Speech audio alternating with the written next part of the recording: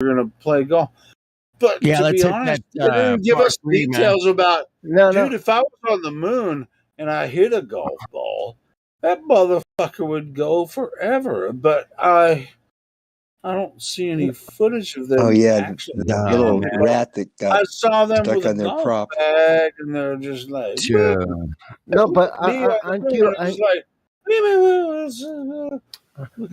you angry? Uber went to space. Uber went. They did. I didn't notice. Yes. Okay. Hey. All right. Well, that might as well mean I didn't know that. That'll be the Uber of the future. Did NASA I'd like to go to Mars, please?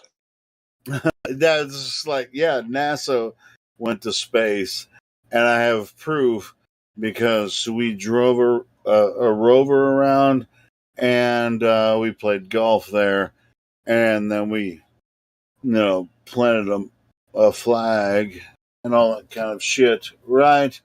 That's their proofs. Give me a break. Can you call an Uber on the moon?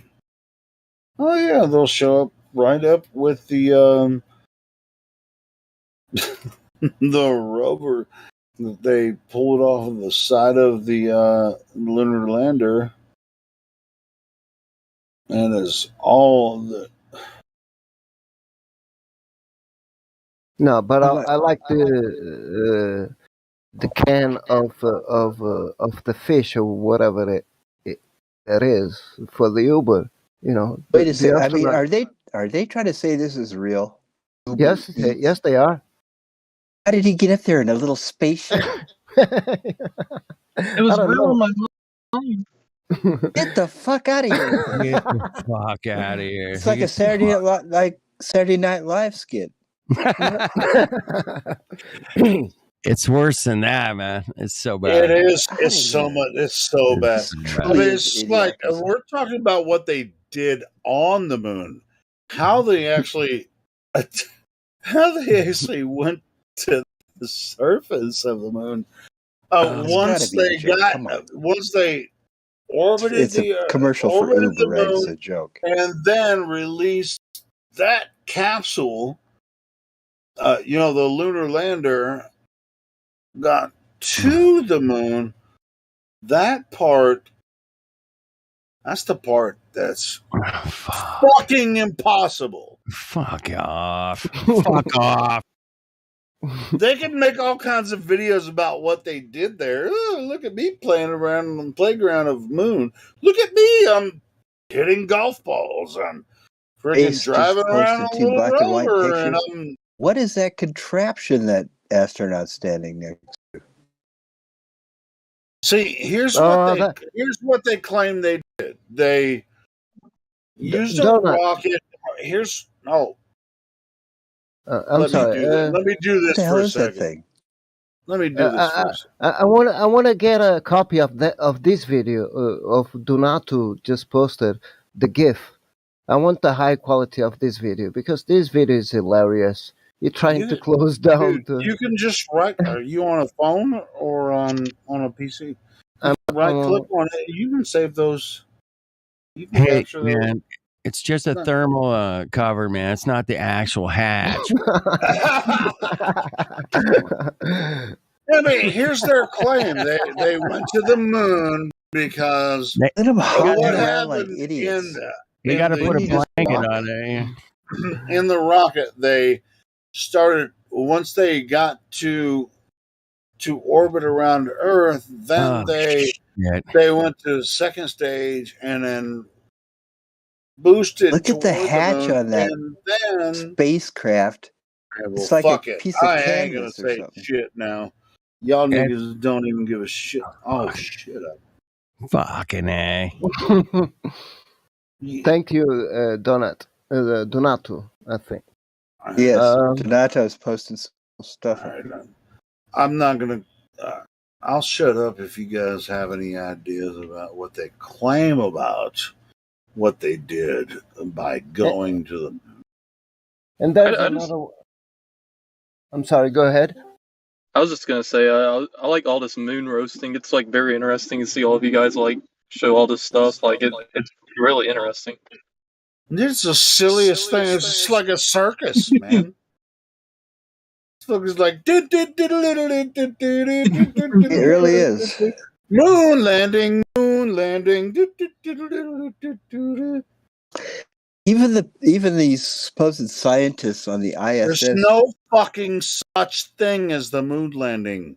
If anyone believes that, they're just a believer. It never happened. Nobody has ever set foot on the moon. It's impossible. I'm not even sure you can. It might just be a disk of light. I know for a fact it's impossible. We've showed that many times. You can see through it sometimes.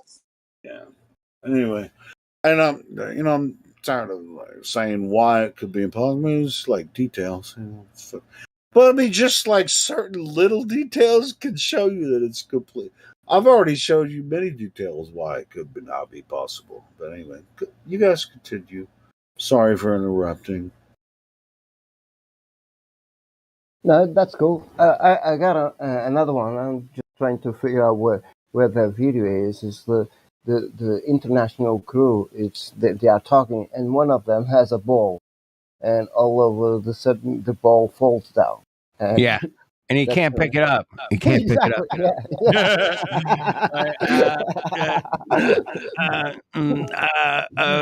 Hold on. No, I can't. Oh, never mind. He just drops it and it falls straight to the floor like you're on Earth. Exactly. Fucking mongo. As soon as he let it go, it should have just started floating. Right. Exactly. And why didn't it bounce back up? Oh, there it is, the video. Yeah. Thank you, Donato. It's just like we're like what we're freaking midnight to however long it takes to show people that are dumbasses for believing dumbasses. I mean, like the moon landing. I mean, you should have figured this shit out by now. Oh, yeah. They if you think that these dumbasses landed on the moon, you're a dumbass too. I say this ISS, these people they have on the ISS, they're all like clowns and goof-offs. That's another level. They don't seem like they're serious about anything. They're not. I mean, it's the same genre, but just a little lower level. Because the moon landing was the high level. The ISS was the low level. It's like, all right, how good or bad can you act like you're on the ISS? I mean, everybody's got a stupid grin slapped on their face like duping delight. You got the hairspray trying to make their hair stand up in a lump, so it's supposed to be no gravity. I mean, really pathetic.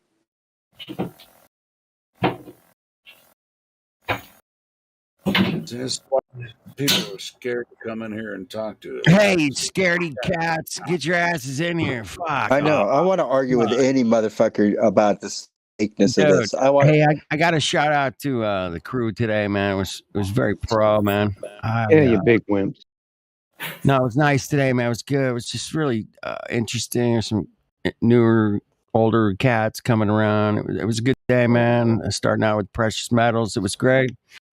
And then it was good, man. I was just listening, man, while I was working all day, man. I didn't change the channel. It was great. Thank you. This guy just keeps throwing the globe in the garbage.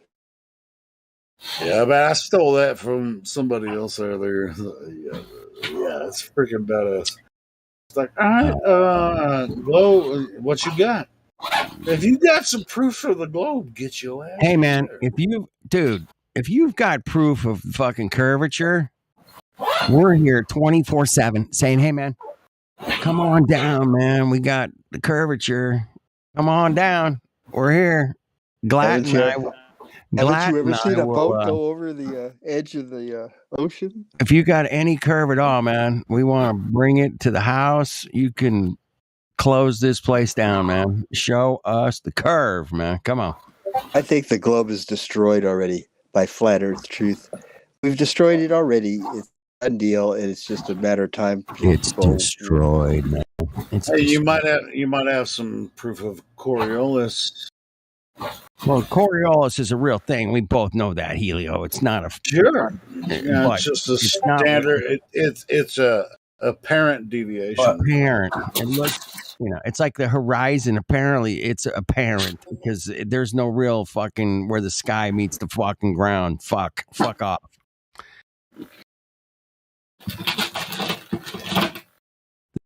The sky does not meet the ground. It just appears that way. Fucking Mongo. Just the way our eyes work. Well, it's the way the fucking reality works. It's just And the sky that ain't image I touching the just fucking posted, ground. that came from Wikipedia. I got that off of Wikipedia. Dude, I've seen that going back 4 years. I've seen that. Dude, I don't understand this thing with the circles and the balls. Well, that's Coriolis effect. If you're spinning on the top one, right, and you throw the ball, it actually goes straight. But if you're looking at it from standing next to it, it looks like a curve. It looks like it. It's an apparent curve. It doesn't fucking curve, man.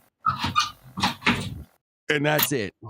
See, yeah, if you're the red dot on the GIF, It doesn't fucking curve. and it's thrown toward you in a straight line, while you're moving around the other way, it will appear to curve. Now, here's another thing. If you're standing on, it's like a merry-go-round, right? So if you're standing outside the merry-go-round, and you got the merry-go-round spinning, you have two people on there. One of them is observing anyway. One has the ball in their hand, the other one's observing. That's that picture. But if you're standing outside of it, you're going to see it go in a straight line. Hey, man, Helio, I got a question, man. Yeah, what's up? Why do they call it merry-go-round and not like Mark-go-round? I don't know, baby. I'm missing the point. Because it's merry means fun. You're having fun. It's a merry. Oh, it's a merry. Oh, okay. Never mind. Yeah, it's MERRY, not Mary. MARY. Hey, It's the same as Helio spun. Dude, I still don't get the point. But anyway. But yeah, but if you're standing outside of the merry-go-round on the ground you'll look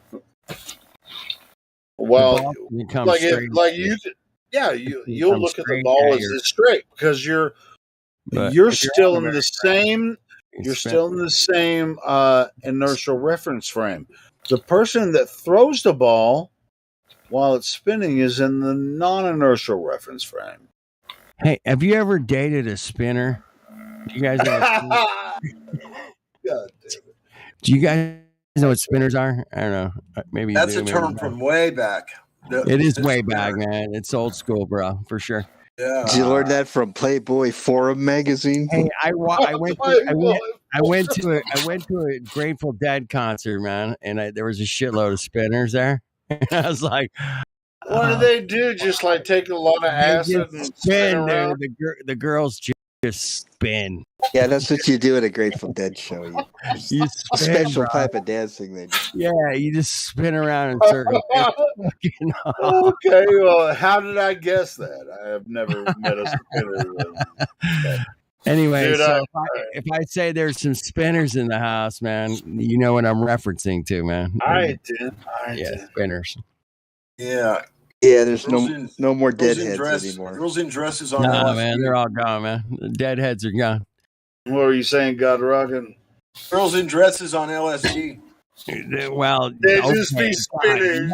You have to actually break down the scientific terms. Go ahead, God. Go ahead. Break it down. I've been to a Grateful Dead concert or two. I've seen a few spinners. Yes.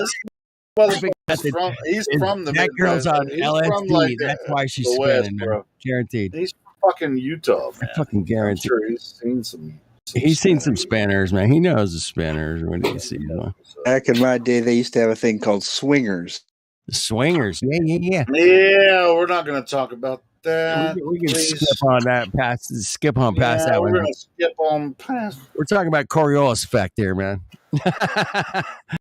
That's what we're actually talking about. Now, well, rookie's right, man. Tweakers. That's a whole noodlers. Yeah. Hey, man, can I help you? Can I help you rebuild your engine and your car? And you're like, no, man, you're tweaking, bro. Get the fuck out of here. No, I mean, what I mean is, like, there's people that get so spun out that their noodles get twisted, and they call them noodlers because they're all noodled out all the time. Or you can call them tweakers, whatever. Tweakers, noodlers. They're noodling, you know. I saw some frightening noodles footage of up in San Francisco. These people are on fentanyl up there. They're just like, you know, subhuman zombies. Really crazy. No, it's not good for Man, it sounds like y'all need to move out of the city. No, I mean it's like they're just like crawling around on the ground and, you know, screaming at the clouds, and I know. I mean, you know, sticking their head in the garbage can, and fentanyl. Just totally like insane people. Yeah, sure. Trying to fight you as you walk by. Why do we want to go to different levels of how fucked up people are sometimes? Let's just not. Who's got the echo and sounds like you're doing dishes?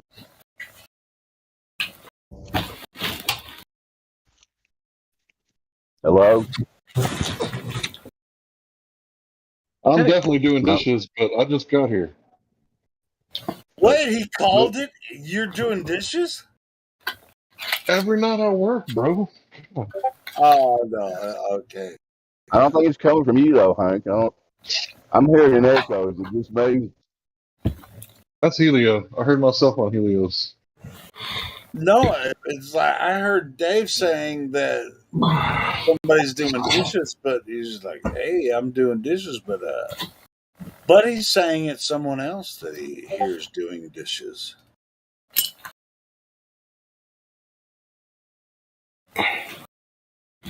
What do you do when you see a spaceman?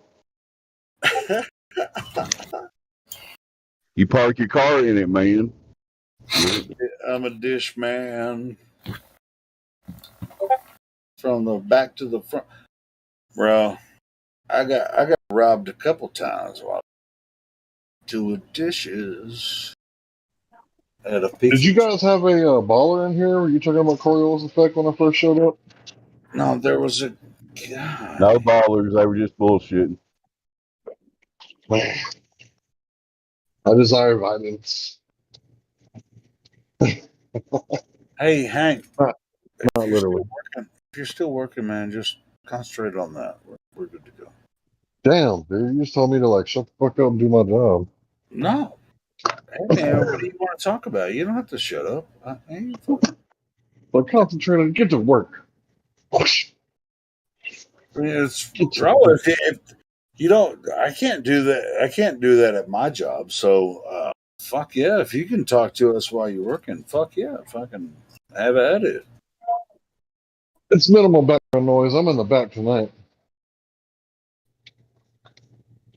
You know what that means. Power tools. I mean, you guys don't want to talk to me while I'm working because I use fucking power tools all day long. So, Are you gonna start barking like Tim Allen? dude, I'm not gonna bark, but hey, you guys want to find out what it would sound like if I was talking to you while I'm working? It would sound like shit, bro. The only thing I'd use is power tools. It's freaking table saw, freaking miter saw, drills. Fucking, it would just be ridiculous for me to try to talk to you guys. You were talking about Grateful Dead concerts, which is something I never got to do, and females taking too much acid and spinning in their dresses. Spinners. I only seen somebody on acid once my whole life. But luckily I had done some research on LSD and I walked them down. But that dude was like, the cameras, the cameras. I was like, what cameras, bro? We're in the middle of the country. There ain't no cameras out here.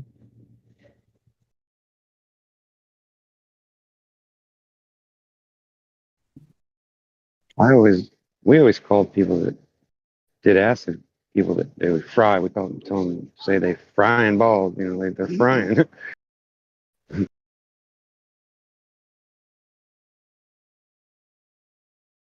Has anybody tried to talk to no physical evidence? I don't know if I would. I don't know if I could talk to them because of evidence. That dude sounds like a flat earther if I ever heard of one. We can try. He has no roles at this moment. I'm operating a motor vehicle. Evidence. I'll shut up. Let me see if I can. No. You mean when I'm operating a motor vehicle, I'm supposed to shut up? Damn it! I broke that rule too many times. All right, I'm gonna break some rules here. Does anybody object? Objection, Your Honor. Sustained. Go ahead, Hank. Damn, I can't find it. Oh, look again.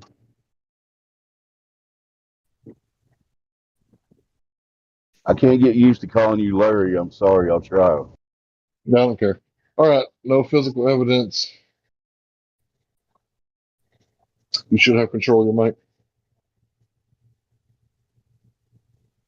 No physical evidence. Can you hear us? Do you got a mic?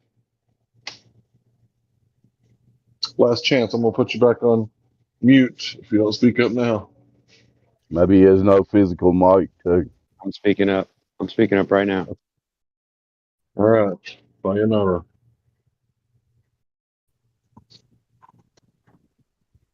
That was your chance, man. Just lost.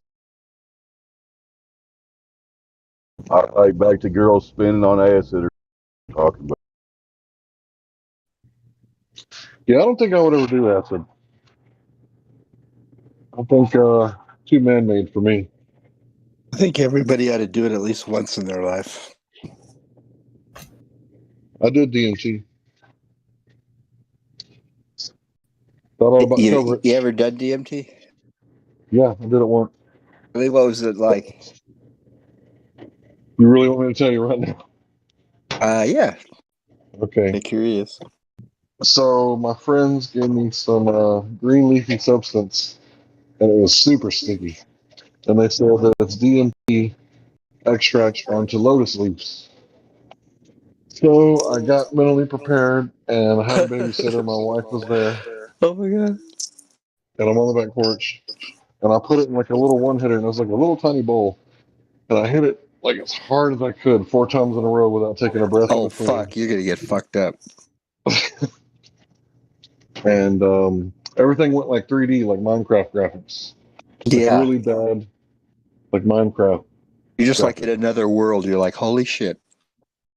And then I saw my black cat run through the yard. And there was like a little bit of tracers, so he looked like a snake. And I was like, no, not a snake. I'm not going to trip out. That was just Pepe.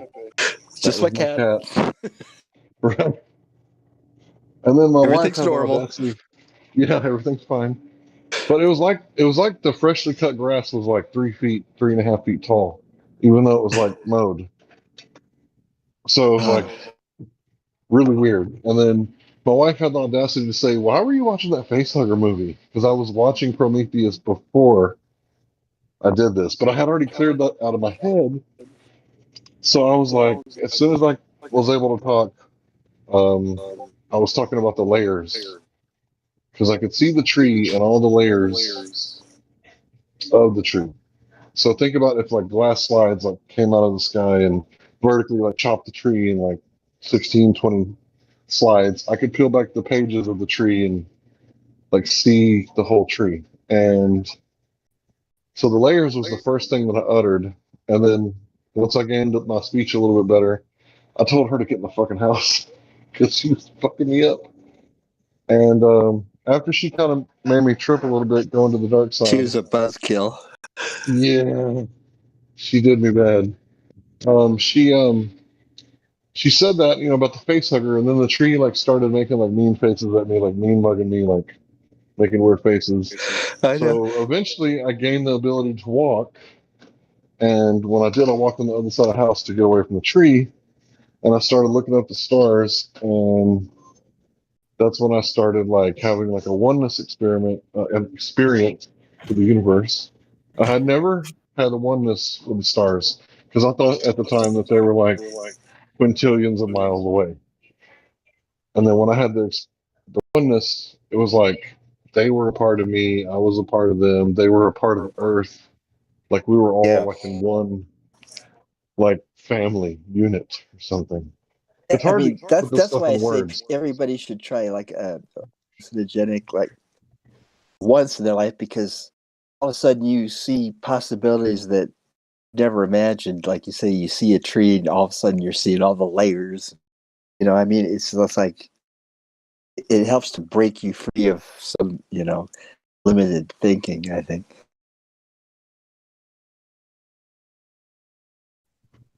So then I called my friend. He was across town, a few miles away, and he told me the same thing about a book that I said about the tree. See, he was holding the book in his hand, and he could see every word on every page without opening the book. So the thing I described about the tree, he said the same thing about a book. And I was thinking, maybe when you do this, like you see organic material like a different way than you normally do, because the grass was like 3 feet tall, which is about the natural height of grass. It's like Honey Who Where I Shrunk live. the Kids. No, it wasn't like that. It was just like the grass was in its natural form, unmowed, unmolested, Yeah, uninterfered by all of a sudden humans. you see it's wrong to just take a lawnmower and chop the shit out of it. Oh, the beautiful grass! Look at it trying to grow. Well, you know how, okay, I'm allergic to grass, like regular grass. Like it really fucks me up when people mow their yards.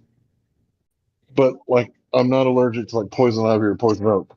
So what I found out not that long ago is that when you mow the grass and the grass makes that horrible smell, that's the grass in pain. Like the grass is like, you're killing me. So Yeah, it's just like, yeah, you've just amputated a bunch of their friends. yeah. Yeah. So it's like Fern Gully. Like, can't you feel its pain? And I'm like rubbing my eyes, like itching my eyes, like, yes. I know. What if plants screamed when you cut them? I know they spike on what was it, the EKG machine? They hook plants up to a machine and they spike when you cut them, before you cut them, and when you announce that you're going to cut them. Oh my God, they hear you coming.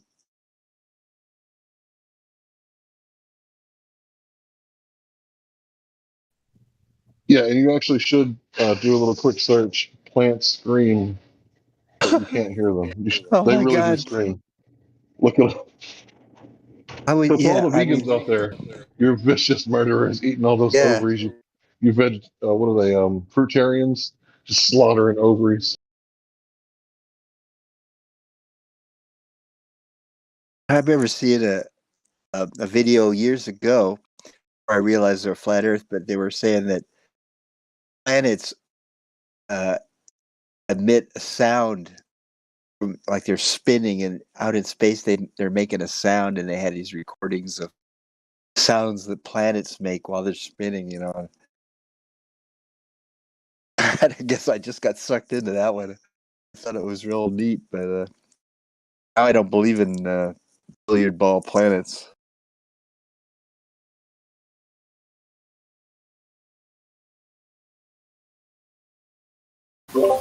I'm gonna share a link of a band making foolish of all those scientists and all that kind of stuff, because they have a mix of all the nonsense that they sing over there, and it's kind of hilarious music as well. It's a band. I will not call a band. I will call a guy mix all this kind of nonsense. Oh, okay, a guy. Gotcha. But it's very good. Yeah, post it in the chat.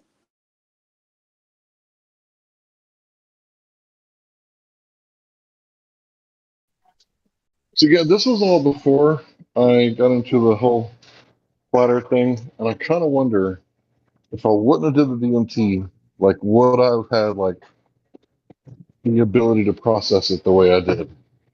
Because I think I went through the whole flat Earth thing with like the least amount of cognition, more than anybody I know. Because I was just like, okay, let's see what they got to say. And it's like, Yeah, that's what I that fucking did. makes sense. I just And saw then it's some like I was flat Earth remembering things. videos are popping Go up, and ahead. I'm like, okay, let me see what they're trying to say. But yeah, when you do stuff like that, it like changes your traits. Like your trait openness like opens up like a standard deviation if you have like a magical mushroom experience. I've heard. I don't know if that's true, but that's what I heard from a good doctor. I heard that the super strong mushrooms are these ones. I forget the exact name of them, but they're red with white dots on them, or the opposite. I forget which. Anita muscaria mushroom. That's it. That's the one.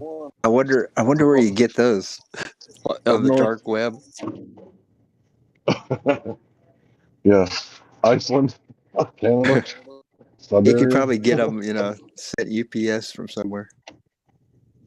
No, I wouldn't do that. You can get them in Oregon. Yeah, it's on my bucket list for sure. How do you pronounce them? The name of them? I think it's something like Anita muscaria mushroom. Anita, like Anita Hall. Well, I mean, like your girl's Like name, Anita. Job. Yeah. Anita Job. Those are legal in Oregon right now. What? Where Yep, the fuck is they Oregon? decriminalize magic mushrooms. Yeah. Gotta be kidding me, bro. So you ever wonder why the reindeers are flying, right? Apparently the reindeers eat those. That's what So that's why this guy Jordan Maxwell used to teach about. That the manna in the wilderness was really psychedelic mushrooms. They all ate the manna and they saw God. That George Maxwell, it's a opposition, control opposition, by the way. Yeah, I don't know about that. It seems pretty for real to me. Well, yeah, he has good stuff. I heard some stuff of him, but according from what I read as well, his orange is from I don't know the lady name right now. It's Madame Blavatsky. Yeah, exactly. Yeah. Yeah, he likes those occultists, and his good buddy was Manly P. Hall. Which I don't know. He's a super famous Masonic whatever author. Dude, Manly P. Hall, like I gotta tell you, I've listened to like hundreds of hours of that dude's lectures. Pretty good, right? Dude, I recommend it. Like if you're capable of like discernment, I would listen to those lectures. Isn't he a Glober though? If you're what? Is he a Glober though?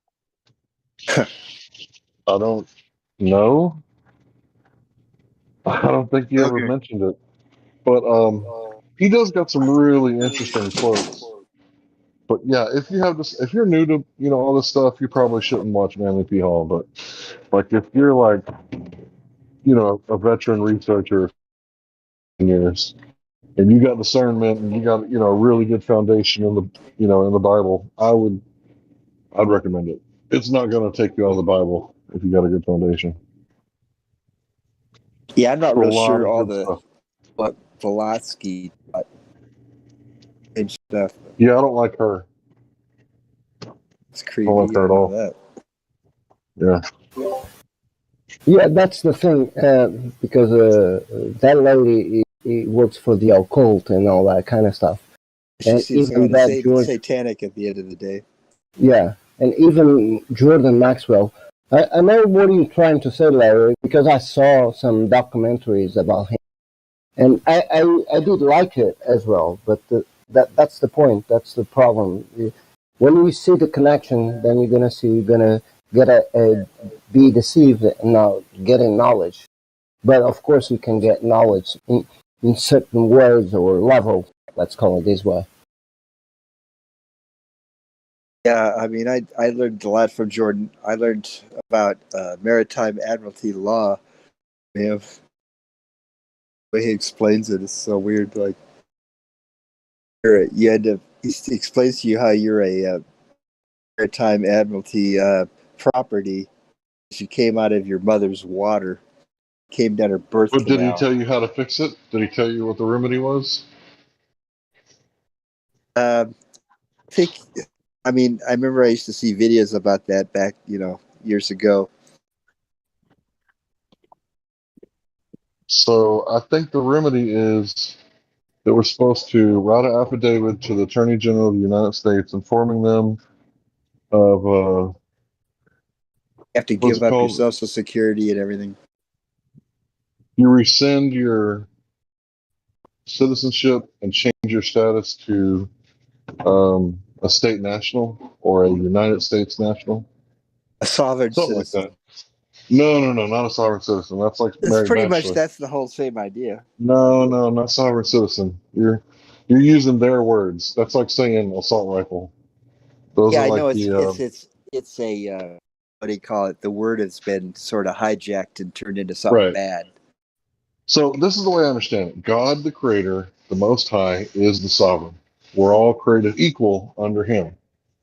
When people say that they're sovereign, like I don't really know what the fuck they're talking about. You can't walk through walls. You're not all powerful.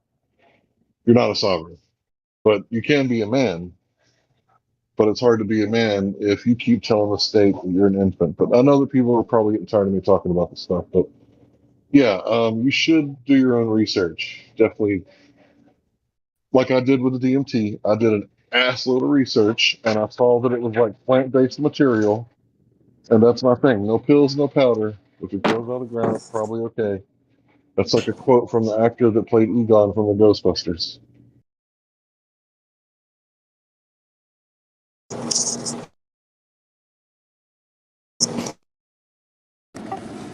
Pretty interesting. Yeah, I remember years ago there was somebody like offering like maybe $2,000. They'd send you everything you need, unhook yourself legally from the government. They had the whole package of every letter you got to write and every every hoop you got to jump through. Oh, I left out one part. After you do the affidavit to the Attorney General, then you're supposed to go to the place where they give out passports, and then you're supposed to get a passport reflecting that status. And then at that point, you have to do a bunch of other stuff like stop using zip codes. Because what they did is they laid the United States like a plastic piece of paper over the map. And they created like districts. But these districts, they're like voluntary. Like, it's like, do you want to be like a minor? Or do you want to claim your minor estate? It's up to you. You can do one or the other. But you can't be like a halfway sovereign. Like, there's no sovereign citizen. So a city is like a municipal, and then is like a servant. So you can't be like a city servant and think you're like a sovereign. And then you tell the cops, like, you work for me. It's like, if you're a United States citizen, technically you're a public servant too. Well, if you're not, So if you're a U.S. citizen, they consider that an employee of the corporation called the United States and foreign you owned. got it. And since you're a franchisee doing business in the United States, and you're working for a foreign entity, therefore the Constitution doesn't. You're not a party to it. But no one understands that. But Yeah, you don't want to be a resident, a citizen, or there's one other word that I can't remember. I'm still learning. Like I've only been studying this stuff like a year and a half. So by all means, do your own research. Don't listen to me. it's like when you register your vehicle with You're Hey, gifting. You're gifting your brand new vehicle to the state. Yeah, they'll let you be the keeper of the vehicle. You could put gas in it and drive yourself to work. But you know, if you don't get your registration in time, they could just take your car, take it off to a lot, and just sell it at auction or crush it into a. You know what it all boils down to? Ignorance. The Rockefeller school system, the public school, they teach you to be compartmentalized legal idiots. And our public servants are compartmentalized legal idiots too. And you're not correcting their mistakes. So when you get a title for your new house and you're like joint resident, or what do they call it? A joint what's the word? The tenant. Yeah, joint tenant. So you know what a tenant is. Yeah, like a renter. Yeah. So yeah, we have to educate ourselves, and we have to learn the English language, and we have The to learn whole all these law is different set things. up to. The whole law is set up to fool you and use word magic, and no one knows Exactly, what's bro. going on. They just ream you. They bring it into court, and you're all like scared. Oh God, he's gonna call my name. I'm before the court. They just railroad your ass. Bunch of unlawful stuff. Yeah, Yeah, I mean, ignorance is no excuse, right? How many law classes do they give you in and public they know school? you're ignorant. Plus, they penalize you if you try to not Yeah, if you try to cooperate. Of fight, course. if you try to fight them, they're going to give you, they're going to say you have a misdemeanor, right? Contempt of court. Yeah, they'll Your pull some shit like demeanor that. is, yeah, it's not a misdemeanor that they charge you with, but they give you contempt of court. And then, if you get a bad attitude in front of the cops, the cop is going to be like, well, now you're contempt of cop. And, he'll arrest you with some bogus shit Contempt of because, cop. yeah, that's some shit that they kind That's a of, funny one. Yeah, of course I that they make hate some shit cops. up on the Everybody spot. hates cops. I guess a lot Dude, of they hate make shit cops. up. Dude, everything they're doing is like shit made up. But Like Yeah. all of it. but what stands the word ignorance? It comes from the Latin word ignoring.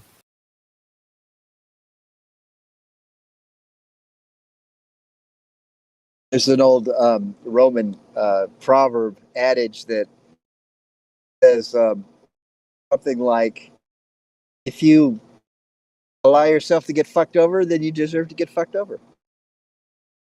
Yeah. It's kind of part of the mentality of the laws they have. Yeah, but you have to keep in mind that ignorance or ignorance means ignoring the facts. So the self word ignoring comes I for never thought ignorance. of that. I always thought of ignorance as like you have no idea. You're ignorant of it. Exactly. Yeah. But you're saying it's actually they are ignoring the truth. Exactly. Yeah. That's what the word come from. That totally From Latin. makes sense. Exactly. Yeah. In Latin, when they say that you are ignoring, you use the word ignore. Yep. So that's where it comes from, the meaning of ignorance or ignoring something, because you are ignoring. And they're consciously, or maybe not consciously, but they're choosing. They see the truth and they choose to just jump back to their lie. Exactly. Yeah. That's So it. this probably isn't a topic for mainstream, but if I were to start like playing videos that we could educate ourselves with, would you guys like want to start doing that with me, like in one of the rooms down below, and we could just have like a law room where we watch videos and take notes, and because at this point there's no Globers coming, and we only need like one or two of us to babysit the live stream for the new people that come in. Right. Yeah, sure. I mean, check it out. I can do it for a while because I have to go. It's 6 o'clock in the morning right now. Yeah. Yeah, I got to bounce pretty soon too. I got to get up in the morning. I'm not talking about today. I'm talking about like in the future, like people that have free time between like 5 p.m. and like 7. Oh, okay, cool. Yeah.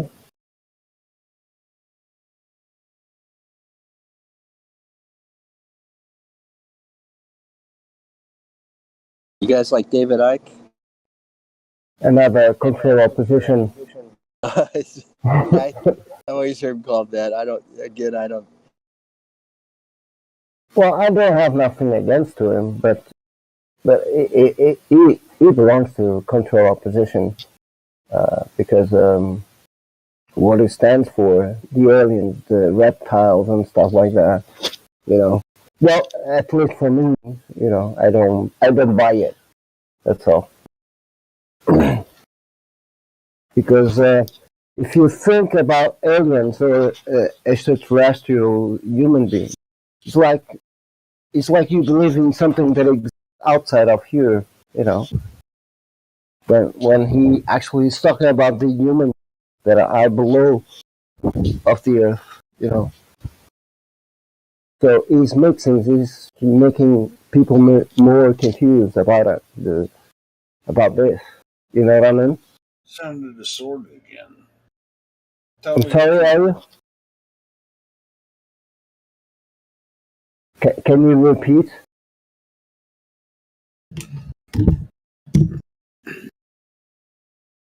Yeah. Yeah. Sorry, Slalom. Your microphone sounds really distorted again. Maybe you're too close to it. Yeah, maybe. What about now? Yeah, you sound really close to it. Okay, yeah. I'm sorry.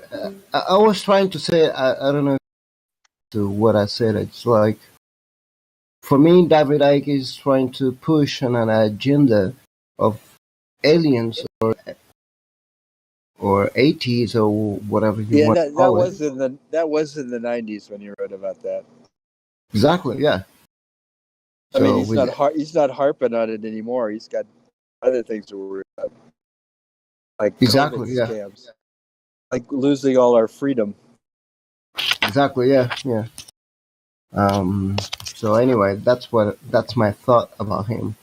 But yeah, I understand. I mean, it sounds fantastical, you know, reptilian aliens of some kind. But I have heard stories. Well, yeah, I also heard about stories about that, yeah. But the thing is this real aliens or people from downstairs? I mean, from below. Yeah, I mean, it could be some kind of demonic garbage too, you know. Exactly, yeah, exactly. I'm still loud. Okay. Yeah, you sound okay now. Go ahead. Okay. So I don't know. It's kind of that's my thought about David Icke because I never heard about. I'm sorry. Yeah, on YouTube you could watch this documentary about him called Renegade. Pretty good. Yeah, last time I heard he went to some British guy talking about the. I think it was 2 years ago or something like it. He went on YouTube to another guy to talk about about COVID or something else. I don't know. I don't remember. Or microwaves or whatever. And then the video got shut down on the next day or something. Yeah, they censor him all the time. Yeah. So since then, I stopped listening to him. Okay, I'm wasting my time on it. But of course, if people want to reach out and see what he's talking about, that's good. You know, it's like Jordan Maxwell. I stopped listening to him because when I realized that he got an agenda behind it, you know, it's kind of still listen to a guy. Yeah, I kind of. Well, what was Maxwell's agenda? Because I mean, the stuff that he was talking about about the straw man. Some of it was true, but I get what you're saying. The Lizard King, and I'm not talking about the doors. Yeah. Yeah, I get it, but but what specifically makes you think that Jordan Maxwell was controlled opposition? Well, you got one great video about he's talking about the Bible, right? I was trying to check it out, one of them, and then when you start looking more deep about him, who are his connections? Like he is a good friend of David Icke, right? He likes that wishes. I don't know the name of that person right now. And then he get confused with things. I mean, he mix things that doesn't make no sense at all. I was trying to find one of good two videos exposing him because I saw this for a long time ago. Well, let me ask you this. So Yeah. you're like, hey, Jordan Maxwell's connected with David Icke, and I'm trying to find some videos where, even though I like what he's saying, I want to find some debunked videos so I can contradict. No, the thing was like when I search about a lot of stuff, right? One of the guys that I first get in touch, let's say this way, was Jordan Maxwell, and I noticed that he speak very well. He had good, like those laws that he just mentions and all that kind of stuff. Yeah, he has an entertaining way of presenting. Right, the truth and the lies. But then, I start checking the connections, and also for example, I'm sorry, where is, when I realized that he was, I mean, one of the connections he has or influence was what is, Cooper, no, Rosal Pine, aka I think it's Rosal Pine. I don't know her name correctly. Yeah, I heard that name before. Yeah. So she is a satanic lady. Russell Pine is Jordan Maxwell's actual name. Jordan Maxwell's a. Oh, okay, yeah. But she, I don't know what was. Again, I cannot. Well, I'm trying to. No, I get you. I mean, look, the words that come across from people like Jordan Maxwell or David Icke, or I mean, this is something you have to find out within yourself, in your mind. Right. They are great teachers. I don't doubt about it. Yeah. All right. I mean, I don't worship Jordan Maxwell or anything, but I love a lot of his teachings, and that includes a lot of other people that I've listened to. So, I mean, he does his talks on astrotheology, and he says, the Bible is a bunch of fairy tales, and it's based on, astrology. Okay, there you go. That's a red flag. You get deep into that if you want to, you can. But I kind of agree with them on a lot of that stuff. Well, I mean, you can look at it two ways, right? So I watched Zeitgeist at a young age, right? Before I kind of had a lot of things figured out. So, the creator and his infinite wisdom wrote the story of the Bible in the stars for verification. Or man, in his infinite stupidity, created a story called the Bible from the stars. That's what Jordan says. That's in Western tradition, though. Yeah, Jordan, he thinks that, the stars really predict a bunch of stuff and learn all about yourself. Well, doesn't it? I mean, can you deny it? Here's the deal, though. I'm sorry for interrupting, but here's the deal, in my opinion. If you follow the Bible, like the Bible tells you to govern yourself so that you don't have to be governed from without. Like it teaches you to act like a man, take care of your children, handle your business, right? So, right there in like the first, 5 chapters of like Matthew, right? Jesus tells you how to, avoid court by coming to an agreement with your adversary, right?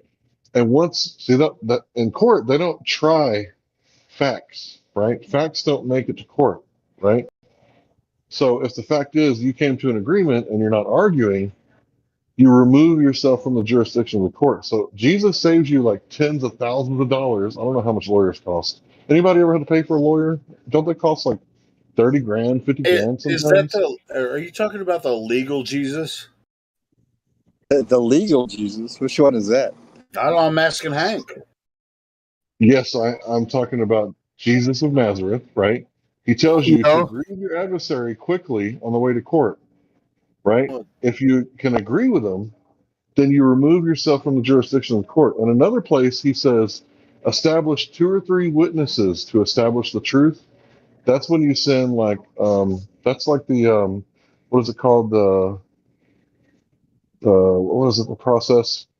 Basically, you send the DA like a thing, and then it's like 3 days to reply, and then 10 days, and then 30 days, and then if he never replied, then his silence is acquiescent. And then you go before the court and you're like, yeah, I've mailed these in, I got, 2 times that I gave the DA like a heads up, like, hey, we've already come to an agreement, by his silence, that's tacit consent. So he's like telling you, like, I know it sounds crazy. He's like teaching you how to avoid court. Legal Jesus. Yeah, legal Jesus.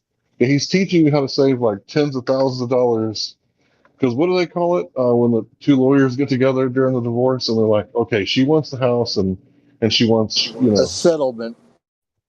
Settle. Yeah, what do they call something based probate? No, I know the settlement is the goal, but when they're talking and trying to come to a conclusion, what's that called? I'm sorry, I'm tired. Yeah, I don't remember what.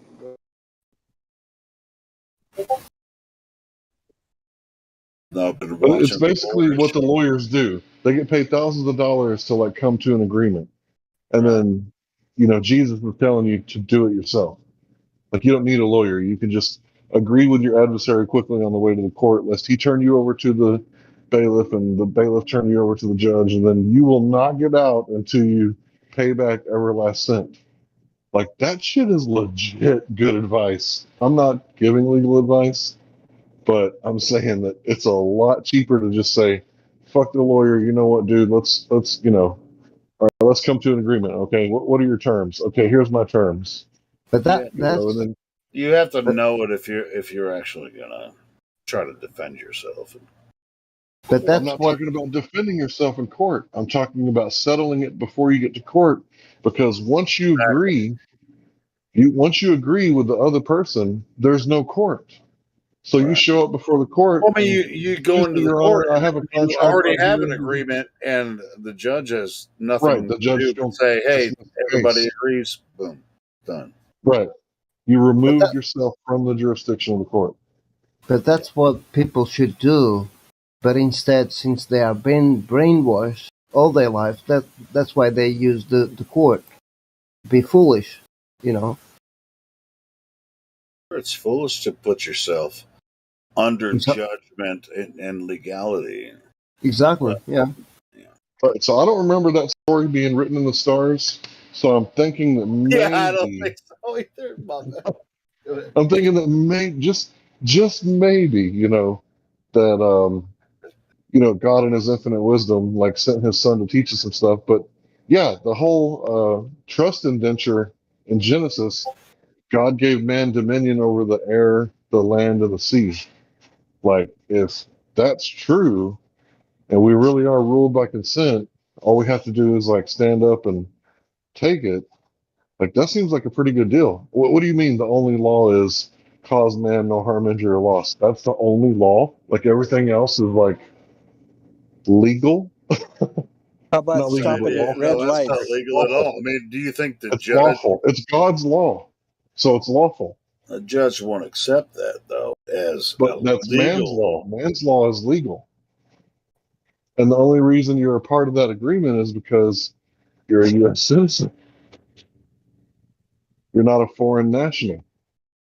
Because see, once you buy the vehicle, right, they're going to ask you, hey, can I have $150, so we can register with the state?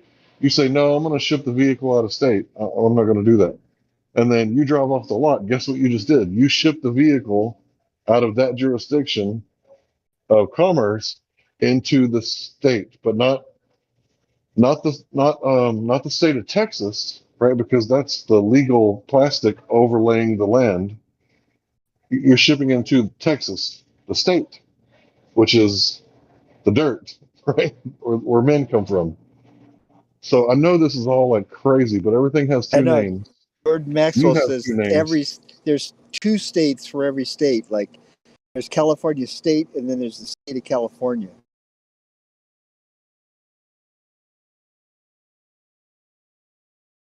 And that goes for every state.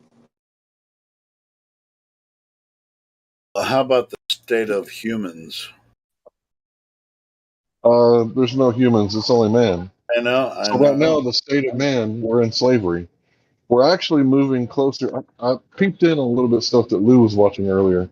We're actually at the precipice of deciding whether or not we're going to move into this new form of slavery or if we're going to free ourselves. It's basically up to us.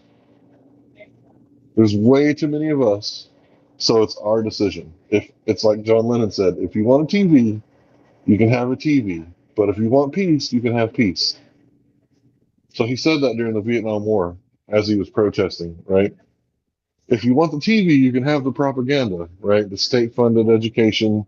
You can have all that brainwashing you want. If that's what you want, you can have it. People do. But if you want to be free, you can be free.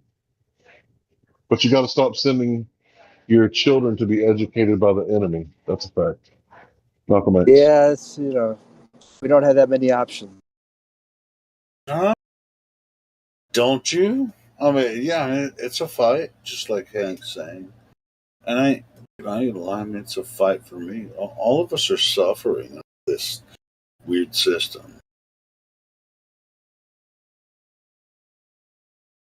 It's a fight in your spirit, and it's also a fight in your soul and physically.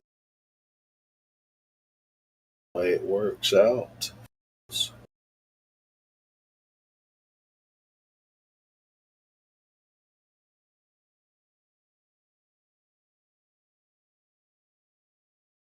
Yeah, John Lennon had the Billboard campaign. War is over if you want it.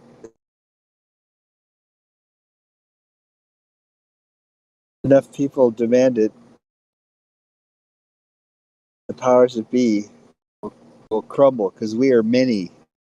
They are few. You can't make people fight if they don't want to fight. It's really hard to make someone fight. Like I've seen a lot of people get knocked the fuck out because they just didn't want to fight. On the internet, World Star. Yeah. But if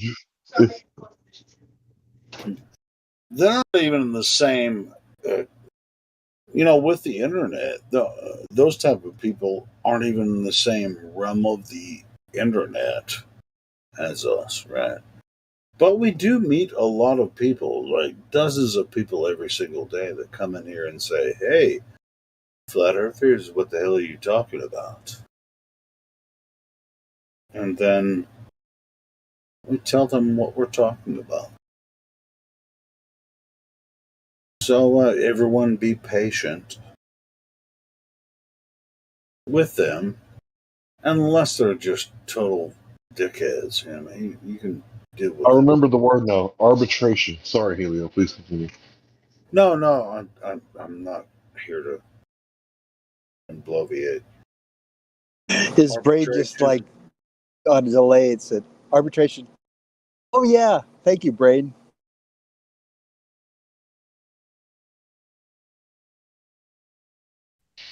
Yeah, your subconscious is totally a supercomputer. And it's like, your frontal operating system, it's like, you know, like you see the windows and the mouse is all moving slow and shit. It's like, why are you moving so slow? But like underneath the windows is like a badass like supercomputer liquid cooled gaming PC.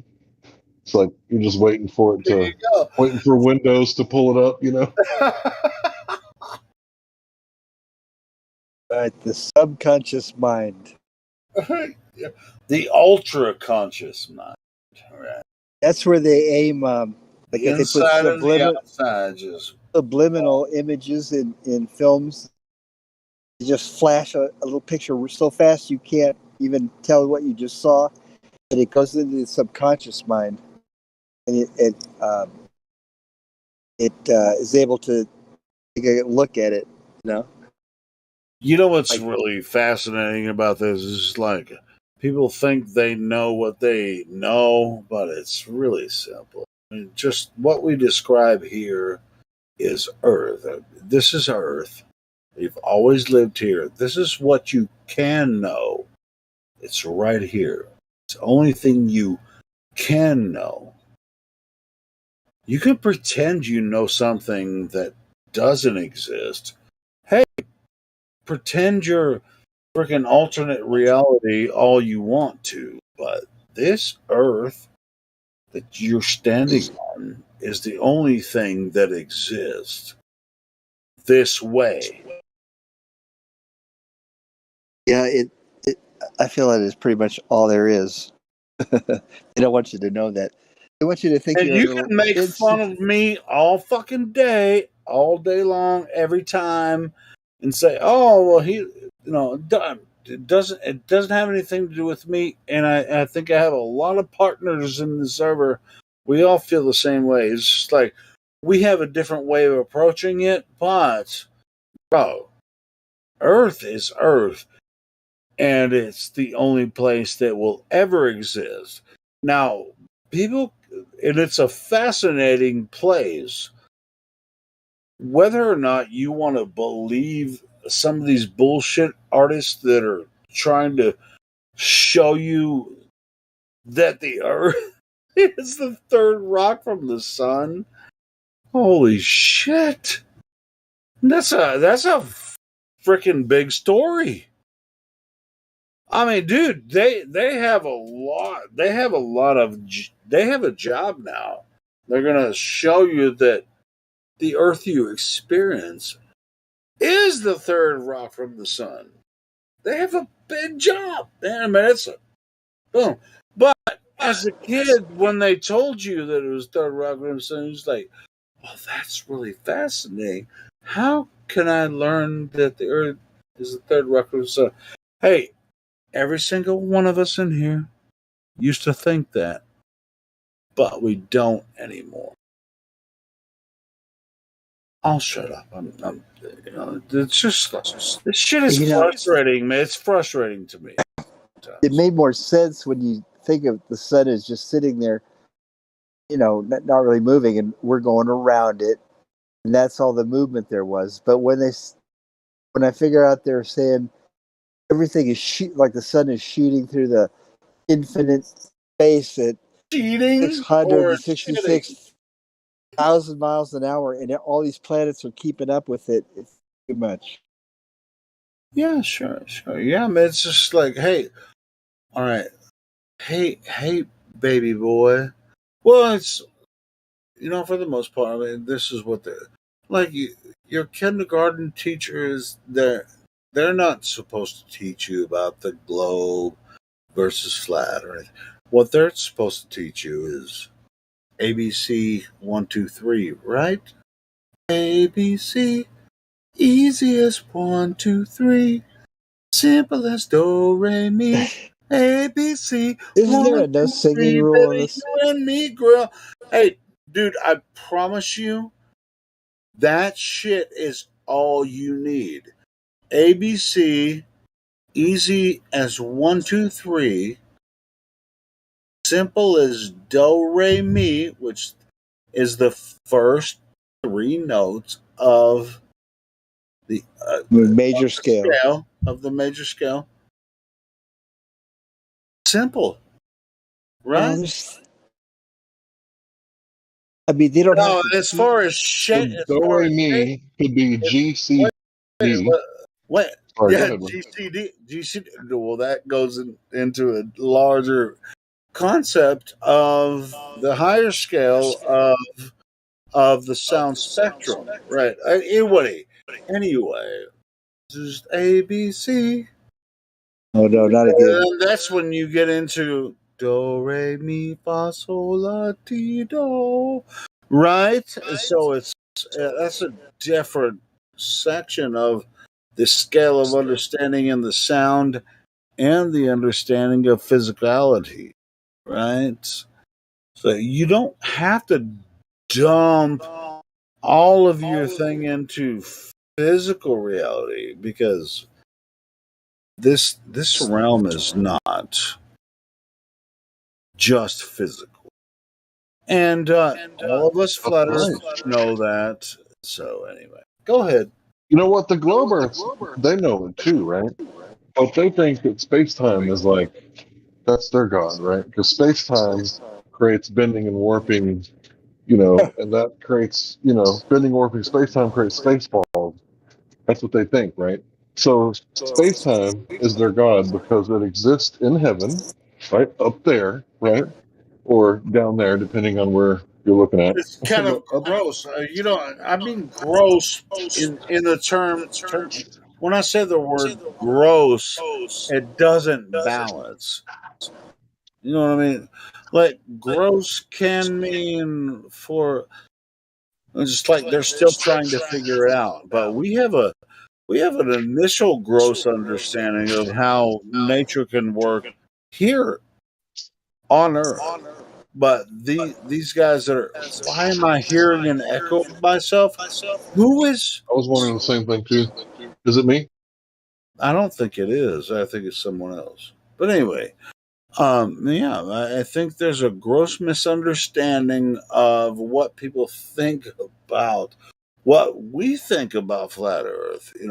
Because they think they have this standard thing, but they don't really have an idea, and they get really pissed off when we start to show them that what they're saying about reality cannot possibly be true.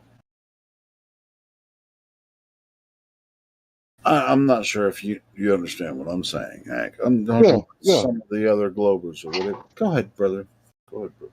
Yeah. So basically, we're the crazy ones because intelligent designers have to design functional systems, but they think that random, bending and warping of space time, created this rock, right, that we're on. And for some reason, millions of lucky years and magic time, All right. special So wind. by happenstance, we all exist, right?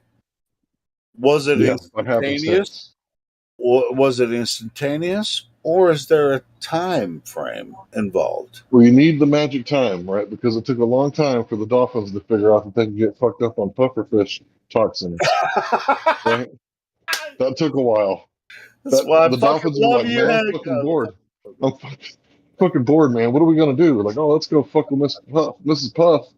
Come here, Mrs. Puff." Like, "Oh, kick her. Oh, don't hurt her. Just rough her up a little bit. Turn her around." Yeah, but it's just like, hey, the conversation is fascinating, but at the end of the day, what are we talking about? We're What are talking we Right. about talking Well, the I about? mean, original it's question. just How like, did we hey, get here? flat Earth, Glober. If you're talking about what we're talking about, we're talking about the same goddamn thing. Can it be true? Yes or no? Um, so it's not like we're arguing about something and we can prove it to each other. It's kind of ridiculous. Sorry, Hank. Anyway. No, you're good. I think someone else was trying to talk too. I'll let them go first. Yeah, sure. I want them to go because I'm kind of done. I mean, you already know where I stand. Well, since nobody popped up, we're basically debating over our creation myths, right? We got one where we think that there's, a sky daddy, right? And the sky daddy, he loves us, right? That's why he gave us an immune system and platelets, right? Because shit would be real fucked up down here if we didn't have platelets and an immune system, right? Like, just like, oh, one germ, I'm dead, one germ, oh, got me. One little paper cut, I'm bleeding, I only have an hour to live. Think about it. So, for them, like, their story is, it's all natural, right?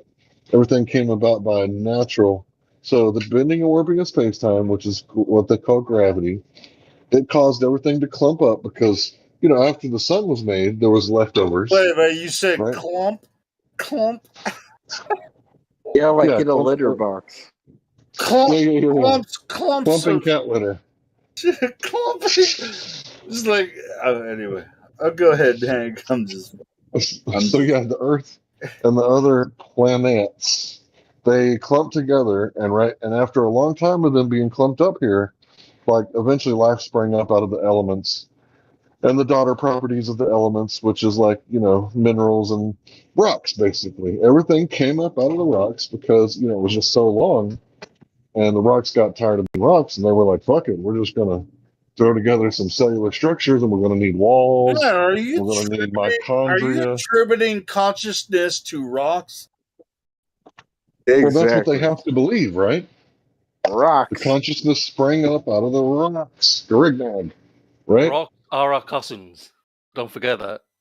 I think we should pray to the rocks. Might as well. Yes. Go ahead, Hank. So, what happened after the rocks sprang consciousness by coalescing from nothingness? Well, let's get it right. It rained on the rocks for millions of years and washed the sediments into, the pond, and this primordial ooze, the soup of life. Eventually, there was, these amino acids that got together, and the code sprang up out of the code. So it was like just millions and billions of years of fucked up frog with horse head, and shit just didn't work right, and little cells that got together, but oops, forgot the walls, so that all just fell apart. And then finally nature got it right. Yeah, finally nature said, we're gonna need some mitochondria, right? So the female part of the DNA can get together. Are you saying mitochondria didn't exist until mitochondria got it right? Holy fuck. Yeah, they needed the powerhouse of the cell, right? You can't have the car without the engine. Can't have the little Hot Wheels. I'll mute my mic so I don't disrupt with laughter. Okay. So yeah, this is a rough version of what they believe, right? Because God didn't do it, so who did it? The rocks, the elements, right? It all sprang up, everything you see here. So this is how they think everything came about. And then finally, consciousness was like when the first creature looked at itself and thought, man, like, I smell bad, like maybe I should go wash off. Like, they became like self-aware, like, look at me, I look funny, like I got this stuff growing all over me, like, so consciousness came about. And there's different levels of consciousness, because plants have consciousness, primates have consciousness, dolphins have consciousness. So there's all these different levels, but rocks don't have consciousness, as far as we could tell. And if anybody wants to come in here and like correct me and be like, science says consciousness, no, science don't know fucking shit about consciousness. So science can't explain consciousness because it just sprang up like out of nowhere. And this is what people think. Some people think this. So you got the Big Bang, right? That's like the Almighty, because that must have been a mighty bang, right? And when it banged, everything was created, and then space-time is like the son of Big Bang, and it's like the creator God that created space balls. I mean, rocks that orbit stars. I mean, suns, right? And this is what people think. Like, they can believe that if they want to, but they can have their own creation myth. We're just here to say, stop calling it science, because it's not knowledge. You weren't fucking there. Just like we don't claim to know that there was a creator. This is what we believe. That's why it's called religion. At least we're the ones being honest about it at this point. We're ahead of the science, so-called science people and their scientism, because we're honest. And at the bottom line, Hank, science is on our side, not theirs.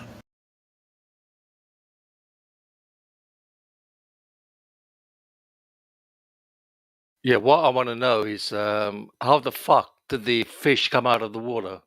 How could they breathe? There's no scientific evidence that ever happened. That's a mystery, story that someone said happened. They don't have any physical scientific evidence for that. So what Hank just said is we do have philosophical evidence for that. And that is what happened. That happened philosophically, but they have no scientific evidence for fish growing legs and walking out of the sea. That's ridiculous. Who told you I learned this when I was absurd. 5. It's absurd When on I, its face. when I was 5 years old, some people from the church came to the land, and they were fishing in the pond. And, they were trying to get me to, kind of go away or something. So they started fucking with me. They started trolling me, right? And they started telling me about tree fish. And I was like, nah, I don't believe no tree fish. There ain't no tree fish. So they took a fish, like one that they would have thrown back, like a little one, and they hung it in a tree. And they showed me. And I was like, okay, I just saw a tree fish. So I started believing them a little bit. And then I told my parents, like, hey, how come you didn't tell me about the tree fish? And they were like, oh, they fucking with you, huh? They fucking with you hard. So it's like ever since then, I kind of don't trust people. They just making shit up. And that's what they're still doing to this day. One thing I know about tree fish is like you put a yo-yo in tree that's hanging over a lake, and it's a little snap thing where you put some bait on a yo-yo, what they call a yo-yo, hang it on a limb over the lake. You can catch fish like that. Once they grab that bait, boom, the yo-yo clicks and it pulls that fish. Then next day you go over there and look at the yo-yo. You got yourself a freaking. I think he's making this shit up. Who? Me? The yo-yo fish. Get out of here. What? You don't know what a yo-yo is?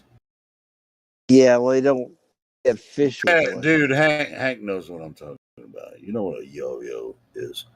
Dude, you just hang them in a tree. Yeah, the yo-yos in the 90s were spring-loaded. Dude, so they're meant spring to loaded. I mean, it's spin just it down. all you have to do is just set them up on the shore of a bank and put some bait on them.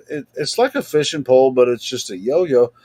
But you set them up, and then you just put some bait on them, drop them down on the shore, and then you come back and check them the next morning. Guess what? You got a fish because it's just it's spring loaded, and it just boom, and it has a hook on it and bait, and boom, you got a fish. What are you talking about? They call them yo-yos. You hang them in the trees. They're anyway. Hank knows what I'm talking about. Whatever. So dumb. But you don't. Man, you a city boy. You ever been fishing before?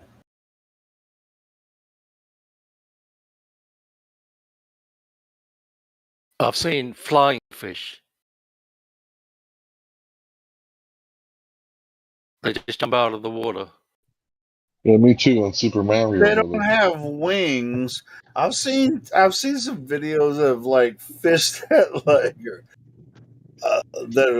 jump out of the water and come back in.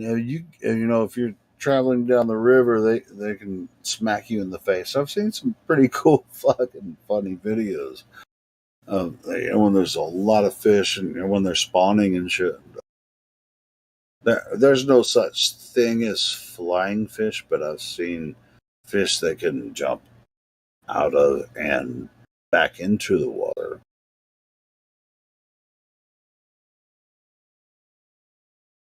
Is that what you're talking about, or?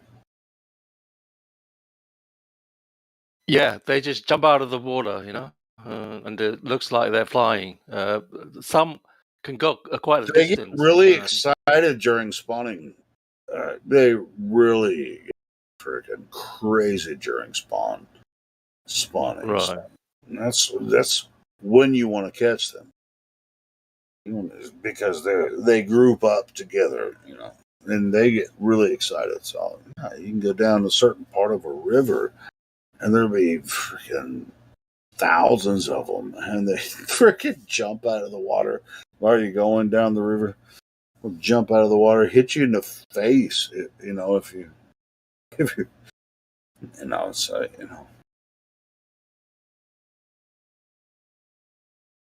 think we're talking about the same thing necessarily, but I mean, it's just for the most part they're spawning and they get really excited and they're just like everywhere. It's just like, holy shit! That's when you want to go fishing, when there's just like thousands gathered together. It's like boom, you just fill a cooler full of fish. It's like, yeah, that's cool.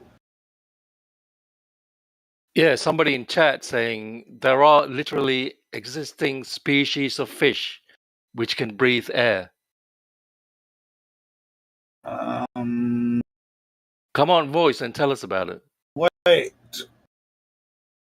Yeah, sure. Yeah, I mean, fish don't breathe air. I mean, there are mammals that live in the ocean, but those are mammals? Well, there are amphibians, isn't there? And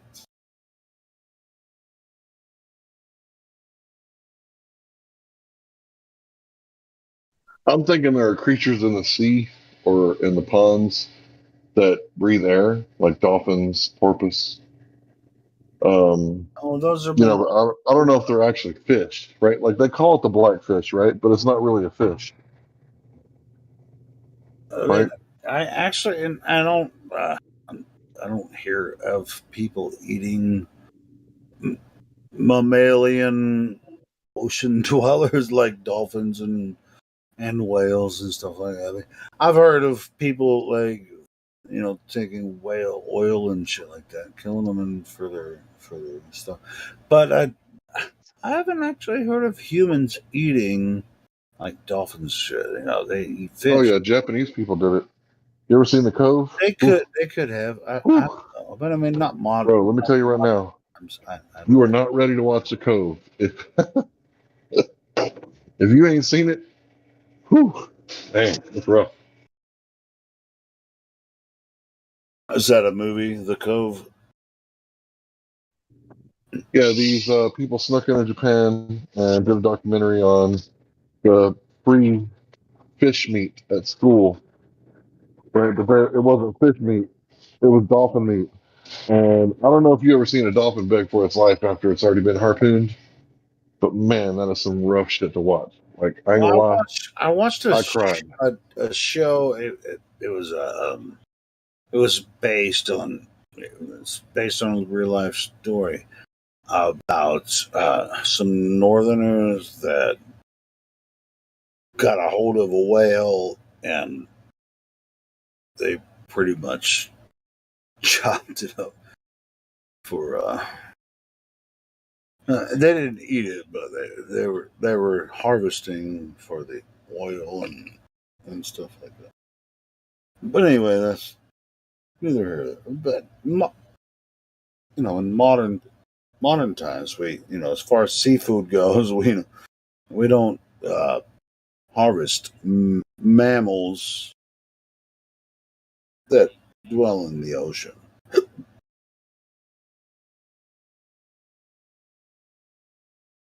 Very rare.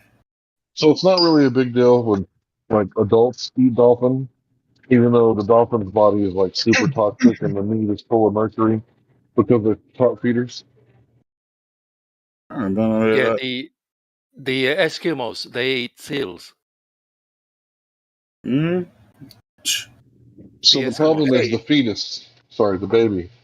So when the fetus is exposed to that much mercury, Japanese babies were born with like super serious neurological problems, like being born deaf and blind, stuff like that.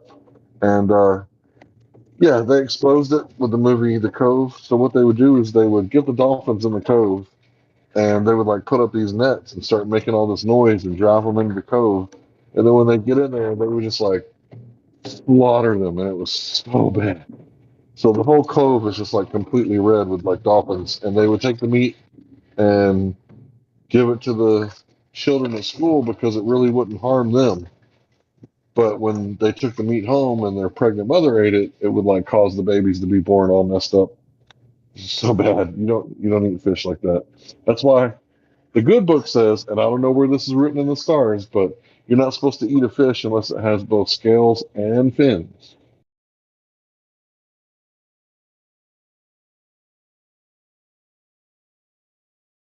Yeah, there's a group called A Friends of fucking the Earth. seal is not a fish.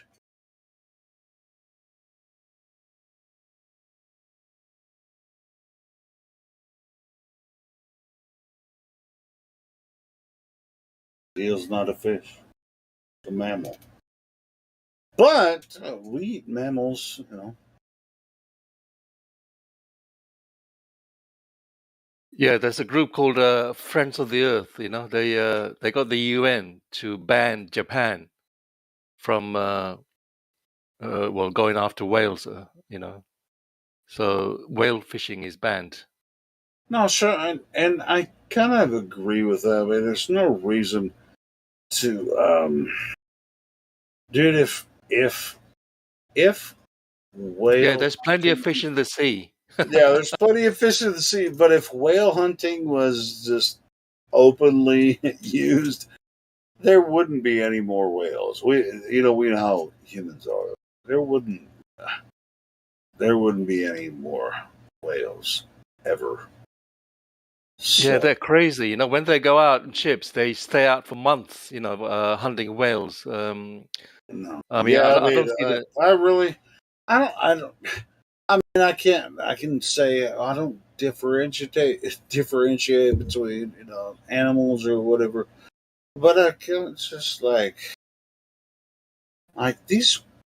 They're fascinating creatures, and I don't see any reason, to utilize them for industry. You know what I mean? Which I mean, it sounds kind of sick because, dude, I eat beef and everything. We have beef. We know how to grow that on land and everything. But whales is a really different topic to be.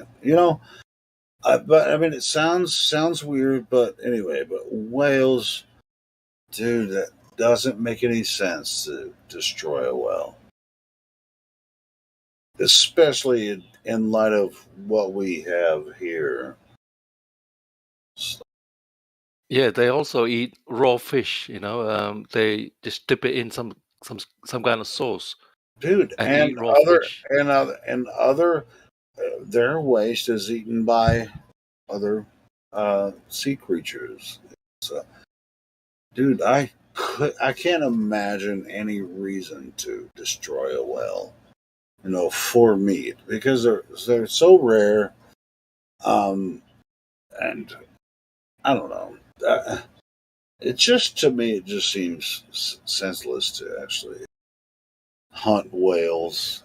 It's like You want to hear some messed up shit? it could be very easy for us, which that's even the worst part because humans could kill a whale in a fucking heartbeat, even though they're so fucking huge. And but they're the monsters of the sea. But it would be, dude. If I saw a whale being killed, I would, it would break my heart. So I watched this movie called Blackfish, and in the movie, they had captured, one of those shamu fish, right? They captured it from the West Coast, the Pacific Ocean, and they released it into the East Coast. And straight up, they started beefing. Like the fish were racist. Like they didn't like her. They didn't accept her, and they spoke like a different language and everything. Like they did not get along at all, and automatically started beefing. Oh, the whales killed her. I don't remember the outcome. I just remember that the East Coast and the West Coast, Tupac and Biggie, that's why I started thinking, like, wow, even in the animal kingdom, like, they're ethnocentric as fuck. Oh, I know. That's what I'm saying. I mean, it's like in a certain district. I mean, the whales will know each other, and it's like, yeah, don't fuck with this guy, don't fuck with this guy. But for humans to go out there and fucking kill a But to turn down a female, whale you know like what I mean? that, holy shit! Why would you kill a whale? You almost can't eat any. I mean, you can get some oil from it, but for the most part, you need the whales in the sea. Why the fuck would you kill a whale? Well, it's a delicacy for the rich, isn't it?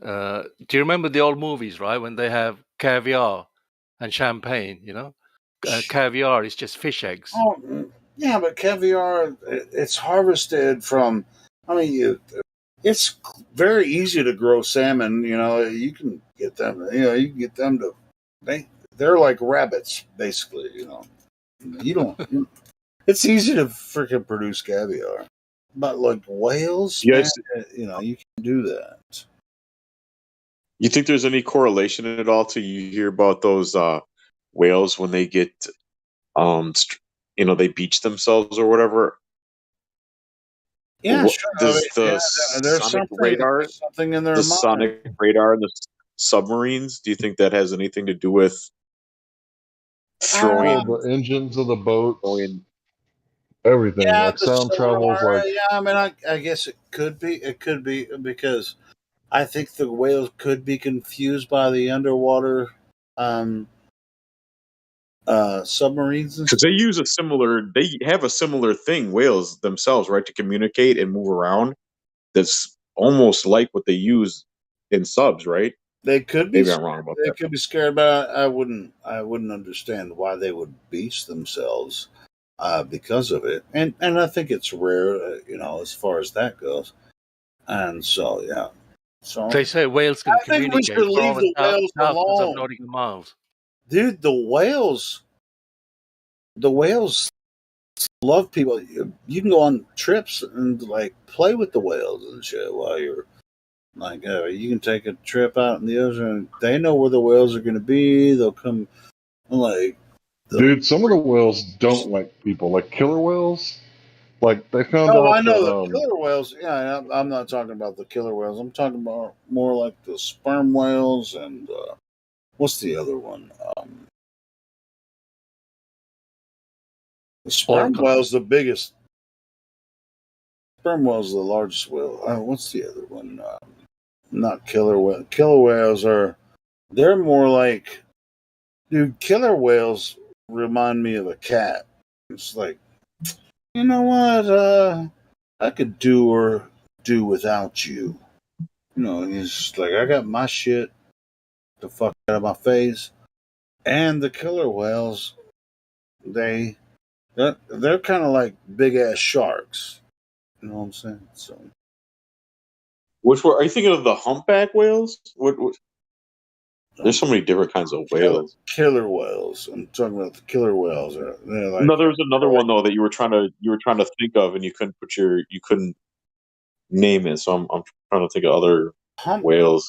maybe. Yeah, humpback or Beluga, blue whale, the blue whale. yeah, the blue There's a blue whale whale.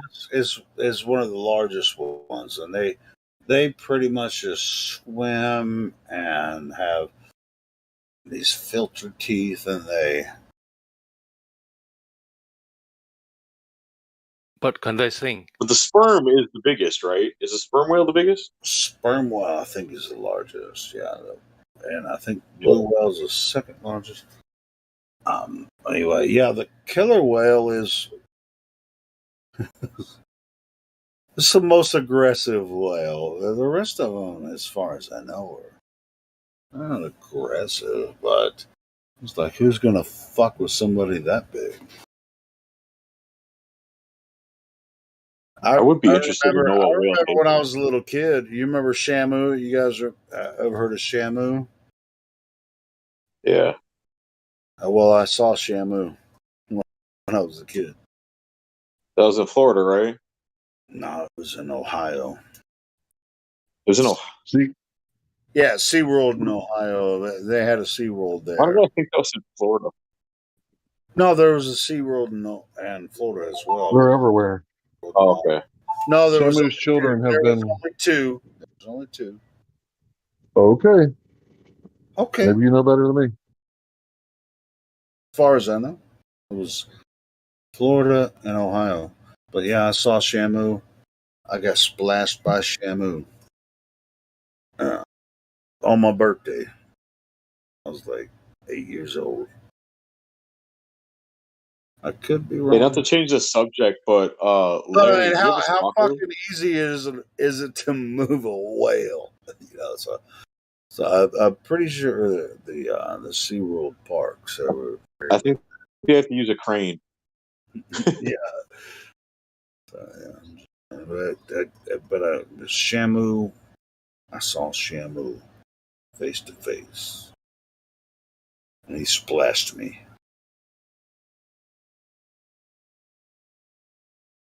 It's kind of weird though. They tamed these killer whales, what they call killer whales, right? They're black and white. Then you have these people that get in the tanks with them. They're riding them around.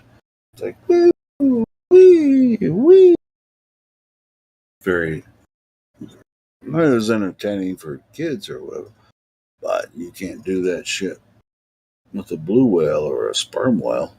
Holy shit! Like you're gonna have to. Well, don't you think that's because the killer whale never really saw a human as a food source? So you catch one, put it in captivity, starve it, then feed it, starve it, then feed it what it's used to eating.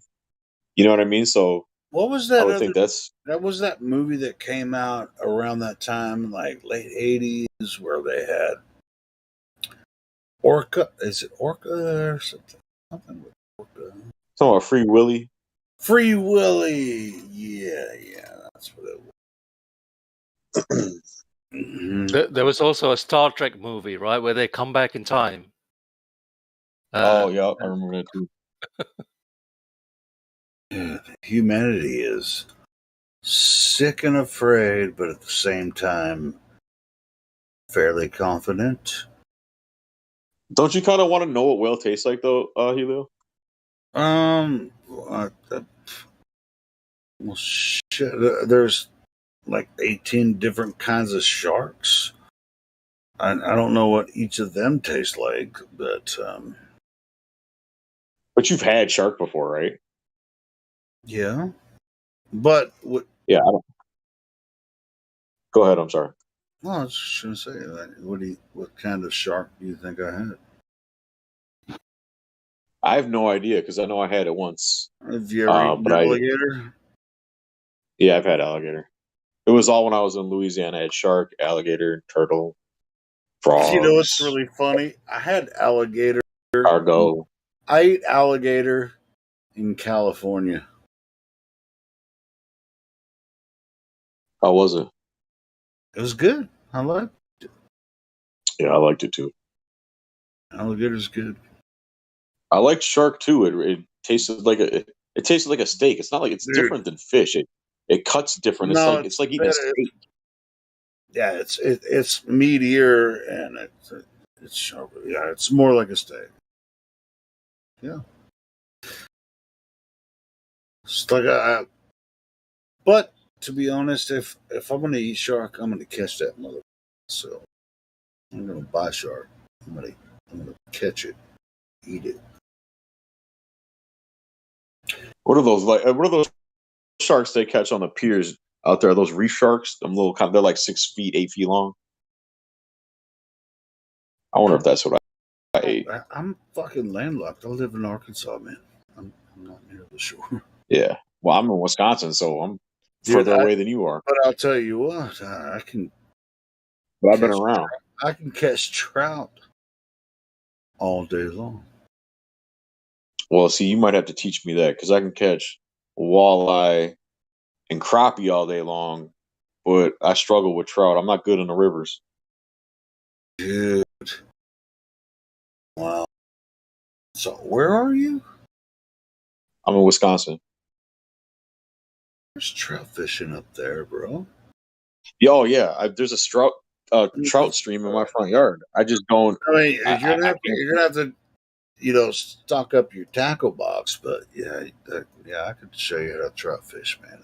I don't know how to use flies and stuff like that. I'm more of an angler. I'm talking about. I fish on the bottom most of the time, but use a Carolina. Oh, you do? What they call a Carolina rig.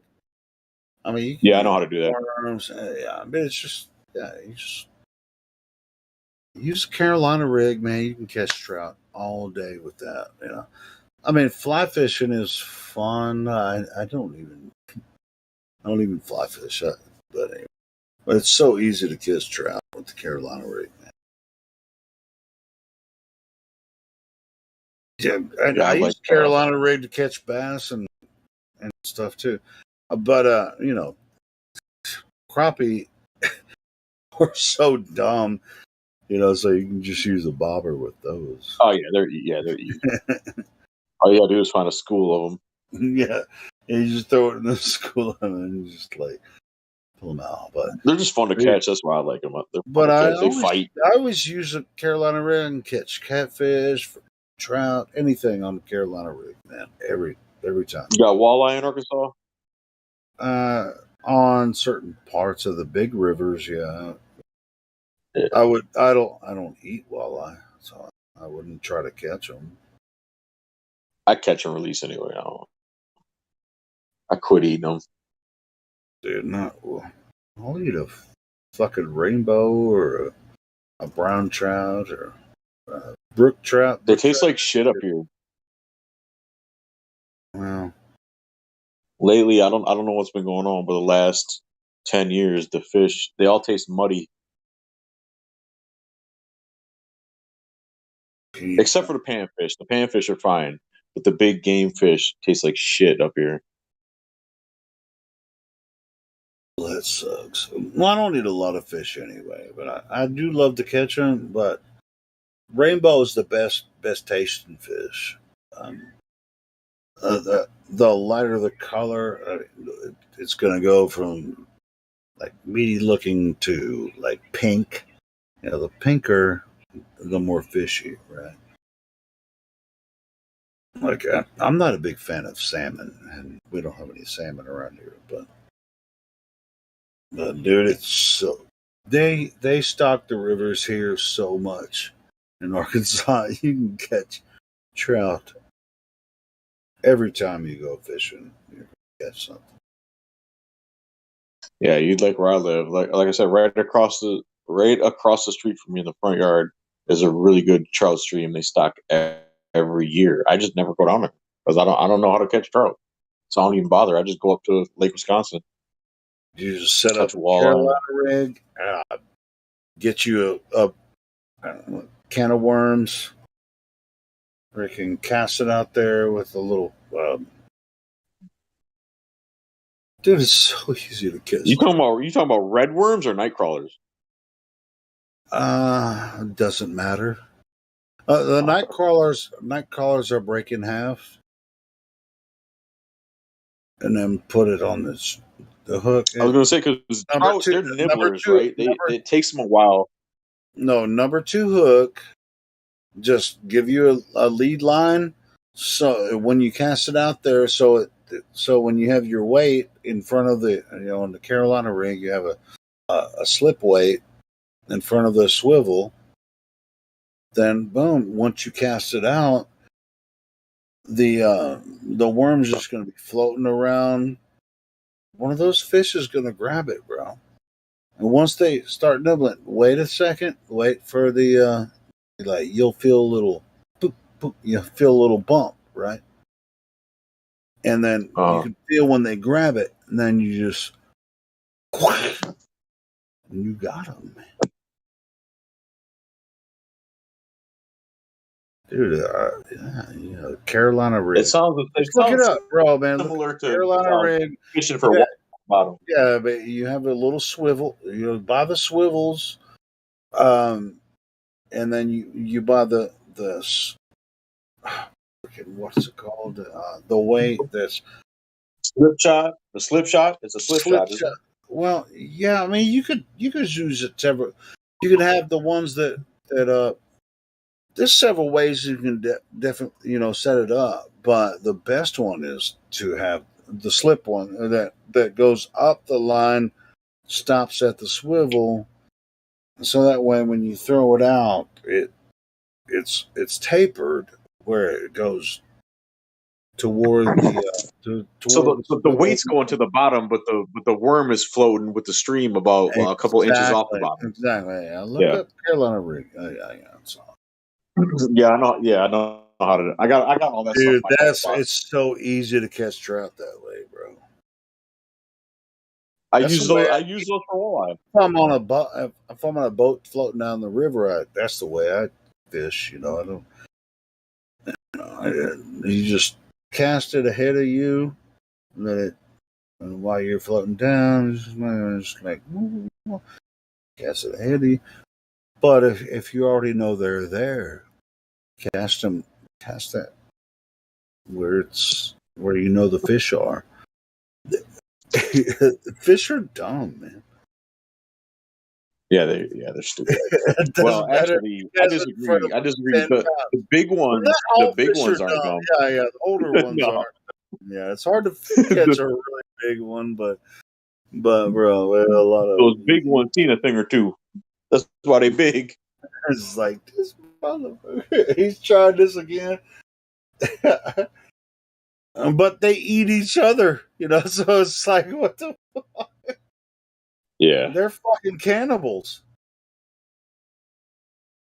Shit, some of those largemouth bass eat anything. I caught a largemouth bass once, and it had a dead baby duck in his mouth. Oh, it's like if you fish for catfish, you put the biggest piece of liver that you have on a really good hook, and freaking throw it where the catfish are. Just let it sit there. You wait 30, 45 minutes. Somebody's going to pick that up. You move it a little bit. I mean, they're always curious, or just like, maybe you let the smell. I'm never bothered with catfish. I always hated the way they tasted. I hate catfish. Really? Well, I've never had a good catfish. I've never had a good tilapia. I've had some good catfish, but yeah, it depends on the catfish. But it's still fun to catch them. It's especially the fight bringing them in. But anyway. They fight? I thought it was just like pulling in what? Log. You've never caught a catfish? Dude, they fight like a fucker, bro. What you talking about? Oh, okay. I thought it was like especially for at least like 3-4 pounds, 5 pounds.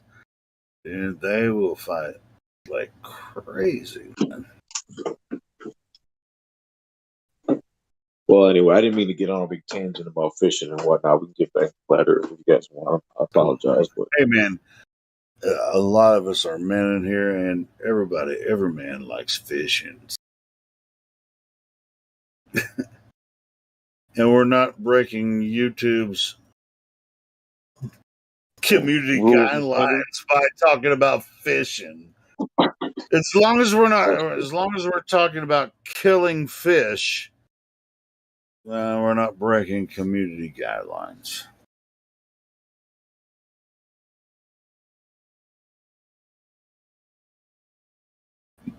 No, so hey, if you don't like to eat catfish, that's fine.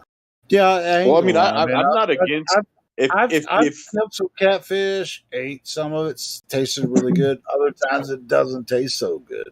And I've been to restaurants where I've ordered catfish, and sometimes it tastes good, sometimes it doesn't. So catfish is kind of sketchy, man. Yeah, I just never I stayed away from it because every time I've ever tried it, I didn't like it, so I just gave up on it.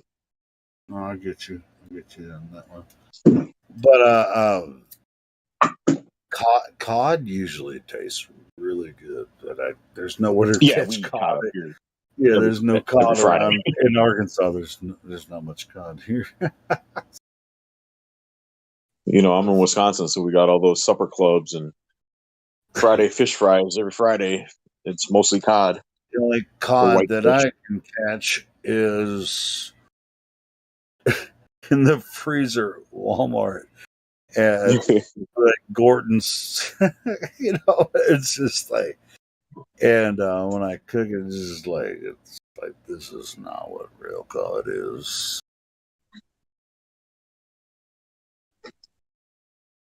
But bass and crappie have some really good bass and crappie.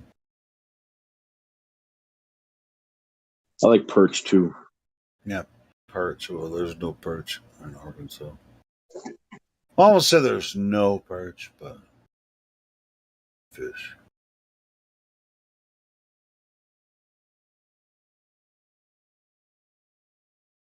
Isn't that more of a northern area perch? Yeah, probably. We got a lot of perch up here in Wisconsin in the lakes. Yeah. And there's shitloads of bass in Arkansas. But you really kind of have to have a boat to catch a lot of bass. Yeah. I don't have a boat.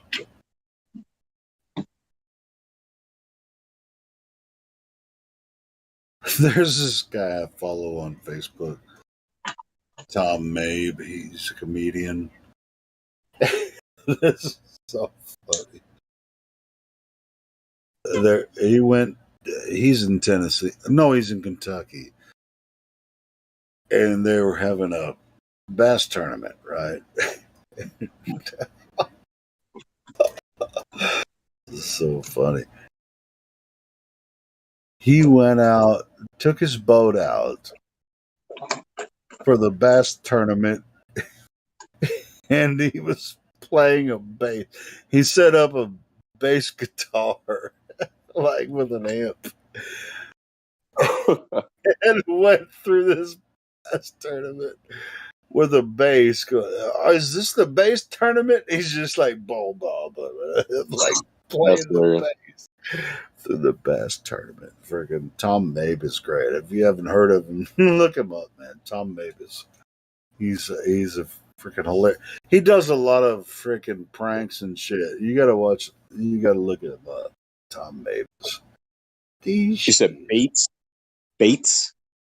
No, bass tournament. He went to a bass. No, his name. What's his name?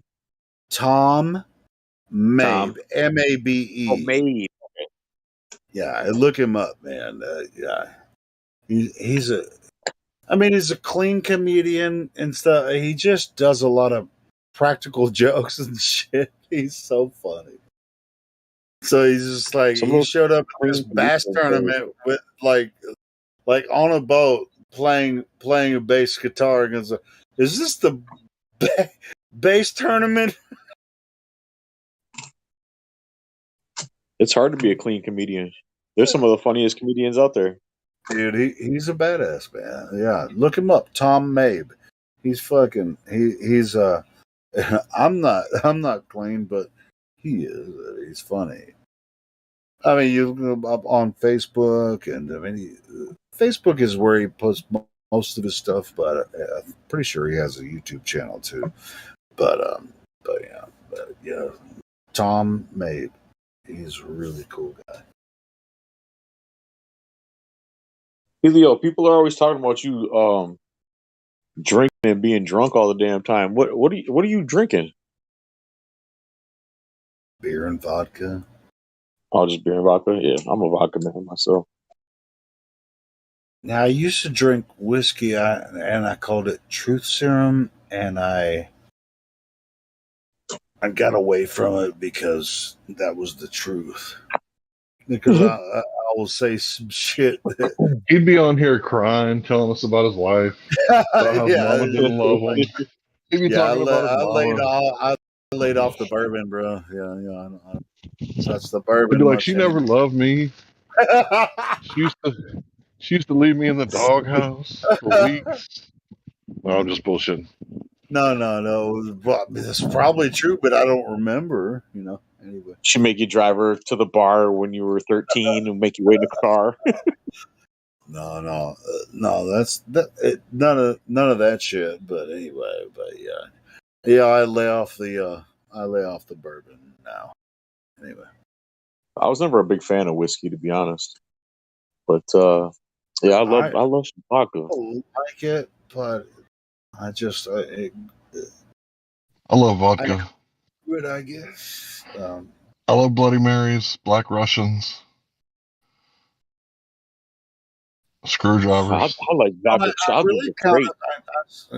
Since people say, "Hey, I can tell you're inebriated," it's a little embarrassing, but at the same time, if it becomes to a point where you can't even actually have a conversation, just tell me to shut up. But Actually, Helio, I'll be honest with you. Well, I find it more annoying when we get guys in the chat, Globers in the chat. Like we had, I don't know if that was tonight or last night, but this guy kept saying he wanted to do a two-man debate, and he kept saying, "I'm sorry, but I'm a little drunk. Me and my friends are all drunk." He wasn't drunk at all. Maybe he had a beer. I could tell he wasn't drunk, and they weren't really drinking. They were just being assholes. I don't know if you guys were. Yeah, I think you guys were in there. Probably you remember? Was that last night? Yeah, it was last night. Yeah, I think I remember that. Yeah. That was more annoying to me than I'm Captain Asshole. I mean, just get me fired up. I'll be Captain Asshole for anybody. But yeah.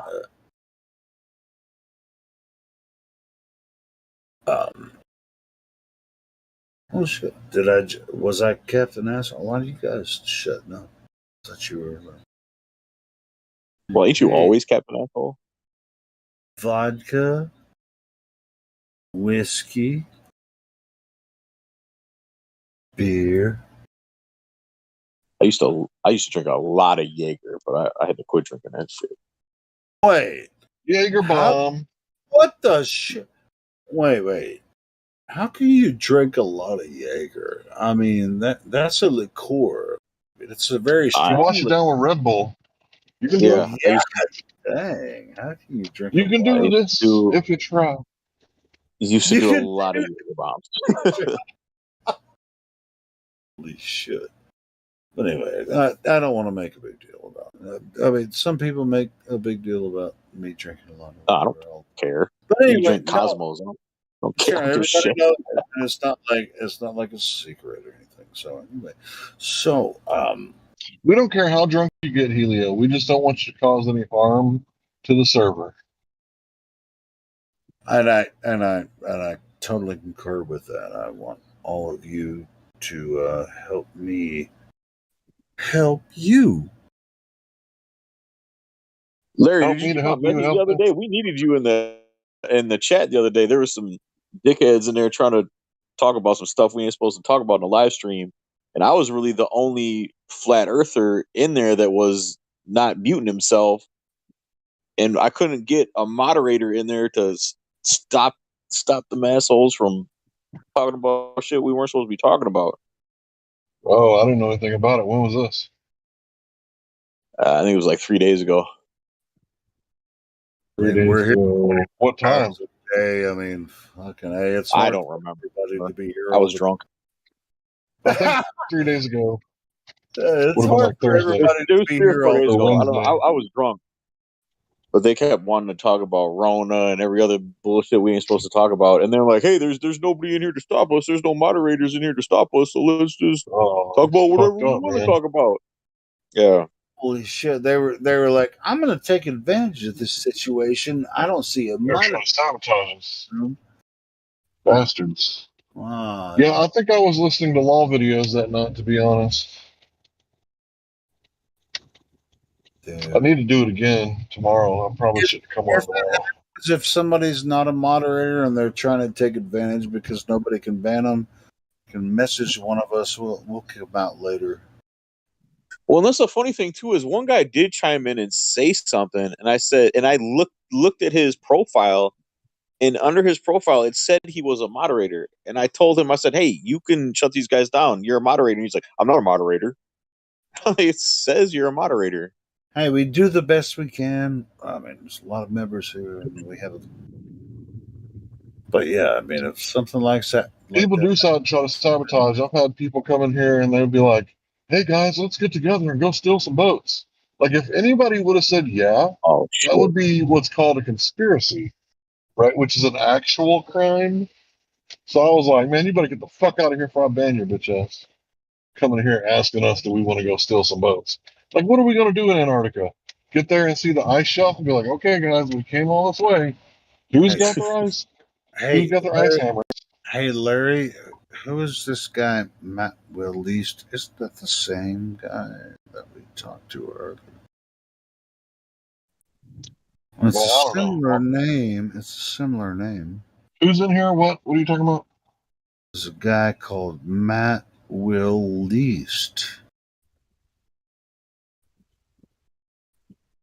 Who's that guy that I was talking to earlier? That? He doesn't have a role. He has no rules. Yeah, no roles. Matt Willeast. But it's a similar name to the other guy. Let's give him VC verified. All right, Matt Willeast, you got control of your mic. What say you?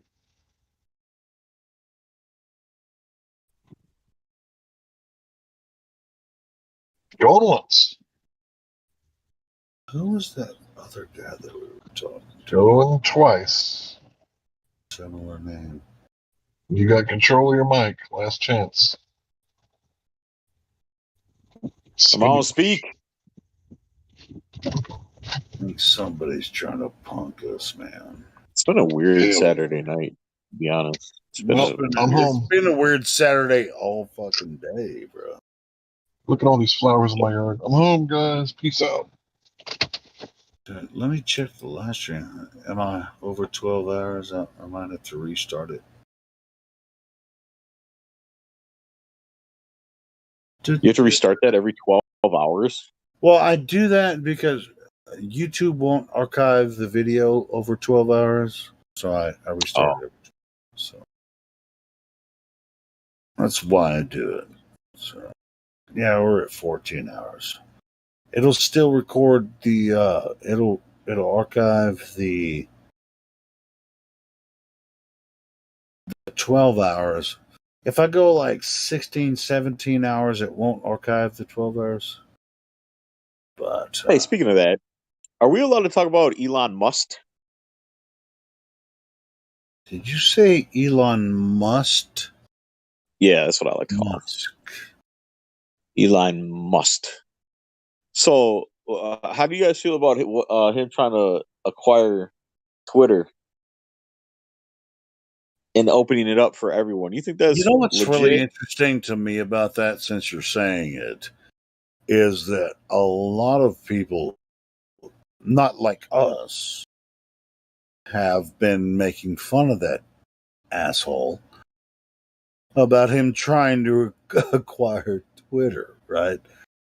Yeah. That like, the normies are all just giving him shit about it. So I mean, that's what I think. I don't really give a shit, what they think. Yeah. But there are a lot of people giving him shit about it on the social platforms, as if he could do anything for Twitter. Dude, it's fucking so stupid, to be honest. I know, that's why it throws me off, because what the normies say and what then he says, I don't believe either one of them, to be honest. So I don't. It'd be like him trying to buy Apple, at this point. Yeah. It's like, what the fuck are you going to do with Apple? Or what are you going to do with Twitter? I mean, I don't think it... Dude, Elon Musk is not really he's a man, and he can step on stage, just like the guy in the wheelchair. What was his name? Stephen Hawking. Yeah, Stephen Hawking. But he's a character. The whole company is just all of that's characterization. Everything is a stage. You know what I think too? I think a lot of these like celebrities, actors, entertainers, and people like Elon Musk, they portray them as being so wealthy and having so much money. I think that's all hype. I don't think they actually have and possess that much wealth. I think they're given like a card and say, hey, you're allowed to spend this much. This is what we think you're worth. Because it seems like anytime any of those people do something they're not supposed to do, all of a sudden they're broke. They're stuck in that paradigm. I mean, they're wealthy, but they can't do what they want.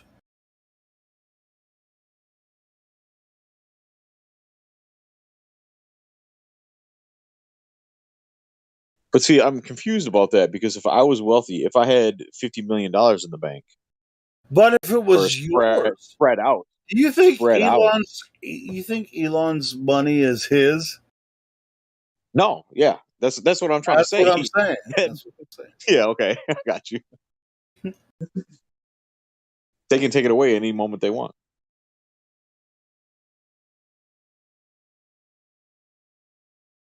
But if I was Elon, I'd have some shit stashed somewhere. I'd be like, "Fuck all y'all."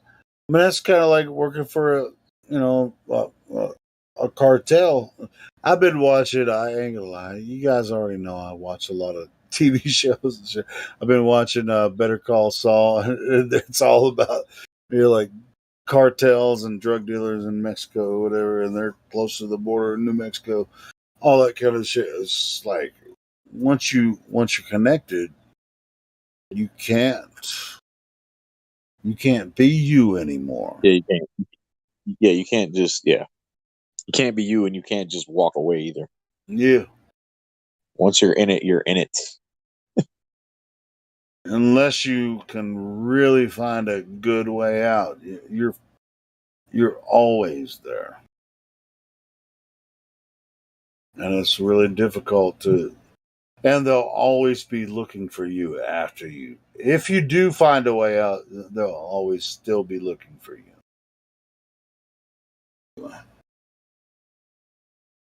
And that's where I think Dijon Musk, mustard smelling freaking prick bee sting asshole is. With his shit. It's like It pisses me off that people associate him with Nikola Tesla because he named his stupid fucking car Tesla. No, that shit really irritates me. I mean, he now he's supposedly trying to buy Twitter. What a fucking prick! Nobody fucking buys Twitter. I mean, it's all freaking stupid nonsense. And by the way, I shut my live stream down. I mean, Roger's stream's still up, but I don't want to disrespect his stream. But dude, this guy's a fucking prick. He's so dumb. Like, you remember when was it last year? He was like, "Look at my freaking bulletproof car," and he shot a bullet and it shattered the window. Oh yeah. I mean, it's like. How many? It's just like how many clowns are you going to put out here and say like, I'm a multi-billionaire and I'm about to own Twitter and I forgot how to bulletproof my windows.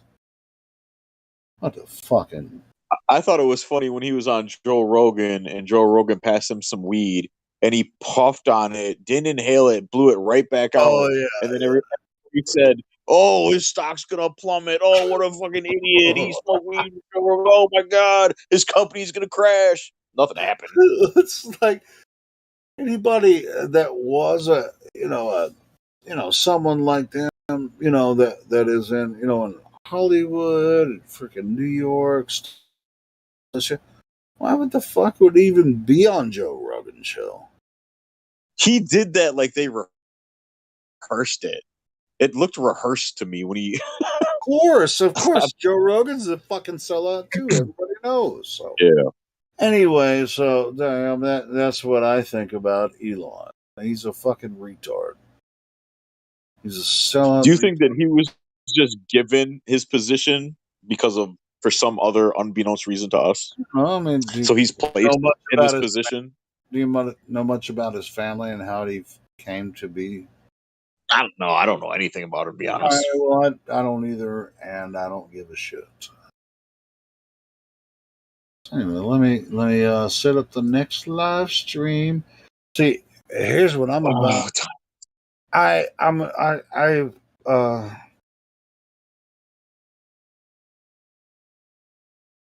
do a live stream from here 24 hours a day, and I don't make shit unless you guys fucking donate to me. Oh, it's 2:00 where I am, and it's Saturday night. It's crazy that there's nobody else in this chat. Some nights on a Saturday night we're in here till 4 or 5 o'clock in the morning. Yeah, it's kind of back and forth. Well, it's like late Saturday, early Sunday. Yeah, it kind of dies down. Like early Sunday morning, there's not a lot of people in here. Hey, there's not nobody here, man. Fuck, we're all here, man. Anybody that's here.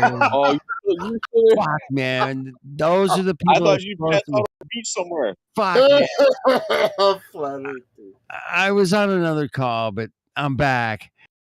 We are here, therefore, here is actually here at this time. In the quantum relationship of time that's traveling through space, that meets with nothing, that defies all physics. We are here, okay? No, that's not okay. I hate that makes me think of a song that I wrote 20 years ago. Okay, I could play it, but it's a Helio. video. Come on, Helio. We're spinning through an unbelievable physics phenomenon that's never been proven. It's so fantastic. It's just fantastic. like we're just spinning and it's spinning so fast. Not only is it spinning, it's hurling through. We are hauling ass through the quantum endless space of space of time that measures no man ever. That space is so voluptuous, isn't it? It's so amazing. It's so voluptuous, baby. I love my space. My space and time. It's fantastical too, isn't it? It's fantastic. My time and space are bending. All the stars are appear time and space in the sky. Hey, wait a second, I got a serious question. Wait a second. I got a serious question. Yeah, go ahead. So when we're hurling and twirling and spinning through this endless space, is the entire solar system that Earth is supposed to be in spinning in unison with us? And then all the other supposed solar systems that NASA is always discovering, are they also then in turn somehow twirling and swirling in unison all together? All right. I have an answer for that. We only experience this inside the Milky Way galaxy. Okay. Yeah, so that's just in the Milky Way. Yeah, in the Milky Way galaxy. So we could be headed in one direction, and another galaxy is headed in another galaxies that you experience, that you see through their space-time continuum is something else. How many of you Mongos have seen the Milky Way, man, at night on a no moon night, fucking in the middle of nowhere, man? Yeah, I've seen it once on a trip out west, right? At night in the desert. And it was unbelievable. stupid fucking milk, right? It looks like milk. That's why they call it the Milky Way. It looks so white. It's beautiful though. It is fucking beautiful. So that means we can only see a portion of where we are in the Milky Way galaxy because we are a solar system in a portion of the Milky Way galaxy. Right. Are you sure they don't call it Milky Way because they're creaming on us? Okay, that's a little vulgar. I'm sorry. No, well, sure. I mean, whoever came up with it, fine. This is as far as the space-time shit that they're talking about. It's a very minute portion of it. So anyway, hey man, Helio, man, the space-time continuum continues with the space and the time twirling through the vector of the outer space, which is actually the inner space of the outer space. Asshole. Right inside here's what's happening.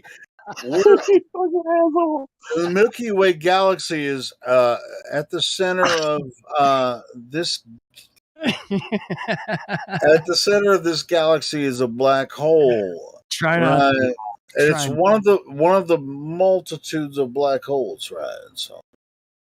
Hey, no, I'm gonna admit when I believed in that shit, it was I loved it. It was so fascinating to me. So I good. fucking loved it. Oh, I was so in, man. I'm like, oh, they landed on the moon and the Hubble and the space shuttle. Oh, fuck yeah. I mean, that shit fascinated me. And then when I got into Eric von whatever the fuck his name is and the ancient aliens and all that shit. Oh my god, I was so lost in that shit for years. Wait, Ancient Aliens. That wasn't Eric Dubay. Who was? No, not Eric Dubay. It was Eric von Daniken or some shit like that. Are you talking about Von Braun? No, not Von Braun. Wasn't he the NASA dude? NASA dude, yeah. No. I'm talking about this. There's this dude wrote all these books about ancient aliens and that they're the ones that built the pyramids. You ever heard of this guy? Hold on, I'll look it up and put it in the voice chat. I can't believe you guys never heard of this. I think I know who you're talking about. Somebody came up with aliens in outer space. It's amazing. Well, in the Stargate and all this. What the? And then I went down the rabbit hole with oh god, what's that asshole's name with the fucking lizard people? Oh shit, what is that guy's name? David No. Yeah, David Icke. Oh my god, I spent years on that horse shit. Was a fucking alien reptile, fucking functional. You remember that episode where do not tell me that. He's a Swiss author. He wrote Chariot. You guys never read Chariots of the Gods? You guys never read that book? Chariots of the Gods. No. Oh God. I've heard of it. Give us an overview. Yeah, I've heard of it as well. Overview is that all the bullshit ancient texts, the Bible, everything was all people on Earth witnessing aliens coming to Earth and then ruling over Earth and building pyramids and building civilization and doing all this shit. Hey man, what about, has Hollywood ever made that movie? No, actually, yeah, it's called Stargate. Stargate. There you go. Yeah. See? Gotcha. So, but that's actually going backwards from that story, right? So, and it's not the only one. Stargate's not the only one. Right. Yeah, there's got to be more than that. Yeah, bro. All this shit: Star Trek, Stargate, Star Wars. It's so funny how disillusioned I was with the idea of aliens because I thought I was this one human on an insignificant planet hurtling through space with all these other planets. So of course I would think there's got to be life somewhere else. But now that it's so amazing to me how ridiculous it sounds. Yeah, it does sound ridiculous now, doesn't it? Yeah. I It's pretend amazing to how want to fooled believe we that can maybe be. aliens could exist somewhere on another planet where they developed like we did here through evolution.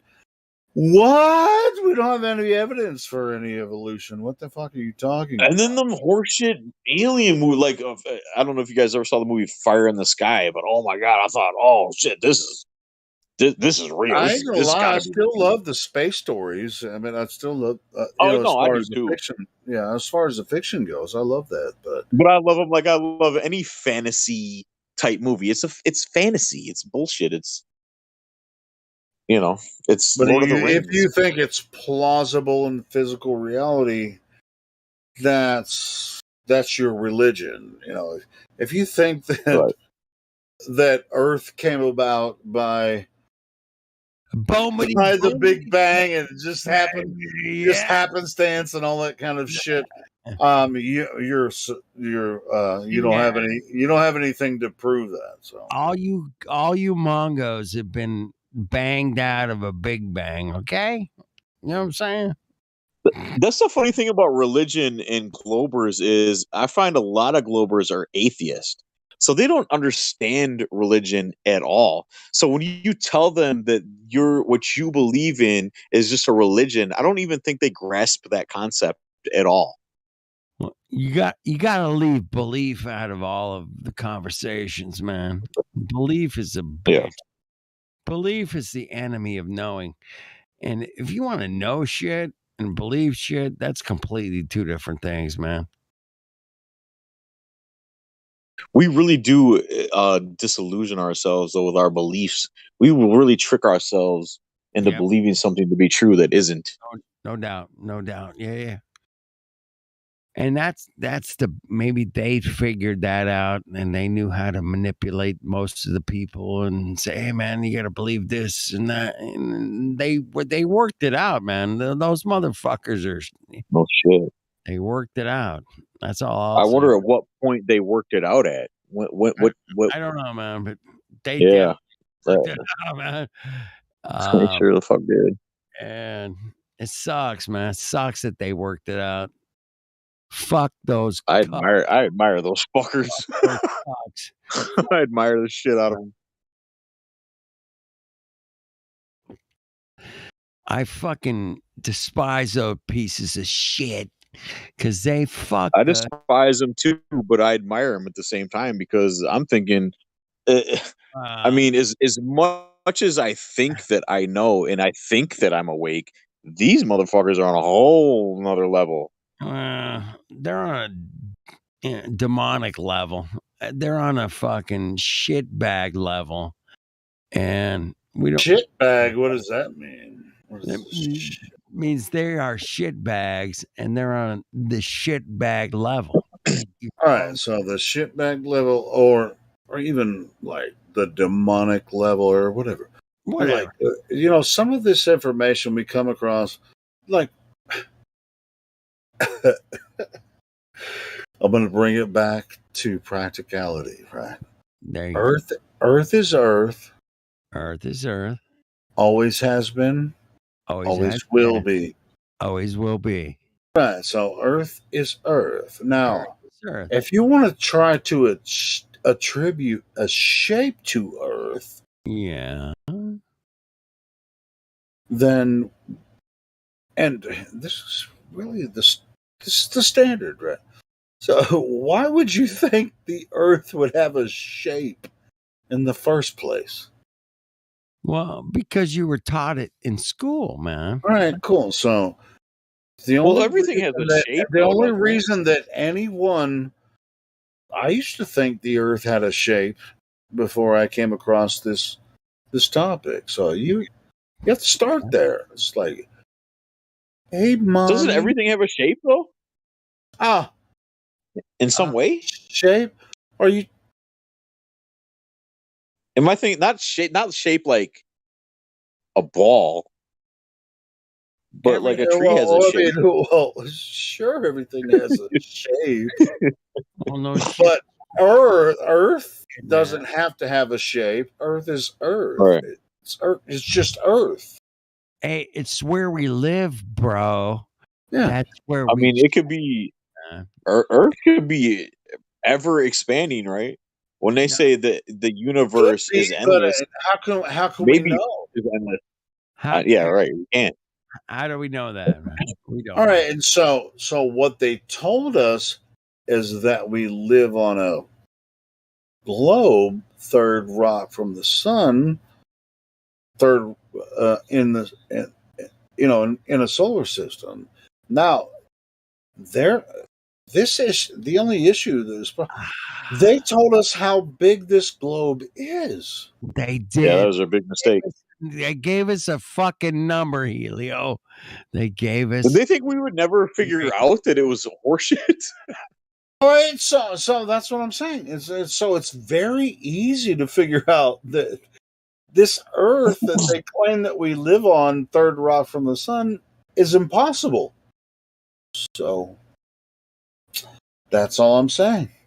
Earth The is best Earth. lies always have sprinkles of truth laid out in them, though. Yep. So, you know what I mean? So I wonder what is lie and what is true. So that's why I think when they say space is endless, maybe the fucking Earth is endless. No.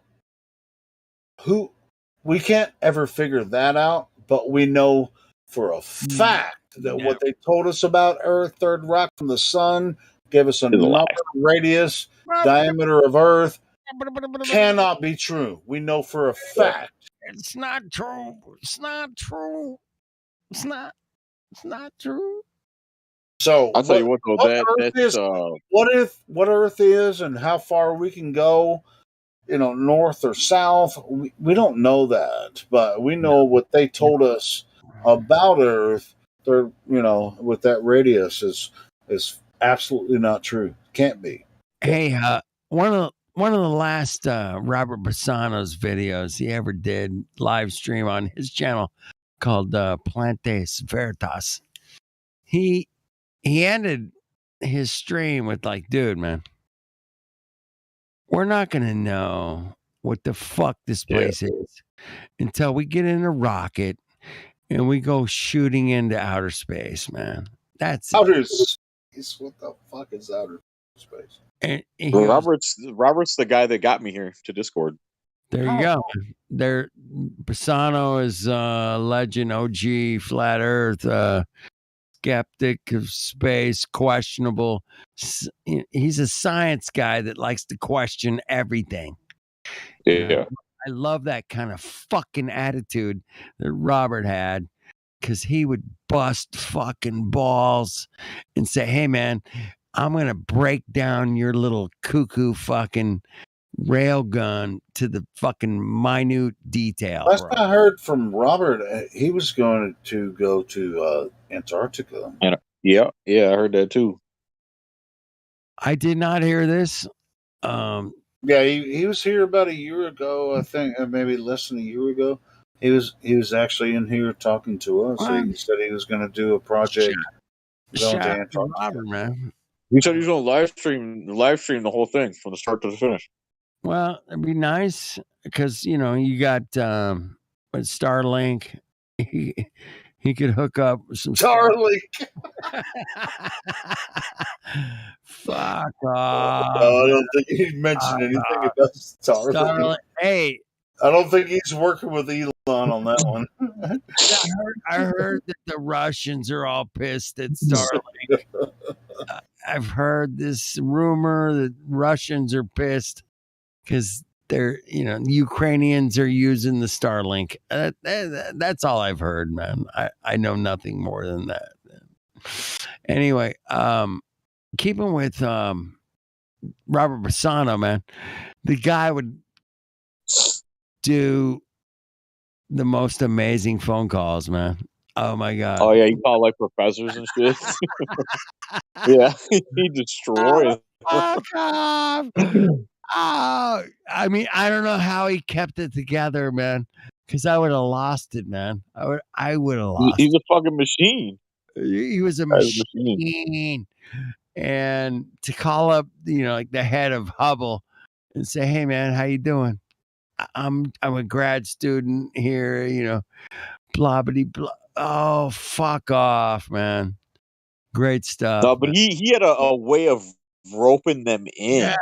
And getting them to talk, and then he would just spin their fucking head around, and and they didn't know what to say. And any of you Globers out there want to take on Robert Bassano, let me know. He's like Mike Tyson. He's like Mike Tyson of Flat Earth. Yeah, exactly. He was in the 80s. Mike Tyson in the 80s.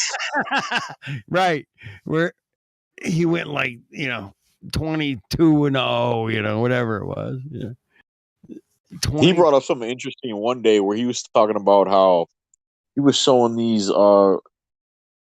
these mainstream articles about how these other governments like China are actually, you can actually go. He showed a website where you can go and buy basically this.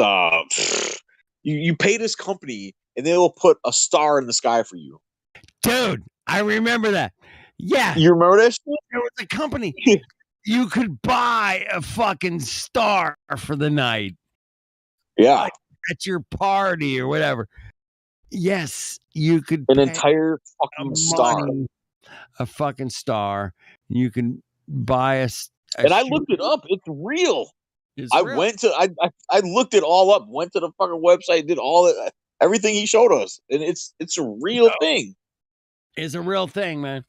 It's a goddamn real thing. Hey, just like, I don't know if you're familiar with the Samsung selfie satellite, man. Samsung selfie. Shit, I never heard of that. Have you guys ever heard of the Samsung selfie satellite? Please tell me about it. I'm going to continue. Samsung came out with this satellite, and to introduce their new phone, the Samsung fuck all, I don't know the fucking name of it, but they had a huge press conference with models and people hanging out in the auditorium, and said, we're going to shoot a selfie from a satellite in space, and you couldn't get your own selfie taken from space from the Samsung satellite space selfie satellite. The space selfie satellite, man, from Samsung. You guys can check this out, man. Don't believe me. Samsung made a satellite. You can take a selfie from space. You can take a selfie from space. You could do this. And they had this big press conference and all these people there. And there was this supermodel there, and then said, hey, man, I'm going to be the first one to take the selfie from space off this satellite. Right? So the satellite crashed in somebody's backyard. It was connected. I was connected to a balloon, man. The fucking satellite was on the balloon. Fuck off. They totally and literally it crashed at this lady's house, and she's like videotaping it, going, hey man, and it said Samsung selfie right on it. Fuck off. It said it on the balloon? It was on a fucking balloon, man. No, but it said Samsung selfie on the balloon. Right on it. Right on the video. No, it didn't. You fucking yard. This thing crashed. It's so good. It's so good, man. It's one of my favorite fucking bust your fucking satellites up your ass. Proofs, man. It's a Samsung selfie satellite. Yeah, I can show you video. That thing crashed at the ground and it was on a balloon, you cucks. So welcome to satellites in space, baby. Satellites in space, man. Satellites don't exist, man. They're all on balloons. Fuck off. Have a nice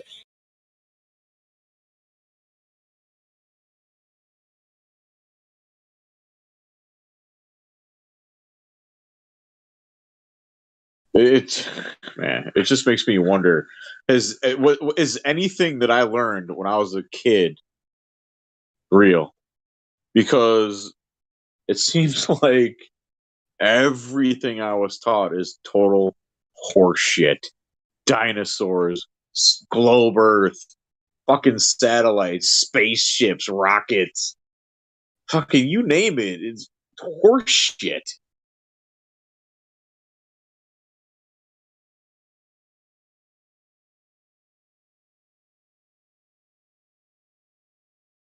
Did I get disconnected?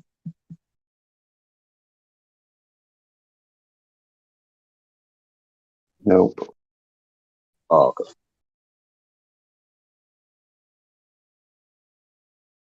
Oh shit! What was the other thing? Yeah.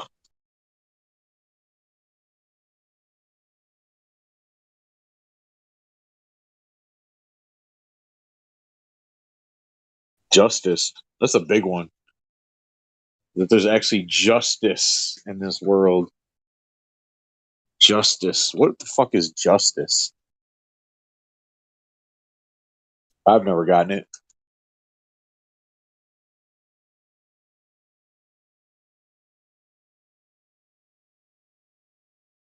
All men are created equal. That's horseshit too.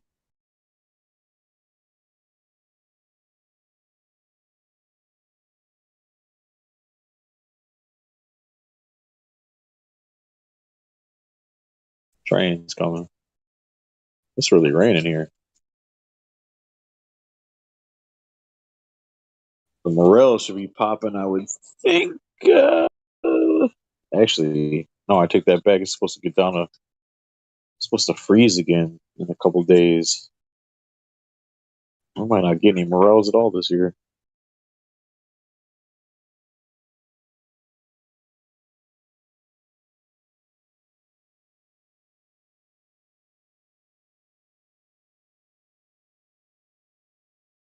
Well, I suppose maybe I should go try to lay down next to my fiance, even though she mad at me.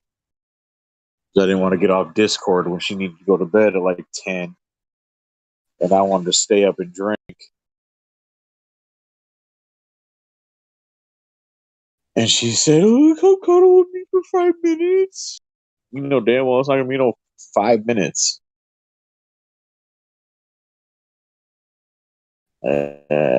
Shit.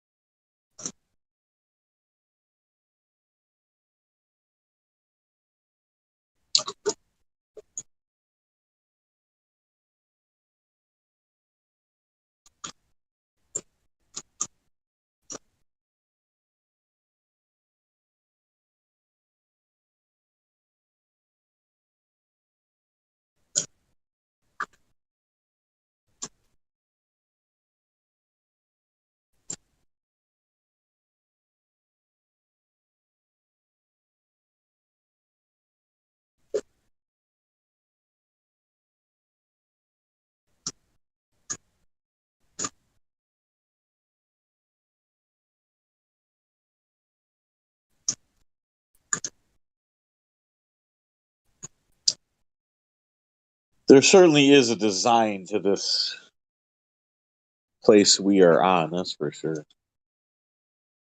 Very intricate design. And what it all means, who knows? But it seems like there's something to it. We're not just here by random accident.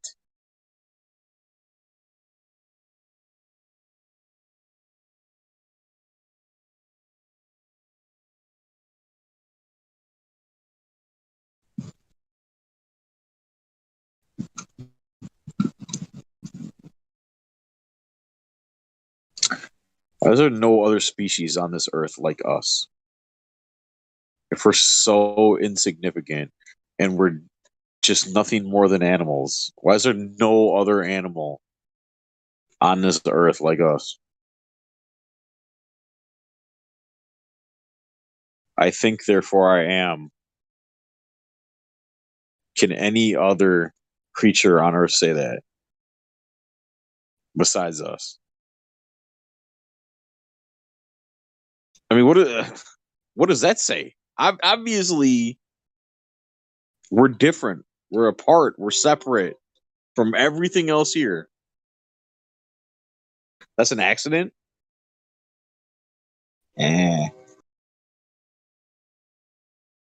Random? This is luck?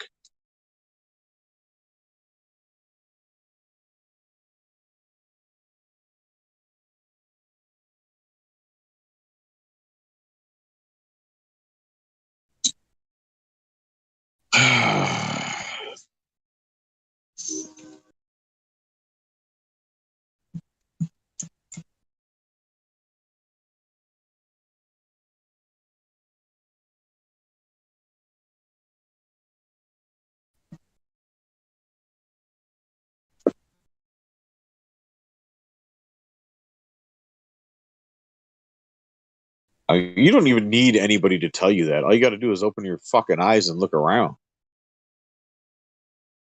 And then think about everything we're told about ourselves. We're told the complete opposite of what we know to be true already.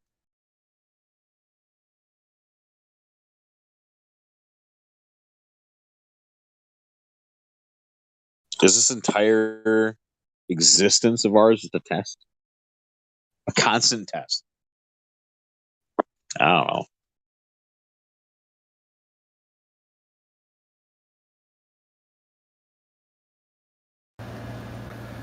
It's a good question, Paul.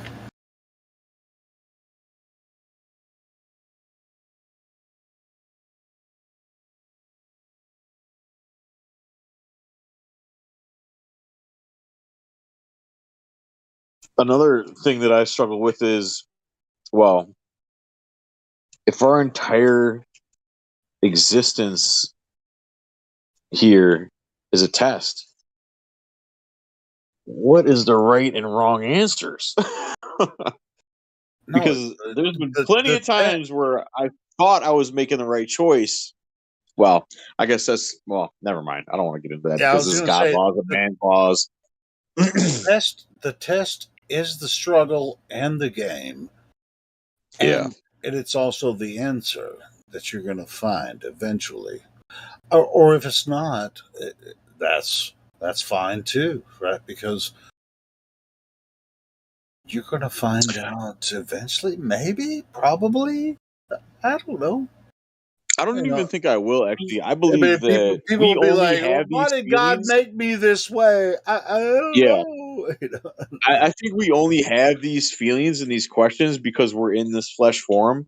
And once we're out of this flesh form, we're not going to have these questions anymore. And it's not because we're going to know all the answers.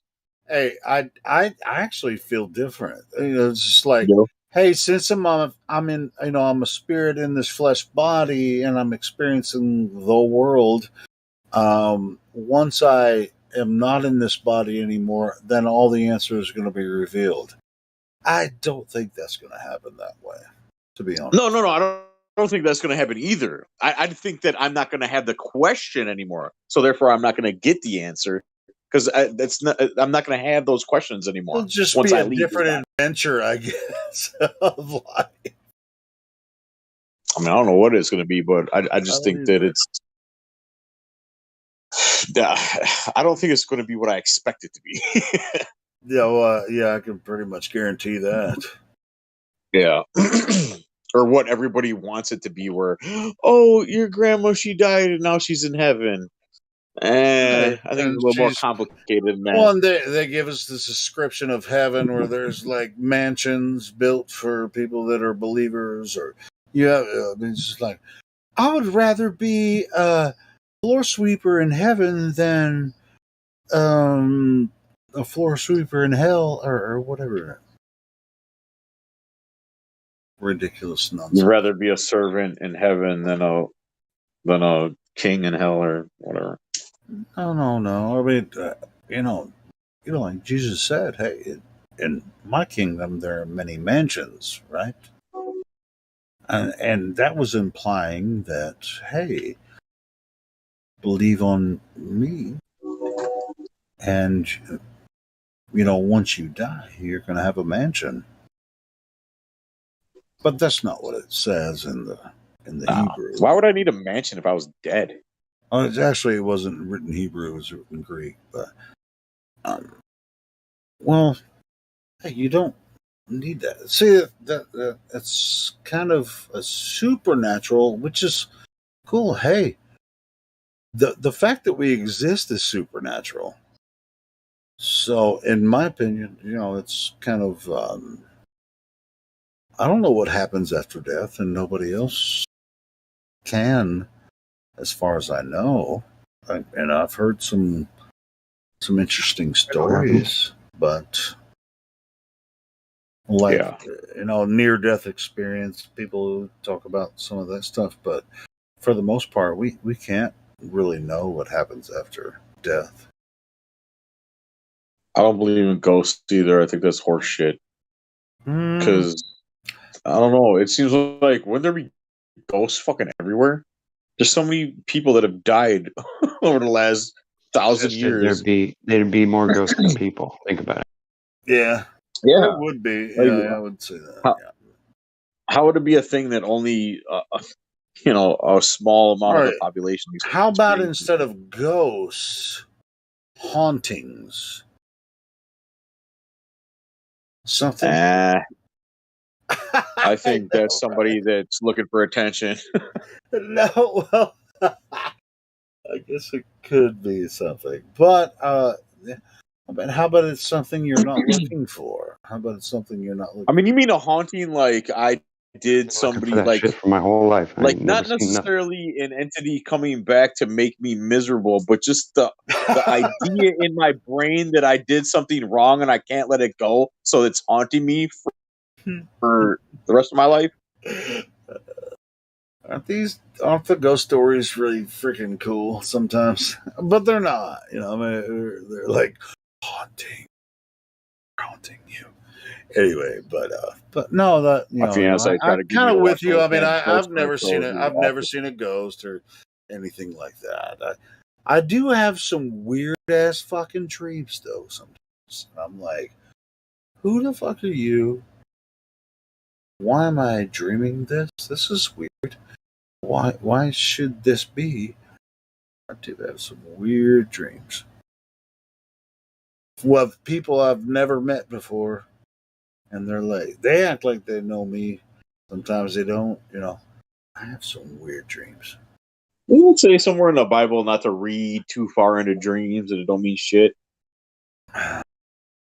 Maybe, but just like the stars. I love astrology and all that shit. You're not supposed to get lost in all that shit, and it don't mean nothing. I don't know about that, but I think there's a story in the Bible about someone taking their dreams seriously, but I don't know if it meant that. But I could be wrong. I don't know. I mean, I'm just I don't know you.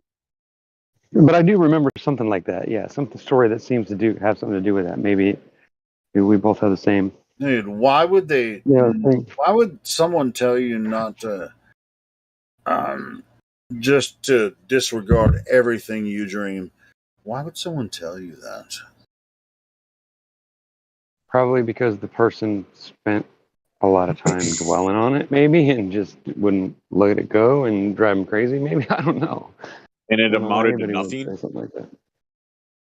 Although, actually, to think about it, a lot of people have dreams. They're going to be successful, and then they go out and try to achieve that dream, and they make it reality. But do you think it's because they dreamed it, or because they believed the dream could come true? I don't know. And how would you test it? Right? That's the big trick here. It's like, how would you test it? Well, I'm not saying How would you prove I'm not something saying like that? science. I know, but you know what I mean. Like, right, wherever there's somebody who believes in something, and there's somebody that wants to know, well, how would that be true, and like, how would it look? What would it look like, right? You know, I mean, if it's really true, right, there's got to be some proof of it, and then there would have to be certain things about it that would be obvious and things. You know what I mean?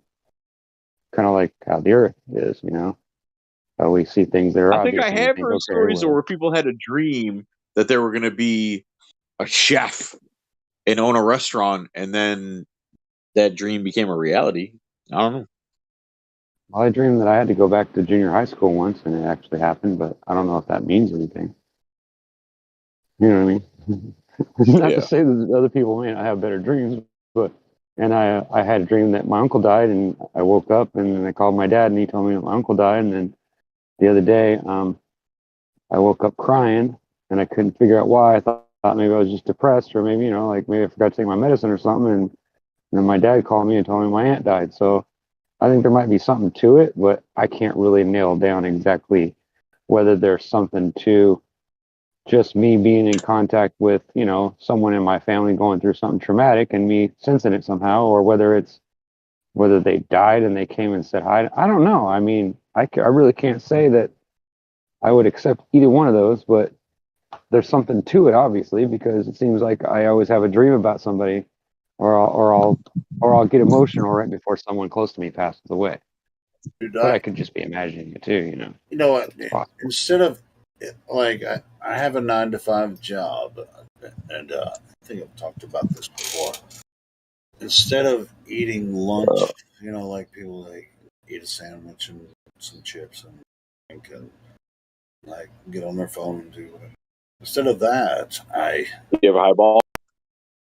I go into a corner of where what? Highball? No, I don't drink it. I'm just fucking with you. That's messed up, man. What I Quit fucking do with is it. lunchtime, I actually go to a corner of the workshop I work in, and I lay down and I do some breathing exercises. I have a 30-minute lunch, and it doesn't happen always, but I think it's probably 60-70% of the time I go into a lucid dream. Seems like forever once you actually get in there. And I'm not looking for something. Because it's always different. And just like yesterday, I had weirdest dream about somebody I went to high school with, and we were at like maybe it was a high school reunion or something. Dreams are always weird like that. You don't know where you are exactly. But anyway, but you can kind of move around, if you're loose. See, but it's like I can sleep for 20 minutes, but it feels like 2 hours, right? And it's, dude, I have the weirdest. Sometimes I'll like within 20 minutes, I can have like 5 different patterns that happen inside that. It's just a breathing pattern I go through. It's like, and but you can't control I don't. what dreams you have. I don't want to. I want to see what's going to happen. But how do you? That one, and I instantly woke up. As soon as I realized I was dreaming, I looked up, and I remember looking up at the curtain rod in the dream and going, "I'm having a fucking dream. I wonder if I can make things happen." And I started thinking, and all of a sudden stuff started changing in the dream, and I fucking woke up, and I was so fucking mad, dude. It was the first time I ever had that What you experience, do, just and it give got took yourself, away from me. give I was yourself, like, damn it. give yourself a trigger. Once you realize you're dreaming, Just give yourself a trigger. Just like, okay, It's hard. just It's make hard it to know really you're quick. dreaming. Make it really quick. Boom. Like I do a little shake of my head. It's like, oh, I'm here, and then I can go right back into it. And yeah, so it's really strange. But Well, yeah, yeah, if I wake up in the middle of a dream and I can still remember it, yeah, if I go right back to sleep or if I lay right back down, yeah, I usually will keep dreaming it or I'll go back into it at some point. But it doesn't mean I'll ever remember it at once I wake up fully. You know, usually I'll remember the I don't dream for remember about all of it, but maybe I 45 remember some seconds of for a my minute, weird and then ass after that it dreams. starts to I fade. remember Yeah. a lot of them, but I mean, Right. but none of them make sense because it's just I've had some dreams. Some of them I remember, but I can't describe them. You know, Oh, I wrote some of them down. They were so vivid. I drew pictures even. I've really got a weird. logbook, a dream book that I wrote when I was younger, when My I had my first surgery, and it was interesting. my biggest experience with dreams is when I was very young, like grade school age. I used to have this recurring nightmare where men in suits would just come and try to take me away, take my family away. And they had 38 revolvers, and it was terrifying. Why And then 38? they just stopped for some reason. And then I used to have dreams where I would just float off the earth like a balloon. I would just like Mm-hmm. slowly descend upward, just straight up. I've dreamed And that and too. it was And it's terrifying. scary because I And can't then when I stop got it. to my Yeah. heightened state of fear, I'd wake up. That's Mm-hmm. like the biggest. Oh, and then sleep paralysis. I would have dreams where, or not dreams, but I would be asleep and I couldn't move, but I was awake and I completely aware of everything going on around me, but I couldn't move. This is like my biggest takeaways for dreams that I've Okay, had. you know, that's funny that you say paralysis because I've experienced something similar to it, like where I'm dreaming and I'll feel like something's happening to me, but all I'll remember is just that feeling of panic of like not being able to like wake up all the way. It's not like I know that something's wrong or happening to me. It's that I know I'm dreaming, but yet I can still I feel like I'm awake, right? And so it'll Right. startle me and I'll like wake up, but then I'll realize that I'm not fully awake yet. And it'll like, you know what I mean? And that's what it feels like. And then Yeah. but it's not really like a feeling that I can't move. It's more like it just seems like an eternity before I'm actually able to like wake up enough to start reacting and moving around enough to wake myself up the rest of the way. It's like, you know what I mean? Like I can't say that it really felt like as if, you know what I mean, I was paralyzed. It was more like just I knew I was like halfway in and halfway out, and I couldn't like I couldn't find one side or the other either way. It was like I was stuck there, Right. you know. Yeah. It was just weird, like Yeah. a terrifying It's a feeling, but weird. yeah, Yeah. I know It's what you mean though. I terrifying. know what you mean. Some of Or those like I'll dreams wake that up I from a have. sleep instantly, like I'll wake up really fast and I won't know why I woke up, but it'll scare the shit out of me and I'll jump, you know, and I'll just be like wide awake and I'll be like, what the hell? And I'll look around, there's nobody around, there's no noises. It's like, what woke me up like that? You know, like what the hell, you know? Yeah, When I some was of talking those, about lifting off like a balloon from the earth, I thought you had said something. If you had that dream too, I've Yes. had something similar. Yeah, I've actually had a dream like that, and Dude, I remember I've the had rest of the dreams dream where very vividly. It was fucking scary. It was terrifying. I dreamed that I flew out into space and then I came to another planet of some kind or some other place, and it was made out of red, like hardened red, like ceramic stuff. It was like solid. It was like so dark red that you couldn't even see the surface from a distance. You had to get right down on it before you could actually see the shapes. And it was like even the ground was made out of the same red stuff, and it was like all this like hardened. It looked, I don't know. It was kind of weird. It was like I'm trying to remember what there's some kind of toy that there used to be a toy back in the day where you bought and it had this Play-Doh stuff that was in it that would dry up and it would like do the same type of thing. And I can't remember the name of it, but bizarre. anyway, but it was like this solid, like crystalline shit that was like red. It was like bright red. And it was like it wasn't like red like blood, but like red like a deep red, like bright colored wine paint. Only it was solid, like hard, like glass. And I remember I flew down to the surface of it, and I remember it passing underneath me, and me thinking, "What the hell is this? What's on the surface of this thing that it would look like that?" And then I remember like landing, and there was another something flying next to me, or somebody near me. And I remember them looking at me and then asking me questions, like as if I was supposed to know the answer to like why we were here and all this stuff. And I remember being really confused about that. And then I remember waking up and going, "What the fuck is that all about?" You know, like that was the weirdest dream I I mean, I've had some weird dreams, but that was probably the weirdest fucking dream, next to the one where I dreamed that they put some kind of machine in my stomach and then they plugged me into this thing and then it sucked me into this time warp and shit, and I kept traveling through time, and every time it like kept hurting more and more. It fucking scared me. It was fucking scary, bro. Yeah, it was. I've had some fucked up dreams, bro. Or like this one dream, I dreamed that I was in this house. I mean, It was on a hill, and it was overlooking all these apartments on this giant mountain, and all the apartments started crumbling and like caught on fire, and like all these people were falling out of the buildings and burning and dying. And I remember like panicking and going, "What are we supposed to do?" And like they're just don't move, just stay right where you're at. Just don't move. Just stay right where you're at. And I remember thinking, what the fuck? Why would I do that? Like, and I remember wanting to run down and like try to stop or help people. And I was like, what are we supposed to do? They're like, just stay there and don't move. And I remember waking up and going, what the fuck do they keep telling me not to move for? Like, it was just weird. Like that kind of shit messes my head up, bro. Like for weeks I was trying to figure out what the hell that could be. That's just like, I mean, like yesterday, like I said, I mean, when I take lunch, I don't eat. I just go lay down and put myself in a dream state. Basically, it doesn't always work, but yesterday it worked, and it's like what. And I don't even try to concentrate on what I want to dream or whatever. So the dreams, when they come, they're fucking weird. Where did that come from? What? And it's like 20 to 30 minutes of some weirdness. It can go from.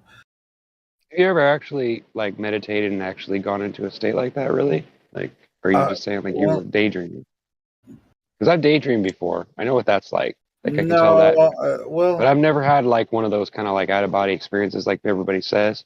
I mean, I even tried on acid and shit. This is an out of body experience. It's just like, I don't know. I mean, maybe it's just something personal to me or whatever.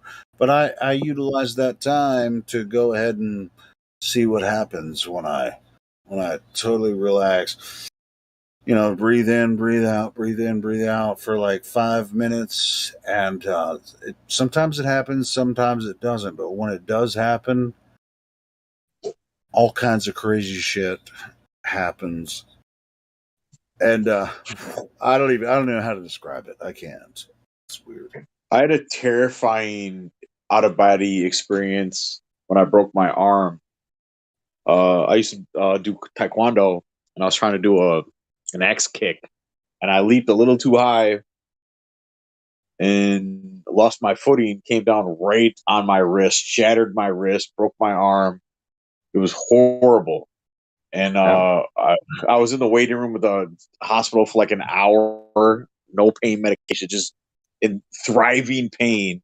And then when they finally got me in, they kept injecting me with some painkiller so that they could try to do what they could to reset whatever bones they could before I went into surgery, because I had to have surgery. Yeah, I know. And they shot me with this. I don't know I don't remember what they called it. Probably yes. But it did nothing. It did absolutely nothing. They're like, "Can you still feel this? Can you still?" Yes, I can feel it. Yeah, I was in so much pain. They said, "Okay, we've given you so much of this drug. We can't give you any more. You obviously have a high tolerance for whatever it was." Wrong drug, and they're like, "We're gonna give you ketamine." I swear, don't ever do ketamine. Really? It was the worst experience of my life. I felt like my soul was leaving my body, and then I couldn't see anything, but I could hear voices and people telling me, "No, stay," and try to talk to me to try to keep me in my body. But I wanted to leave, and I was trying to leave. It was terrifying. And then I kept saying, "I've been here before. Where am I? Where am I going?" Man, I wish I could really explain in deep detail, but it was horrifying. You don't got to explain it because there is no explanation for it. Yeah, if you're all the way out and you're somewhere, you don't really see it. You just it kind of flashes in your mind, and you go, and it like startles you, but you don't really remember enough of it to actually explain it to anybody. It's like, yeah, I know what you mean, bro. It's it sounds like he remembers enough of it to know it was. You remember enough to know it scared the shit out of you. You don't ever want to have to face it, but that's about all you remember. Yeah, I never want to do ketamine again. I'll tell you that. Yeah, special case, man. That's the date rape drug, you know.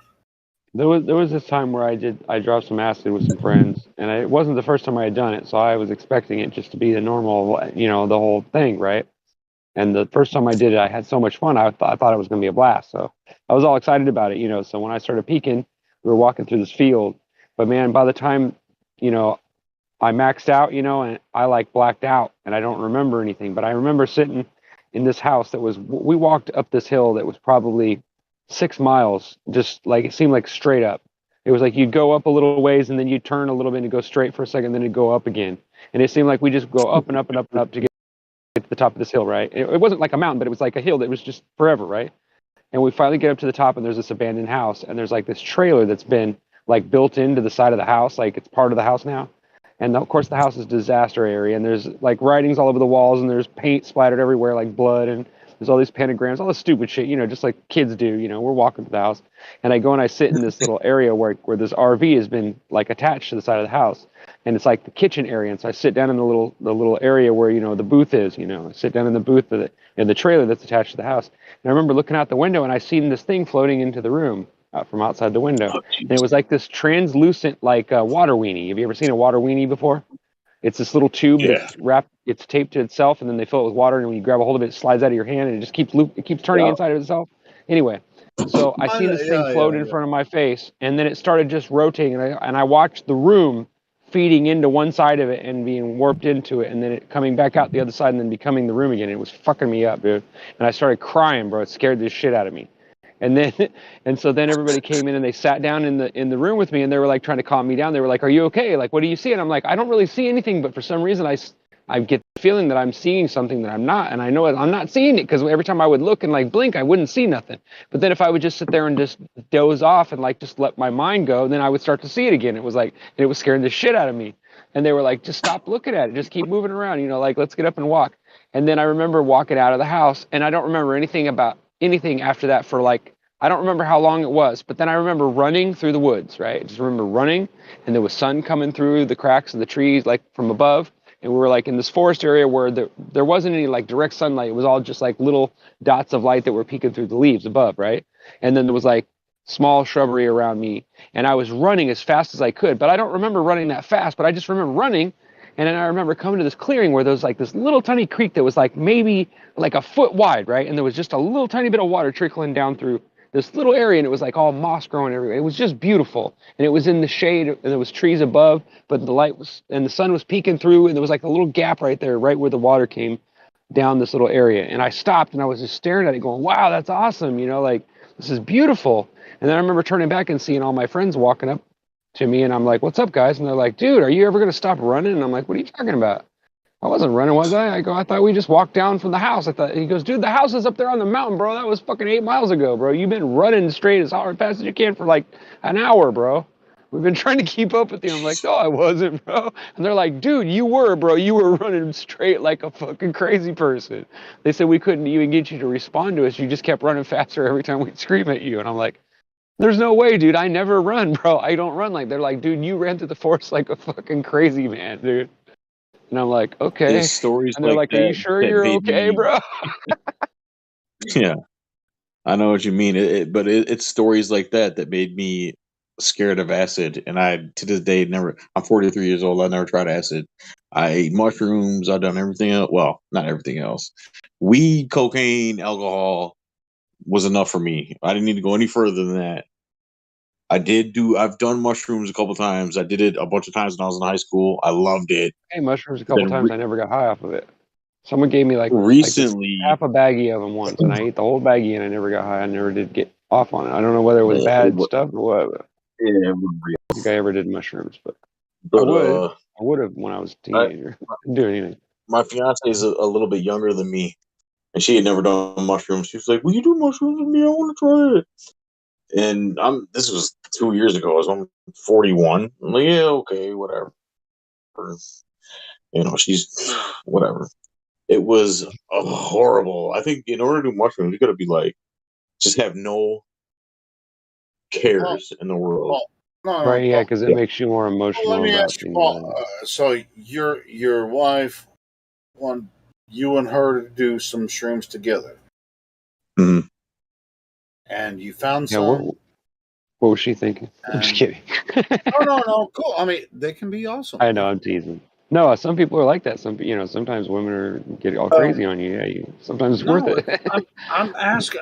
He hasn't said anything about it yet, so I'm Okay. actually asking about the experience because I've done shrooms many times and I did acid at least 100 times. But anyway, so I'm just curious about this. So your wife, where'd he go?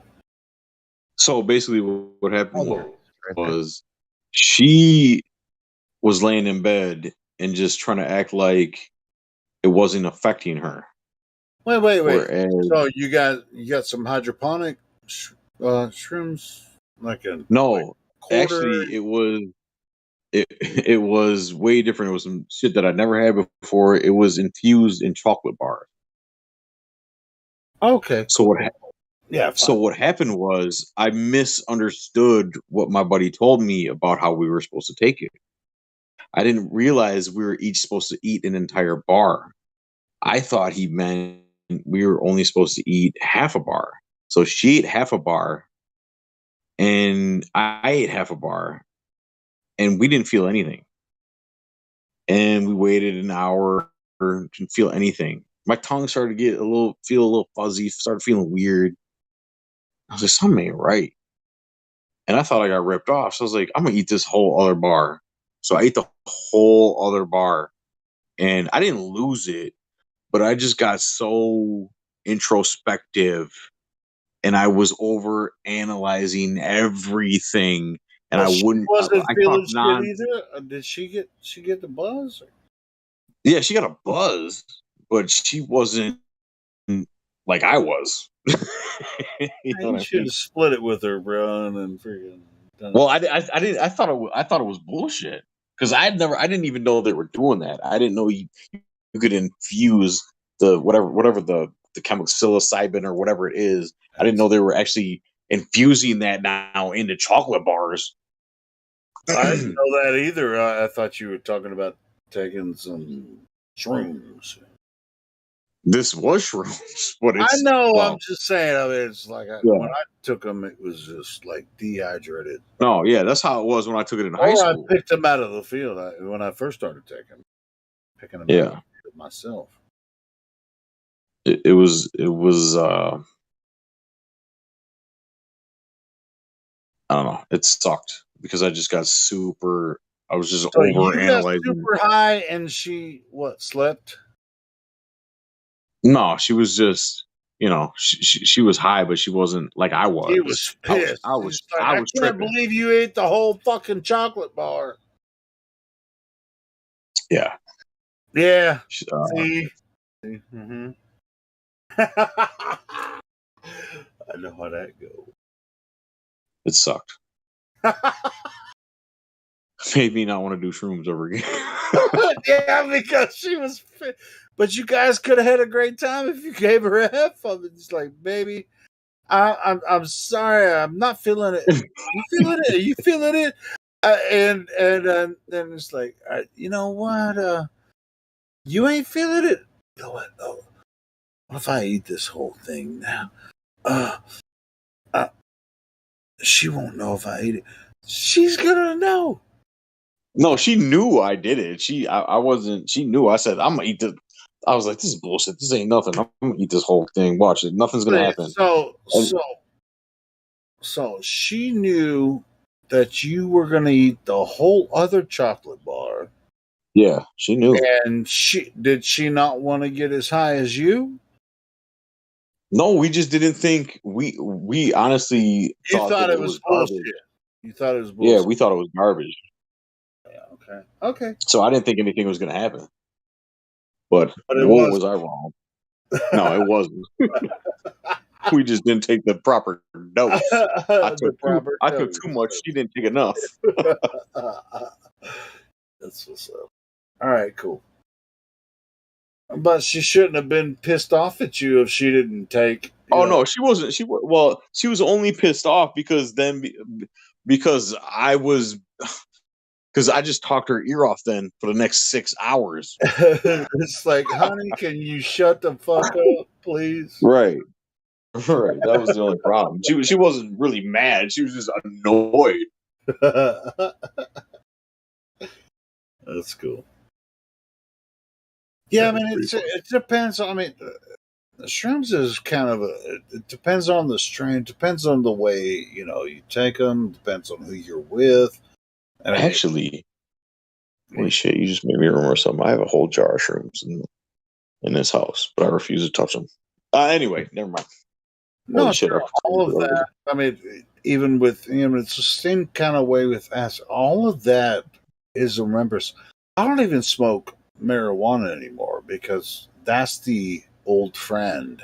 I don't even need it anymore. I'm always high. When I'm sober, I'm high. Yeah.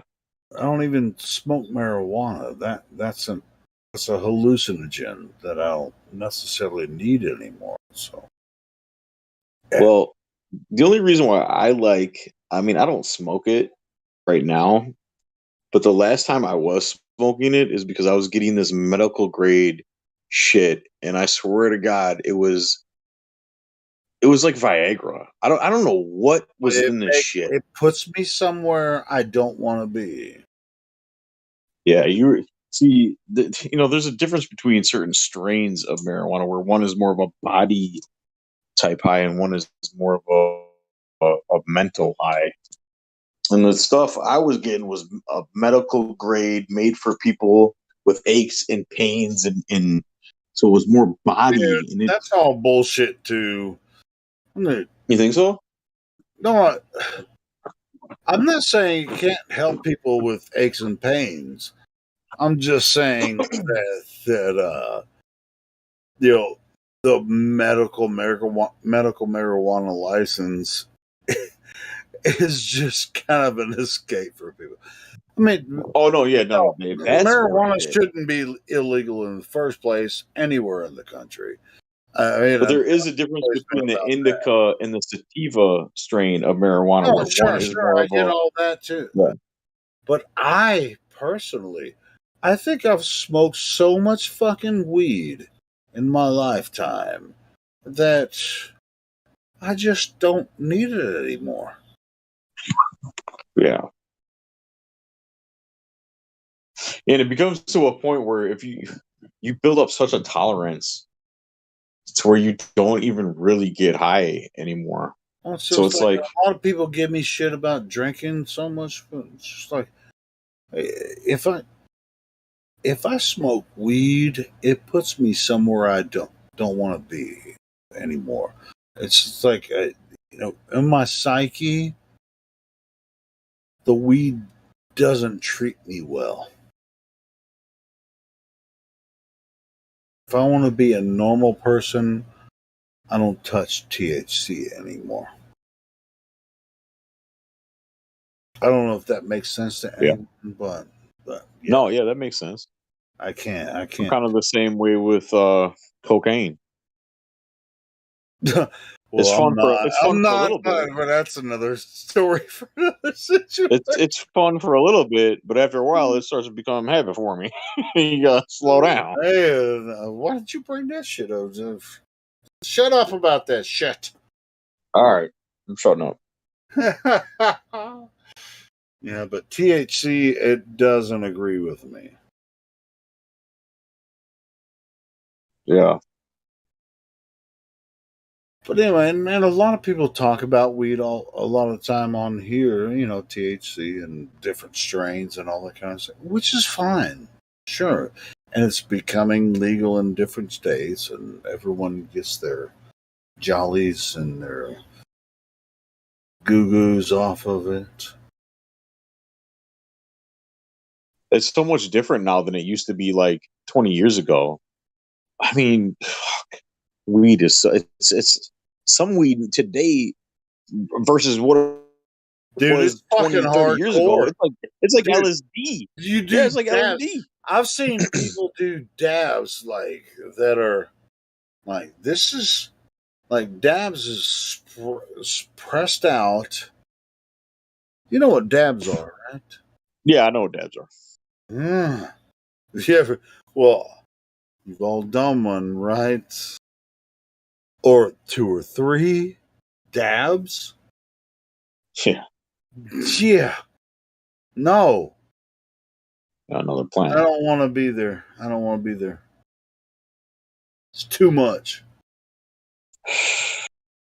That's too high. You can call me a scaredy cat, but that's way too fucking high. It's so concentrated now that it's man.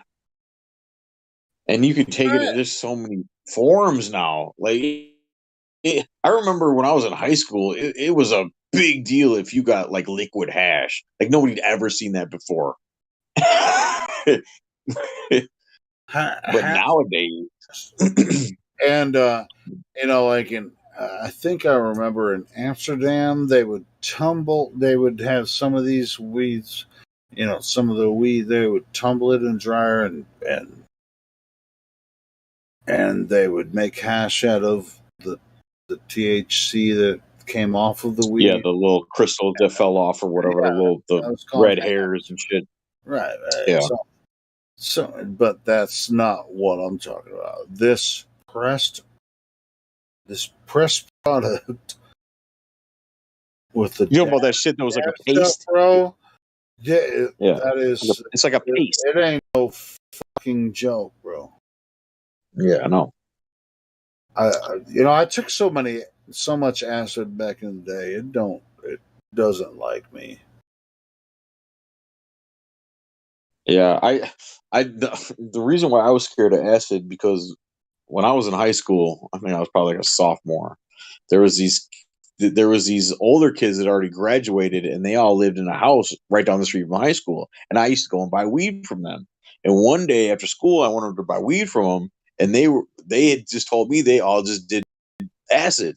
And one guy flipped out so bad and had such a bad trip, and I witnessed the whole thing. I never to that day I was like, no, I'm never doing fucking acid ever. Really? So you never took acid? Nope, never. All right, cool. Well, I took a shitload of acid, and I can't say I never had a bad trip, but I never had something, that was really bad that where I never took. No, Yeah. I took a lot of shrooms too, and dude, back in the when I was a young man, I found weed. First time I ever smoked weed. This is really funny. First time I ever smoked weed, I was running around with my friend in his pickup truck, and he's like, "Ooh, we got this weed up, smoking weed," and this is dirt weed. It's not like the weed. How old were you? No. How old were you? 16, I think. Oh shit, I was 8. Yeah, so we're like, I mean, it's not. I mean, it's funny, but it's not funny. Whatever. Maybe 15, 15, 16. I didn't keep track of my age when it comes to this. But what happened, I was just like, I was trying to start a band with this guy, and it's like, and he's like a year ahead of me in high school and shit. So he's like, we're riding around in his pickup truck. It's like, we're going to parties. I don't know where we were going. I just remember smoking that weed. We'd pull up in Hardee's. We're all high. I'm high for the first time. Guess what happens? I'm in the fucking bathroom puking my guts out. Oh really? Oh, that's yeah. Oh, you puked? Yeah, I fucking people can't went to the bathroom. I would have never guessed that. You probably smoked too much. You probably smoked way too much of it. Yeah, well, the first two times first I time I ever didn't get got high. Well, no, actually, I got stoned before that. That's not the first time I got stoned. The first time was that. Well, I'm not gonna tell you. I'm not gonna get. Oh, tell me. I'm just saying. How dare you? Oh, How it dare was you the to first tell time. the other one, and that wasn't the right one. First time, second, third, fourth time was with one of my uncles, and he caught me in his garage, found one of his roaches, and he's like, "What you looking at that?" He's like, "You want to get I mean, and there wasn't nothing weird about it. It's just like, "You want to get out?" It's like, well, yeah.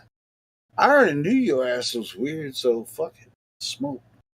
Anyway, that's most I remember, like from that time. And then I was with homeboy, but I do remember getting sick in that Hardee's restaurant. It's like, damn, what's up with this? Hey, but I ain't gonna lie though. I used to drink a lot of alcohol back in the day. Oh shit, I still drink a lot, but I don't puke anymore. But when you're young and drink a lot, parties. I remember some parties where there was like people banging on the door and it's like, "Get the fuck out of the bathroom! I gotta take a piss." And it's like, "I'll try." Can't even lift my head up. I smoked weed a couple times. You know why most people get sick for the first time and never got high, and then the first time I was actually high was I was with my cousin and her boyfriend. We smoked in the car before we went to see Forrest Gump in the movie theater, and I was so high, like the type of high you see. This is very curious. Was it the type of weed that you smoked, or I have no idea. But I you don't know what it was. watching Forrest But Gump. I was gone. I mean, imagine, the reddest eyes you've ever seen, and just a stupid teenage kid in line to see Forrest Gump giggling his ass off for no reason. And then in the movie theater, my cousin actually had to yell at me to calm down and shut up because I was. You remember the movie though? Do you remember watching the movie? No, not really. I don't really remember that much. I remember just my cousin yelling at me. To watch Forrest Gump high again for the first time. That would be fucking awesome. Dude, I remember watching Caddyshack at the drive-in, bro. I remember seeing that the first time at the drive-in, and I fell asleep the first time I watched it. I only saw the very beginning where they're waking up out of the rooms and they're walking down the staircases. I remember that part. My mom told me, "Lay down in the back seat and go to bed. Go to sleep. This is an adult movie." And now that I've seen the movie so many times, I'm thinking to myself, why the hell would they not want me to see that movie? There's only like a couple of nudity scenes in there, and it was mostly just stupid humor. It wasn't even like, you know what I mean? It wasn't even like major stuff. It was all just cheesy stuff. But I remember the very beginning and her telling me, lay back down there. And then I finally went to sleep, and I didn't really care. I was tired anyway. But that's funny, though. Damn, I'm old. I had this experience one time where I had a few years of sobriety because I was a warden of a certain state. And when shortly after I got out, I was like, oh man, I want to smoke some weed. I haven't smoked weed in years. So I got some really good weed. I rolled an entire joint, smoked the whole thing to myself. It's been years since I smoked weed, and this is really good weed. And I went back in the house and I watched Total Recall, and it was fucking amazing. It was one of the greatest experiences of my some of the life. movies I seen when I was high when I was a kid, and I remember they scared the shit out of me. You talking about the Arnold Schwarzenegger Total Recall? Yes. Well, I would hope so. Have you seen the other one? Yeah, I didn't like that one. It's okay. But if you have not smoked weed in a long time, dude, and you want to smoke weed, three titty chick. Watch Total Recall. So fucking dude, that is freaking. I'll tell you a scary movie to watch when you're young and you're high is 12 Monkeys. That movie freaked me out first time I seen it when I was high. I was like, what the hell's happening in this movie? And why is it I can't even remember what happened in this movie? The TV series 12 Monkeys is pretty badass too, if you haven't seen that. Yeah, I actually watched some of that, and I thought it was actually pretty good too. And I don't know why they canceled it, but you know how it is. No, they didn't cancel. There's like 5 seasons. Wait, what is this Yeah, but on? I didn't know they made a television series. What network is it that? was pretty good too. 12 I've seen all 5 Monkeys. seasons. Yeah, just look at. I'll send you a link. It's pretty good All right. actually. It's Yeah, basically it's goes like, into it's a time travel kind of thing. it's a different character, like it's a different person. It's not the same people, but it's really well done. Like you'd be surprised. You'd be like, "Wow, this is almost as good as the movie," because it is. It's pretty close. It's pretty good. I mean, like I thought it was decent anyway. I don't know, but I didn't like I would Hey, you understand. don't say, have to apologize because we both agree. I think it was pretty good. oh, so I do have to apologize if we don't agree. I'm just kidding. Well, anyway. Wait a minute. But Everybody's tells me to stop apologizing altogether. Now you're just telling me to only apologize. No, what I'm I'm saying just is messing with you. totally different than the movie. That's what I'm saying. I know. I was just giving you a hard time. Yeah, the 12 Monkeys series is totally different than the movie. That's all I'm saying. Well, okay, so you sent me this link then It because I is, want but it to check isn't, this right? out. I didn't even know they made a fucking TV series for that. Send you a link.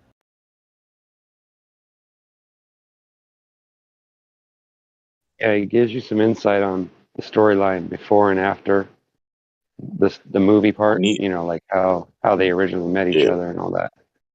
I need The something new to characters. watch too. I've been desperate for something to watch. Oh, I got a list of movies that you might be interested Are in, you fucking depending on what your interests are. shit, bro? Yeah, what do you want to watch? I've been getting drunk and falling asleep watching what's that shit called where they show them old stupid science fiction movies and they talk over them? Masterpiece Theater. What? Yeah, man. I've been getting Yeah, drunk falling asleep watching this shit. it's called something Science Theater, Mystery Science Theater, or whatever. Yeah, That's what it's called. 3000, right? Yeah, 3000. Yeah, that shit made me laugh. Yeah, that's it. That's right. Yeah, there was a number at the end too. You're right. Damn, I can't believe I remembered as much as I did. To be honest with you, I remember when that used to be on, and I thought, that's stupid. Like, why would you want? But then I realized it was basically just watching a movie, and then every once in a while, in between commercials, they would talk about it, and I thought, oh, okay, that's not so bad. No, it's stupid. You're right. It is stupid. I know I'm right. Like I said, I thought it was dumb when I was a kid, but then again, it was the time of my life when I was in my It's the teens right to kind 20s, of. and I was busier chasing after girls and parties than I was anything else. I was never in the house unless I had to be. You know what I mean? If I didn't have to go to school, as I'm long as I did. 43 and I'm watching it now for the first time. That's crazy. That's what I'm Just saying. because it puts me to It's sleep. the right kind of dumb. It's the right kind of dumb. Yeah, there. Stop eating that 3-day-old food. Get out of there. Get off it. Hey, cat, don't eat that. It's gross. Don't eat it. Sorry, I didn't mean to yell. What the hell are you talking? The cat, I got some nachos from like 3 or 4 days ago that's sitting out here, and it had some old meat on it, and he just took a chunk of meat off the top of it and is trying to eat it. It's like, oh man, it's all dried out like freaking freeze dried. It's gross. All right, gentlemen, it's been a pleasure talking to you guys, but I'm bow out. It's 3:30. I had to go in here and do my manly duties. Oh, it's only 1:30 now. Okay, I was thinking maybe you were in the same time zone. I was gonna say I'm in trouble.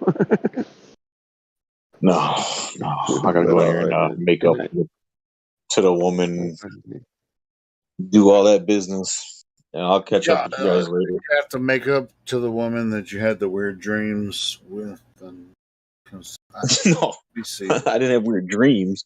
I talked her ear off for 6 hours. Weird science. But all right, guys, it's great talking to you guys. I love you guys. I'll be back. Base. Hey, don't forget to send me that link, Helio. Yeah, I mean this. It's called Soap Today. You can find it. I'll send it to you, brother. Just what network is it on? Tell me what network it's on. It's not a network. It's a place you can watch anything on any network. Like Amazon? Everything. You don't have to be subscribed. But if I have Amazon, can I get it?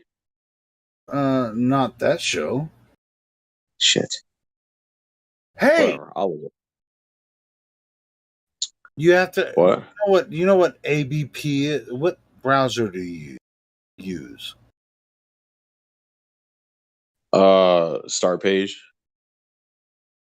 Start page. What the fuck is that? Start page. Oh, start page. Yeah, start page. I use Chrome. I use ABP.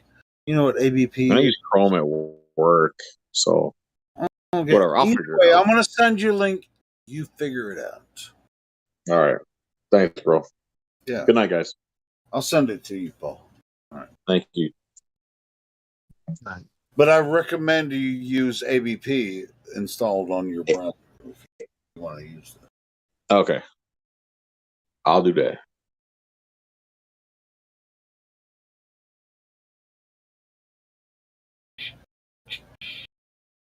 So weird. Like how some nights you'll come in and I'll come in and I'll be looking through all my list of different servers that I've joined over the years, you know, and I'll be thinking there's got to be a good conversation around here somewhere, right?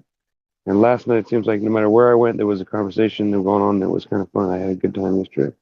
And then tonight it seems like no matter where I go, I can't seem to find a good conversation. It's always decent stuff. Don't get me wrong. I'm not saying it ain't fun talking to you, Helio. But it's like there's like nobody around all of a sudden. It's like, where did everybody go? Everybody get tired? Everybody stayed up too late last night or what? It's funny. Hey.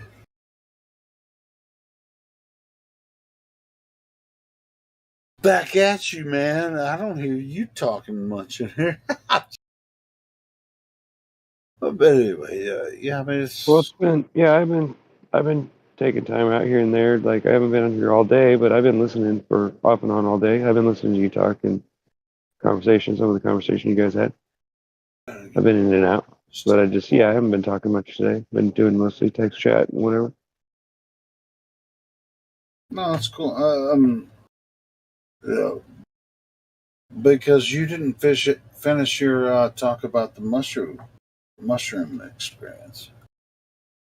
Oh, like I said, I didn't really have one. I did mushrooms, I think twice, but I guess I either didn't eat enough of them or they just weren't any good. I don't know because I never did get high off that I remember. The first time I did coke, I didn't get high either. That's weird, right? How did I? Mm-hmm. Trying to. Like I didn't feel anything. I was like, well, I don't understand. Why am I supposed to feel something? And they were like, well, sometimes it doesn't work the first time. I'm like, well, what does that mean?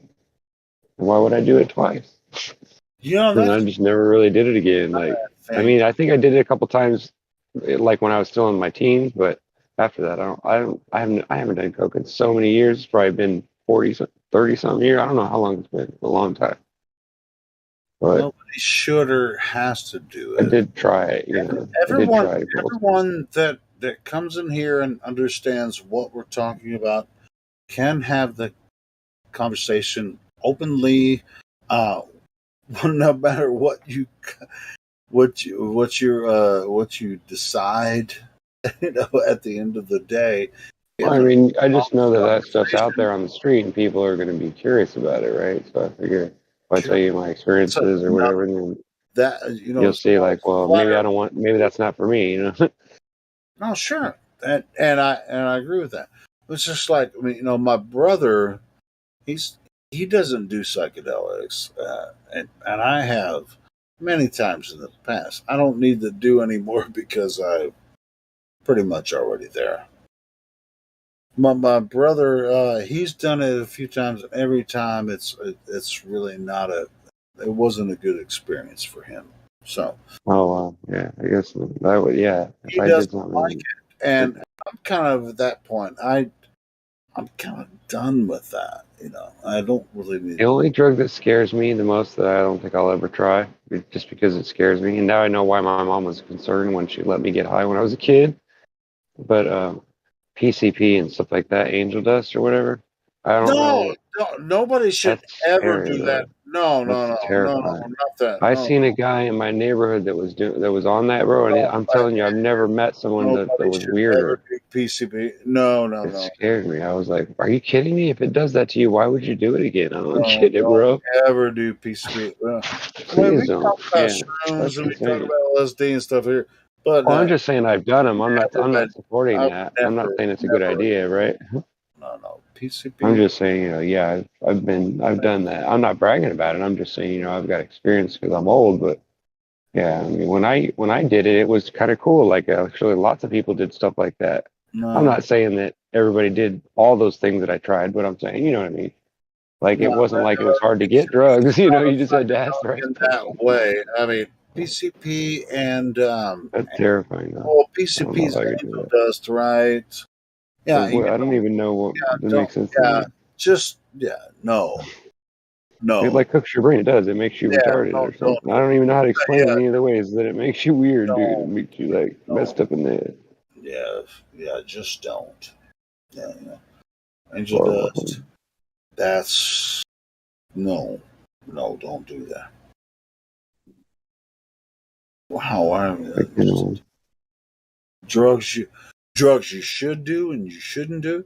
I mean, well, just like I was, I was talking to Paul earlier. He said, "Well, me and my wife took a little bit of mushrooms. We didn't feel anything, but then I took the rest of the mushrooms. I felt something, and she didn't." It's like, well, you should have split it with her. It's like, hey, you regret that now, dude? I took shrooms so many times. It's just like, I don't regret, any part of that. I've never done PCP and I never will, but yeah, just don't. Just don't. And the only thing I do now is drink alcohol. I don't even smoke weed. And if I do, I do smoke every once in a while, but it takes like one hit, especially with the crazy ass weed they have out there now. It's like one hit, maybe two, and I'm starborn. I wish I could get that high all the time. Like I get pretty stoned, like, like it'll make me, high and talk a lot and all that. Kind of like what I'm doing now. I'm a little bit high.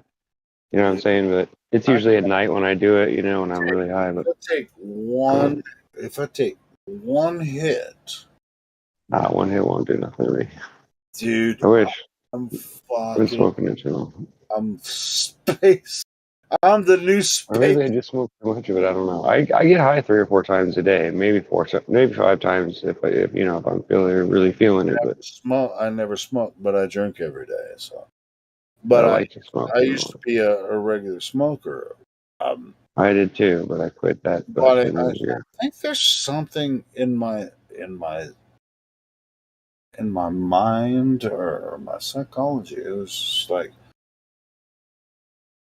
I only take a hit if I'm in the mood. It's usually like at a concert. All right, I'll take a hit and watch this band, and I'll take a hit or two, watch this band, and I ain't gonna lie, it puts me way off in the zone. It's like 2 hits of weed. Holy fucking shit. What I like to do is like literally sit out where it's completely quiet, like especially when there's no wind, like out here where I live, and then lay and watch the stars. It's pretty awesome. Kind of zone out. It's pretty fun. And then maybe you get lucky and you see a shooting star or something while you're still like mostly conscious. You know what I mean? You can just kind of zone out. I like doing that, watching the stars. And if you lay there long enough, you can you'll realize, wait a minute, when I laid down here, this one star over here was over here. Let's move over there now.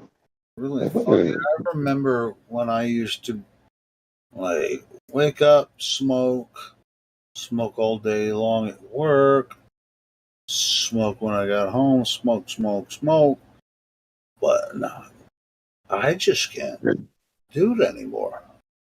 Yeah, I'm getting to where I'm probably not going to If do I it much take one longer. hit a I'm just week, starting to get weak. I'm pretty much useless.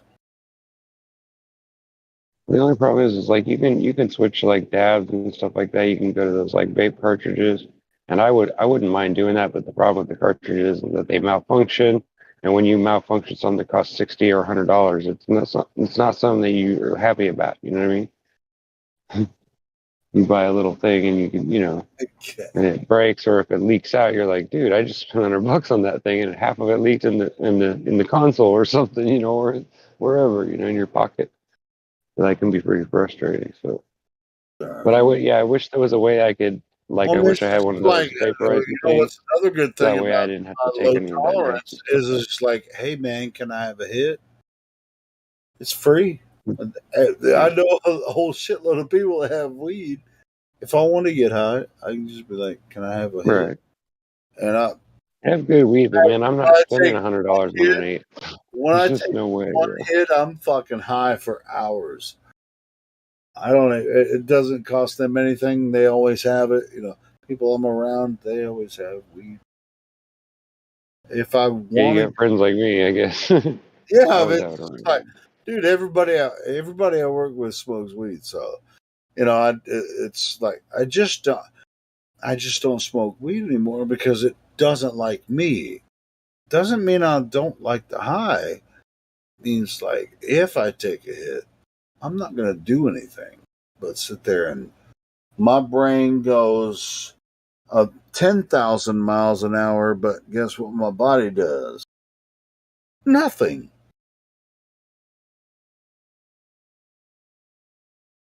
Yeah, I used to drink a lot, but I had to give that up because it got to where I was like not doing anything but that. And I couldn't do it. It I was guess it it's was kind of it like would the have killed opposite. me. It's like the weed doesn't agree with me anymore. Mm. Well, and I guess I I always figure, told the myself, weed's the least yeah, least I of the two told evils myself, because I got when weird. when I quit drinking, maybe I'll start smoking again. I don't know. I don't know if it'll actually work out either way. Actually, that's funny because that you say that because I thought the same thing, but after I quit drinking, I quit drinking. It'll be 11 years ago in August 3rd, right? And I remember it was December. It was a few months later that I quit smoking. And for some reason, I thought to myself, I said, you know what? I've been doing a good job. I haven't drank yet. I figure if I could stop drinking, and that was really hard for me to do. Like I didn't think I was going to be able to do it because I tried many times before and I couldn't do it, right? And I was getting real bad too. I was drinking all day, or I was drinking most of the day. I wouldn't even stay sober during the day into the evening before I would start drinking again. And when I got to where I was waking up in the morning wanting to drink, then that was when I knew I had to stop. But what was weird is that like I quit smoking like a few months after, and I managed to stay away from both of them. I haven't smoked a cigarette, and it'll be 11 years in December, next Christmas, and then it'll be 11 years I haven't drank.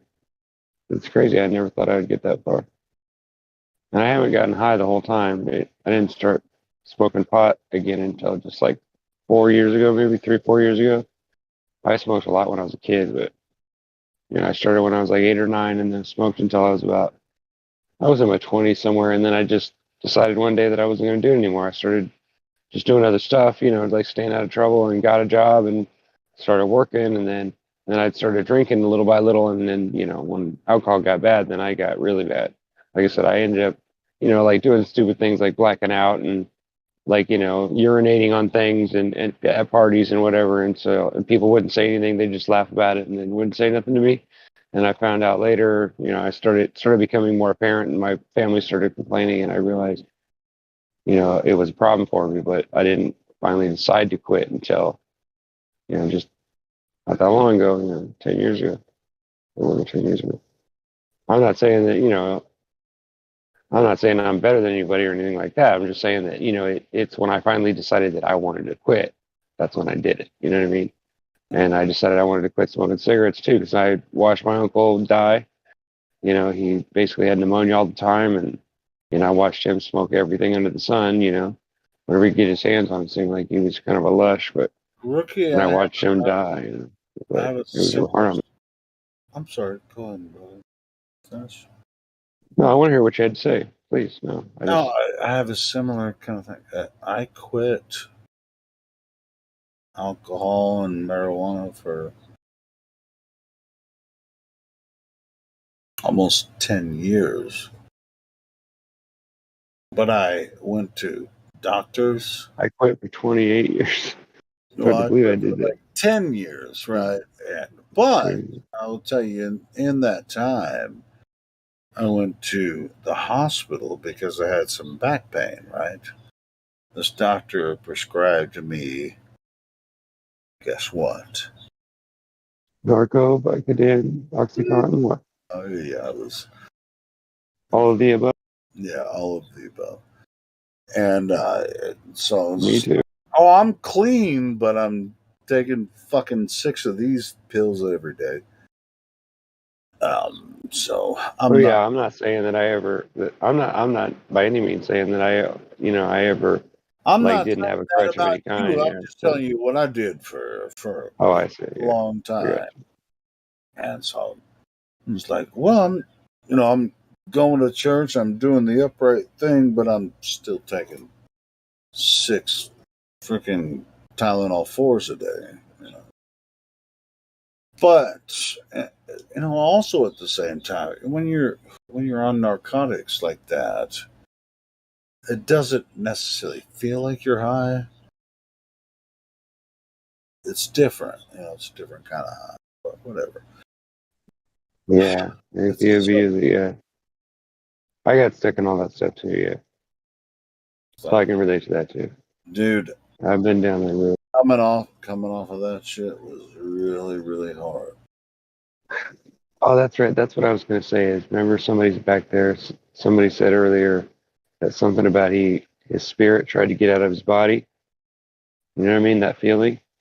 I know that feeling because when the first time I seriously got off of pain pills and pain medicine and all of it at once, I went to a rehab, and it was when I quit drinking, right? And I ended up going back to it, of course, but I have a lot of problems with my back. It's not like I don't have a reason. But anyway, beyond that is I remember that when I quit, like they put me in the hospital and they gave me some other weird drugs. I don't remember what they were, but they were supposed to help me not feel the pain or coming down from it or whatever. But it didn't work because I felt really bad. I mean, it literally felt like my skeleton was trying to like jump out of my body and leave my skin behind. It was weird. It was this creepy feeling like I wanted to run. Like literally just I had this compulsion to just run and not stop running. Like until I collapsed. It was a weird feeling.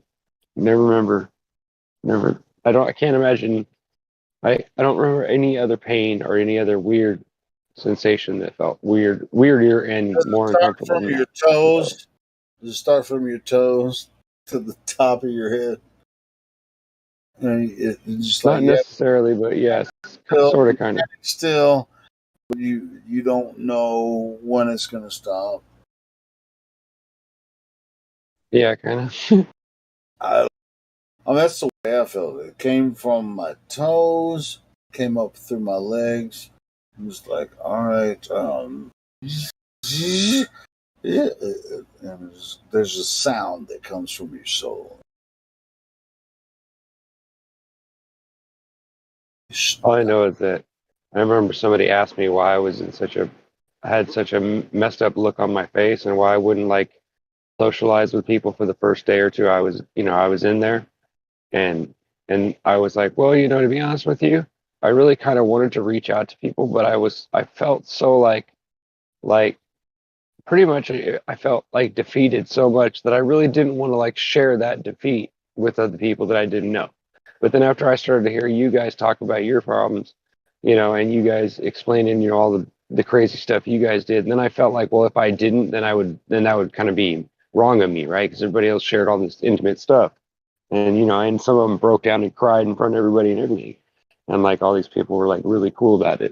It was interesting. It was About like rehab or something? yeah, like a serious rehab, like with an insurance company, not like the state kind. Dude, a lot of Because I people. went to the state kind too, and that was. Rehab, but I've been to my own fucking rehab.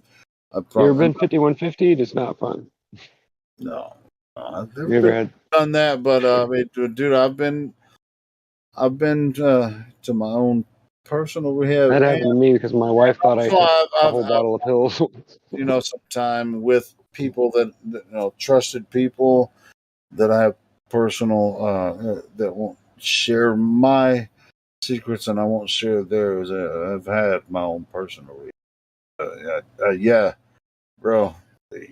There's a certain point where you just have to break down, and that goes for everyone. Doesn't matter if it's an addiction problem or emotional. Yeah, I think you're right. I think if you go on doing something and you let it get out of hand, I mean, I don't know. There's certain things like I don't think that I think that I've done off and on, through my life where it didn't really. I don't think it really affected my life in a negative way. Really, maybe I spent a lot of money on it or whatever, spent a lot of time doing it, but I wouldn't say that it was like really horrible or like life changing. Like it didn't ruin relationships and things like that. But I'll admit that I wasn't, like there was times where, I let it get bad enough to where, I was like breaking down on my own where no one knew about it. But yeah, I was still having issues mentally and, I was, I'd wake up upset and lonely all the time and worried and depressed all the time, even though I knew I wouldn't have been if I would have just not done those things.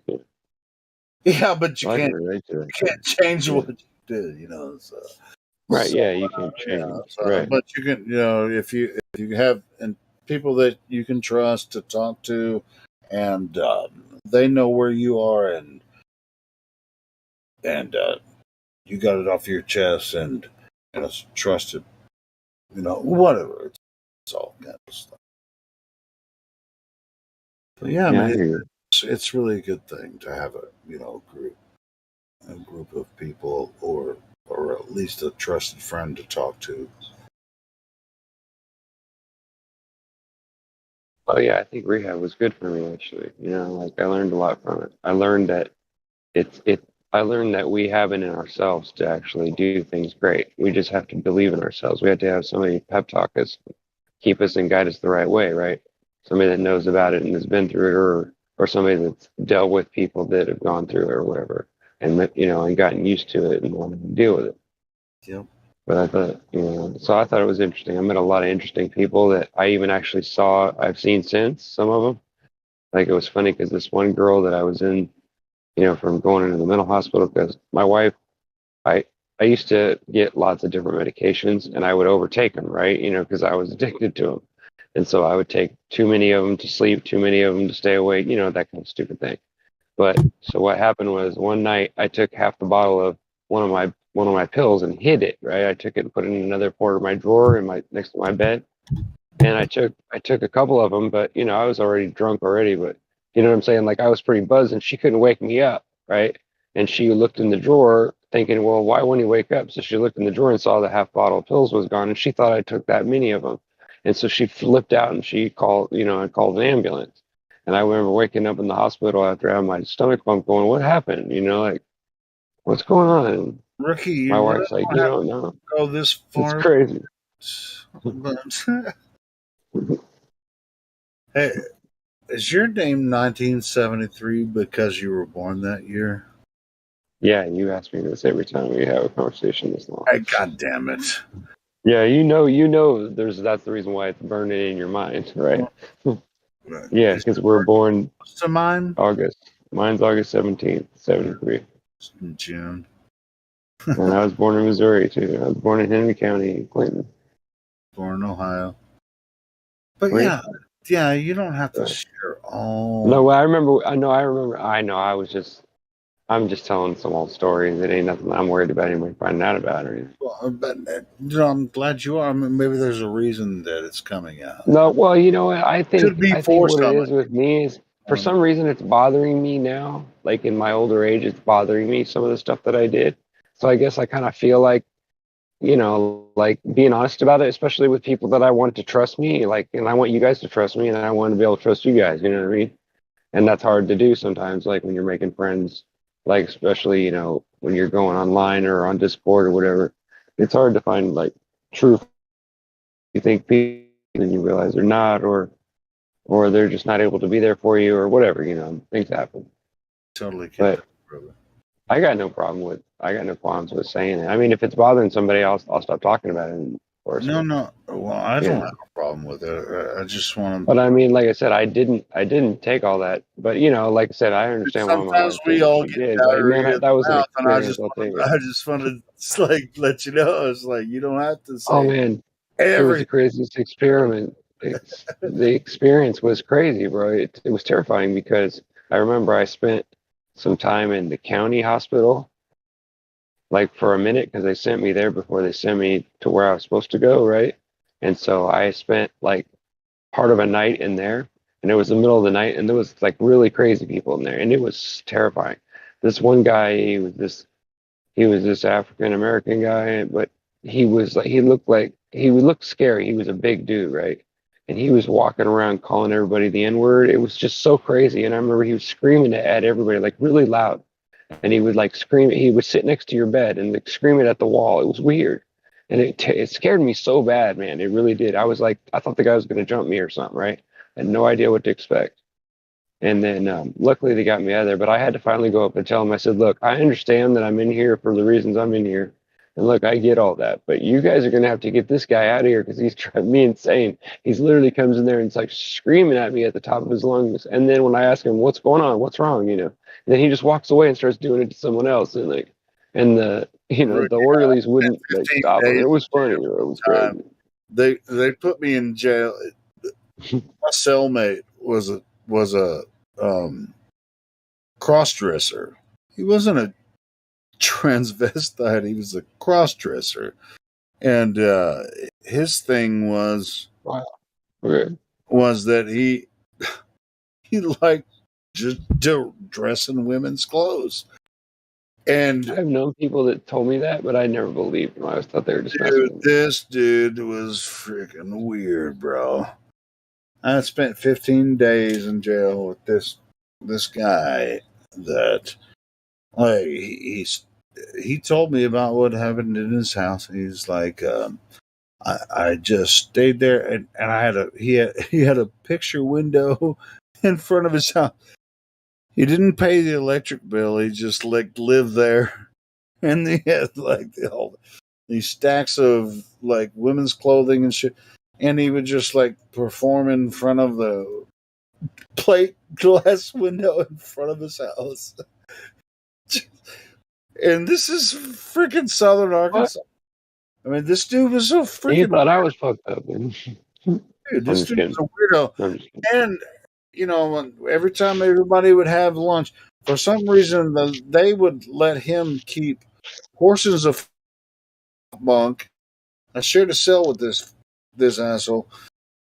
Oh, he would he would keep all of his like extra food. He would like scavenge food from other people's trays if they didn't want it, and then keep it by his bunk. He was a weird dude, bro. So yeah, don't ever go to jail. If I ever had to go to jail, bro, if I ever got arrested, I did the same thing. I'd be trying to hide food so I'd have something to eat whenever I got hungry. I would just never want a cellmate like that dude. That dude was really freaking weird.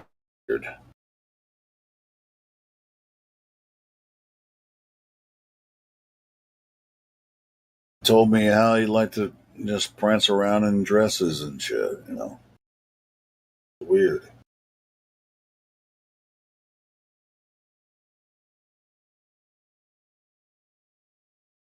Wow.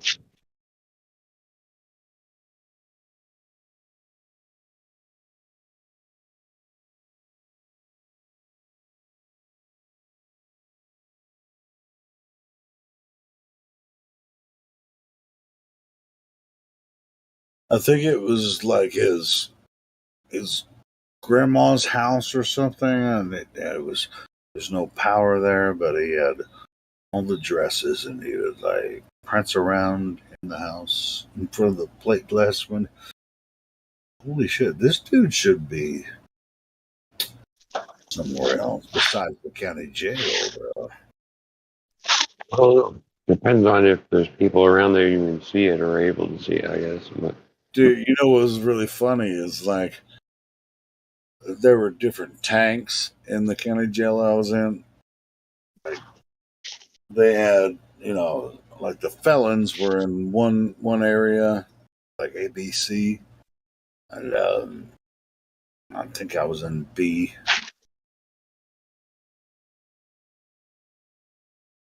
And so, but some of these guys should have been in A, where the felons were. It was a trip. I was there for 15 days. It was freaking crazy. But like when you woke up in the morning, it was open. There was like a couple of, they were like table benches, and they had TV in there. Guess what was playing? BET.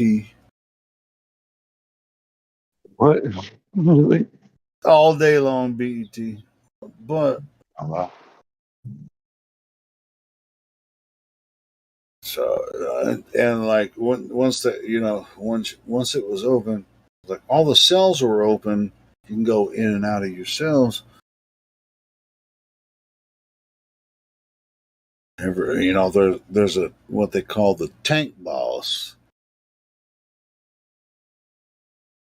One guy was called the tank boss. Freaking county jail sucks ass. Like tank boss. It wasn't so bad, but it was not fun.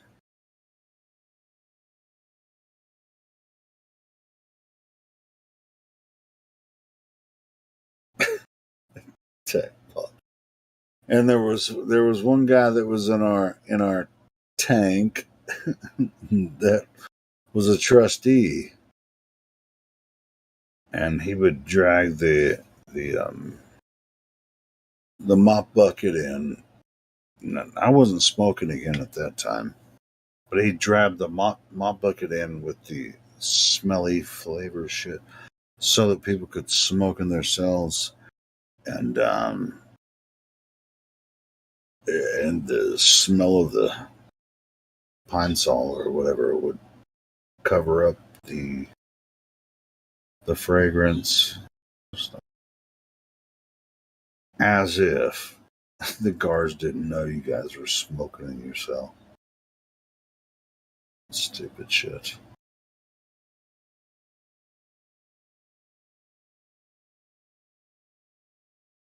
Oh, and there was another thing.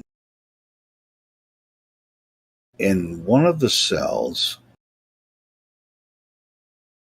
there was a broken out part of the screen where they built this this tail where you could throw it over the fence and pull up a cell phone.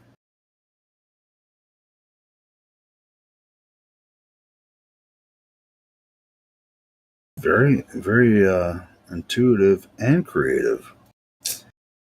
So yeah, congrats to the people in Clark County. Know how they broke the screen out or whatever and got them cell phones in there, but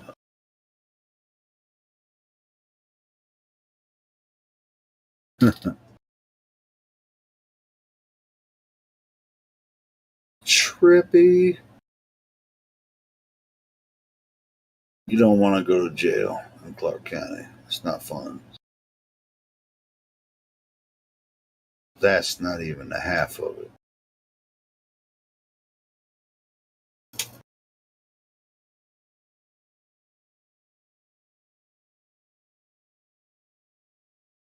Oh, I gotta send Paul that video I was talking about. Hold on.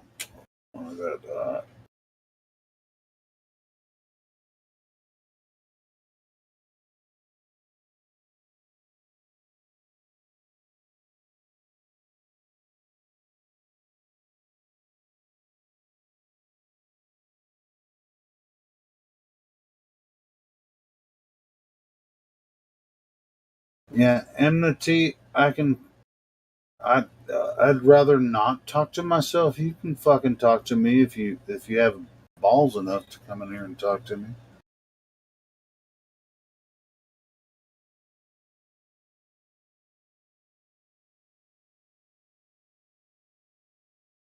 That's a response to a personal DM that I just got.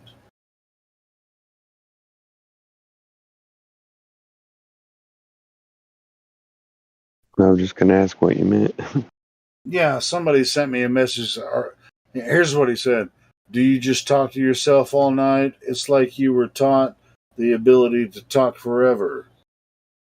It's like, nigga, get your ass in here and talk to me, and then I'll have somebody to talk to. Otherwise, Get out. That's fucking rude. DMs.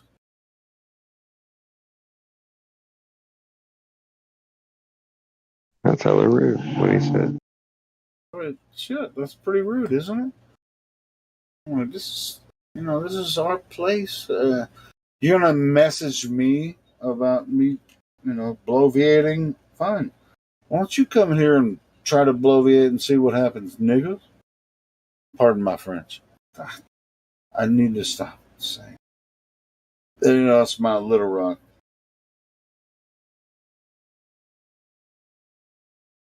How dare you insult the fry?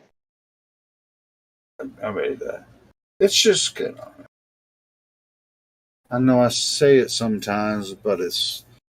I live in fucking Little Rock so much. Like, I try not to, use the slang. And even though I'm a white guy, when you're in Little Rock, you can pretty much say what you want to.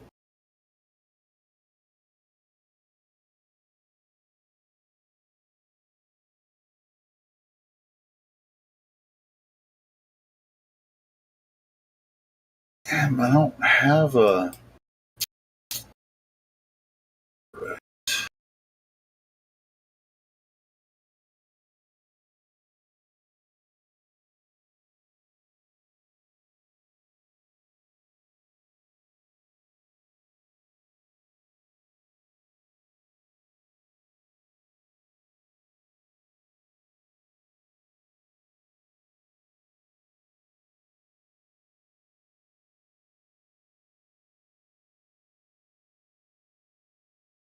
Know why someone would complain about me just talking without coming in here and talking to me.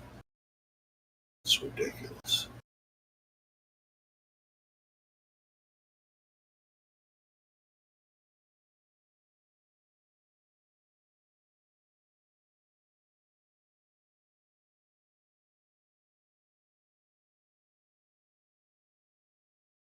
Paul, if you're still listening, I don't have a way to send you that link that you're looking for. But if you're still listening, go ahead and send me a message. I can get it to you.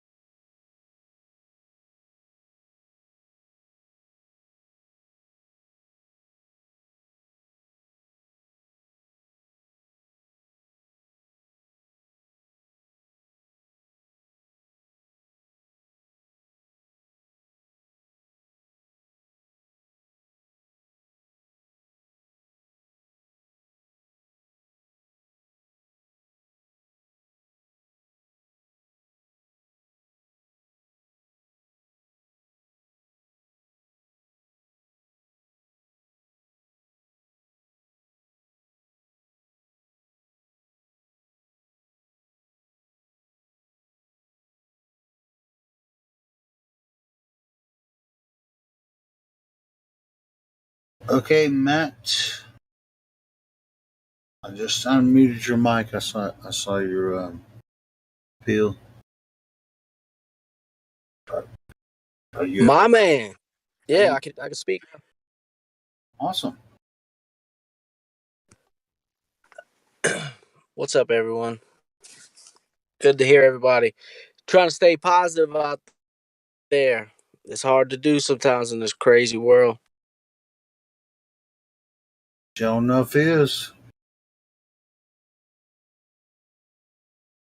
What you about? How do you find yourself in a server such as this? Oh, man, I kind of wondered in here today I've had Discord for a while. We spoke earlier. I've had Discord for a while, but it's only like the second time I've ever really made a call. So you want to talk to flat earthers because? Oh, I mean, am are a flat earther. you new? I mean, you are a flat earther? yeah, yeah. Fan of the Black Swan. I And like the you angle, you celestial navigation. about being The whole subject. flat earth and all that stuff, right? All that shit. Right? Yeah, You got to Roger. know about that stuff. You know what I'm saying?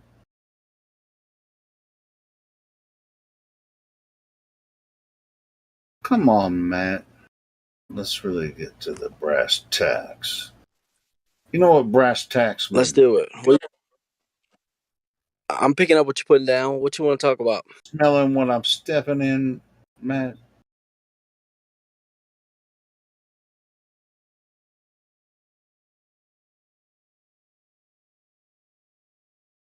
Okay, so you said you've been here a couple of times.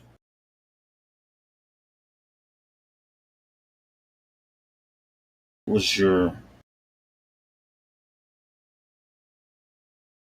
was your first experience here?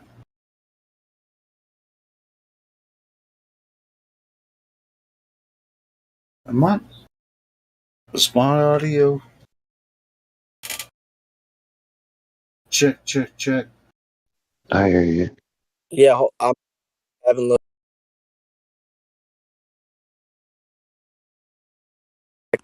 Hey, Matt. Can you hear me? Check yourself before you wreck yourself, bro. I'm asking you a question. I'm not Can taking you you hear me? seriously because, yeah, I can hear you now. Go ahead. So you found your way to this Flat Earth server and you either take it seriously or you don't, or I mean, we do have a lot of fun here. I mean, it can be a fun time, especially this early on Sunday morning. No, I take it seriously, man. I've been a subscriber to 24/7 for shoot, I don't know. Oh man, over a year, probably 2 years now. But just not too familiar with Discord. All right, cool. So yeah, Discord can be kind of weird to navigate and all that kind of stuff. So yeah, well, I'm glad you found your way here. Have you followed along in the chat on the YouTube channel before you actually joined here? Yeah, sporadically, Nathan Oakley's channel really is where I like to hang out. And then like I heard QE in here earlier. That's pretty cool. I like QE stuff. He's got a lot of good work. And Every once in a while. yeah, man. Yeah, it's pretty much my favorite subject in the world. On the world, right? Know what I'm saying? We in here. We in here, I partner. have to fuck with you. So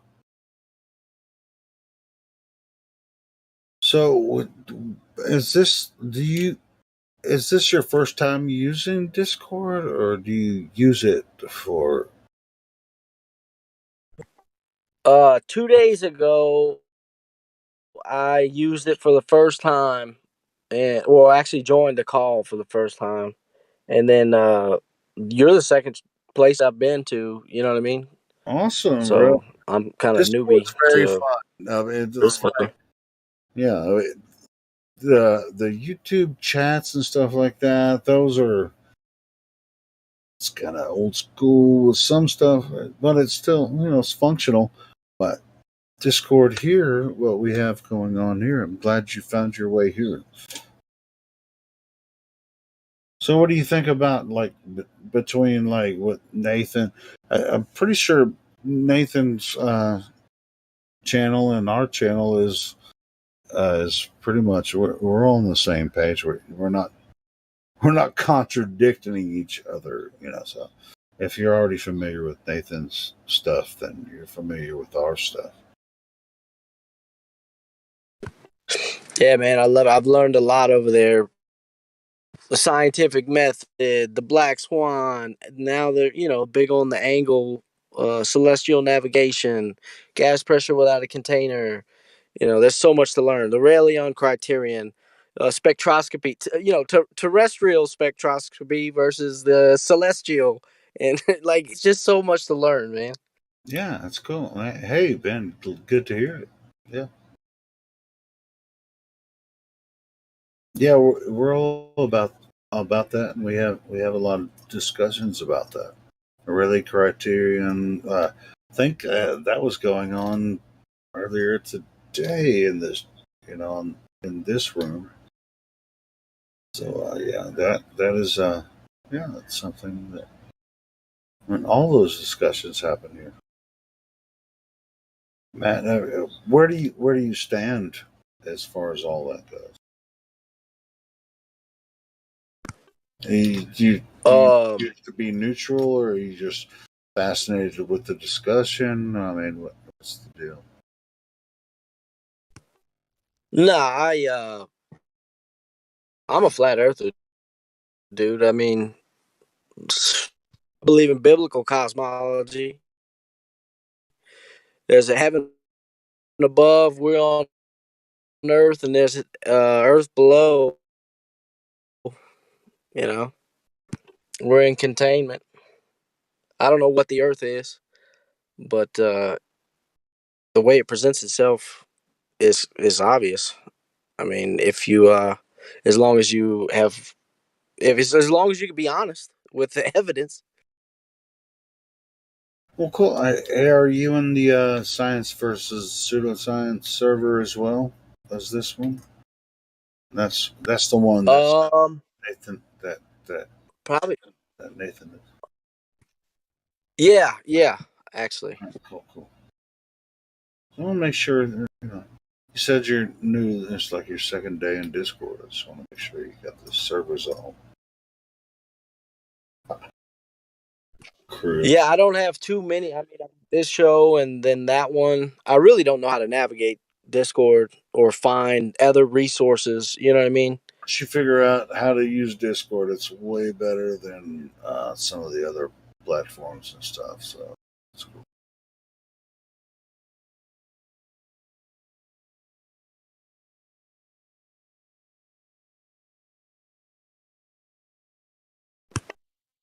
It's been cool. I've been listening to you guys all night, working the graveyard shift, and just listening to different people come and go.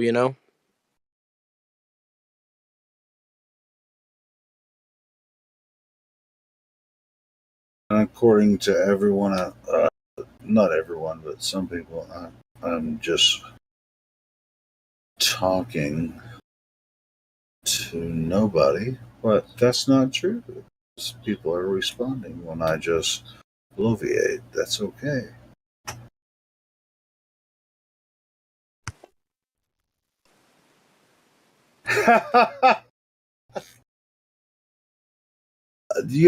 I since you're new here, you know that when we're live streaming 24 hours a day here in from this room. Did you know that? Yeah, like I said, All right, cool. So I'm we familiar have with a text room your associated with that. It's called live stream voice text. So if you want to talk, you can type something in there. I was laughing at other people that are making fun of me, which I'm totally used to that shit. I'm easy to make. Yeah, I didn't know how to get your attention earlier. I was trying to get your attention earlier to get my microphone unlocked, and I had no idea how to do it, dude. No, But you're saying a live stream voice chat? Yeah, right above this live stream room, it's called Livestream Voice Text. Click on that room. Everything that you might bring forward in the future. See, like when you first join the server, you can come in this room, but you won't be able to open your microphone because we have a check-in process for new people that join. So, but you'll be able to type. You have limited access, but everything that that we're talking about, that live stream voice text room goes live to the YouTube channel. So we heavily regulate that room to whether or not you're cool. You're gonna post some really cool shit. There you go. Hey, there you go. I see you in there. Now you get it.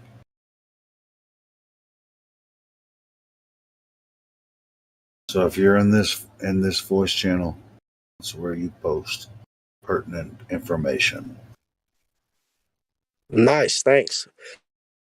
Thanks for the info, man. Yeah, no problem, brother.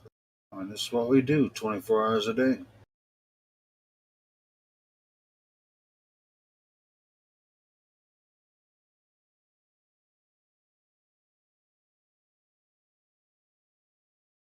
And Matt, by the way, you say you're a flat earther, but I don't usually give, unless I know you already that you're a flat earther. You usually have to wait at least 24 hours before you get that role. So yeah, just keep hanging out. Do what you do here. If you're So I'm not afraid of being vetted, man. You no, got any questions or whatever? You know what I'm saying? It's all good. no, I get you. Yeah, just hang out here. If you're a flat earther, it's gonna show everybody gonna know, and you'll get your role, and everybody's paying attention. Oh, good.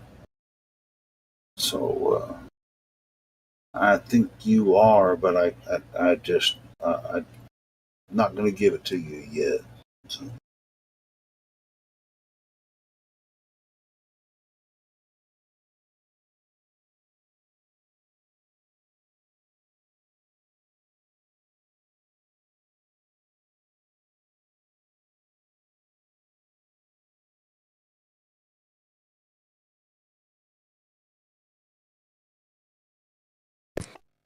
Hey, man, late we got a new guy at work, and I was taking him around the field, and he just out of the blue he asked me, "What do I think about flat Earth?" And I was like, "Oh Lord, here we go." I asked him if he was sure if he wanted to talk about it because it could trigger, it could trigger him. It turns out he's a flat earther as well. It's kind of cool. There's a new guy at work, and he's all into it, man. That just came up randomly, or does he already know that you were kind of looking into it? Nah, he didn't know.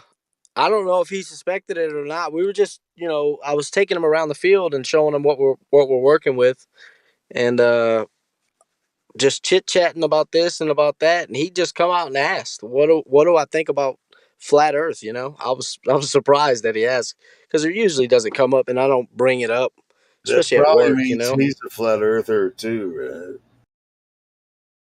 Oh yeah, he definitely is. Yeah. right? Don't you love that shit? Yeah, man. I think the community, everybody's worried about the message and stuff getting out there, but dude, the numbers, they have to be so much larger than we even can anticipate or what we expect. Gotta be.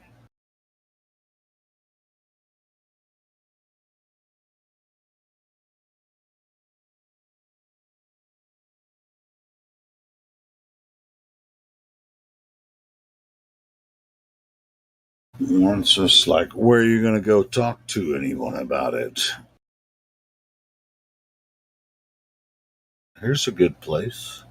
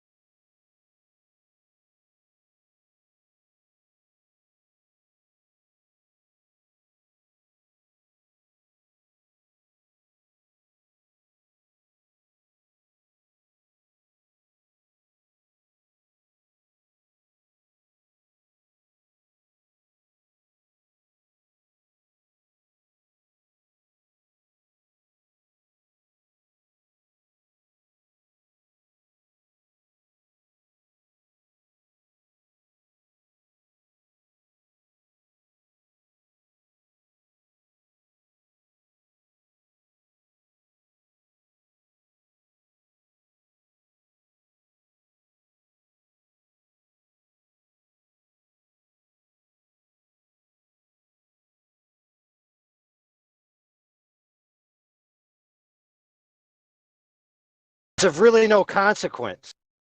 If the meat of the document is about the way in which things are measured, planned, used, etc., saying that it's referencing a non-rotating flat Earth, that's more pertinent than simply an assertion the Earth is a globe. Now, if they had all kinds of trajectories and mathematics and simulations based on globe mathematics, that'd be a much different scenario. And Jem is right. If they did have that, we wouldn't know because we haven't read the other 6 pages. Now, if Jem had actually let me finish my sentence, instead of being a paranoia hyperbolic, he might actually get somewhere with some conversations he has.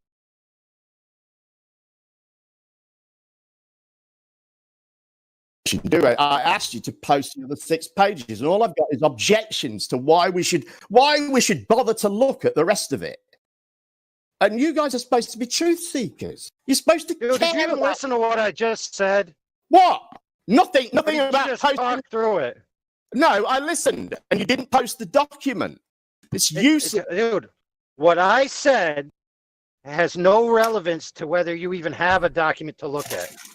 Does it? Yes. No, it doesn't. Oh, any reference you make to this document, which you just did, is irrelevant until we know what the document says. And we don't know what the document says. We know what the title of the document says and what one line from page 7 of the document says. That does not give us a full understanding of the document. Only children would try to pretend that it does. Jem, you obviously didn't hear what I said at all. You can have another go if you want. I think you just rambled on about how it wouldn't matter if we couldn't see the rest of the document. I disagree. No, that's not what I said at all. I think to get a full understanding of this document, you need the full document. Jim, your assertion was that if it simply says the Earth is a globe elsewhere, or if it simply references the Earth as a globe, that is somehow as compelling as trajectory math, etc. That was not my assertion at all in any way. I didn't make that assertion whatsoever. I used that pretty much that. I used that as an extreme example when Miggy was saying that we didn't need to see the rest of the document. And I said, well, what if it said the Earth's a globe on every page? I was being a bit flippant, I admit, but what if it did? You need obvious. Well, if it did, then my assertion stands.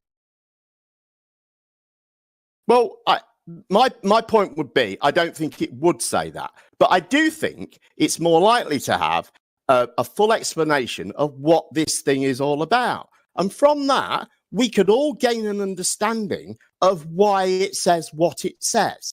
It could be that there's a flat, non-rotating Earth. I don't think the evidence, the document will reveal that. I think if we see it all, it will reveal something else. But at the moment, well, I'll put it to you like this. At the moment, you guys are happy in your ignorance. Listen, most globe arguers agree that in certain scenarios, even when it doesn't actually mention it, that to take it as if it is flat and non-rotating is much simpler, and effectively the tolerances are so small or the effects are so negligent that it really doesn't matter. And if you did calculate it this way, it would be the most practical, usable way to do it, because all those other things are so inconsequential. Because most of the time, when these arguments come up, it's where people are in charge of the thing. That's what I say. It's like you could correct it. That was my argument, and that was my argument. Right, yes. But I think you made it better than I did, I have to say. But yeah, right. To which I would then add a caveat, which is, if the supposed curve and spin are so negligent that you could just disregard them as being valid into any practical effect, then what point is there of even saying they are curved? You'd have to see exactly what practical effects you were modeling, right? Coriolis.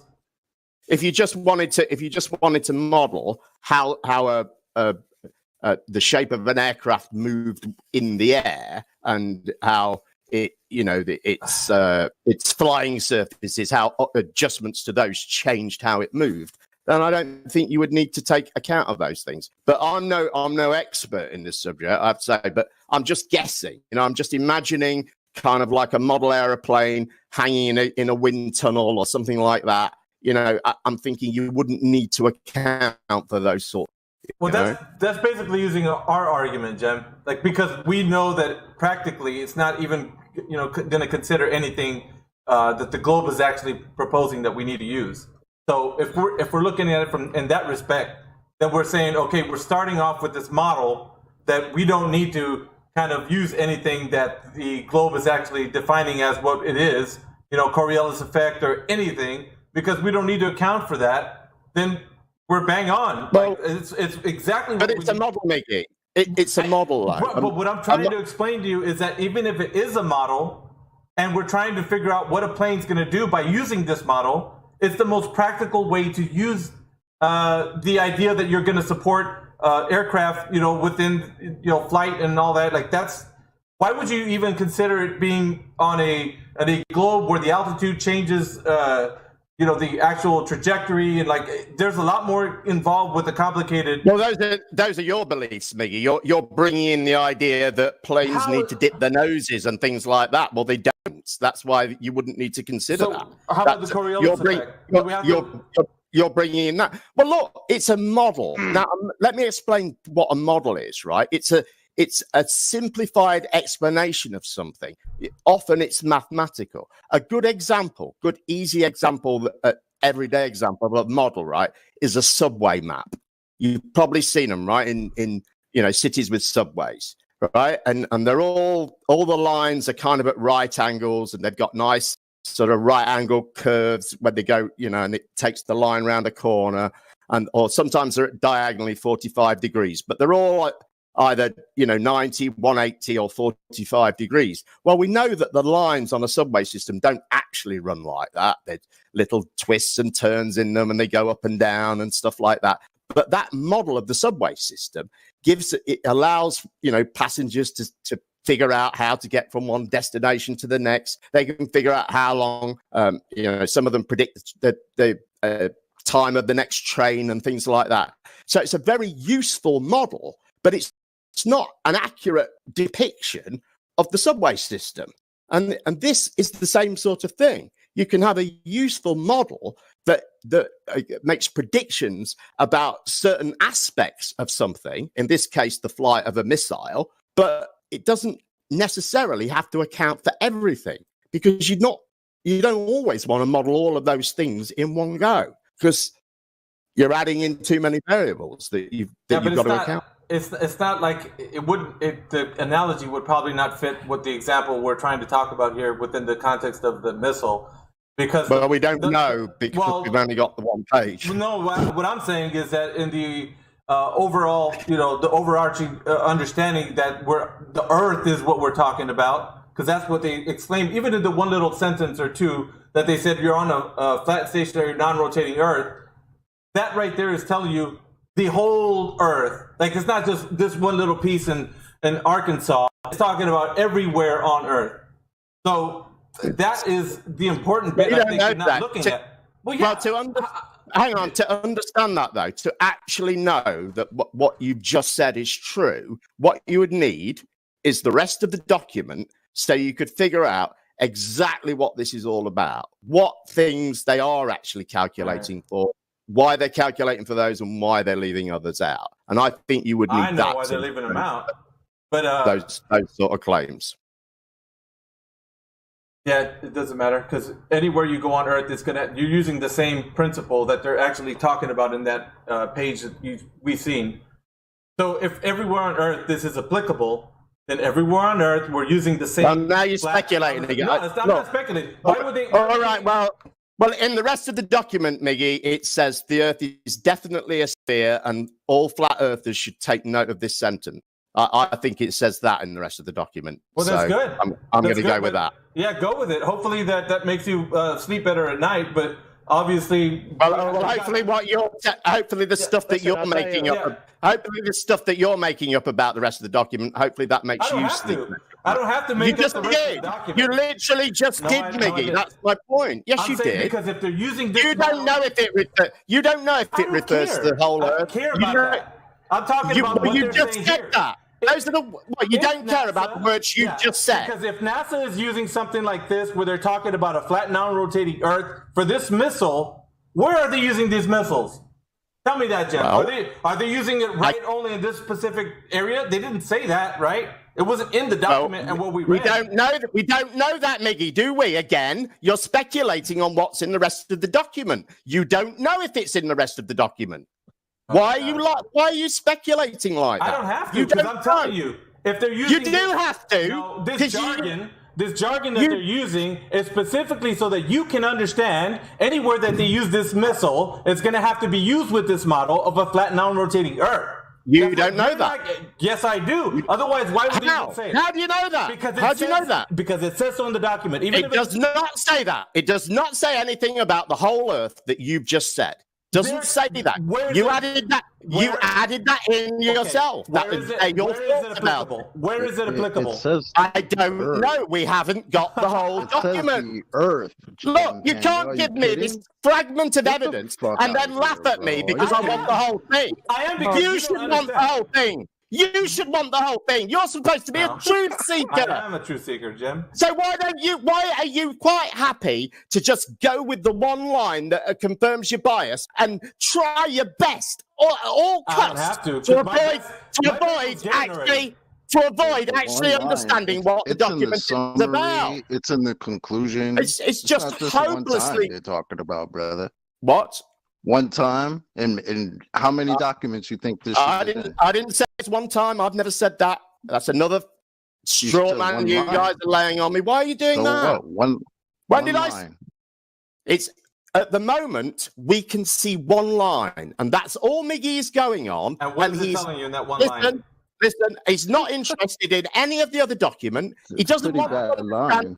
He doesn't. Let me finish. Please let me finish. He doesn't want to understand anything about what the document actually talks about. He's just happy because this line says flat, non-rotating Earth, and he just wants to go with that. Yeah, and he's pretending. He's pretending that he's a truth seeker, I and he cares about truth. I don't care if the document further on down he's the here road to spread the truth. Says that there's a rabbit humping the turtle in the bushes. I don't really care about that. What I'm talking about is what it says. Why don't you? It says right here on that document that it's using a flat non-rotating Earth. Where are they using it? And you think that that's an honest? Yeah, you think that that's an honest, truth-seeking approach to find, to really discover, to really understand what this is about? That's the approach you're going with. Because where are they going to use this model if not on Earth? We don't know, Miggy. We haven't got the document.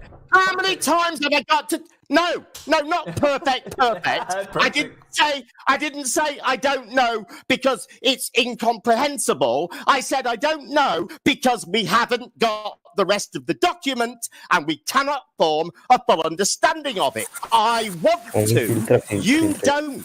Because you're dumb and you want to hide from it. You're scared of what it might say. I'm not. The guys who wrote the document put it in there. I'm not scared of it, and I wasn't scared when you said you were going to bring it up because I know about it. I'm not scared of it. You are. Then you got to ask yourself one question: where is this being applied? Yeah, the question I'll ask myself is why are grown men scared of documents? That's what I'm asking myself. Why is a grown man? Are you asking me the same? Are you asking me the same question again, Miggy? So I can give you the same answer again. Yeah, and that's the problem. We don't know. We don't know because we haven't got the whole document. I want it. You don't. I want to get a full understanding of it. You don't. You want to try and pretend. I have the document. You want to try and pretend you've got a full understanding from one line of it. Right. Can I have the document? Did you hear that? He's got the document. Great. So can we And you go over post with it? documentation and validation, please? Yes. Instead of yelling and screaming your point that doesn't make any sense because you tried to bring up document. Hey, first of all, you can tell me to shut up or you what? It doesn't bother me, hon. Just show what a disrespectful asshole you are. Now I can stand my own too, babe. Don't try to come at me. Well, okay? what are you? Nobody needs your input. All we need is the document. You need to sit down. All we need is the document. We don't need your input. We're trying to provide that document, but you're too busy going off and yelling. Providing the document doesn't involve you speaking. Posted the document All right, in the I've got it. chat. I'm just pointing out to Stacey that didn't require her to speak. What page do you want to go to, Jim? What'll satisfy your little deal here? Jim. Well, I'm going to read the whole document. Oh, go ahead. Right, this is what I'm going to tell you I got you is locked, that stock, and entire barrel, document, Right, that entire document doesn't even mention a sphere or globe. So just an FYI, there's 108 pages. This one mentions no wind, though. So tell me where on flat Earth there's no wind for an aircraft to fly in. I think when they wrote paper and included Earth, I think they knew about wind. Well, why did they just scared to talk about what the fuck they actually mentioned? You just want to talk about what they didn't mention again. Well, they did mention wind. They do mention wind, Chocolate. They do mention. So then that's your bad because you just said they didn't. So who the fuck cares? No, I did not. No, I didn't. I said you don't even know what you're saying anymore. I said, listen. I said they didn't include wind. Okay, that doesn't mean they didn't mention it. They specifically did mention that they weren't including it. So go ahead. So go ahead. So go ahead. It was flat and non-rotating. So go ahead and tell me what. Well, they mentioned it was. That's pretty shit compared to. Okay. So does the flat non-rotating Earth have no wind? Why would they need to mention wind? Because are you breathing? Earth has wind. Right. You know, do they have to specify that there's wind? Or they had to specify that it's flat and non-rotational. You don't want to argue about that, but you want to argue about they didn't mention wind. Are you kidding? Yet again, Chocolate. I didn't say they didn't mention wind. I said they specifically did mention wind. They specifically did mention wind. They So whether they specifically mention wind or not, I know. Stop talking. whether they mention wind or not, what they specifically also did mention was that it's flat and non-rotational. Look, Chocolate, you can keep repeating that, but try and get with it, okay? Now, listen carefully. They specifically mention that they're leaving out wind of their calculations for an aircraft. Now, do you have an explanation for why they would do that? Over a flat stationary plane? Over anywhere. Over Earth, Because which they're saying is flat and non-rotational. Yeah, they've already dealt with wind for years, so they already know how to deal with that. So If they're building a fucking aircraft, so could it be? If they're building a fucking aircraft that literally depends on wind to fly, I don't know why they would specifically have to mention that. But what they do specifically mention is that it's flat and stationary. Just keep repeating that. Just keep repeating that. Well, because you want to avoid it, bro. You've been avoiding it since I got in here. Look, I'm not avoiding it. I'm trying to make an attempt, and as I have been since I've been here, to explain why they leave things like a curved and a a curved. Please let me finish. A curved and a rotating Earth out of this. Now, when I brought up wind and said that that's out of it, Stacey immediately piped up and says, "Oh, well, because they're used to dealing with wind." Well, of course, they're used to dealing with a rotating and curved Earth in the same way, and that's really. That's my really point. Because they didn't say that. They said flat and stationary. Well, the point is that would be reasonable in the same way, wouldn't it? Okay. If the Earth, we're just saying it's all hypothetical at the moment, right? Neither of us know. Neither of us know. Is this for a missile? Wait, let me just ask a question, please. Is this for a missile that's supposed to go how fast that they're worried about wind? Or is it a plane that's going a lot slower, so they have to adjust the wind because of how it's moving? And we're talking about two different things here, right? We are talking about two different things. There are two documents. Right, so how fast does that missile go? Does it have to worry about Listen. There are two documents. There are two documents on the table. At the moment, thankfully, we've switched to the one that I'm more familiar with, which is the one that deals with aircraft and not missiles. Okay? I have no idea how fast the missile goes, whatever question you ask me. I have no idea. No reason why I should have any idea. I don't know why you asked me that. Now, I would like to read this document if I can. Well, read the document while you're doing that. See if they could tell you anywhere there where this was being applied. The model, as you state, of the flat, non-rotating Earth. Where is this applied at? Let's find that. See if the document says anything about that. I, of course, don't need to. I'm not sure what question you're asking me, Mickey. Okay, so we first started. Like, you read the document. I'm saying when we first started talking about this, I asked you, where is this model that we're talking about being applied? Even if they claim that it's a globe and it spins, all these other things, whatever else the document might even say, why and where is the model being applied on Earth?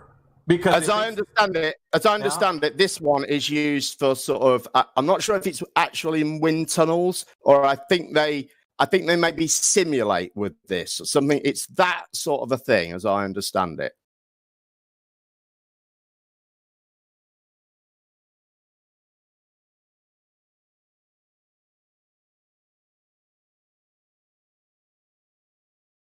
So you don't know yet. You're just saying you're right now. You're based upon what you're. It's been a while. It's a while since I dealt with it. I came across it when it first came out, which was about sort of 3 years ago, and then sort of fiddled with it around then when it was popular, and then forgot about it.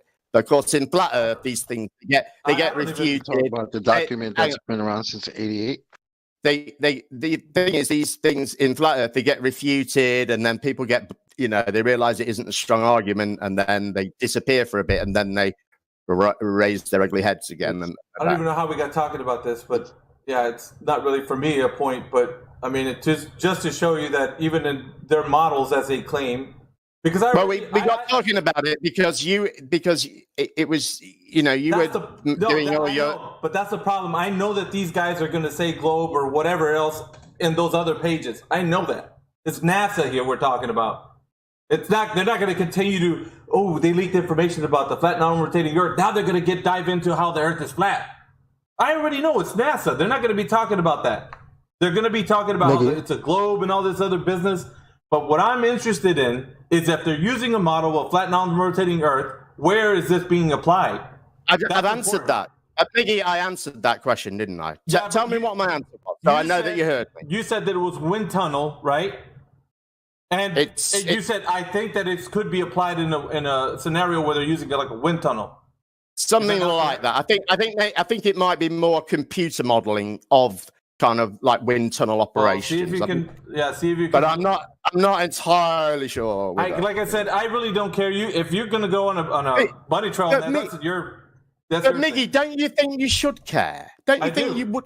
Why don't you want to have a full understanding of what this document's all about? Because it might reveal even better evidence for you, right? It might say something that's even better for flat Earth. Right. It's but you don't know that because you're only bothered about this one line. Because it's and I find that astounding. The obvious that I know that the Earth is flat and non-rotating. It's already citing. Even as a model, it's already citing what I already know in reality. I don't need to go any further than that because it confirms everything that I know. So it doesn't matter if later on down the road, NASA, the other pages that you read say, definitely a globe, of a definite size and shape. It works this way. I don't really care. To me, it doesn't matter. They're using this model. And that's all I care about. In that case, all I can say is then, Miggy, I feel sorry for you. If you think that is sound, if you think that is sound reasoning that can lead you to, accurate conclusions about reality, then I feel really sorry for you. Because I'm glad. I'm actually glad. I'm actually glad that it's not sound reasoning that they show you a magical spinning ball really and matter, they assume a flat stationary Earth. You think that's the same thing, same difference, right? It doesn't matter. Get the fuck, bro. Look, you're the one that's delusional, bro. No, look, that's I didn't say it was delusional, and I'm the one that wants to get a full understanding of this document. Miggy is desperately trying to avoid getting a full understanding of it because, as he's just admitted himself, he knows it will say things that make it not it's NASA, Jim. It's NASA that we're talking about here. Like I said, these guys are not like proponents of the flat Earth. For number one, so even if we're looking at a NASA document, I already know going into this what the other pages are going to say without even looking. They're going to have explanations about how the globe is doing what it's doing. What I'm interested in, think about it, Mickey. It's pretty bad for a hostile witness, right? Because they're the ones that show us the magical spinning ball.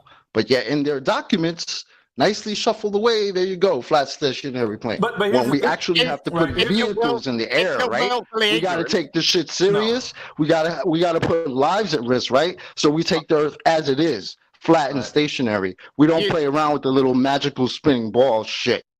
You think we should take you seriously when you're deliberately ignoring more than half of a document? You think that should be taken seriously? People drove dune buggies on the moon. How should I take you seriously? Are you out of your mind? I'm just like we can show that happened. We can show plenty of evidence that happened very easily. So I know you consider every video reason as to evidence, believe Jim. that happened. I know you consider video as evidence. You have to prove it's a ball first, and you haven't done that. So, if you watch my video, how I know we went to the moon, Miggy, you'll see. By the way, you'll see what I present as evidence. And, I'd rather it doesn't include a lot of video all over themselves telling stories, telling campfire stories, telling fucking nonsensical bullshit that grown men like you are supposed to believe, right? Get the hell out of here. I'm gonna watch your video. No, I'd rather listen to the astronauts themselves blow up their own spot. You can call it that, but clearly it isn't that. You know,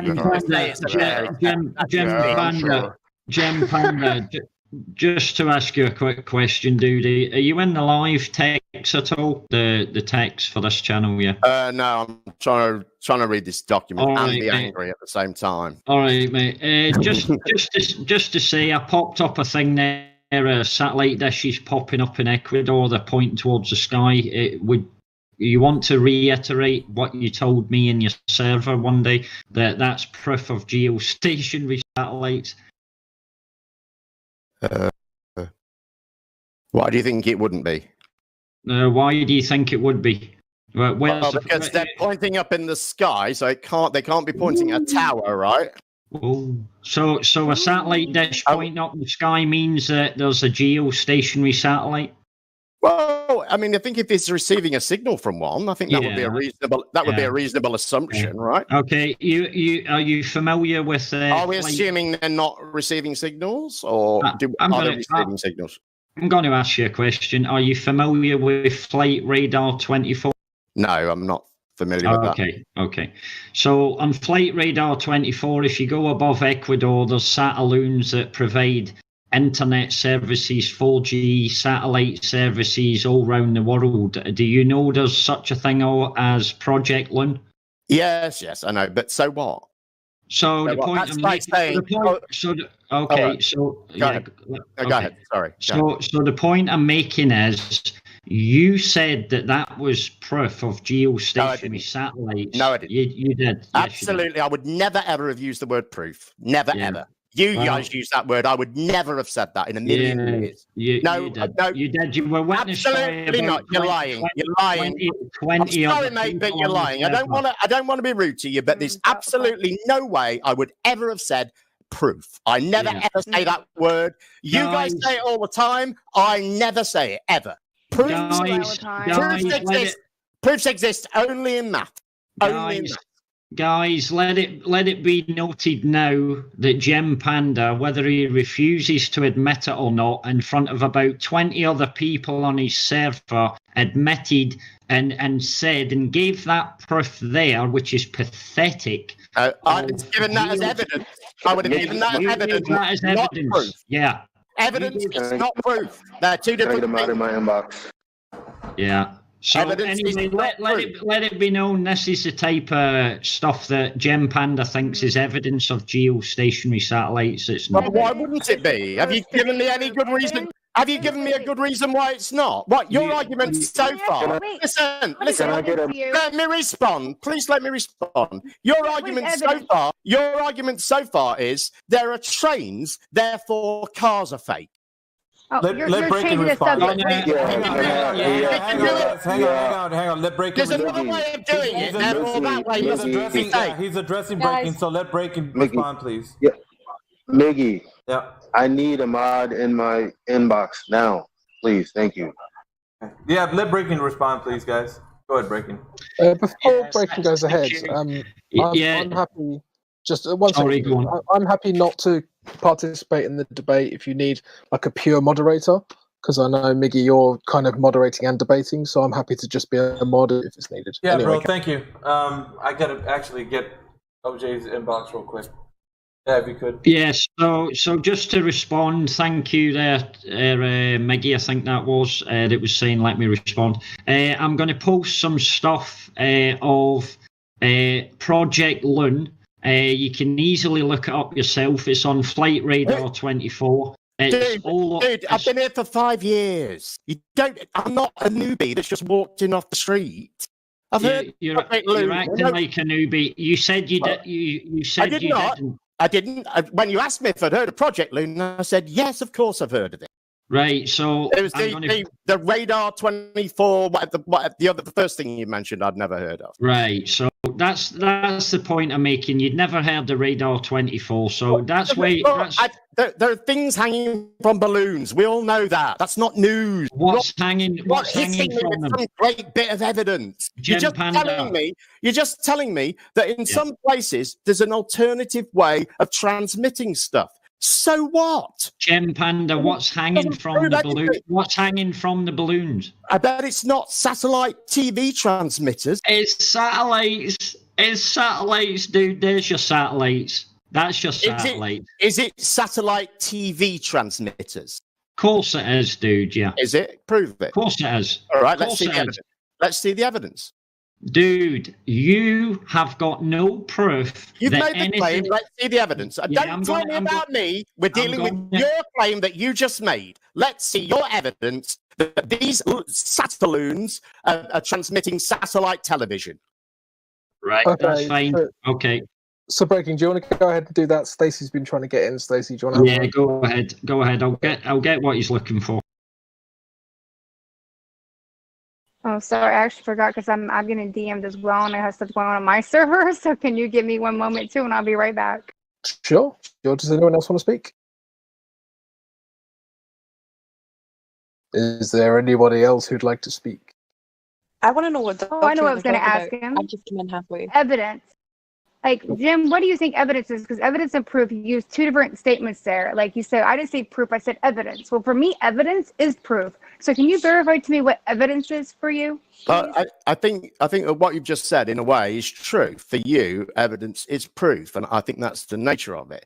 I think I can show you evidence, but only you can decide if my evidence amounts to proof for you. And this is why we have a jury in a court, right? Because what's proof for one person isn't proof for another person, and we recognise that, and that's why we say we need 12 people to all agree that this is proof for something before we, convict someone, right? So that is what I would say is the difference between evidence and proof. Okay, I appreciate that. One supports an argument, one subjectively substantiates the argument for a person, but not for everyone necessarily. Then can I ask you, what would the word be to be used then? Because the proof wouldn't be the word, I guess, necessarily to use anyway, because then you say everybody can have their own definition of proof. So to validate our reality, what would you use? That validation, citation? What are you looking forward to? Because you want validation too. I think to be honest with you, I mean, I'm a bit pedantic about the use of this word proof, because when we're in debates and stuff, you can get yourself caught in a corner where you say you can prove something, when in actual fact you can never prove something. You can just offer evidence for it and hope that it proves it. So that's why I tend to be a bit sort of pedantic about it. I don't think it's really that wrong to say this is my proof for this. It's in a sort of colloquial sense. But for me, I think proofs only exist in maths. We can prove that, we can prove 2 + 2 = 4 in a 10-based counting system. But for me, that's a proof. So I know we had this lengthy discussion the other day about verification and validation. And I think you guys are being, I think you're being somewhat unfair in the way that you use that, because I don't think you always think through what it is that you're asking for. And where we got to the other day, it seemed to be with Miggy, was that the only evidence that he would accept from me would be evidence that he had already checked himself and personally collected himself, which, that to expect people to give you evidence you've already got seems, I don't think that's right. So I would say, but I would, I think, of course, you need ways to verify what's true. We can't just take a photograph off the internet and say, well, there's, look, satellites. So I guess what you've got to do is... Can't you, I'm asking a question actually, can't you just make up a bunch of masks though and make it fit to things? And we're talking about what we can observe and do with scientific methods on natural laws that we could prove. I mean, when I say prove, I mean what you actually can do in your reality. Natural laws that you can verify for yourself, experiment after experiment. So those things, the globe model should be able to easily prove at this point. I mean, it's 2020. I would say it can.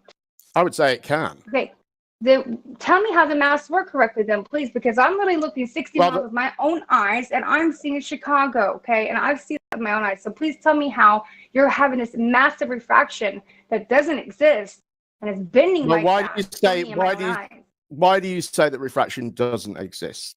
I'm not trying to catch... No, wait. I didn't say refraction doesn't exist. Refraction does exist. But refraction doesn't exist to the point that you're trying to keep, not you. Okay, well, why do you say that?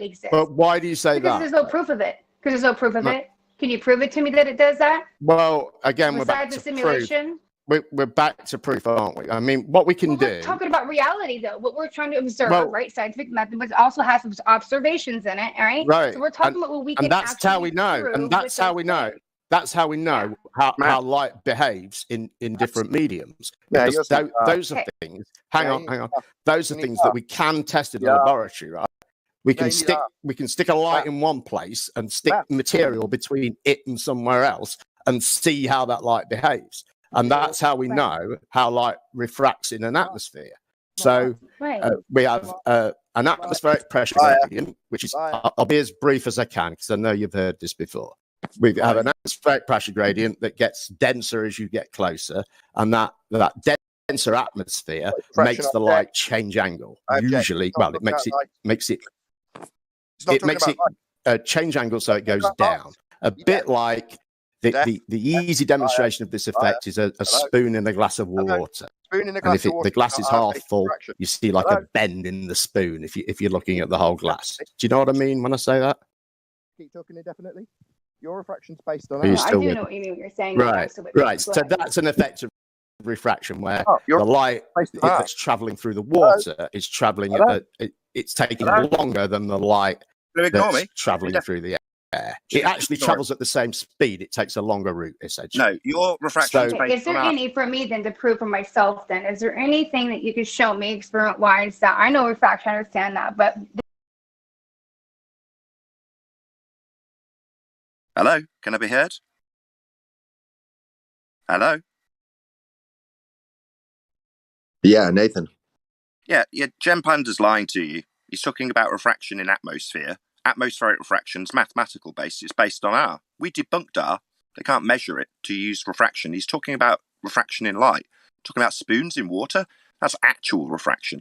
His terrestrial refraction, which he specifically said, is mathematical only. It's based on R. He hasn't got an R. We debunked it. Can't measure it. Also, Jem Panda said that satellite TV dishes point up at the equator. When have you seen that? Did you just quote, get it from the internet, picture from the internet, right? Yeah, correct. I've been on Jakarta. I used to work with AV equipment and satellite dishes on the equator. They don't point at the sky. Jem's just made that up. Maybe you got a picture from the internet. You're a liar. They don't do that. Been in Jakarta, fiddling with satellite dishes, Jem. Have you ever done that? You liar. They don't point up. Point to the horizon. Same as all of them. Why did you just make that up, Jem? Did you just get a picture from the internet of a dish pointing upwards? Further to that, somebody pointed out that there's satellites on balloons. So they could be pointing up at the balloons then. Have you proved that they're not? Cat got your tongue, Jem?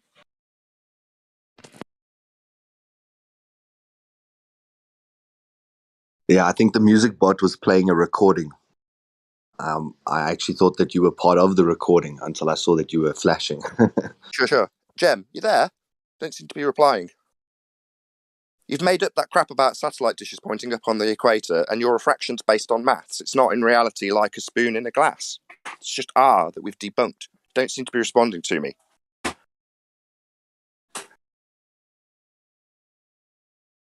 Hello? Yeah, Jem's not here. It was a recording of a previous conversation that was being played by the bot. I did come in to ask that.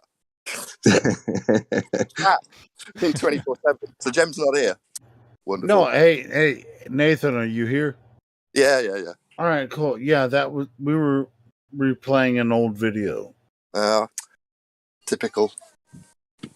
Yeah, sure. So, how you doing, brother? Bad. I thought I was going to get Jem on the ropes, but clearly not.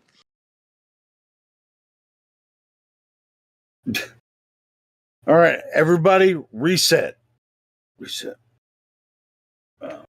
My bad. Sorry for interrupting your replay.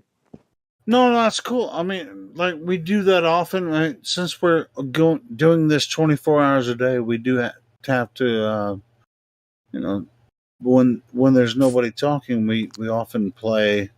Gotta fill the void. Yeah, fill the void with replay. So to say. Yeah. Bummer. Well, it's not a bummer, to be honest. I mean, I don't think it's a bummer. Helio, when was that recording from? Because it seemed like Jem was in the Flat Earth. It's from over a year ago.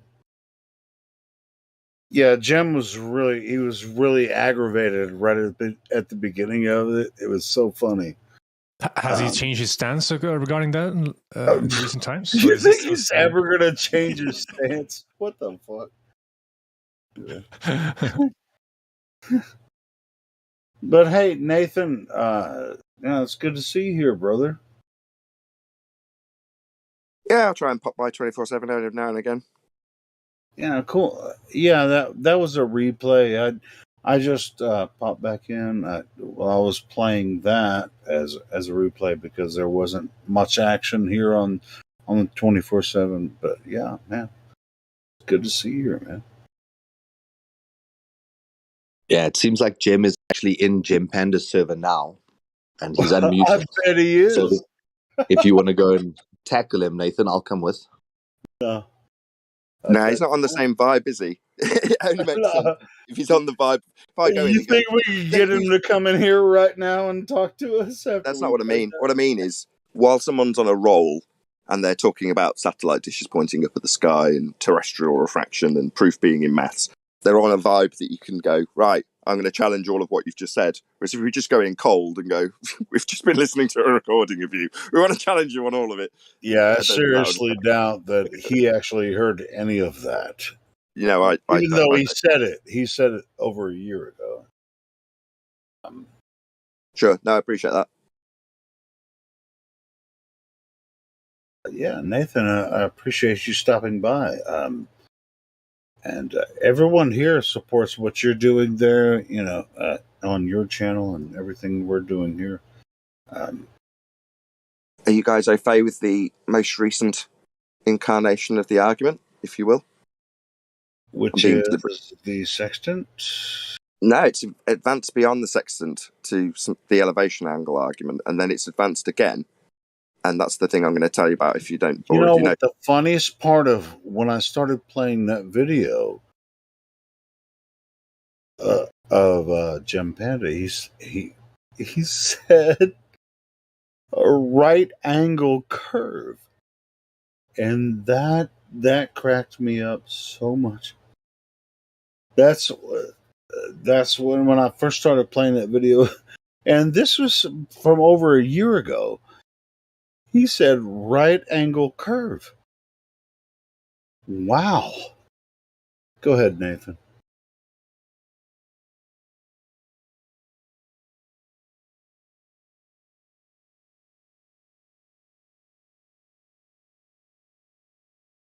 I'm sorry. See you later. Bye-bye. Bye-bye. Sorry, I was just distracted for a second. Oh, okay, cool. I thought I offended you somehow. No. Yeah, but Jim said in that video, he said right angle curve. Really? He did say right angle curve. Bro, I love it. I have the evidence on my channel. Okay, are you guys familiar with something called the equatorial plane? Yeah. Okay, the equatorial plane, which uses let's call it the dome of the heavens, yeah, the celestial sphere, that model has been changed into the globe model. That is to say that the elevation angle measurement from Polaris moving out along the equatorial plane is what's molded around a sphere. So as you move away from Polaris, for every 60 nautical miles you move, it drops 1 degree towards the horizon, right? We're all familiar. Well, that is a straight line measurement, 2 straight lines, an angle off a plane. Now, if you imagine the tool that's used to measure that angle, i.e. a protractor with a curve over the top of it, that is then claimed to be the ground. In other words, the arc of the tool becomes the ground that you've just measured, ending up with your, what did he call it? Bent right angle. Well, obviously, if your original measurement to Polaris is done off a plane, and then you simply claim that the arc of the tool is the ground and the measurement is in the center of the sphere, you've taken the angle and turned it into the tool. So the measurement off the ground is no longer an angle off the ground, it's now a curve on the ground. So all of their models originated with elevation angle measurements. Therefore, all of their models, concave, globe Earth, whatever you want to do whatever you like, turn it into a dodecahedron Earth, they've all originated from a flat plane. Is it possible that it could be the right angle curve that Jem was talking about? The right angle? I doubt it. I doubt Jem is of the understanding in this regard that his globe model's been derived from a flat plane. I doubt he understood that a year ago. I doubt he'd understood it if I explained it to him now. I know. I've actually tried this with Tim. It's so silly. About 2 weeks ago, I was trying to explain to him about elevation angles always coming off of a plane. And their argument was that it's just locally flat. So when you're locally flat, you can get whatever elevation angle you like on any curved surface, because locally, it doesn't matter where locally, everywhere locally is flat.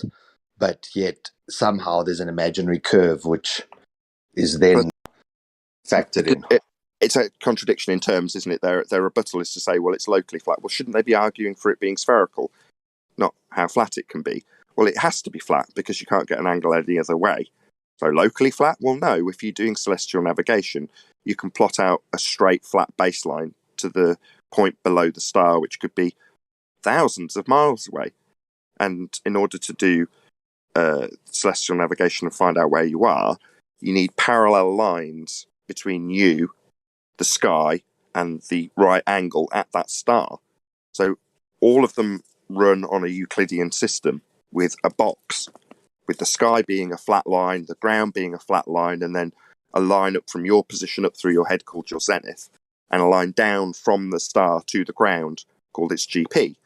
Well, those two lines, the one from you upwards and the one from the star downwards, those are parallel with each other for this to work. In other words, for you to do the maths angles, you need a right angle triangle to do that. So when they say locally flat, well, no, because the plane that you do this on can be infinitely large, can be as large as it needs to be, wherever you can see a star to. I think there's a maximum distance for any direction, something like 4,000 miles or something like that, that the star can drop towards the horizon before obviously it goes out of view. But that means that from your position looking left, 4,000 miles to a star that you could measure, and looking right, 4,000 miles to a star that you can measure, and looking forward and backwards, 4,000 miles. In all directions, it's flat.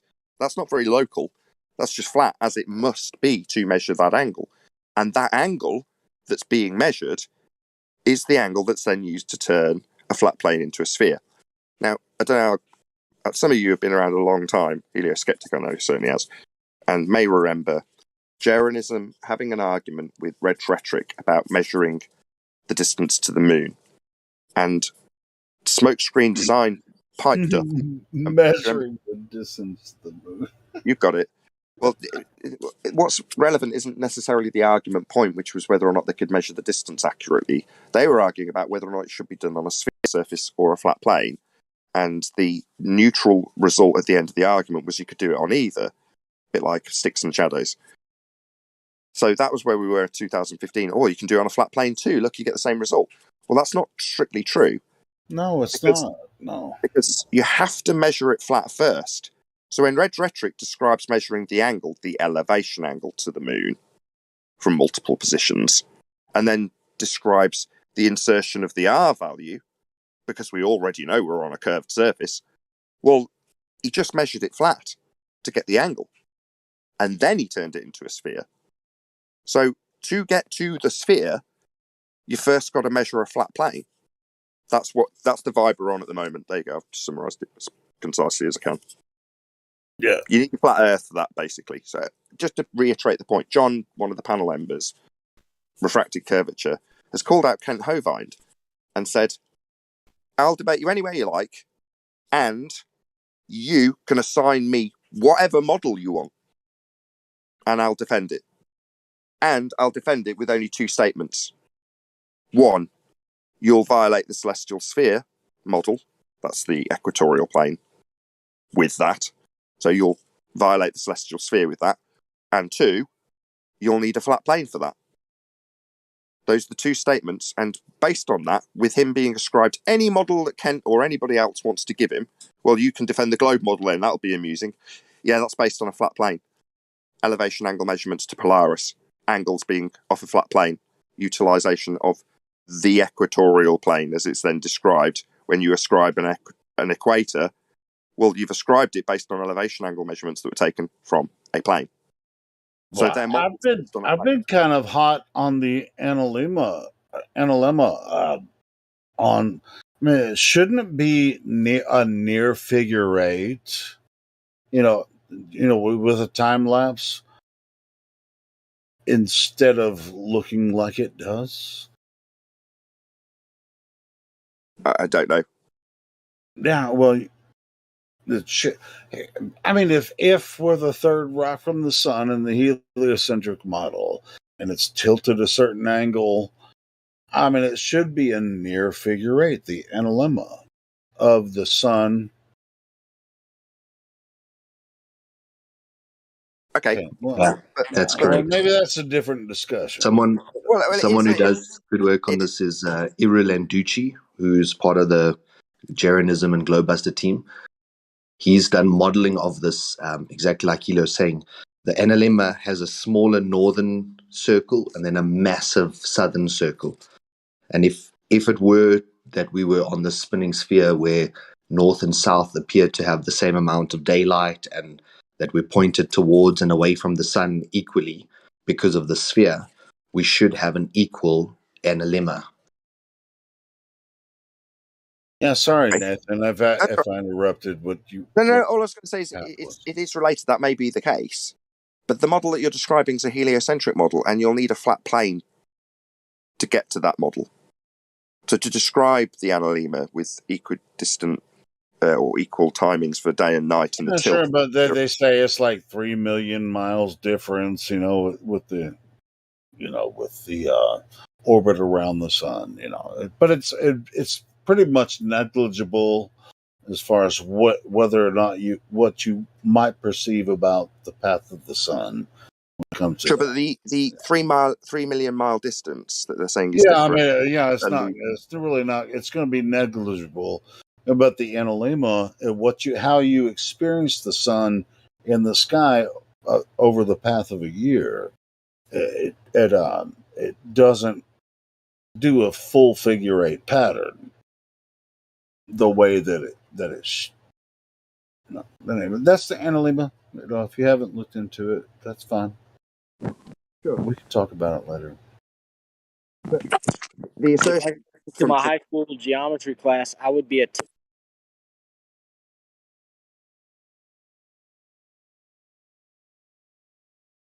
What? It's good stuff. Angle measurements, celestial navigation. Dude, it's better. Powerful. Dude, I mean, they have this heliocentric idea. Sun, middle, third rock, boom. We're tilted a certain distance, elliptical orbit.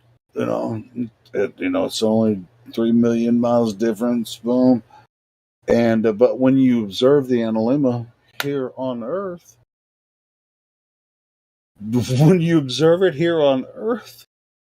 it doesn't do the almost perfect figure eight that it should.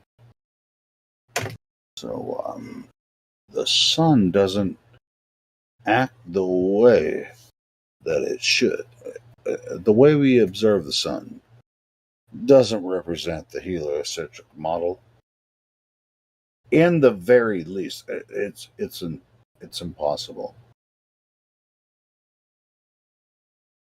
Indeed, and that model was developed from a flat plane measurement. So you'll need a flat plane for that analemma to be described. And they're so bombastic. They put that shit on their fake globes that they put in Walmart. It's like, everybody's going to believe it because everybody knows it's globe. But something that I've seen that the ballers just simply cannot accept is the circle of equal elevation.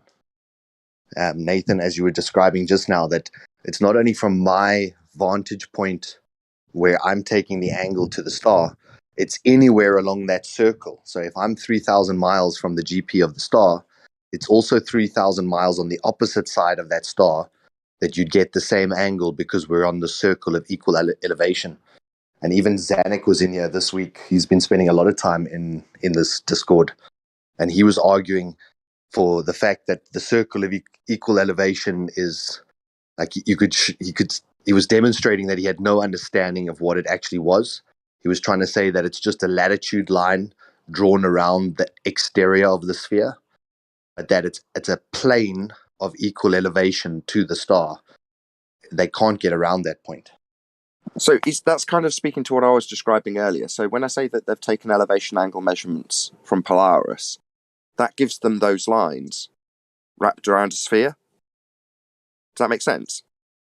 So they've pointed their angle tool measuring device at Polaris off the flat plane and then said, this circle I draw is now a circle on a sphere. And then when I move away another 60 miles and take the same angle, well, that's 1 degree further around a sphere, isn't it? No, you've just measured the angle off a plane. So when he says that, he can't reconcile the fact that his model started with a flat plane measurement. So he's taken a flat plane measurement and turned it into a line on a globe. But the measurement itself is a flat angle measurement. And when you navigate, you use the method that was used to turn the plane into a sphere, not the sphere. So when he says, well, it's just a line around a sphere.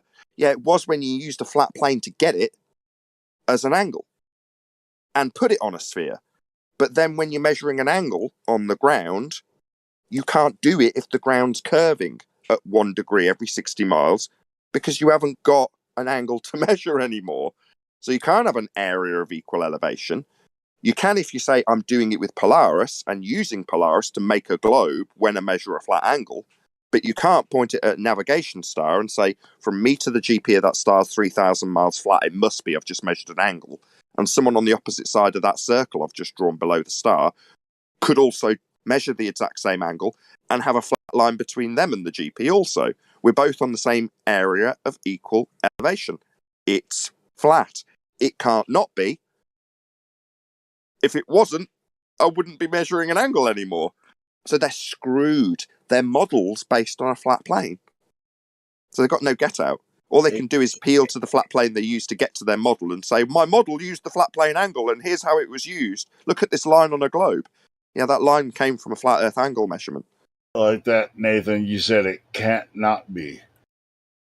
Yeah, you can't measure an angle off a curved surface. The baseline, when you point a sextant at the horizon, you're pointing it at the horizon to establish it as a flat, level tool. That's what you're using, the horizon. But beyond the horizon may very well be where the star is or the sun is. You know, it's not going to be, if you're a couple of feet above the ocean surface, you know, you're going to have maybe 4 or 5 mile horizon. It's not going to be very far away. 6 foot man, what do they say it is? I forget what they say it is now. Anyway, your horizon's not very far away on the boat. But the star is, well, once you've established that tool as level, horizontal, it's level all the way out to the star. Well, that's an angle that you're measuring. From you, along the ground, is the baseline, and then up to the star is the elevation, i.e. the angle to the star. Well, that's an angle. It's a relationship. It's a relationship, right? Yeah, between the flat ground and the star that you're looking at. Flat ground, angle to it. That's it. Has to be flat.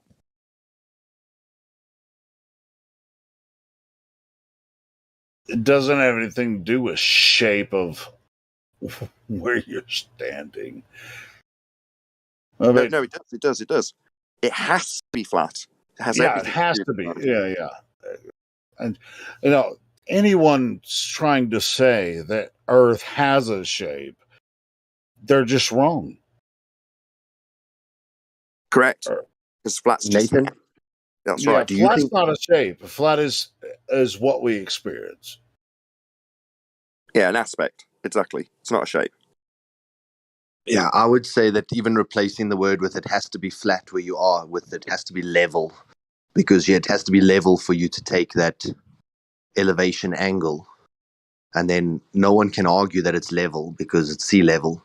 The only way they can argue is if the definition of level now changes to their curved definition of level.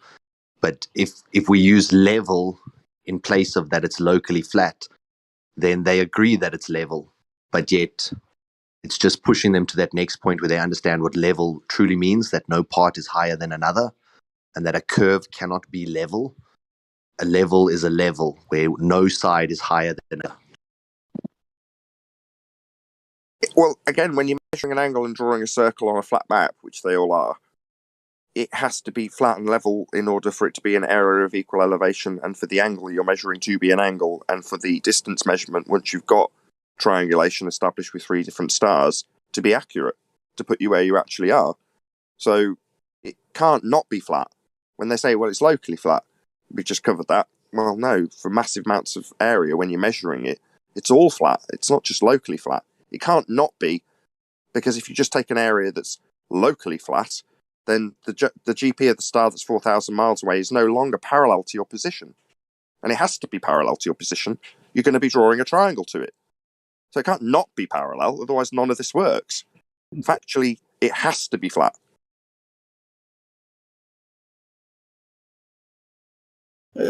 It's so simple that it's complicated, I guess, right? Yeah, I'm not going to pretend that it's super easy. It is easy when you understand it. You're just measuring an angle, and that's just 2 straight lines meeting at a point that you're standing at. Well, it becomes complicated when you want to derive a belief from it. And it's like, well, you're not deriving a belief from it. You're moving around on the surface of Earth with it. You're moving. You're measuring it flat. You're moving across Earth, but yeah. So there's no belief needed. It's just necessitated that it is flat if you don't want to get lost. So it's like, yeah, exactly. Oh my God. That's what makes it. That's the simplicity of it. Simplicity of understanding how the Earth works. Our Earth we experience. You don't have to pretend that the Earth is a globe to actually navigate the globe, because if you pretend it's a globe, you can navigate it in your own personal way, but you don't have to, because you can utilize it as a level stationary plane and traverse it quite fine. I think Nathan's point was that you have to pretend it's flat to navigate the globe. So you have to take these elevation angles off of a flat base to then believe that you're on the sphere. Yeah, but the belief comes from just believing. But to actually navigate Earth, you have to work from the assumption that it is a flat level plane, so that you can use your elevation angles. Exactly, flat or solar. Yep. well, that goes back to one of John's statements. So, in terms of what he will end up defending is, if he has it with Kent Hova in the debate, that violates the celestial sphere model. So if you're navigating on the surface of Earth, you're using the celestial sphere model, which is a flat plane based model. It has to be to measure an angle. So when they say, well, I'm going to use this locally flat line, well, you haven't got one on a sphere, but I'm going to use it anyway and pretend that it's flat, even though I'm arguing for it being spherical. And then I'm going to bend the line I took as an angle. It's like, well, then none of the maths works, because that violates the celestial sphere model. And that's what you'll be using. You're using an almanac of the stars to navigate. Well, that isn't a sphere. It's a flat plane. That's how it is used. So it's not a belief that you can employ afterwards either, because that would violate the celestial sphere model. Yeah, that's true, Nathan. Yeah. So there you go. All of their beliefs, Gem Pandas included, have been derived from a flat plane angle measurement. All of them. So they need a flat plane to get to their sphere belief. It violates the measurement that was taken to get to it. So Earth is flat, and their globe model needed it to be flat to assert it as a globe. They had to bend an angle measurement to make it spherical. So they violated the very measurement they took to make it into a globe. So their globe is essentially a flat Earth model, believe it or not. Hey, yeah. Are you Ripley with the believe it or not? But just if I said to you 3 years ago, the globe model, the heliocentric model, is actually derived from and therefore a flat Earth model. It's based on flat Earth measurements. The only thing being measured is a flat plane. That's where the angle measurements to Polaris came from. That's what it is. So if I said to you 2 years ago, well, did you realise that the globe's actually a flat Earth model? You'd laugh, right? But that's I mean, and you would too. I mean, that's funny. You bring that up. Like 2-3 years ago, it's like and as actually, to be honest, 3 years ago, I told everyone that the AE map is a globe projection, and so it's not the flat Earth. You know, a lot of people were just like going with that. But that's the point that I wanted to make, is that they used to almost project and say, no, every flat map has been derived from this curved Earth that we live on. And when you actually start to dig a bit deeper, you realize that all of their curved Earth assumptions had to be taken off of this flat level base with elevation angles in the first place. I mean, it's functional in certain ways, but it's not Earth. But it's the derived from. So they always pushed that the flat was derived from a curve, but like Nathan just mentioned, now it's definitively derived from a flat base. And then the celestial dome theory or celestial dome model is then applied off of this flat base to create this whole spherical model in the first place. Well summarised, exactly. Beautifully put.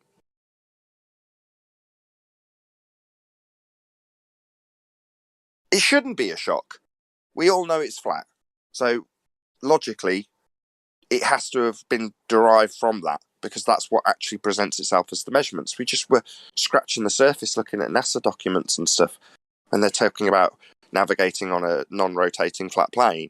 It's like, yeah, you've got to, because people die if you don't, and people get lost if you don't, and buildings fall over if you don't. And we all know this, and we can prove all this. But to take it one step further, when they used to put what we're showing in terms of building things and navigating and flying and all the rest of it, those things were never stacked up with, well, we can also show that those usages of the flat plane were also then directly applied to your globe faith. That's how your globe faith was built too. It's not just navigating and building on the flat plane that we have to contend with. Making your globe model had to take measurements from the flat plane too. So I think it's a real turning point, which started a couple of years ago with the Black Swan, annihilating the model and then taking it to a point where we can say, how did it actually come to pass? How did we actually get from flat to globe? And this is how they did it.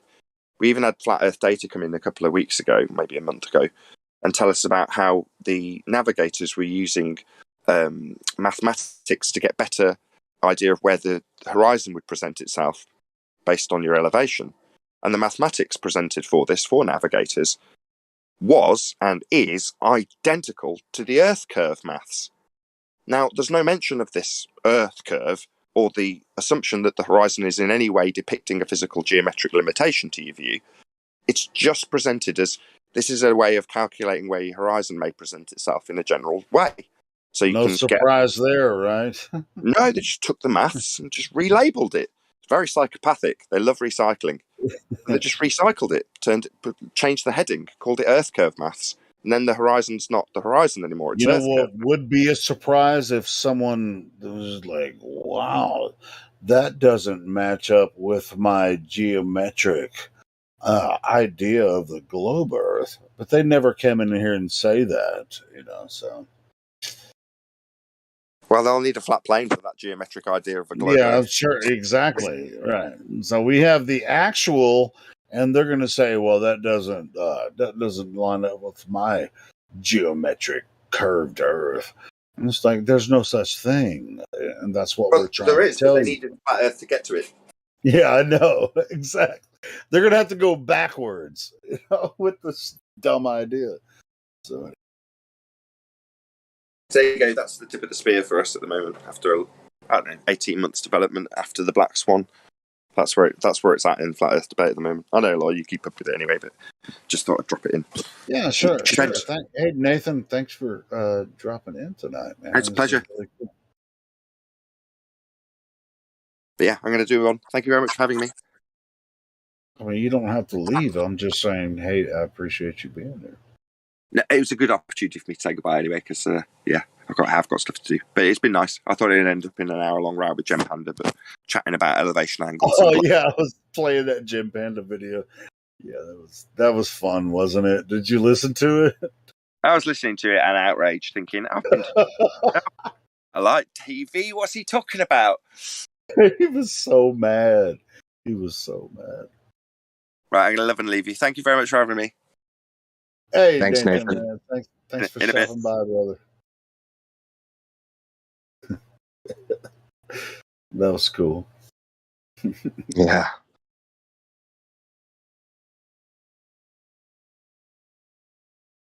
When I also heard Jim's voice, I was like, recorded Nathan's stop here, and I'll upload it later. So excellent.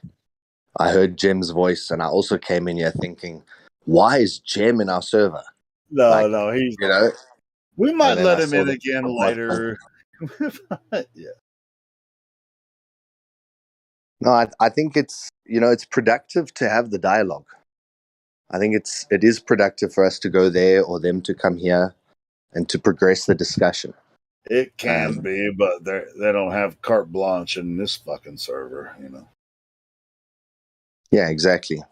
But it's also about intellectual honesty, and if they understand and be honest with themselves, then they have to start conceding some of our points.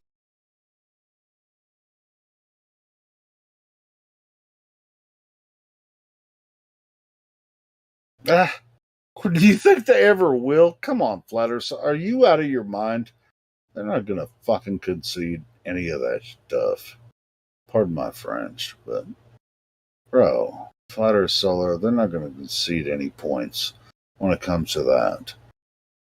They're total anti-flat Earth, and they're just going to do the same nonsense over and over. Yeah, I hate that you're right. You don't have to hate it. It's just the way it is.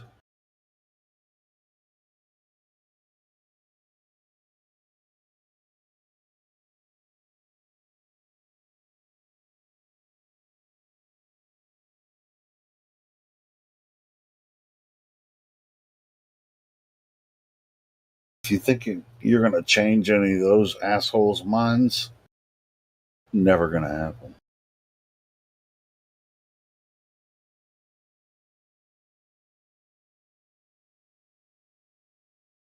No, I just believe that you can plant seeds, and that somewhere deep in their subconscious, they'll convince themselves. Well, sure. If you can get the right seed. But Hey, check as this you out. say, an anti-flat earther, Flatter Soul, check this out. We have dozens of new people that join this server every single day. They're not Jim Panda. They're not a lot of those other anti-flat earthers. People find this server that you get to talk to. You've talked to them, haven't you? Like new people that join. You get to talk to them about, how they found the server. What do they think about? Hey, flat Earth. Oh, well, my sister said something about flat Earth, and I'm just curious. That's genuine people. These guys that have been here for 4 or 5 years that are anti-flat earthers, we really don't give a shit about them. But as much as they want to exploit us, we'll freaking exploit them too,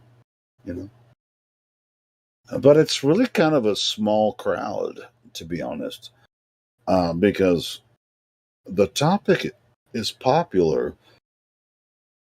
So when we have new people that jump in, they're very curious. Not that we're trying to exploit anybody. We're passionate about this, and so we're going to tell them. We're going to give them the whole spiel, right? And hey, the whole spiel on the globe side is already given to them through the education system. So, whoo, they already know that one.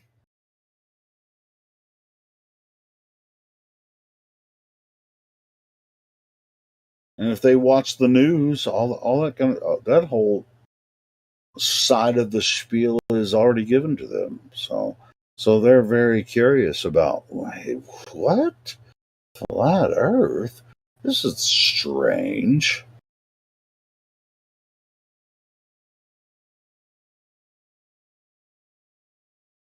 This topic has such a ripple effect. One person, if it's the right person, can go pass this message on to 40, 50, 100 people. And then those 100 people can pass the message on. And it's like the ripple effect. And sure. Exactly. It is a compelling topic. So I think most people who understand this, they want to share this with many what's people. the alternative? It's like the standard narrative is the alternative to the flat Earth. Like, dude, it's easy to just go along with the standard. I mean, there are many aspects of the standard narrative. It's like a Democrat, Republican, we're all, or if you're Tory or whatever, all this kind of shit in the standard narrative. Now, flat Earth, nobody in flat Earth wants to get. It's trying to say, oh, since you're a flat earther, we want you to disconnect from politics. All of that is up to you once you understand the truth about Earth. Everything is up to you once you understand the truth about the nature of your reality, which is Earth as a level stationary plane. I mean, you can choose your own path from there. But if you think that you live on a spinning globe, third rock from the sun, you're under a delusion.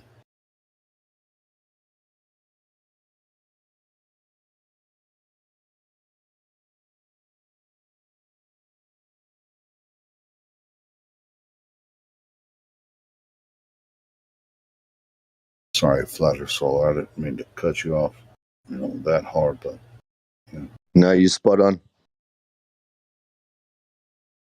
It's really, I mean, I feel for humanity when they're under this weird deception that just has them captured.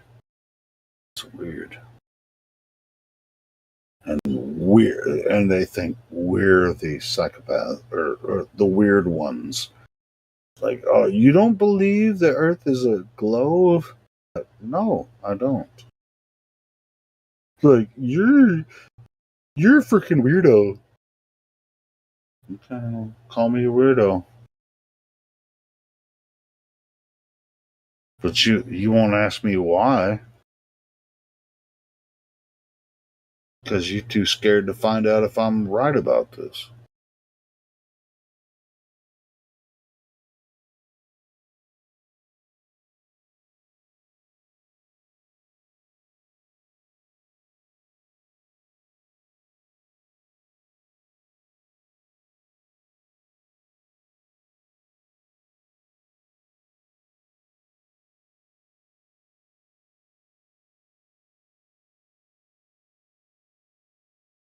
Hey, Flutter Solar, you like that last GIF that I posted in Livestream voice text?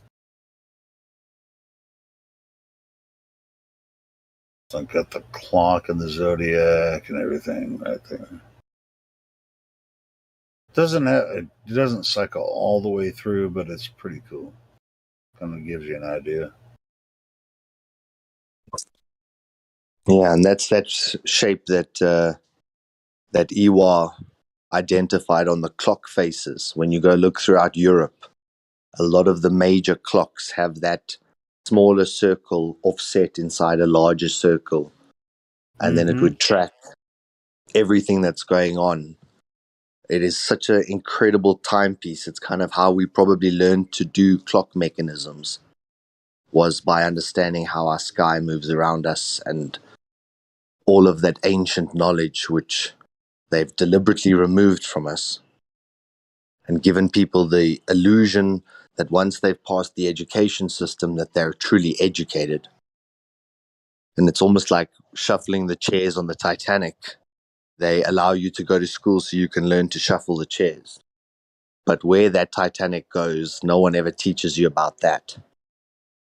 And it's like this real surface level nonsense education. Teach you about a sphere, teach you about countries, teach you about the wars that they want you to know about, teach you about how bad the Christians were, and then pop you out into the world and say, go ahead, now you work. Well, but then they also, they also teach you about how good the Christians were, right? Well, normally it's about the Crusades and how the Catholics burned everyone at the stake unless they'd accept the religion, and they always put a negative slant unless you're actually in a church yourself. Well, that's not the way. That's not what they teach us in the Western tradition. I mean, you're in South Africa, right? So, we don't get that story over here. By the way, have you guys watched the new documentary, Flat Earth, The Next Level, 2022? I don't think I've seen that one. No. Can you post it? Yeah, go ahead. Post it if you can. It's not up on YouTube yet as the full length. It's the first month of it as they charge. But I managed to get the full one from Chris from this Discord. So I was thinking maybe of some kind of watch party or something later on. Maybe someone feels like it. Can watch the whole full length of the documentary. At the moment, it's not for free, but it'll come up after next month, I believe. It will be free on YouTube and such, wherever they're going to be uploading it on. Is that a Hibbler Productions? Yeah. Hibbler Productions, correct. Cool. Yeah, I support what Hibbler does. Yeah, it's good stuff. Yeah, it came out like 2 days ago, 22nd. He makes such great work.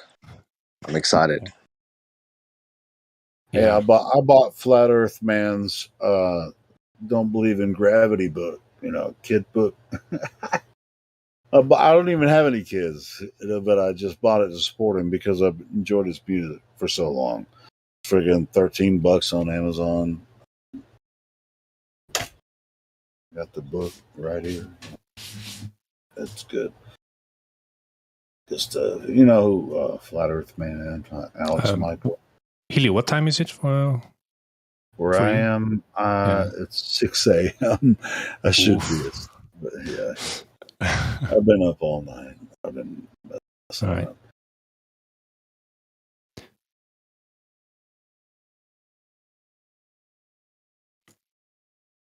Yeah, trying to get.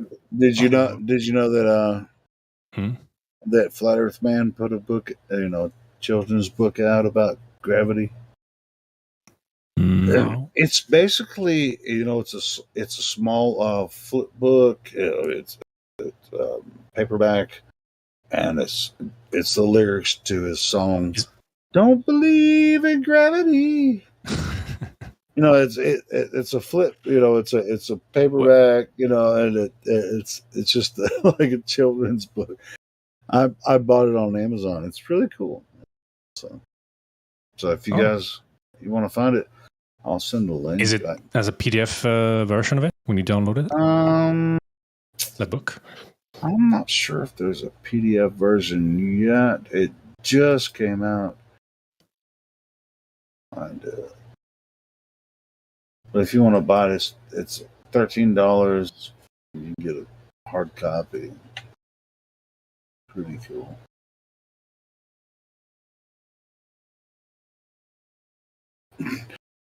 I ain't gonna lie. I mean, if you want your kids to see, what he's talking about, you're pretty much gonna have, just watch the video, and that's free on YouTube. So Don't believe He made a video out of the in book? gravity.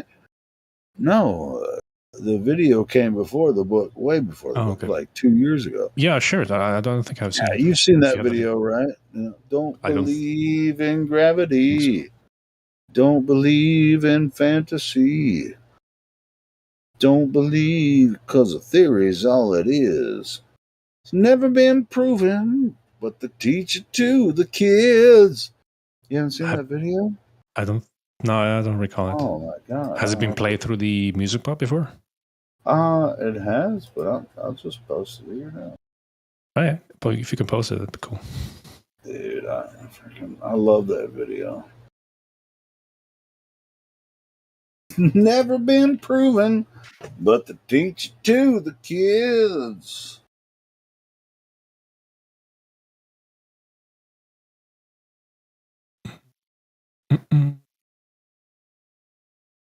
I mean, I can actually play the song too. Hold on. I can play it. Hold on. Yeah, we can play it. Since y'all ain't talking, I can play it.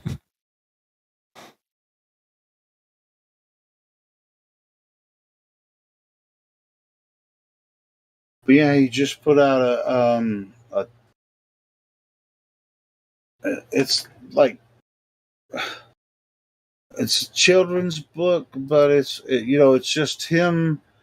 It's the lyrics to his song, and it's the character he created. Flat Earth Man, and dude, you gotta listen to some conspiracy music guru. I'm gonna play the song, and I'm going to put it in the live stream voice tags. The song. And gravity. There we go. Oh,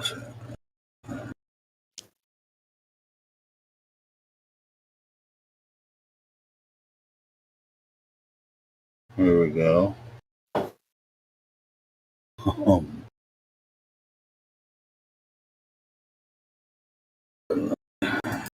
Do a share.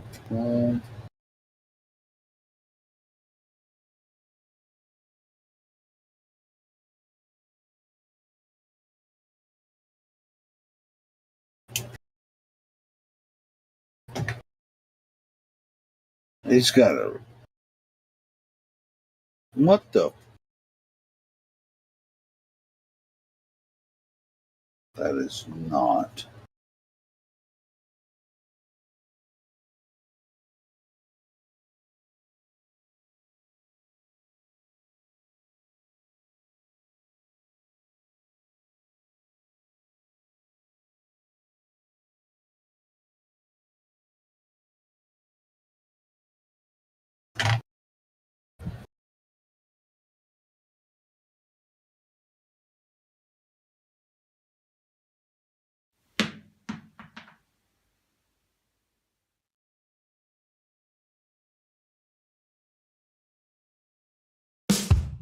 Good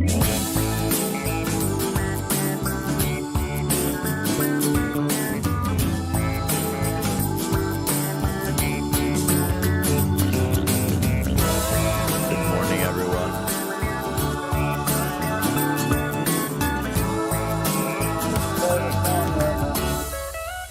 I've just muted the bots. I remember when I learned in school about gravity.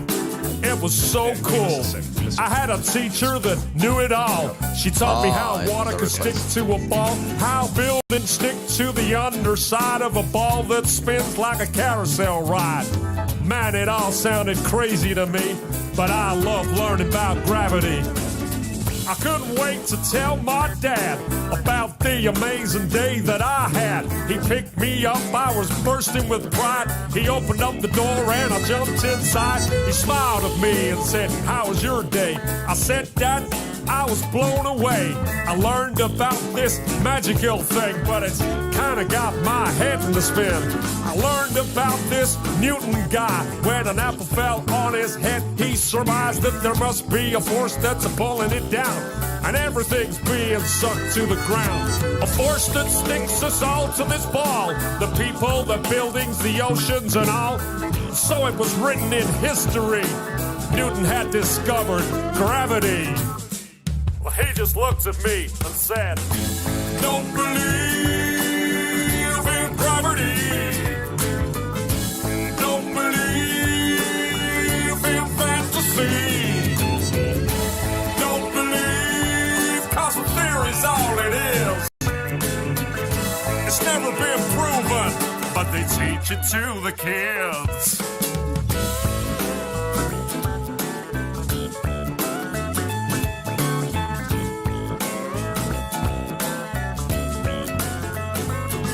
Well, my dad felt a little bit sad for me when I mentioned that word gravity. He said, have a little independent thought, question what you've just been taught. I mean, how the hell can a ball that spins make a force so strong that sucks everything in? Yet birds and insects fly unaffected. Gravity must be so selective.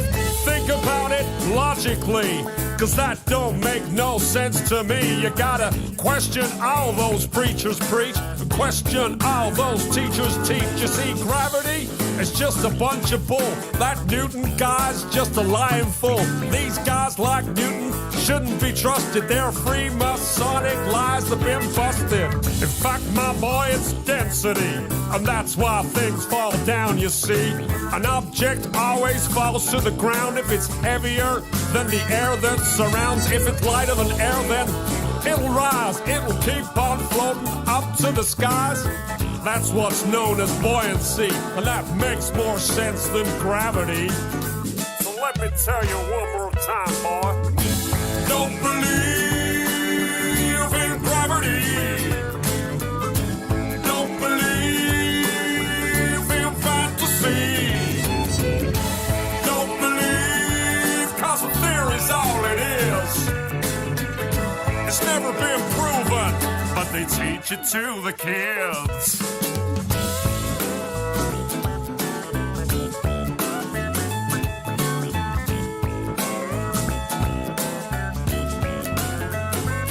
He said, I'm sorry, son, for bursting your bubble, but that kind of thinking can get you in trouble. These theories they try to put in your head, it's all just pseudoscience, he said. They'll have you believing in all kinds of crap. That gravity nonsense belongs in the trash. Believe me when I say to you, there ain't no gravity, and that's the truth. Well, my daddy made me think that day. He made me think in a different way. I did some thinking for myself. I put that theory back on the shelf. That gravity crap is indoctrination, not truthful, trusted information. People need to wake up and see there ain't no such thing as gravity. You let me hear you sing it one more time now. Don't believe in gravity. Don't believe in fantasy. Cause the theory's all it is. It's never been proven, but they teach it to the kids. One more time now. Don't believe in gravity. Don't believe in fantasy. Don't believe, cause the theory's all it is. It's never been proven, but they teach it to the kids.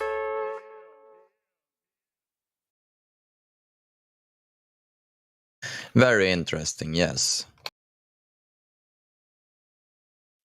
So what was it you want to talk about? I just wanted to check in and see what was going on. Oh, nothing much. Just playing the bot, filling in the dead space, basically. I'm just this thing I'm keep thinking of is that no matter if the Earth is flat or like whatever shape it is, we know that governments all over the world lie about many things. Even that from your perspective. Why is it such a thing that matters, and how will it impact people's lives? Like,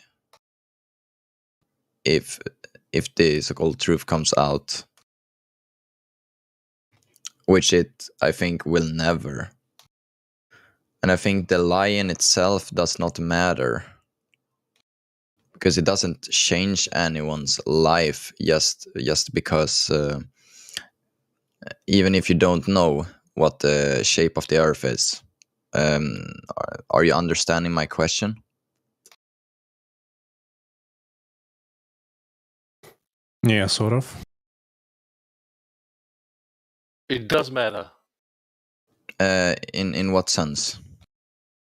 Well, they're lying, aren't they? If the Earth is flat and they're telling you it's globe, and they're Yeah. faking space and all that kind of crap, then it matters. Yes. How does it change your life? Well, I mean, at the moment, practically, how does it change your life? I mean, we know governments are lying, but how does it change your life? Like, physically? we have to change it, isn't it? I mean, they're lying, like you said. The governments are lying. Yes. So That's no we have to news. get They have together. always been lying. That's We my have to get point. Is that they together always and been. change it. We have to get together and change it. Do you want liar as your ruler? So that's what it's all about. It's about the government lying. Well, if do you you're think happy it's with necessary to lie or not? I mean, are you if you were a government. Are you happy with the status quo? No, but I don't think the status quo is all about Earth shape. But I think you're starting from somewhere. It's like shocking people when you're saying that. It's part of it because they're spending all these amounts of money on like space and whatever, which doesn't exist. So it does matter. How have you come to the conclusion that space does not exist? Because just personally for you, but I'm not gonna attack you personally. Yeah, personally, I believe I've always, well, not always, but ever since I've came into this arena, questioned even before this. They proved it with the gas pressure argument. We have pressure and gas gradient on Earth, and it can only happen if it's contained.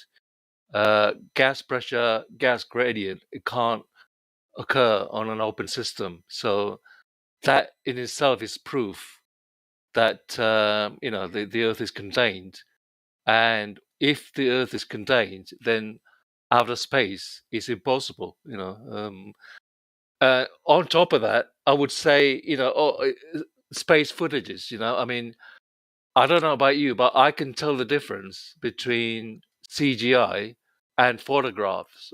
Yeah, I can take a photograph and CGI how much I want. I mean, what I'm most. Difference?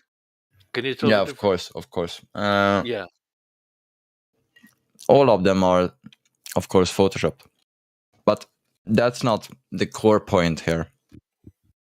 The core point. Then I would ask a question about what are all the rockets doing? What is Elon Musk doing when they put up all the rockets? Yeah. What is that? That's another deception because rockets are real.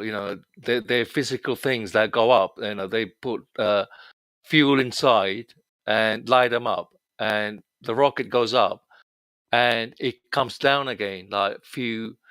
I don't know, maybe 600 miles away. Half of the rocket, yeah. And they have these Navy ships. They're waiting, to pick them up once they land on the ocean. I mean, it's so easy to do. If what are satellites then? Well, do satellites exist? Not the way they say it does. No. Explain. Gravity. There is no gravity. No, not like gravity. That. Yes. What? No, not searching for that. Like, what is? Now listen, my satellites. friend. Listen. Satellites needs gravity for it to stay up there, right? So it's all related. So if there's no gravity, there are no satellites. There is no ISS. And if space is real, they didn't have to fake the moon landings. They didn't have to fake like the satellites, ISS, Hubble telescope. You can fake some stuff. Probes going to Mars and Uranus and that kind of thing. So, yeah, I get your point totally. But what I think many people are missing here is that lies can be told in truths, and truths can be told in lies. And if you can't dissect what is true and what is not true, you will either choose everything is true or everything is false. So you will go through this, black or white. Have you considered you might be asking the wrong question? I know about how you ask questions. Yes. All right, cool. I've thought about everything. I mean, basically, you're saying, well, if they're lying about this, or why would they lie? What is the objective here? For the lie about them faking the moon landing or rockets going to space. They've probably done that, but that isn't the real thing. I mean. So. What is it? What is it then? I'm kind of an agnostic on this one. That the question in itself does not really matter. It doesn't affect you just because it's a lie. It doesn't affect you? No, it hasn't affected me at all. I have never thought about. All right, well, check this out. How has it affected your family members if they believe the lie? Because you don't see it as a lie. You don't see it as anything relevant. I see. You don't see it as relevant. I see it happen to my family members every day. I see them believing bullshit every single day. I mean, even if it's bullshit or not, how does it affect their lives?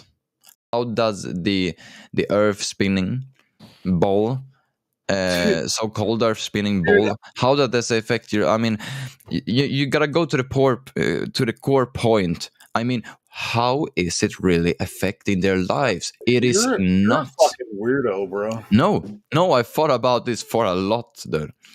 Yeah, I think you're overthinking it then. No, I'm deep thinking it. How does it actually affect people? It doesn't. I think you need to go out more. To be honest, you seem to be dwelling in your. Are you mind kidding way me? too long. I was out yesterday. Are you going to personal stuff now? Out in the nature, I mean. Yeah, that's exactly what I was doing 2 days ago.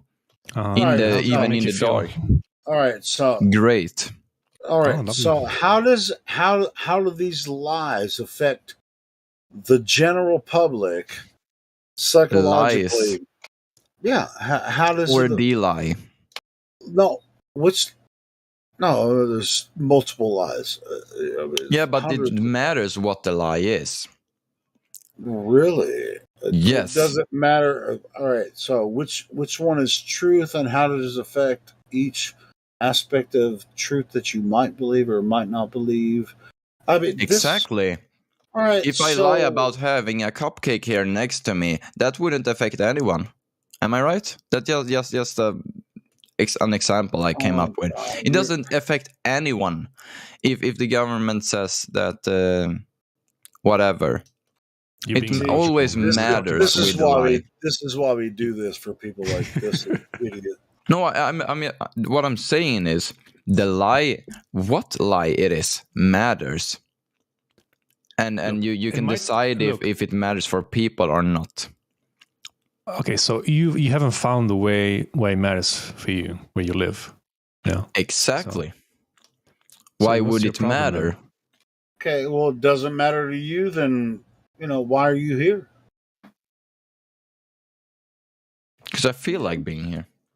Okay, cool. You feel like you? I want to have like an explanation. You if feel it's like only you could have a good time here, just taking the piss out of us about why no. it would matter if somebody believed a lie or something. You know. Mm-hmm.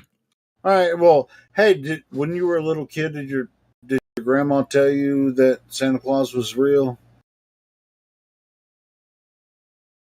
I think they Hey, did. that was a yes or no question. Did your parents and your grandmother tell you Santa Claus was real? No.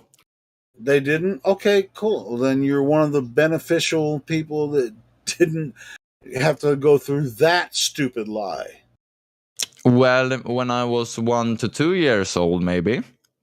But then after a while, now I know knew. you're full of shit.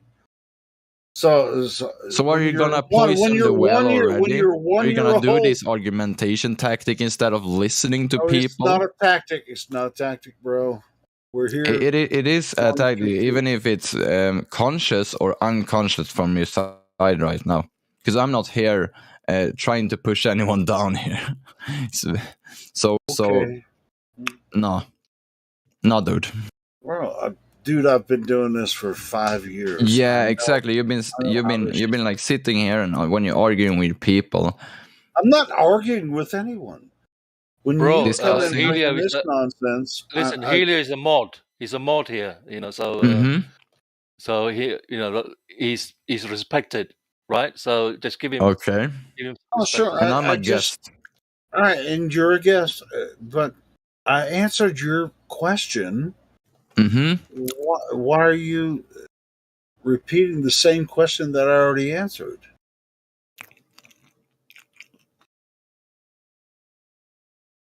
I mean, I'm not speaking for everyone everywhere, but you just keep regurgitating the same question. Yeah, because I as if you didn't understand my answer. Now, you don't have to. Yes. I mean, anyone else want to come in? I mean, we have a lot of people here that have different opinions than me. But you asked a question, I fucking answered it. Yeah.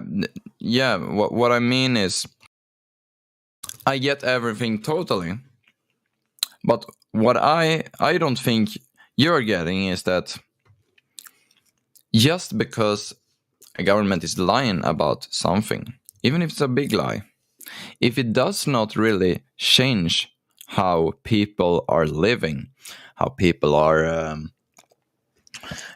thinking about I'm going to give you. I'm other going to give you the answer again. I'm going to give you the same freaking answer again. If you don't want to talk about it, if you think it doesn't matter, I want to talk about it. If it doesn't matter, if you think it doesn't matter, why are you here? If you think it doesn't matter, then go fuck off somewhere and live your life, pretending that that it wouldn't make a difference. Just go ahead. Can you tell me how it would make a difference? Because I haven't heard it. Bro. I haven't heard it. I haven't heard the answer. Why does it matter? Really? And you're just asking the question back. How does it feel like being everybody lied to? believes the lie, and it's comfortable for everybody, so it doesn't make a difference to anyone. Cool. So, no, whether they're lied to or they believe any. Go ahead. I'm sorry. I haven't. So you said, what difference would it make? Well, for number one, it would have made a lot of difference to the Protestants that died merely asking why the cosmology of the world was being changed 500 years ago. And two, we wouldn't be under the Gregorian calendar that we are now, apparently based on us revolving around the sun, which the popes pushed to publish back in the 1500s. So the difference would be that we wouldn't be under the same system that we're under today, being educated about the same thing from the same people from that same time period. It would be a very different world, at least in the way that people perceived it. As far as who has power, who is educating our children, what steps we should take about that, all of that stuff would be in consideration, obviously. But probably starting with the calendar. That's the one tangible thing I can point to you that would be different, specifically because it's a consequence of the change to heliocentrism. I like that, Elijah. Yeah, that's why I asked him if he's actually in here asking the right question. Yeah, that's good stuff. I like that, Elijah. Thank you. So it comes back to how the Earth was created, and back to different. No, we're talking about human history here, not necessarily. No, we are talking about why we are still studying that Earth is sphere and it is not. Yeah, the only reason we're talking about it is because, again, there are these Roman Catholics that had this idea that they never justified. As a matter of fact, started killing people over. And to this day, when people question it, you get banned on YouTube. You get the government talking about you on YouTube. You get everybody to say under every link possible that flat Earth is archaic, yada yada yada yada yada yada yada yada yada. So yeah, I mean, I know how the big lie works. That's my point. Is that I know if something is a lie and you repeat it many times and you project it onto the world, everything like that, and someone suddenly says that this is not true, they will go haywire because it's their feelings. I know that. I know all of that. So then when you come to the point, why is it such something that you really feel like it needs to get out? Yes, that, because there are many other things that are more important right now. Everything that you think is more important is a consequence or a result of the heliocentric system. No. Yes. Yeah. It is not.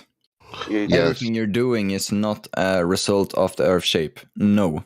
Yes, Definitely no, I said the heliocentric system, because the people who gave us the heliocentric system and spread their influence by whomever is using their calendar and their teachings in school, the entire heliocentric model and what people would argue to be entirely physics. Yeah, that's it. All of academia, and then that's all of entertainment. Because entertainment spends a lot of time imitating academia and how prestigious it is and how to get a good job and run a good company and all of these other things, right? So all of this is predicated on the system that they've put in place. So is it just about heliocentrism? No, but it's about who's in power and how they affect your life. Yeah, and that's the thing. So that's a broader conversation. You're asking yeah, why. but you're going from pain. I'm Sorry for interrupting you. No, don't interrupt. Don't interrupt. Okay, then. So you're saying, well, why turn or overturn this stone when we could be overturning other stones under the same umbrella I'm pointing out to you? Because you can't point to me an issue that doesn't directly relate to the same people of power. Like I said, look at their influence. Everyone is under their influence. I just told you, the Roman Catholic Church. You think they are the ones Because you know what I think? I think that everyone should just study the protocols of the Elders of Zion, and I think you're very well aware of that. I think you can just study that, and then you got it all, because you know exactly their plans. I know all of these things. I It's not don't the know. Roman I Catholic don't know. doing that. You think I that the don't. Zionists Don't. rule the Hold on. world? Hold on. Hold on, Hilly. You I could I exchange don't. the Helio that, yeah. and Yes, new guy. very much. I don't know that. I don't know that. I You don't know only about know. that? No, I do know. Then go do some research I about did. it. Well, don't You tell know, me man. you don't know something and then tell me go do some research about it. I Yeah, just no, told that's you kind of things. weird, Bang. I What just the hell are told you you talking specific I'll do some things. research about the I Roman just told Catholic you. things, and you I go just do told you some research specific. about the Well, protocols of You can I Elders say of haven't. Zion. Bang, No, you're a guest. everybody. Remember, you're a guest here, Bang. Go Everybody. ahead. Everybody, chill. Yeah, I muted you because I'm sure you won't mind not being able to speak while I'm talking. Um. So the bottom line here is you asked specific questions and I gave you specific answers. Now you can look into it. I didn't ask you a damn thing. You offered up something and then I said, I don't know about it. And you said, go research it rather rudely. After having been answered the questions you came here to ask, that's not insane to you?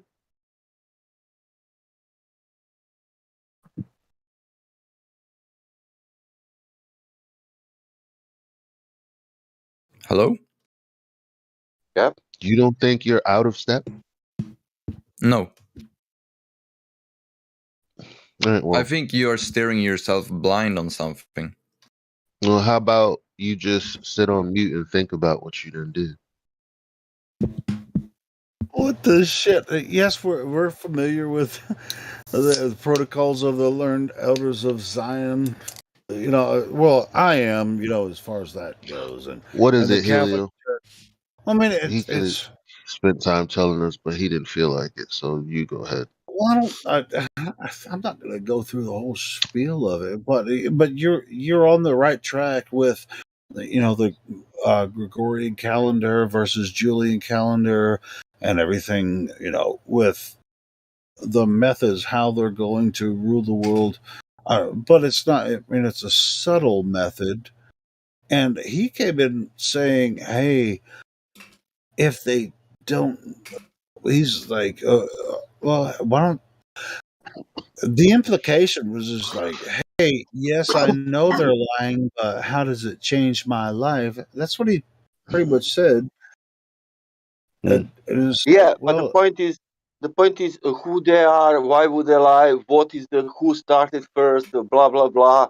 We will never find out, or we will if they say on news. But can we say there is a lie outside, and then sure. Well, yeah, But we well, can sure. say we can say who lied, Sasha. yeah, of Based on course. everything that I just said, like that's specifically who and why. Who lied? Well, what do you mean by who lied? Who lied about what? Okay. Heliocentrism and all of the physics that people accept today. Um, okay, that would be the Roman Catholic Church. That's the who that spread that ideology 500 Yep. years ago. 400 years after that, people like Einstein, Newton, Georges Lemaitre, Copernicus, not Copernicus, Hubble, they expanded on what people perceive as the heliocentric model and the universe today. All of that came from these particular people. Okay. Yep. So when they ask who lied, it's them. Why did they lie? Well, that's the same thing everyone else was asking them around the time, seeing as that they were theists and they had another cosmology from the Bible. That was their cosmology, that the earth didn't move. So why would the popes and everybody be talking about the earth moving around the sun? people didn't understand that. They asked what the justification was for that. You know what happened? People got kicked out of church. Yeah, and that's what's really interesting to me. Somebody like Bent will come in here and say, "Oh, well, how does it affect people's lives? What does it matter?" Well, people come in here and say that they're atheists. That's the result of them doing that, regardless of what they might have said was the reason. Look at what the end result is. You still have people in the same schools learning the same stuff from the same teachings, and yet they're atheists for some reason. They don't even know their history. Yeah. Mm-hmm. And atheists don't even realize they're in a religion. I was that.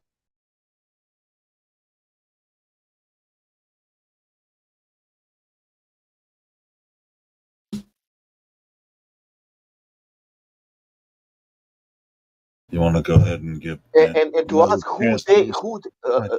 who they are, for example, who they are. Like we are living in last, let's say it's only 200 years. We are living in so beautiful societies with peace, harmony, and humanity that we cannot imagine. No where's this corruption. beauty and harmony? Yeah, no corruption, no wars, no, politics. Everything function great. Who they are. Who are they? Because we have so beautiful world, and why we are looking for some, evil where is not evil. We cannot see evil.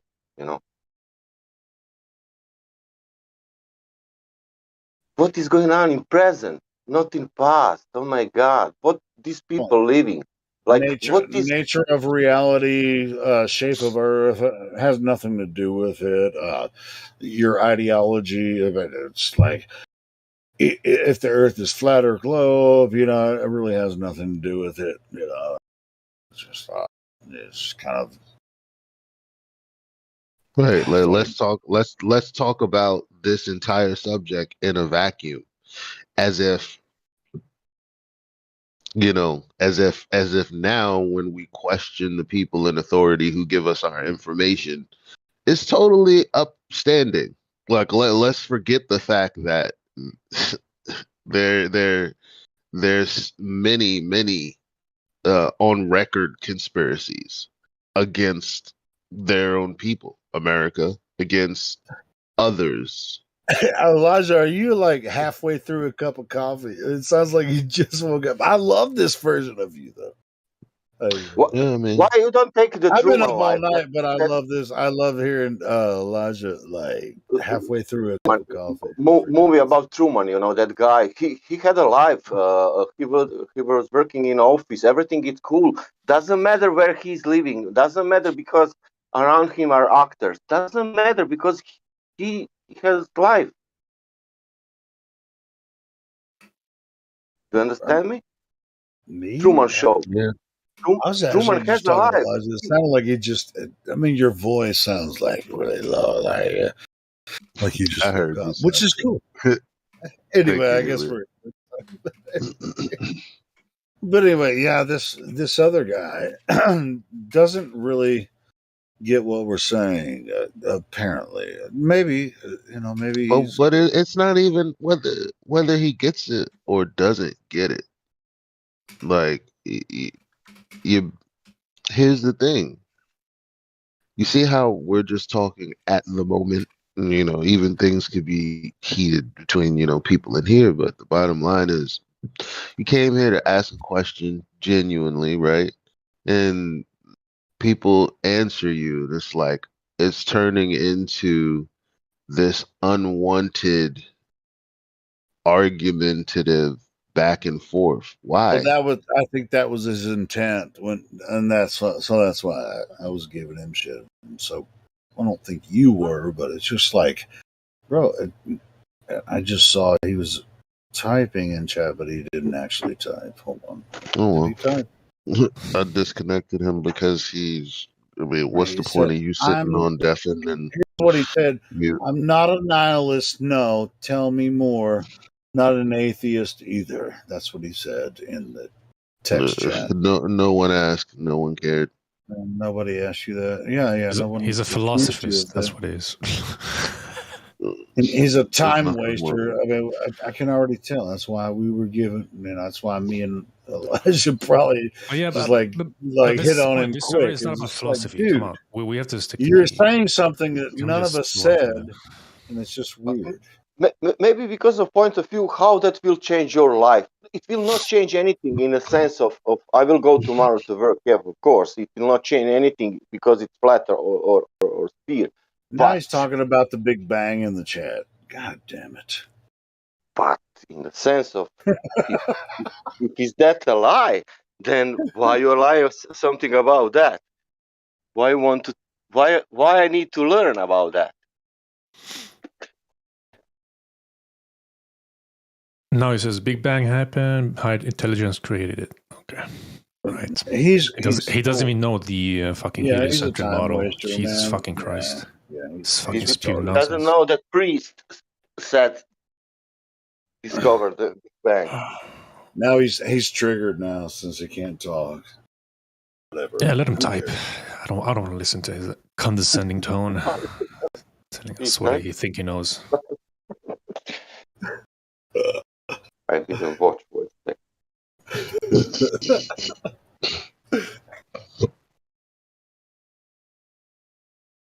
See, cut the shit shows you how to catch a catfish right there, bro. That shit's always on point, man. Until you got big enough balls to catch a catfish like that, get your ass out.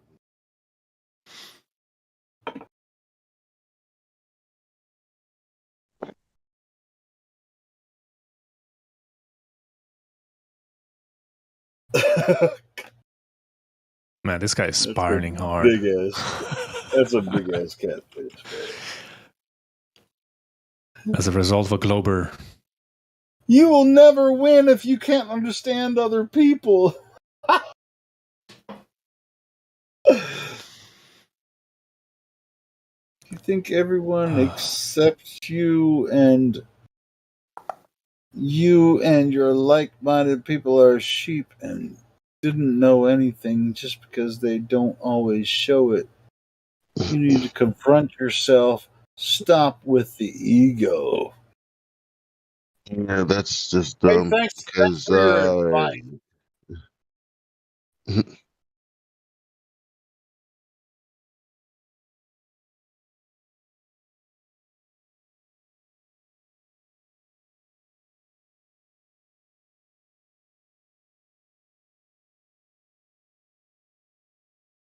this guy's really It's one out of context. sensible thing he said. He said, "You know what Napoleon said? What is history but a fable agreed upon?" Ooh, yeah, that's one sensible thing he said right there. I see Chocolate saying in the chat. So, what a loser. Choco.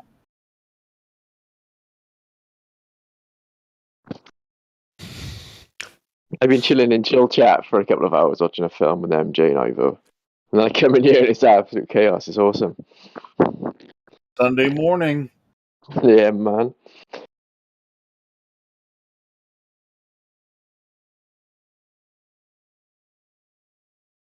Everybody shout out Chocolate saying, boom.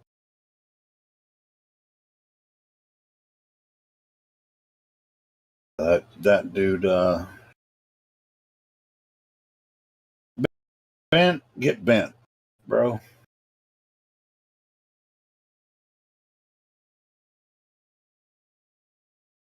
If you think so, laughing is a defense mechanism.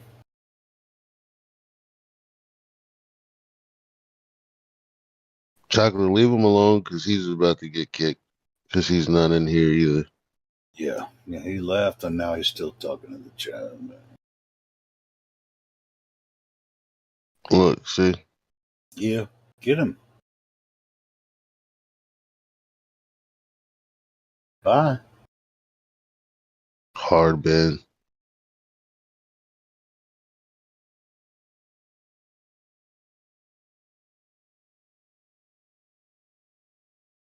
You get him yet? I can do it.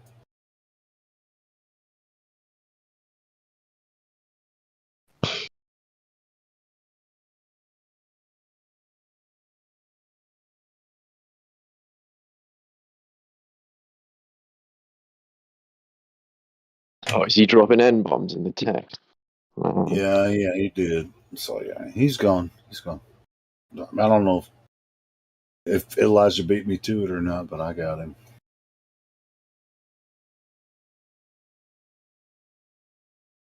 Yeah, he's gone, chocolate.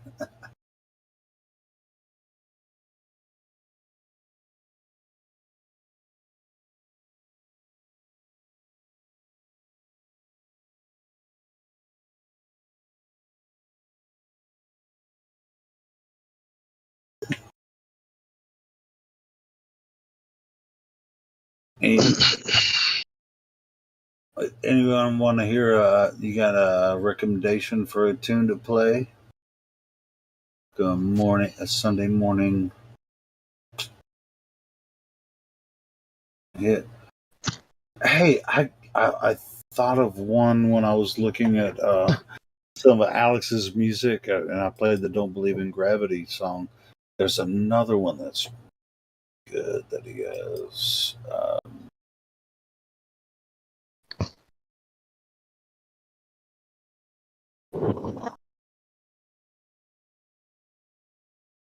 It's puppet show one. It's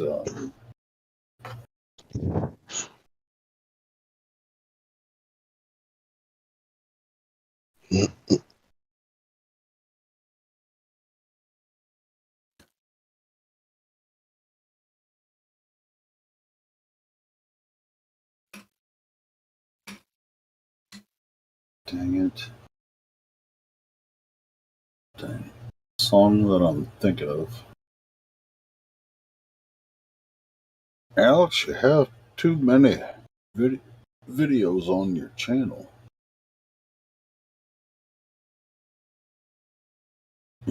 Doesn't he? He plays a good Southern man for a Brit.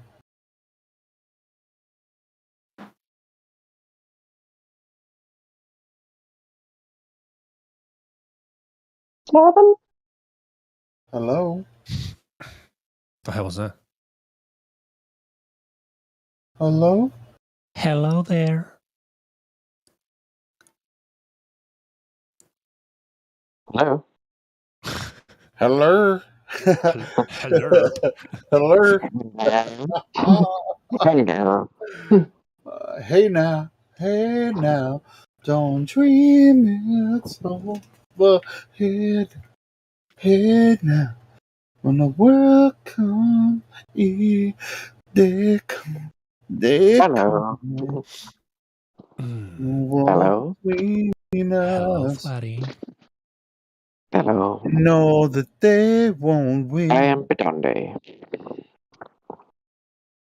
Flatty in the house.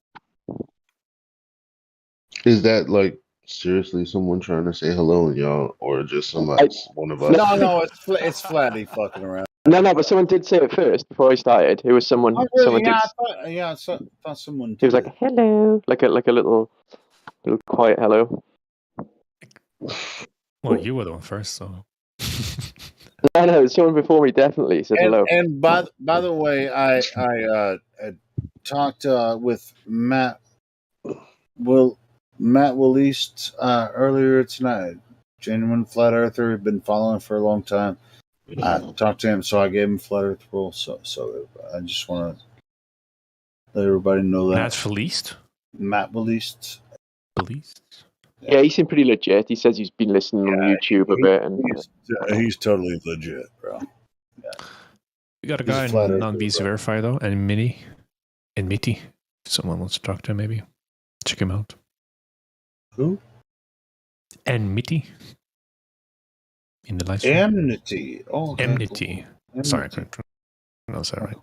Yeah, do you guys want to check Enmity? You can check him out if you want. Yeah. We can do it here. See what's it all about.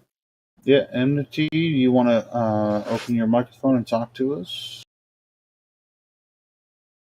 Please introduce yourself. I'm just here for Elijah. Oh, for fuck's sake, man. Oh, okay. Well, hey, Elijah. Elijah, meet and The meet. floor is yours. Or, you know, I love Elijah too. So. Hey, what's up? What's up, buddy? Hanging in there.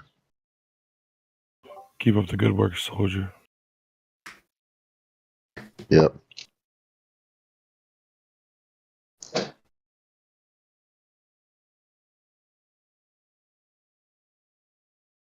Can't be all you got. Come on, Amnesty, man. You got more than that.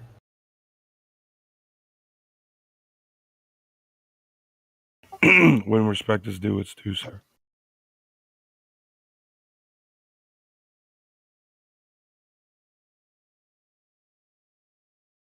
Bring that Sunday morning energy, bro. Come on.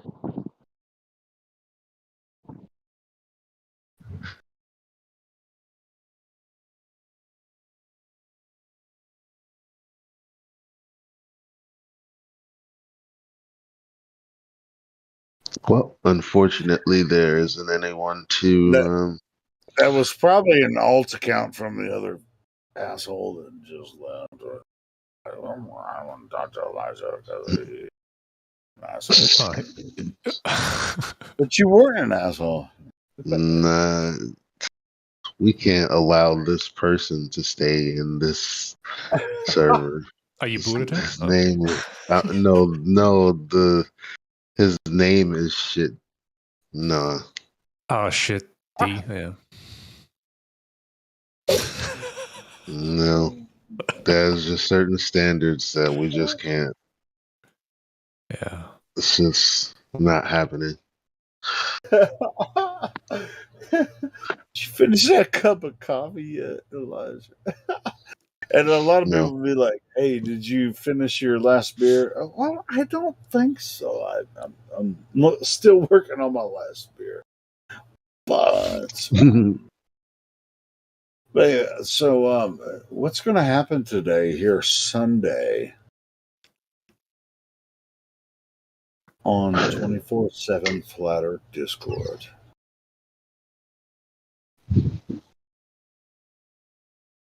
Hi. Good morning. Hi.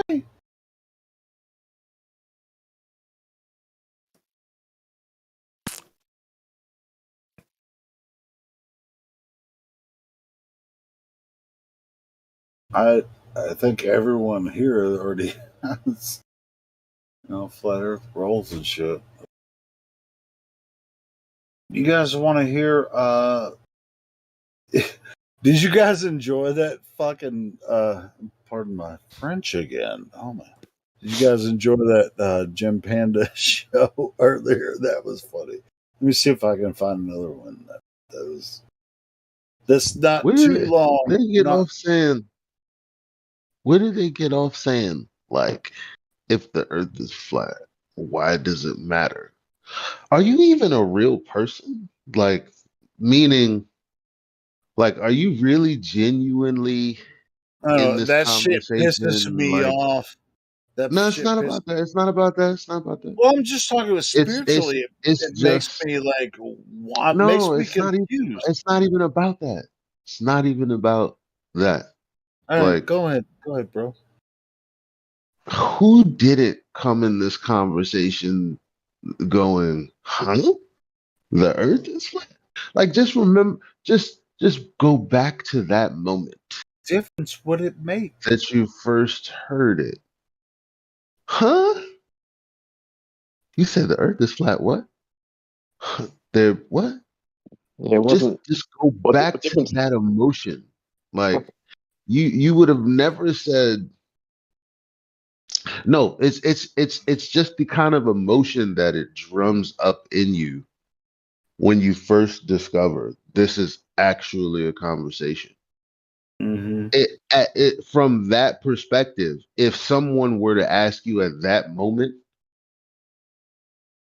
why does it matter? You'd be like, bro, we're literally talking about the Earth being flat. The When I know for a nature fact of Earth. it's a We're talking globe. about Like the nature of Earth. what the fuck are we talking about? If the Earth is a globe, but it's not a globe, it is flat.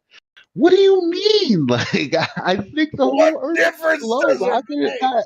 Exactly. Like just off of just the conversation alone is like that's like what? Why does it matter to finish this game of chess, bitch? If you don't make that next move, like, it's I need to know now. This isn't a simple freaking pawn. This is the fucking checkmate. You know what I'm saying?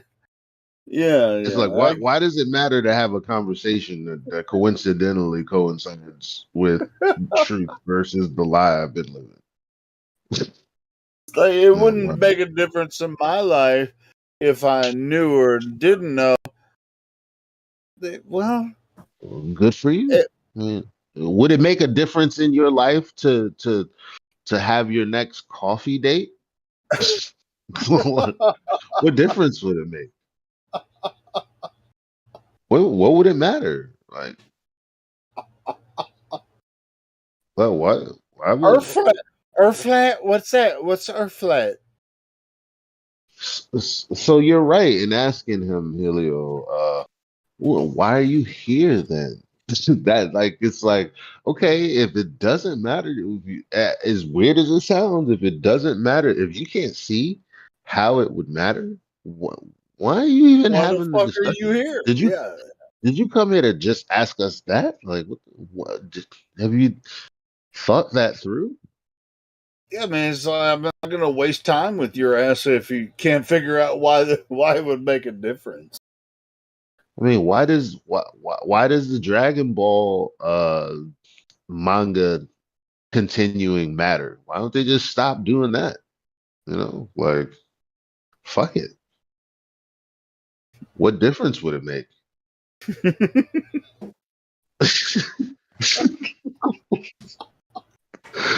Wait a minute, have you gone through your first cup of coffee yet? No. All right, cool. I mean, it's just like this. This is how frustrating I get. You know, from like. Why go to college? What difference would it make? Yeah, no, let's just move his coffee. That He's is made the his most coffee and he's like, fuck stupid. it. That is the stupidest fucking question that anybody could ask. What difference would it make if the Earth was flat or globe? That is the dumbest question. And why would you? Why would you get up this morning? What difference would that make to everyone else? Like, yeah, like, why are you getting up out of bed? You've made all these plans for the day, but fucking why bother? Dude, do you think the shape of Earth matters to people from western part of the Earth to eastern part of Earth? They have a different culture there, and they have a different understanding of everything. But it's still Earth, right? Isn't it? I mean, you've tied your shoes, but what difference does it make if you even have the laces? You know?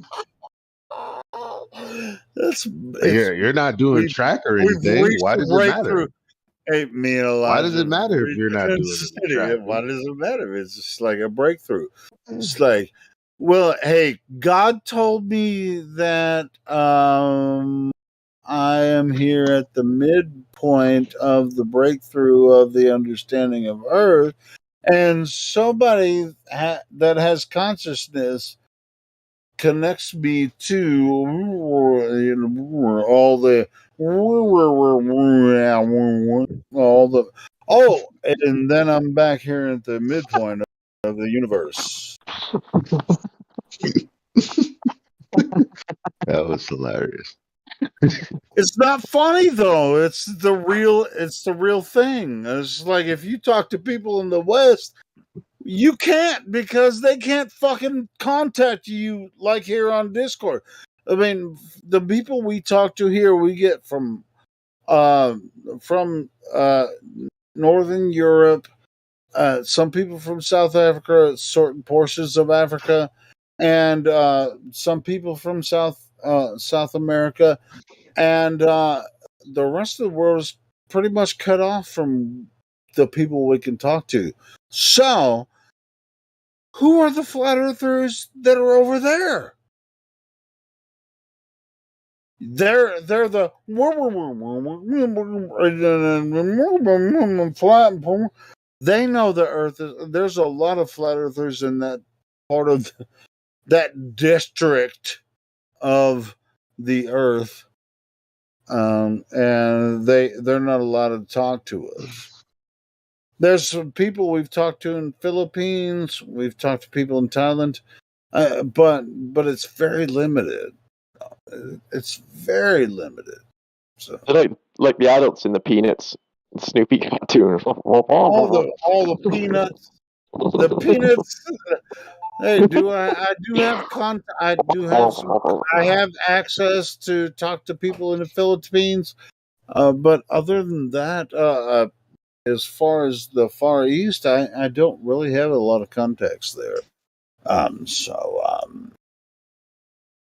We're pretty much kind of stuck over here. that's why we get so frustrated with this idiot that comes in. What difference would it make if the Earth were a stationary plane? Anyway, I'm saying it slow on purpose, for dramatic effect. Did you catch that? Yeah, what difference would it make? Yeah, it definitely could make a difference for multiple billions of people, you idiot.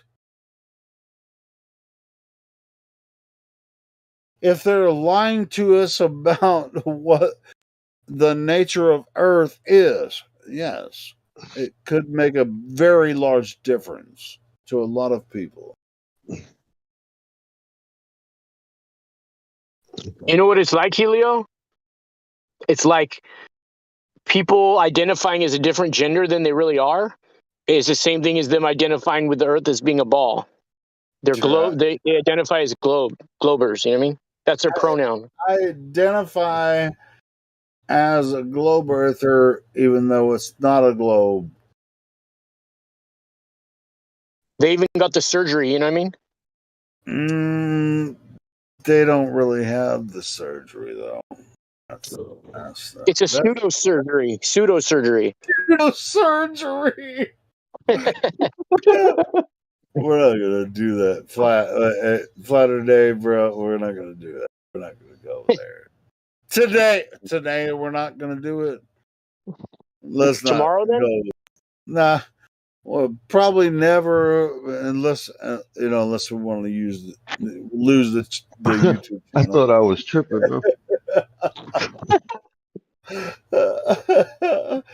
Hilo, you know what the globers do is chocolate stole my meme, yeah? Which I stole from somebody else. All these meme thieves, dude. Yeah. I mean, but as far as vocalizing this shit, yeah, we don't need to get into that bullshit. And to be honest, you know how you this is one of my favorite phrases, and I came up with it. Torture a narcissist. Anyone remember the second part of it? Torture a narcissist. Ignore them. Wasn't that an awesome conversation with Nathan Oakley? I was actually oh shit! in and out of sleep, so I missed it. Yeah, I forgot to stop the recording. God damn it! I was recording that. So who was around? Can you guys give me like a recap on how, like, when he came in, how it came about conversation? He thought Jim Panda was in the server, so No, I was playing an old Jim Panda talk. I was playing that on through the bot, and Nathan jumped in while we were playing that. And then once it ended, Nathan jumped in and talked to us.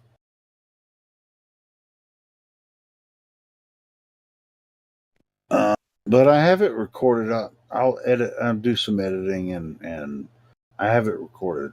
Did he argue with Glad the you recording? mentioned that because I forgot to stop the recording. He was speaking on the. He was probably like, for fuck's sake, is there no moderator here?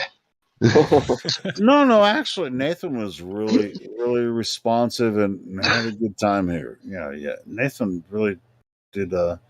He was really respected. No, I mean like when he was trying to talk when the bot was on. He's like, "What's going on?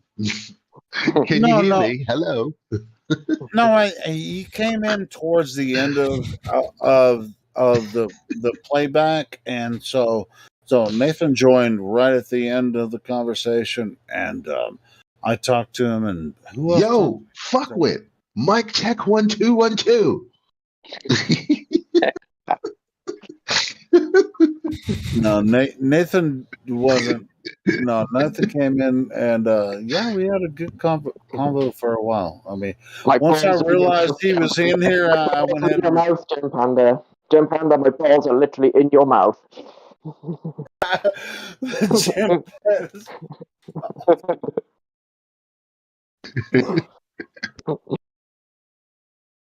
I think I did stop it at the right time. Never mind. Do you not know what literally means? I'm literally at your house as we're speaking with my balls in your mouth. Literally.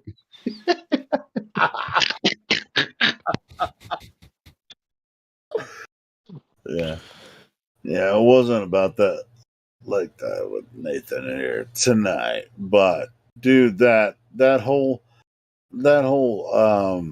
Jim Panda recording it's one of the times that it was one of the arena things. It was so funny, man. Oh, I was like belly laughing the entire time with Jim. It was so sick. Did you listen to any of that tonight? Elijah, that was insane. I missed it. All right, well, I'll run it again. Fuck it. Why not? How long was it? It's about an hour long. It's about an hour. It's funny, man. But we ain't doing anything else. I'll just freaking run it again.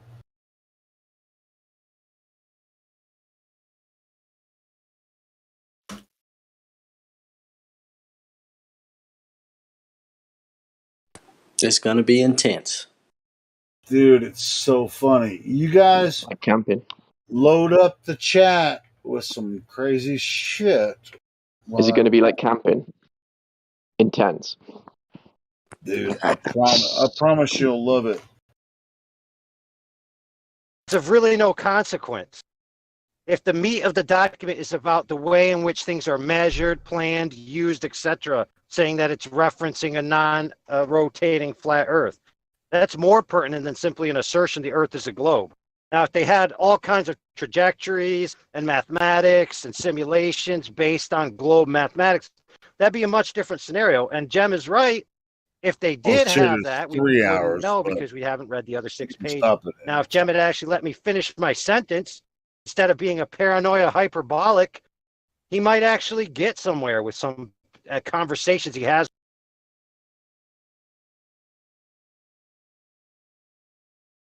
Do it. I asked you to post the other 6 pages, and all I've got is objections to why we should bother to look at the rest of it.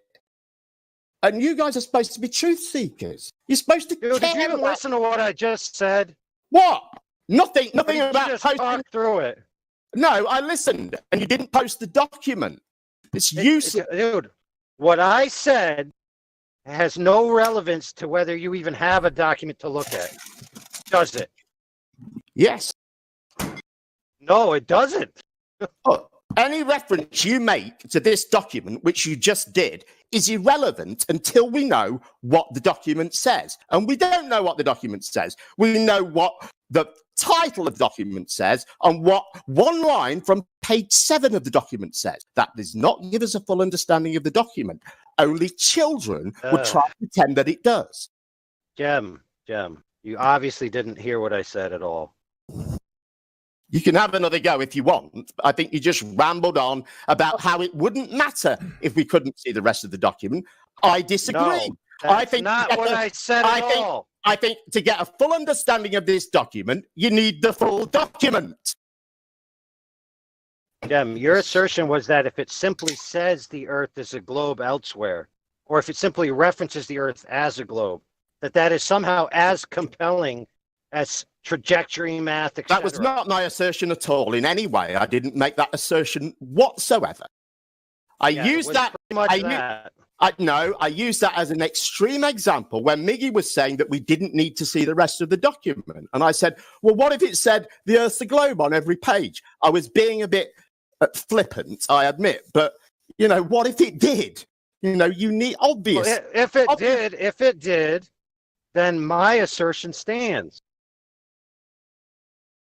Well, my point would be, I don't think it would say that, but I do think it's more likely to have a full explanation of what this thing is all about. And from that, we could all gain an understanding of why it says what it says. It could be that there's a flat, non-rotating Earth.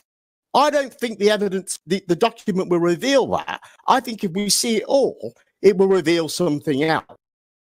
But at the moment, I'll put it to you like this. At the moment, you guys are happy in your ignorance. Listen, most globe arguers agree that in certain scenarios, even when it doesn't actually mention it, that to take it as if it is flat and non-rotating is much simpler. And effectively, the tolerances are so small or the effects are so negligent that it really doesn't matter. And if you did calculate it this way, it would be the most practical, usable way to do it, because all those other things are so inconsequential. Because most of the time, when these arguments come up, it's where people are in charge of the thing. That's what I say. It's like you could correct it. That was my argument, and that was my argument. Right, yes. I think you made it better than I did. I have to say, but yeah, right. To which I would then add a caveat, which is, if the supposed curve and spin are so negligent that you could just disregard them as being valid into any practical effect, then what point is there of even saying they are curved? You'd have to see exactly what practical effects you were modeling, right? Coriolis. If you just wanted to model how the shape of an aircraft moved in the air and how its flying surfaces, how adjustments to those changed how it moved, then I don't think you would need to take account of those things. But I'm no expert in this subject, I have to say, but I'm just guessing. I'm just imagining kind of like a model aeroplane hanging in a wind tunnel or something like that. I'm thinking you wouldn't need to account for those sorts. Well, that's basically using our argument, Jem. Like, because we know that practically it's not even going to consider anything that the globe is actually proposing that we need to use.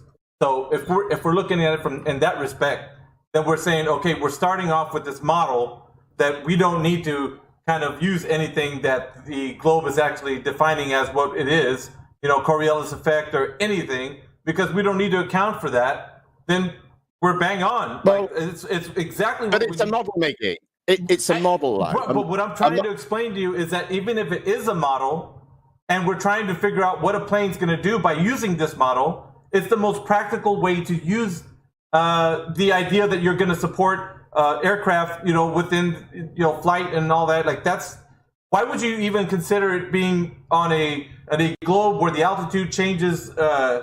The actual trajectory, and there's a lot more involved with the complicated. Well, those are your beliefs, Miggy. You're bringing in the idea that planes need to dip their noses and things like that. Well, they don't. That's why you wouldn't need to consider that. How about the Coriolis effect?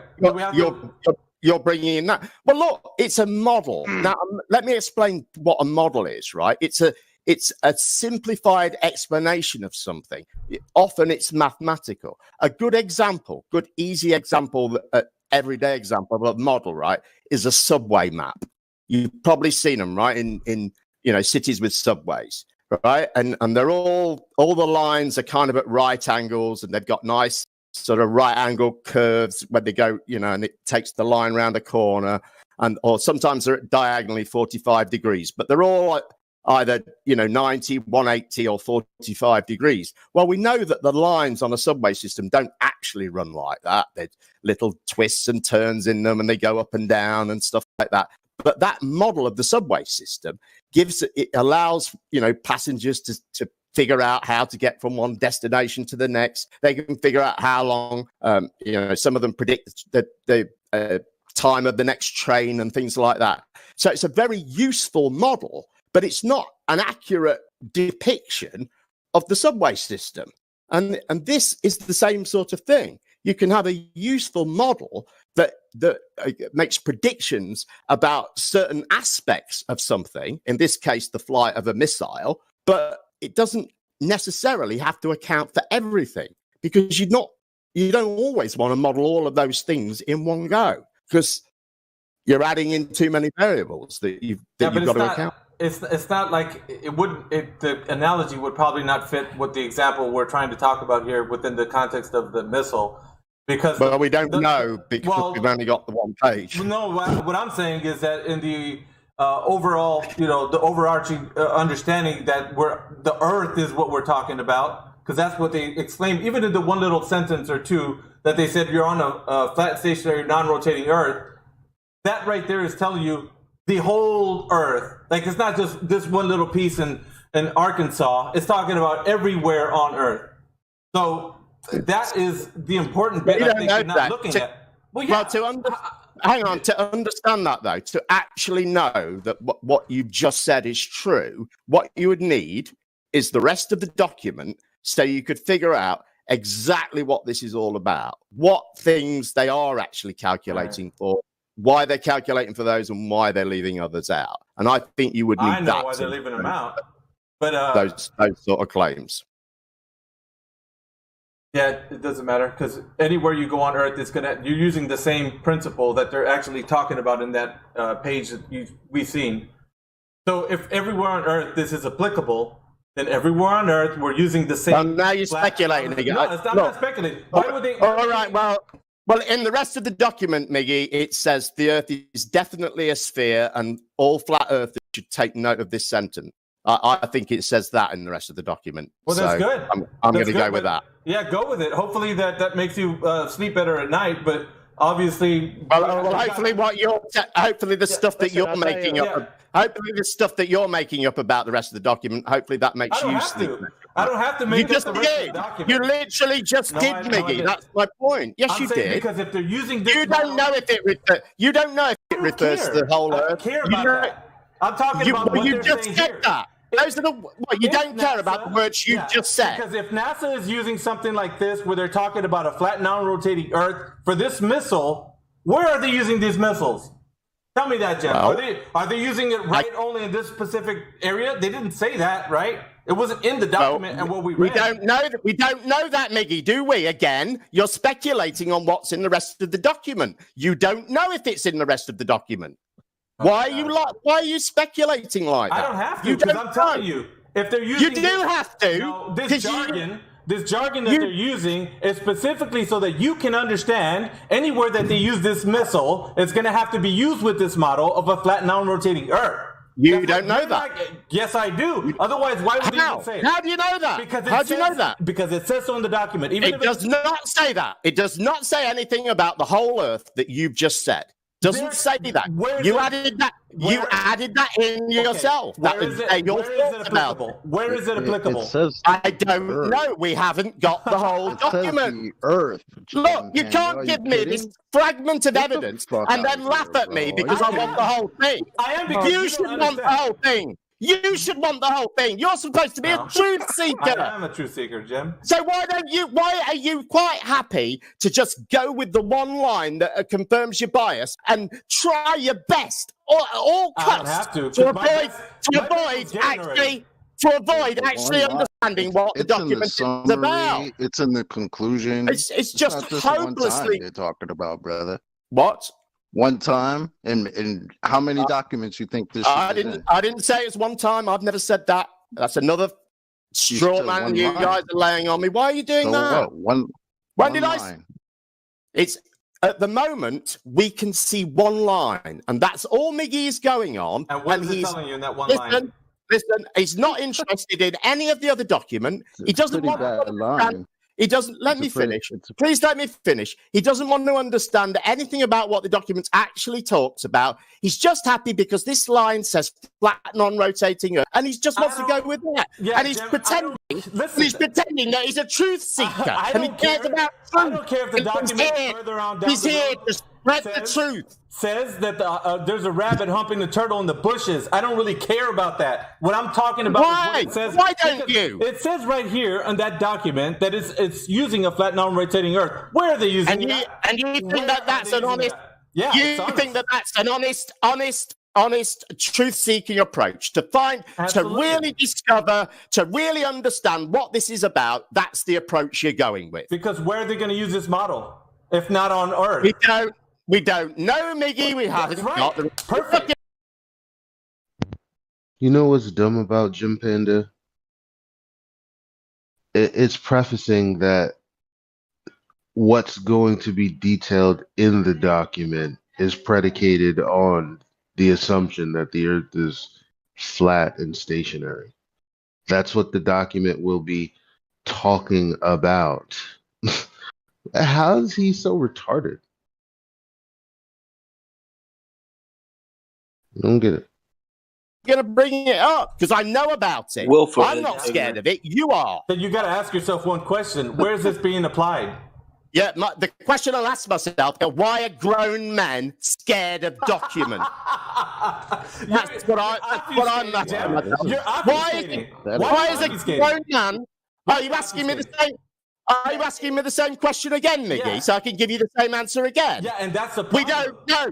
We don't know because we haven't got the whole document. I want it. You don't. I want to get a full understanding of it. You don't. You want to try and pretend. I have the document. You want to try and pretend you've got a full understanding from one line of it. Right. Can I have the document? Did you hear that? He's got the document. Great. So can we And you go post over with the documentation and validation, please? Yes. Instead of yelling and screaming your point that doesn't make any sense because it's trying to bring up document. Hey, first of all, you can tell me to shut up or you what. It doesn't bother me, hon. Just show me what a disrespectful asshole you are. Now, I can stand my own too, babe. Don't try to come at me. Well, what are you? Nobody needs your input. All we need is the document. You need to sit down. All we need is the document. We don't need your input. We're trying to provide that document. You're too busy going off and yelling. Providing the document doesn't involve you speaking. I posted the document in the chat. I'm just pointing out to Stacey that didn't require her to speak. What page do you want to go to, Jim? What'll satisfy your little deal here? Jim. Well, I'm going to read the whole document. Oh, go ahead. Right, this is what I'm going to tell you is that entire document.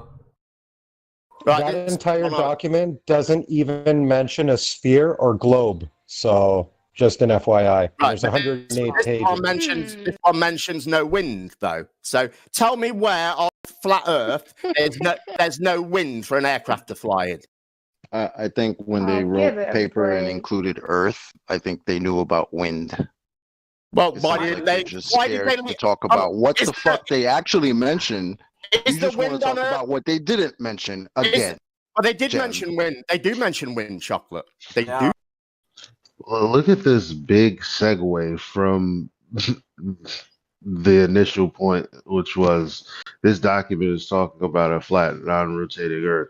And he's like, well, you don't know what the rest of the document says. And then he's like, oh, there's no wind in this document. Why isn't it in there? That's just like weird tactics. Like the bottom line is bruh, when you're talking about the spin of the earth and all of this stuff, you're not talking about wind either, because for all intents and purposes, right, the atmosphere is turning with the earth, moving with the earth. But in this situation, he's doing the very thing that he's trying to accuse other people of, which is like, I don't know, cherry picking or something. Like it's very weird, especially because he's being super hypocritical and within the span of like 10 minutes. It's like, wow. They Say what? Mention wind or not, what they specifically also did mention was that it's flat and non-rotational. Look, Chocolate, you can keep repeating that, but try and get with it, okay? Now, listen carefully. They specifically mention that they're leaving out wind of their calculations for an aircraft. Now, do you have an explanation for why they would do that? Over a flat stationary plane? Over anywhere. Over Earth, Because which they're saying is flat and non-rotational.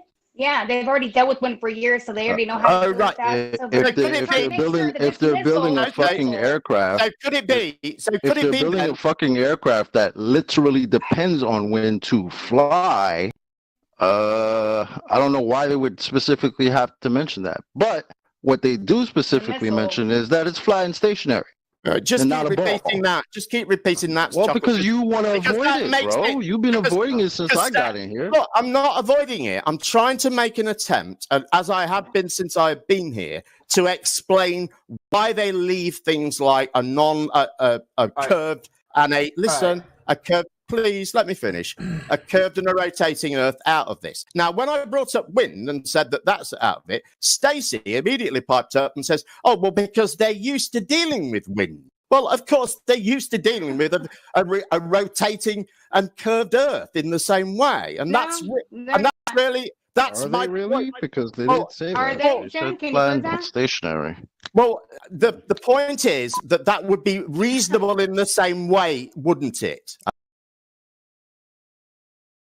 What a maroon, right? Like no one's treating no pilot. I have never heard a pilot say, I do treat the earth as if it's rotating and curving underneath me.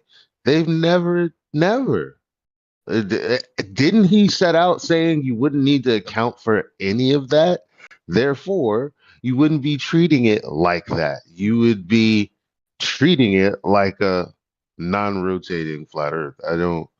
What the yo, this guy is like needs help. And not missile.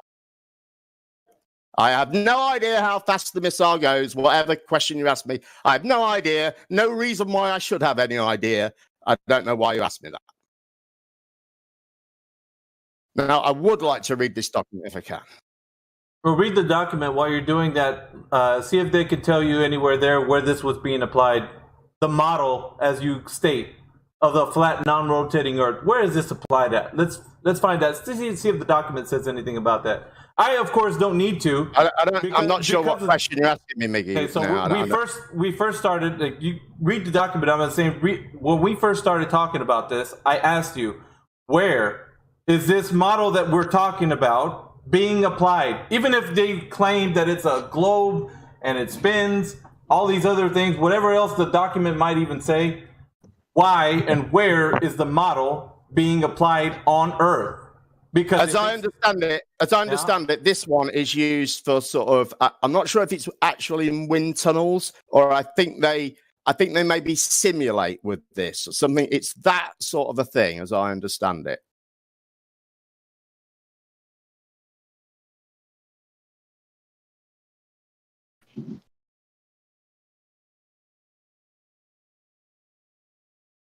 So you don't know yet. You're just saying you're right now. You're well, it's a while since I dealt with it. I came across it when it first came out, which was about sort of 3 years ago, and then sort of fiddled with it around then when it was popular, and then forgot about it.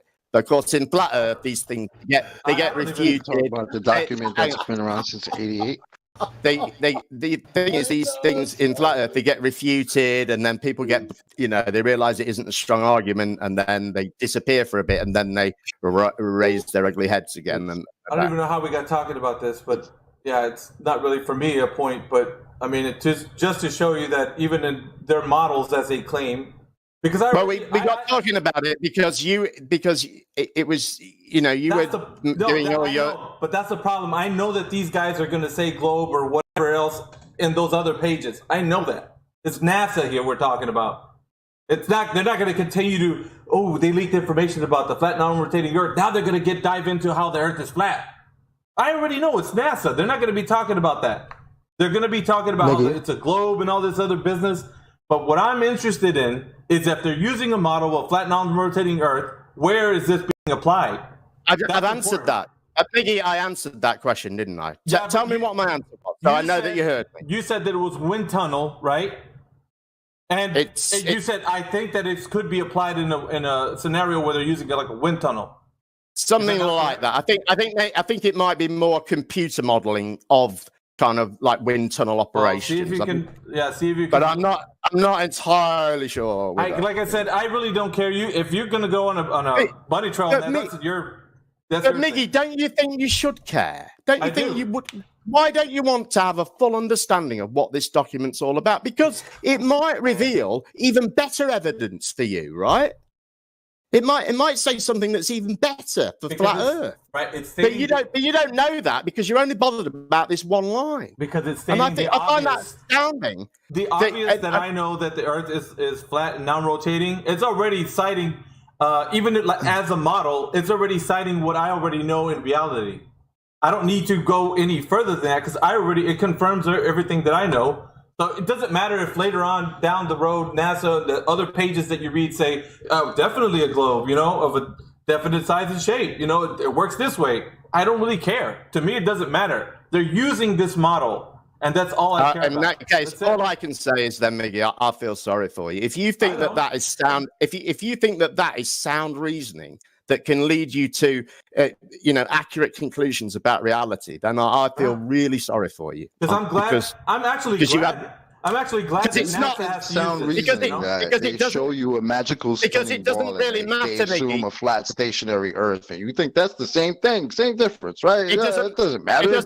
Get the fuck, bro. You're the one that's delusional, bro. No, look, I didn't say it was delusional, and I'm the one that wants to get a full understanding of this document. Miggy is desperately trying to avoid getting a full understanding of it because, as he's just admitted himself, he knows it will say things that make it not such a thing. It's NASA that we're talking about here. Like I said, these guys are not like proponents of the flat Earth. For number one, so even if we're looking at a NASA document, I already know going into this what the other pages are going to say without even looking. They're going to have explanations about how the globe is doing what it's doing. What I'm interested in, think about it, Mickey. This is pretty bad for a hostile witness, right? Because they're the ones that show us the magical spinning ball. But yet in their documents, nicely shuffled away, there you go, flat stationary plane. But when we actually have to put vehicles in the air, right? We got to take this shit serious. We got to put lives at risk, right? So we take the Earth as it is, flat and stationary. We don't play around with the little magical spinning ball shit. You think we should take you seriously when you're deliberately ignoring more than half of a document? You think that should be taken seriously? People drove doom buggies on the moon. How should I take you seriously? Are you out of your mind? I'm just like we can show that happened. We can show plenty of evidence that happened very easily. So I know you consider every reason to believe that happened. I know you consider video as evidence. You have to prove it's a ball first, and you haven't done that. So if you watch my video, how I know we went to the moon, Miggy, you'll see. By the way, you'll see what I present as evidence. And I'd rather it doesn't include a lot of video all over themselves telling stories, telling campfire stories, telling fucking nonsensical bullshit that grown men like you are supposed to believe, right? Get the hell out of here. I'm gonna watch your video. No, I'd rather listen to the astronauts themselves blow up their own spot. You can call it that, but clearly it isn't that. Gem Panda, just to ask you a quick question, dude. Are you in the live text at all? The text for this channel, yeah. No, I'm trying to read this document All and right, be mate. angry at the same time. All right, mate. Just to say, I popped up a thing there. Satellite dishes popping up in Ecuador. They're pointing towards the sky. You want to reiterate what you told me in your server one day, that's proof of geostationary satellites? Why do you think it wouldn't be? Why do you think it would be? Well, because they're pointing up in the sky, so they can't be pointing at a tower, right? Oh, so a satellite dish pointing up in the sky means that there's a geostationary satellite? Well, I mean, I think if it's receiving a signal from one, I think that would be a reasonable assumption, right? Okay, are you familiar with? Are we assuming they're not receiving signals, or are they receiving signals? I'm going to ask you a question. Are you familiar with Flight Radar 24? No, I'm not familiar with that. Okay. So on Flight Radar 24, if you go above Ecuador, there's satelloons that provide internet services, 4G satellite services all around the world. Do you know there's such a thing as Project Loon? Yes, I know. But so what? So the point I'm making. Go ahead. Sorry. So the point I'm making is, you said that was proof of geostationary satellites. No, I didn't. You did. Absolutely. Yes, I would never ever have used the word proof. Never ever. You guys use that word. I would never have said that in a million years. You did. You were witness. Absolutely not. You're lying. You're lying. I'm sorry, mate, but you're lying. I don't want to be rude to you, but there's absolutely no way I would ever have said proof. I never ever say that word. You guys say it all the time. I never say it ever. Proofs exist only in math. Only in math.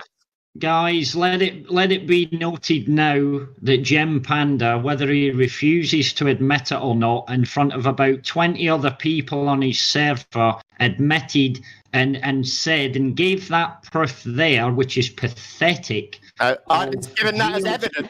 I would have given that as evidence. Not proof. Yeah. Evidence is not proof. They're two different things. In my inbox.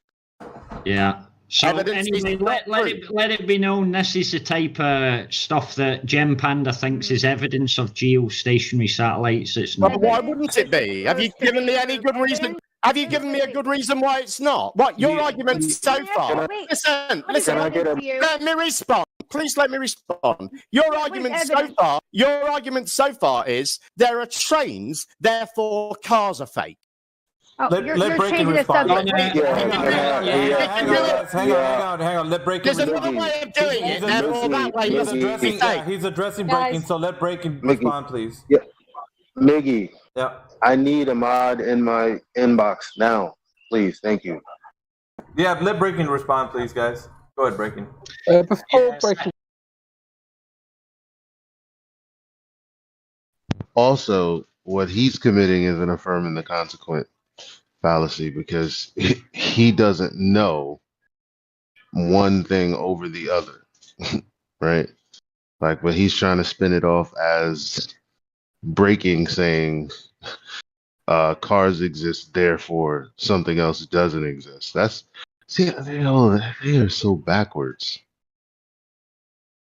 Project Loon. You can easily look it up yourself. It's on Flight Radar 24. Dude, I've been here for 5 years. I'm not a newbie that's just walked in off the street. You're acting like a newbie. You said you did. You said you didn't. I didn't. When you asked me if I'd heard of Project Loon, I said yes, of course I've heard of it. Right. So it was the Radar 24. The first thing you mentioned, I'd never heard of. Right. So that's the point I'm making. You'd never heard the Radar 24. So that's why. There are things hanging from balloons. We all know that. That's not news. What's hanging from them? Some great bit of evidence. You're just telling me that in some places there's an alternative way of transmitting stuff. So what? Gem Panda, what's hanging from the balloon? What's hanging from the balloons? I bet it's not satellite TV transmitters. It's satellites. It's satellites, dude. There's your satellites. That's your satellites. Is satellite TV transmitters? Of course it is, dude. Yeah. Is it? Prove it. Of course it is. All right, let's see the evidence. Let's see the evidence. Dude, you have got no proof. You've that made the claim. Let's see the evidence. Don't tell me about me. We're dealing with your claim that you just made. Let's see your evidence that these sataloons are transmitting satellite television. Right, that's fine. Okay. So, Breaking, do you want to go ahead and do that? Stacey's been trying to get in. Stacey, do you want to? Yeah, go ahead. Go ahead. I'll get what he's looking for. Oh, sorry, I actually forgot because I'm getting DM'd as well, and I have stuff going on my server. So can you give me one moment too, and I'll be right back. Sure. Does anyone else want to speak? Is there anybody else who'd like to speak? I want to know what. I know what I was going to ask him. I just came in halfway. Evidence. Like, Jim, what do you think evidence is? Because evidence and proof, you use two different statements there. Like you said, I didn't say proof, I said evidence. Well, for me, evidence is proof. So can you verify to me what evidence is for you? I think what you've just said, in a way, is true. For you, evidence is proof, and I think that's the nature of it. I think I can show you evidence, but only you can decide if my evidence amounts to proof for you. And this is why we have a jury in a court, right? Because what's proof for one person isn't proof for another person. And we recognize that. And that's why we say we need 12 people to all agree that this is proof for something before we, convict someone, right? So that is what I would say is the difference between evidence and proof. Okay. So I appreciate that. One supports an argument, one subjectively substantiates the argument for a person, but not for everyone necessarily. Then can I ask you, what would the word be to be used then? Because the proof wouldn't be the word, I guess, necessarily to use anyway, because then you say everybody can have their own definition of proof. So to validate our reality, what would you use? That validation, citation? What are you looking for to? Because you want validation too. I think to be honest with you, I mean, I'm a bit pedantic about the use of this word proof, because when we're in debates and stuff, you can get yourself caught in a corner where you say you can prove something, when in actual fact you can never prove something. You can just offer evidence for it and hope that it proves it. So that's why I tend to be a bit sort of pedantic about it. I don't think it's really that wrong to say this is my proof for this. It's in a sort of colloquial sense. But for me, I think proofs only exist in maths. We can prove that, we can prove 2 + 2 = 4 in a 10-based counting system. But for me, that's a proof. So I know we had this lengthy discussion the other day about verification and validation, and I think you guys are being somewhat unfair in the way that you use that, because I don't think you always think through what it is that you're asking for. And where we got to the other day, it seemed to be with Miggy, was that the only evidence that he would accept from me would be evidence that he had already checked himself and personally collected himself, which, that to expect people to give you evidence you've already got seems, I don't think that's right. So I would say, but I think, of course, you need ways to verify what's true. We can't just take a photograph off the internet and say, well, there's, look, satellites. So I guess what you've got to do is... Can't you, I'm asking a question actually, can't you just make up a bunch of masks though and make it fit things? And we're talking about what we can observe and do with scientific methods on natural laws that we could prove. I mean, when I say prove, I mean what you actually can do in your reality. Natural laws that you can verify for yourself, experiment after experiment. So those things, the globe model should be able to easily prove at this point. I mean, it's 2020. I would say it can. I would say it can. Okay.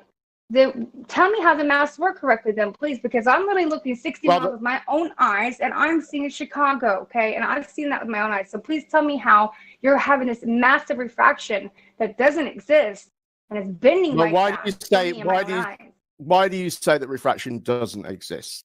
I'm not trying to catch... No, wait. I didn't say refraction doesn't exist. Refraction does exist. But refraction doesn't exist to the point that you're trying to keep at you. Okay, well, why do you say that? Because there's no proof of it. Can you prove it to me that it does that? Well, again, besides the simulation? we're back to proof, aren't we? I mean, what we can do. We're talking about reality, though. What we're trying to observe, Well, right? Scientific method, but also has some observations in it, all right? Right. So we're talking about what we can and that's actually how we know. prove And that's with how those we know. things. That's how we know how light behaves in different mediums, because those are things. Hang on. Those are things that we can test in the laboratory, right? We can stick a light in one place and stick material between it and somewhere else and see how that light behaves. And that's how we know how light refracts in an atmosphere. So we have an atmospheric pressure gradient, which is, I'll be as brief as I can because I know you've heard this before. We have an atmospheric pressure gradient that gets denser as you get closer, and that denser atmosphere makes the light change angle. Usually, well, it makes it change angle so it goes down. A bit like the easy demonstration of this effect is a spoon in a glass of water, and if the glass is half full, you see like a bend in the spoon if you're looking at the whole glass. Do you know what I mean when I say that? No, I do know what you mean when you're saying that. Right, Absolutely. right. So that's an effect of refraction where the light that's traveling through the water is traveling.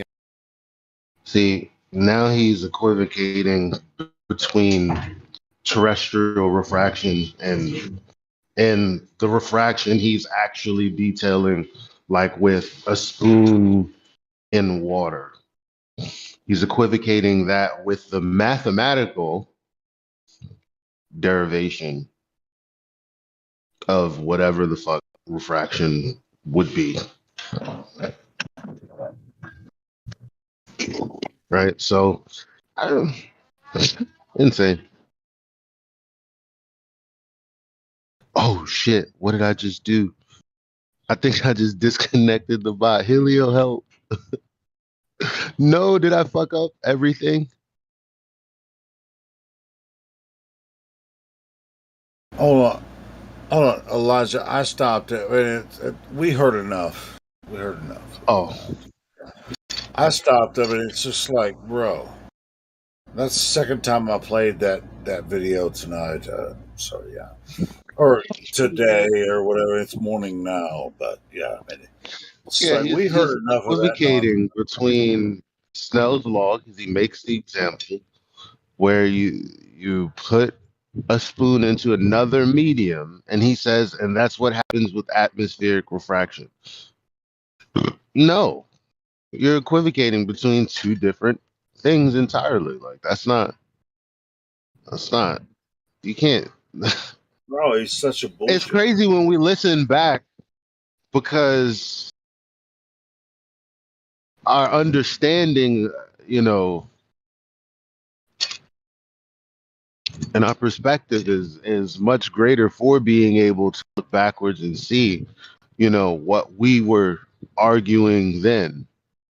And I mean, this doesn't age well for someone like Jim Panda, dude. When there made are a fool others of advancing their knowledge in the subject. Like the moment someone advances their knowledge beyond what he's talking about, this becomes a bad recording for him. Well, this is from like 2 years ago, right? And so, it's kind of like at the time he felt like I don't know. I mean, all of us were. It's almost like we're gonna have the same fucking conversation if we allowed him to say those things. Yeah, the word refraction, thinking about it now is like just a big ass distraction from the actual point. Because when Stacy says, "How come I can see Chicago from 60 miles away or whatever?" It's like, then she says, we know it's not refraction. Then they start talking about refraction instead of the absurdity of believing you're on the ball and seeing 60 miles away from that elevation. Instead of talking about the absurdity of that, we're talking about, man, It's broken geometry. Isn't that Mitty's lyrics in that that song in Geometry. Over, man.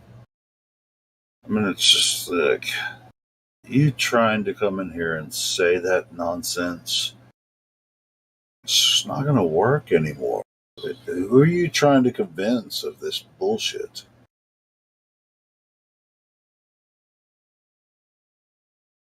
About Jim Panda. That.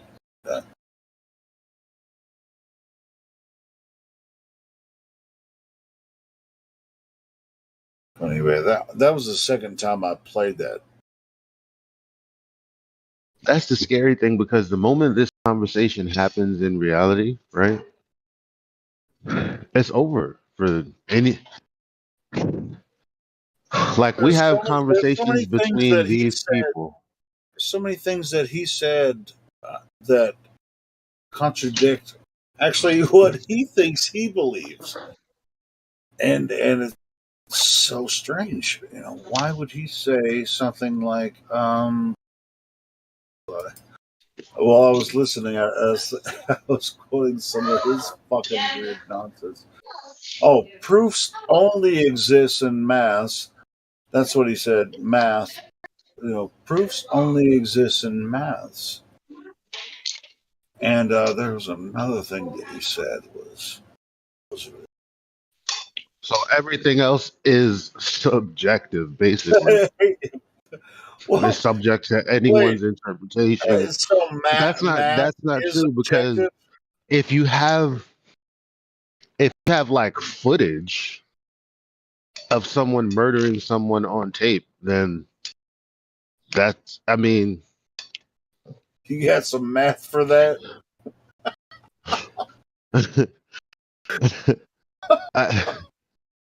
and then their dumb peanut brains would go, well, we have video evidence of the moon landing, so by your estimation, we should accept that. Well, we're talking about a place no one has ever been, no one has ever seen. From that perspective, because they've never been there, versus someone getting murdered and then there being, it's retarded, man. Like, if someone gets murdered, they were murdered somewhere and people know it. That's not going to be questionable unless you don't have enough evidence. There's no video, there's no blood, there's no body, there's no this. Then it's like, well, how do we know? But if there's a proofs are in body, the if there's math. blood, if you're sitting right there, like, then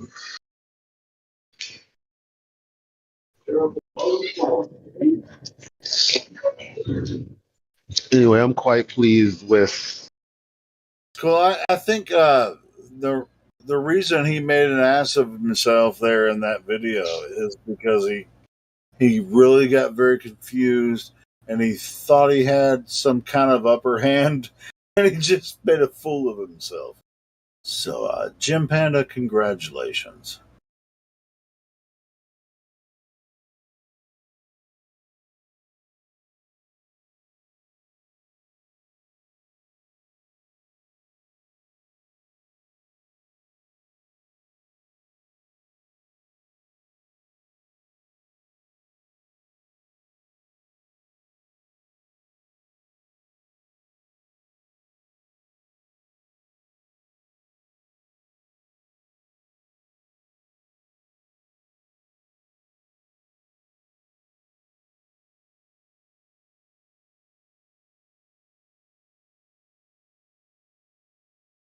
I mean, the video was almost over, Chocolate, so I just stopped it. And if you guys want to jump in and give commentary,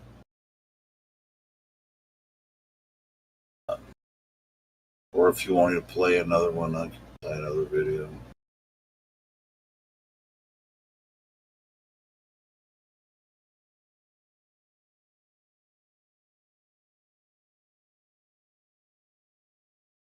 I quite like playing these old ones and then commentating on them, pausing them and commentating. It's pretty cool.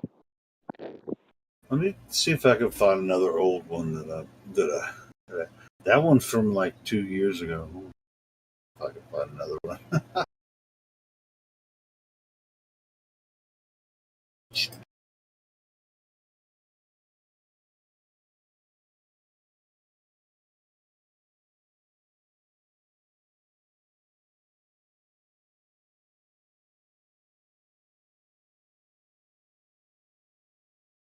You guys want to talk? Live talk is better than um,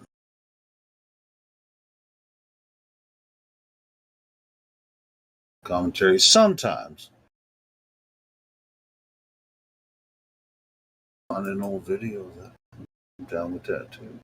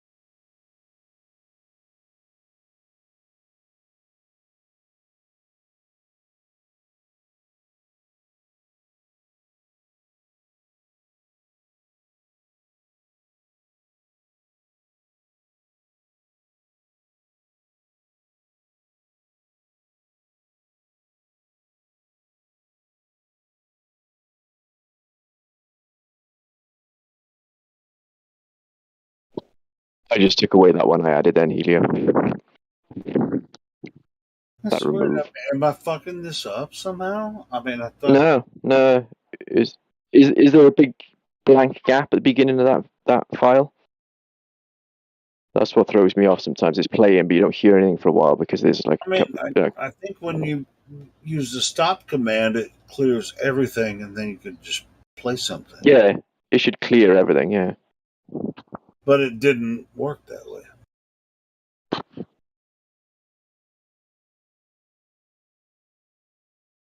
Frustrating. We're gonna have to get with NDO on that one.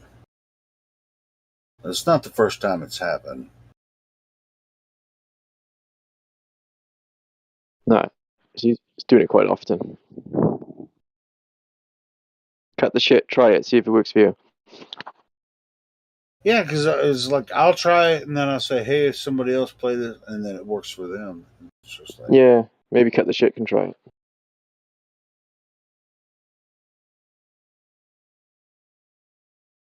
What happened?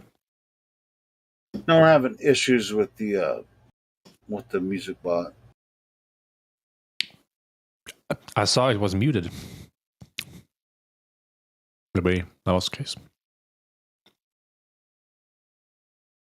It had a server mute on it. Oh, when it jumped up, then was it server muted? Was it? Well, it looked like it. I don't think I saw it before I Oh, joined. okay.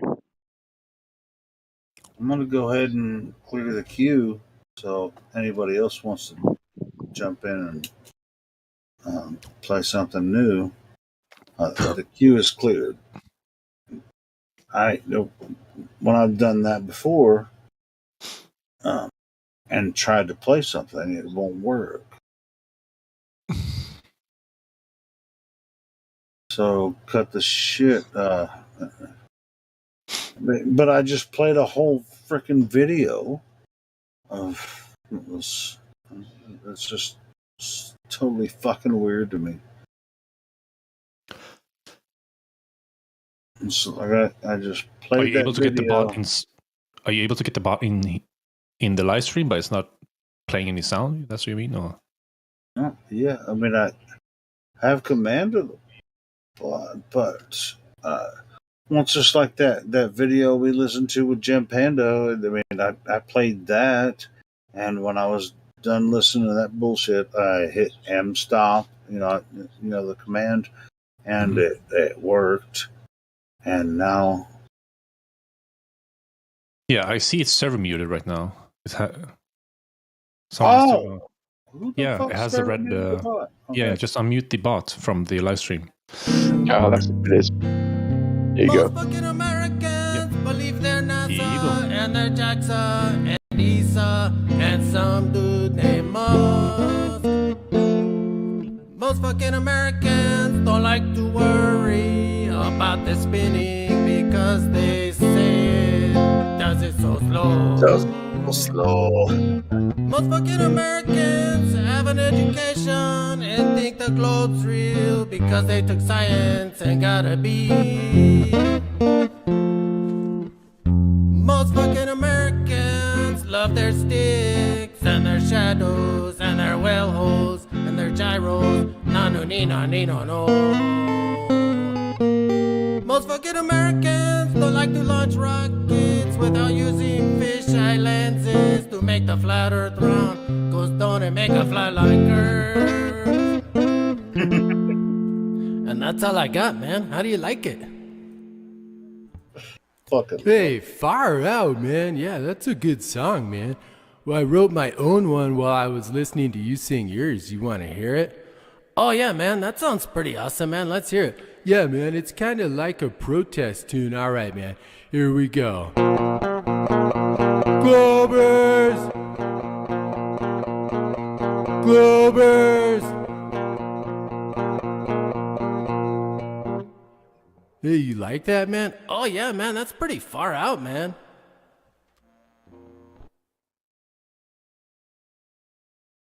I have no idea why the bot was muted. That's weird.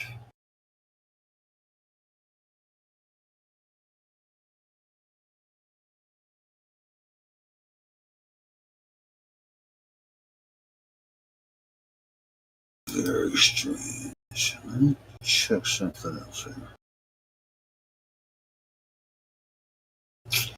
Only 5 hours. All right.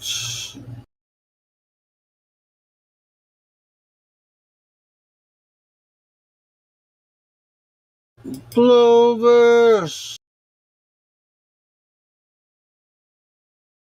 Clovers.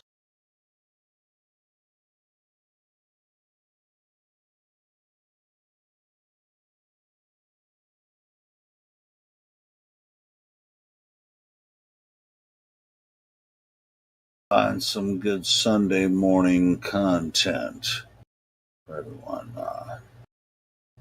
The earth is flat. No. The earth is flat. It's flat. You son of a bitch. This is flat. Oh my god.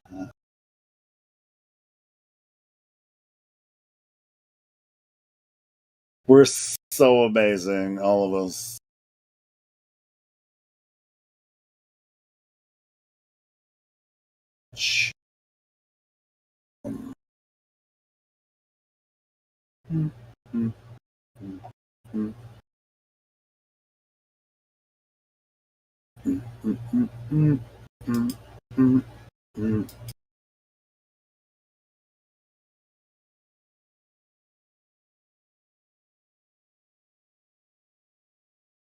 Any suggestions, anyone? Yeah, suggestions, put them in the live stream voice text.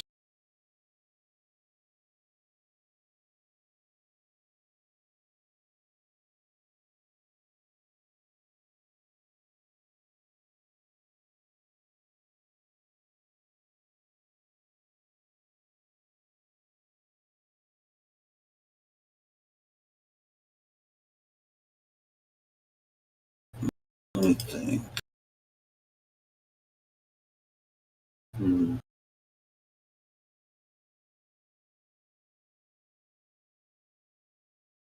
Non-copyright strikeable material.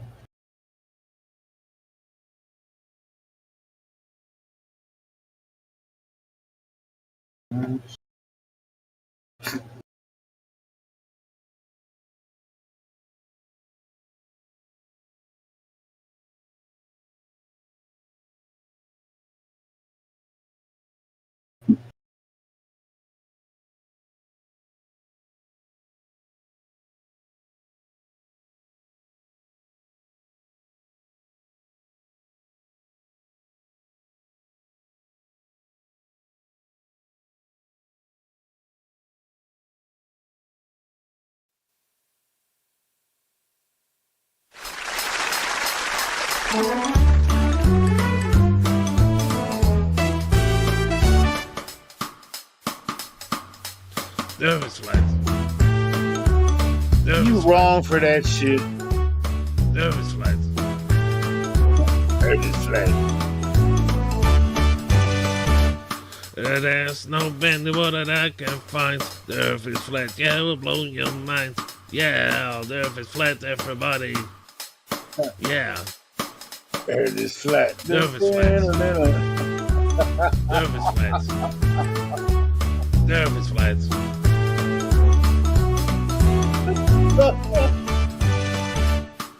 No curvature on the earth, 8 inches per mile square. Yeah, check it out. Check it out. Check it out.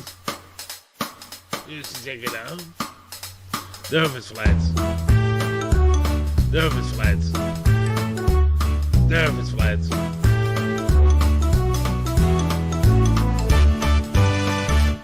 Yeah, mud fossils are real. And I know that they are giants. Way, way, way in the past. Yeah. Yeah. Nervous flats. Nervous flats. Nervous flats.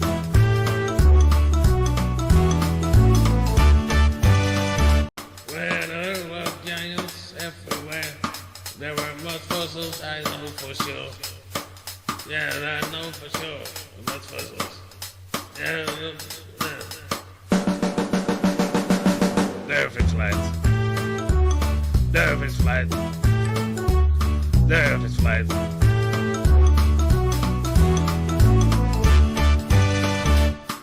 Nervous flats. Nervous flats. Nervous flats.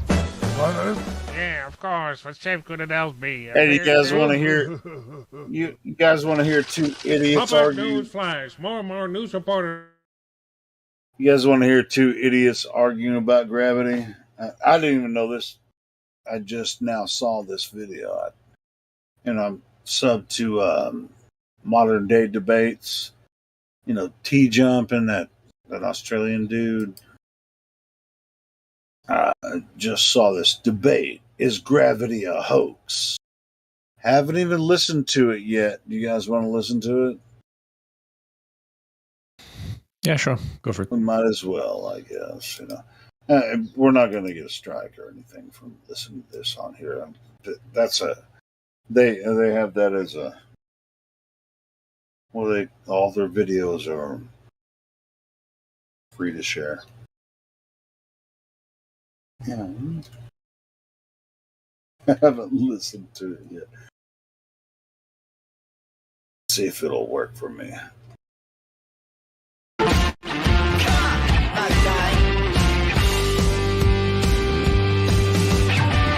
Seems like it's working. There's nothing left to eat. We're on a winning streak, going out in style.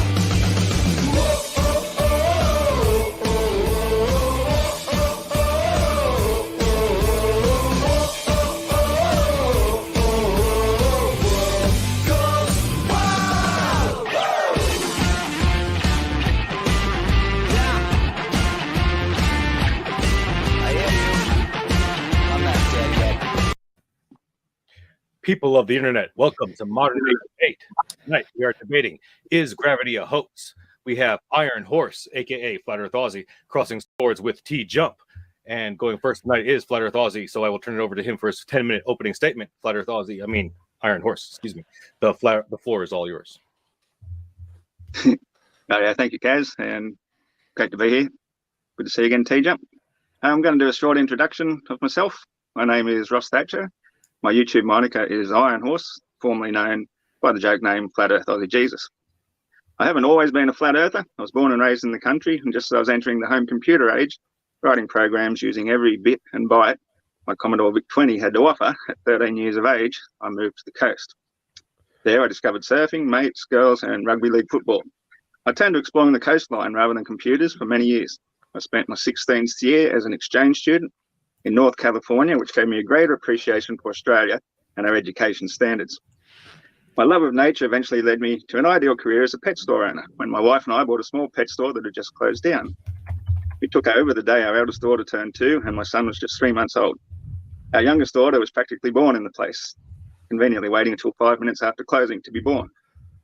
7 years later, the business sold for over $200,000 profit on what we had as part of a property settlement on our divorce. I went on to run a successful contract cleaning business for the next 5 years, cleaning all night and studying nature's ways by day.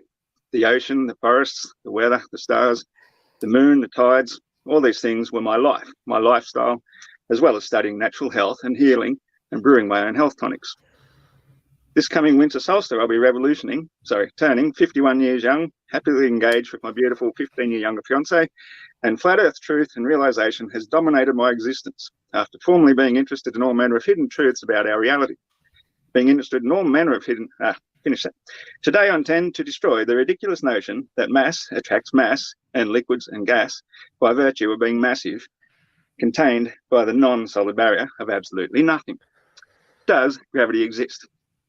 So far as the scientific consensus of things of mass dropping through the medium of air at 9.8 meters per second squared, absolutely.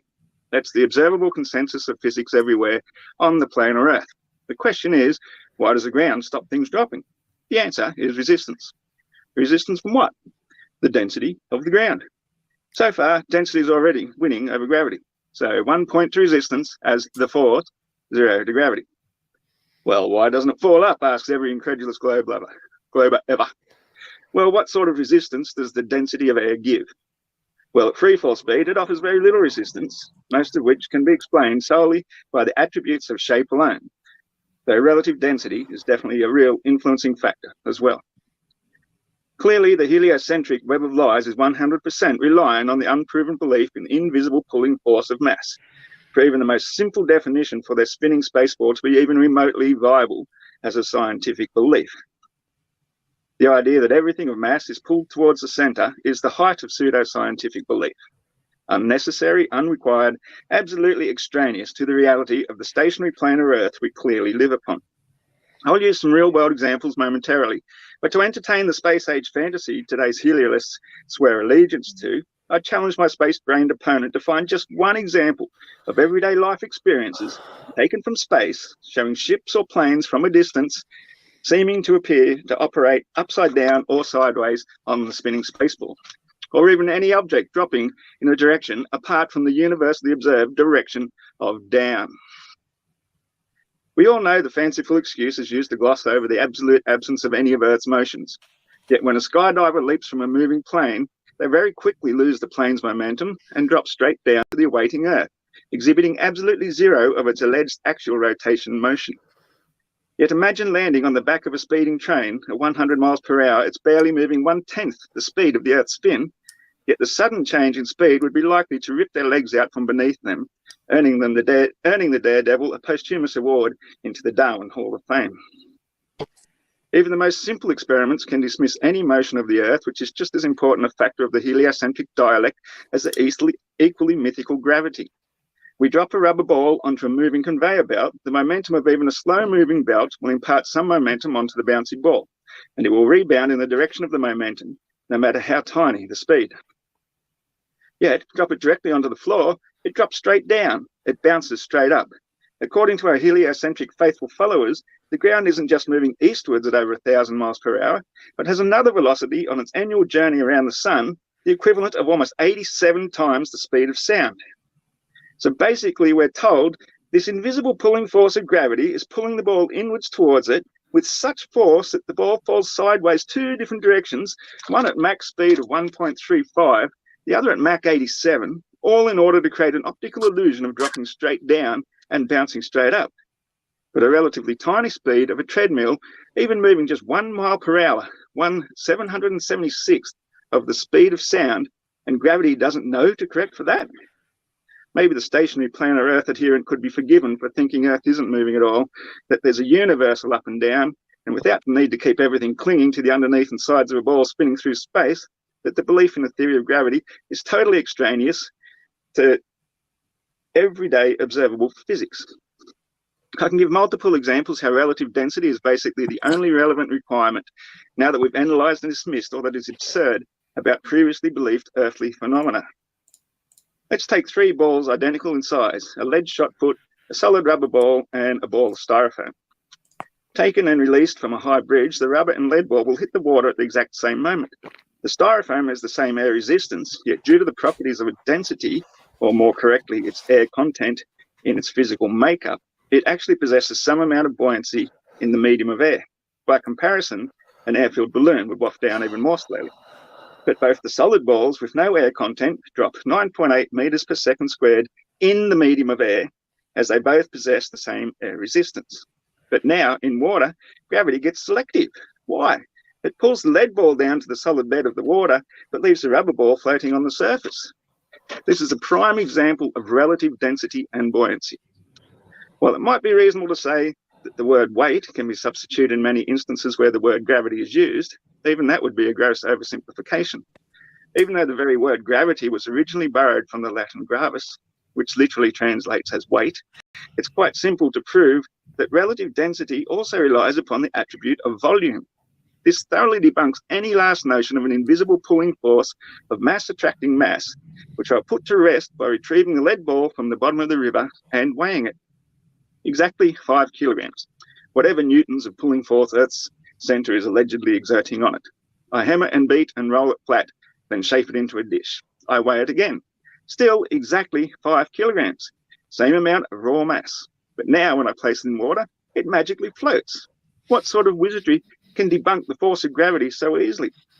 By altering the volume and turning it into a container of air, which also has extra mass and weight, it now floats. Relative density wins the game. Another example. I weigh an empty balloon. It weighs 100 grams. It sits flaccidly on the ground. I place a canister of helium on the scale. It weighs 10 kilos.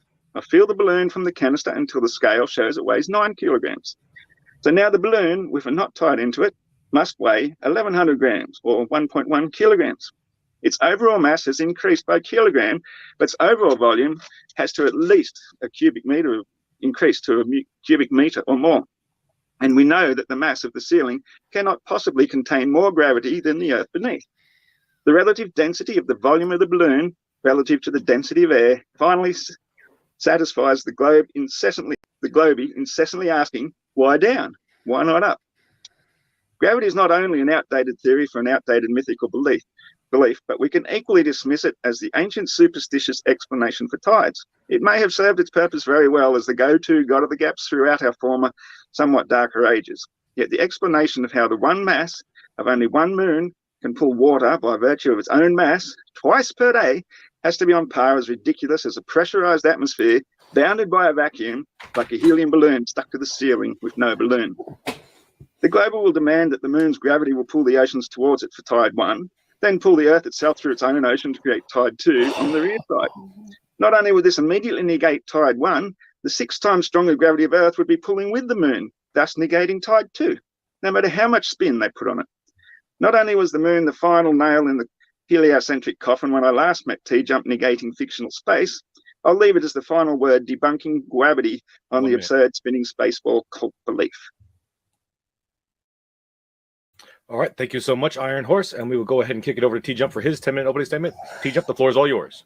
Gravity's really easy to prove. All we do is take a container, suck out all the air, make it a vacuum, put an object in it, and for some reason, even though there's nothing in there to cause relative density, it's completely empty, it's a vacuum, it will still fall down.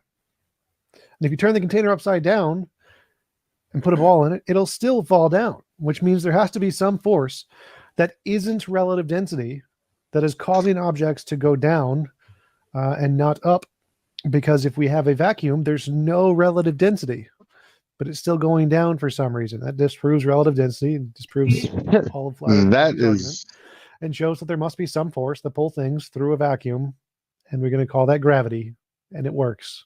Everything else he said is scientifically wrong. The moon no, you just took air out, in one direction, making the thing more dense than the water on the other side will come to fill the giant hole that's placed, and that creates a second wave. There you go. That's why you have double different tides, different times of the day. Because if there's an absence of water, the rest of the water is going to rush to fill the absence. There you go. Two tides, pretty easy. Yeah, it's not hard to prove that at all. There's also like the Atvos effect. If you are traveling east, you are actually lighter than if you're traveling west because of these effects. So it's not like this is hard stuff. I don't know what Ozzy's got. Yeah, Eli, bro, that dude proven by vacuums and dropping balls has in them, such a weak solved. argument against what there. Flat Earth Ozzy just All right, laid thank you out, so much, T-Jump, for your opening statement. And let me just say to everybody in the chat, I want to let you know, this especially if stuff it's your just first time joining us ages at Modern so Day Debate, that we are a not neutral well for the platform Glober, hosting doesn't it? debates on I science, know, religion, it's and weird, politics, isn't it? and we want you to feel welcome no matter Is what this walk of new? life you're from. And Yeah, if you have a this question was or a yesterday. comment for one of tonight's debaters, Wow, please he fire said into the that live chat and be yesterday? sure to tag me Yeah. at Modern Day Debates. Super chats go to the top of the list. They will get first priority. If you take We the ask that you please air keep it civil, out, attack the argument, And and that not was the his person, as argument. insults will not and you have After the all that object. shit, he of course, said, and "Oh, allows put as it in well the our container." valuable moderator to And elevate the you- conversation. So please show them That was his show But, them but and that the doesn't debaters and each stop other the respective not density hurling insults from and attacks. happening. You still have the thing inside I know. more dense than the That's evacuated his container's medium. gravity. The fuck? Oh my god, man! What the Yeah, I mean, fuck? dude, props to Flat Earth Ozzy. He's been doing this for a while. He's one of the guys that will jump on there on Flat Earth debates. He hasn't been here. He hasn't been in a lot of the different rooms, but he goes on Flat Earth. He goes on a Modern Day Debate a lot, and bro, it was a really good explanation. Sounded like he was reading the script, which I think he prepared, and all of that, that was really, really well done. So shout out to him. And then this dipshit comes in with like, I'm gonna just put shit in a container and pull the air out and see what happens. Gravity, bitch. What a dipshit. That's not proof of gravity. That's just another. That's just another baseless assertion. Well, you begging the question basically. 'Cause you're like, things go down. Why do things go down? Okay. Well, you take the air out of a container and something goes down. Like we already know, things can go down. Look, voila, it's gravity. No, bitch. Like that's why I like Flat Earth boxers questioning of that cosmologist, and he's like, is there any experiment that will show gravity with properties distinct from density? Basically, there's this force. Like, how do you? Dude, he pretty much confirmed exactly what he was saying, but he thought he was making a claim that proves gravity, but he actually confirmed exactly what Flat Earth Aussie was saying.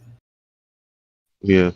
I didn't hear this. Oh, well, obviously, because it just happened yesterday. Well, I So, didn't hear it either. It should be It's the first interesting. time I heard it, you know. So, but yeah, Cool. that's All kinda right. weird. Do you guys want to continue listening to it? Yeah. All right, go ahead, Flatty. Resume it.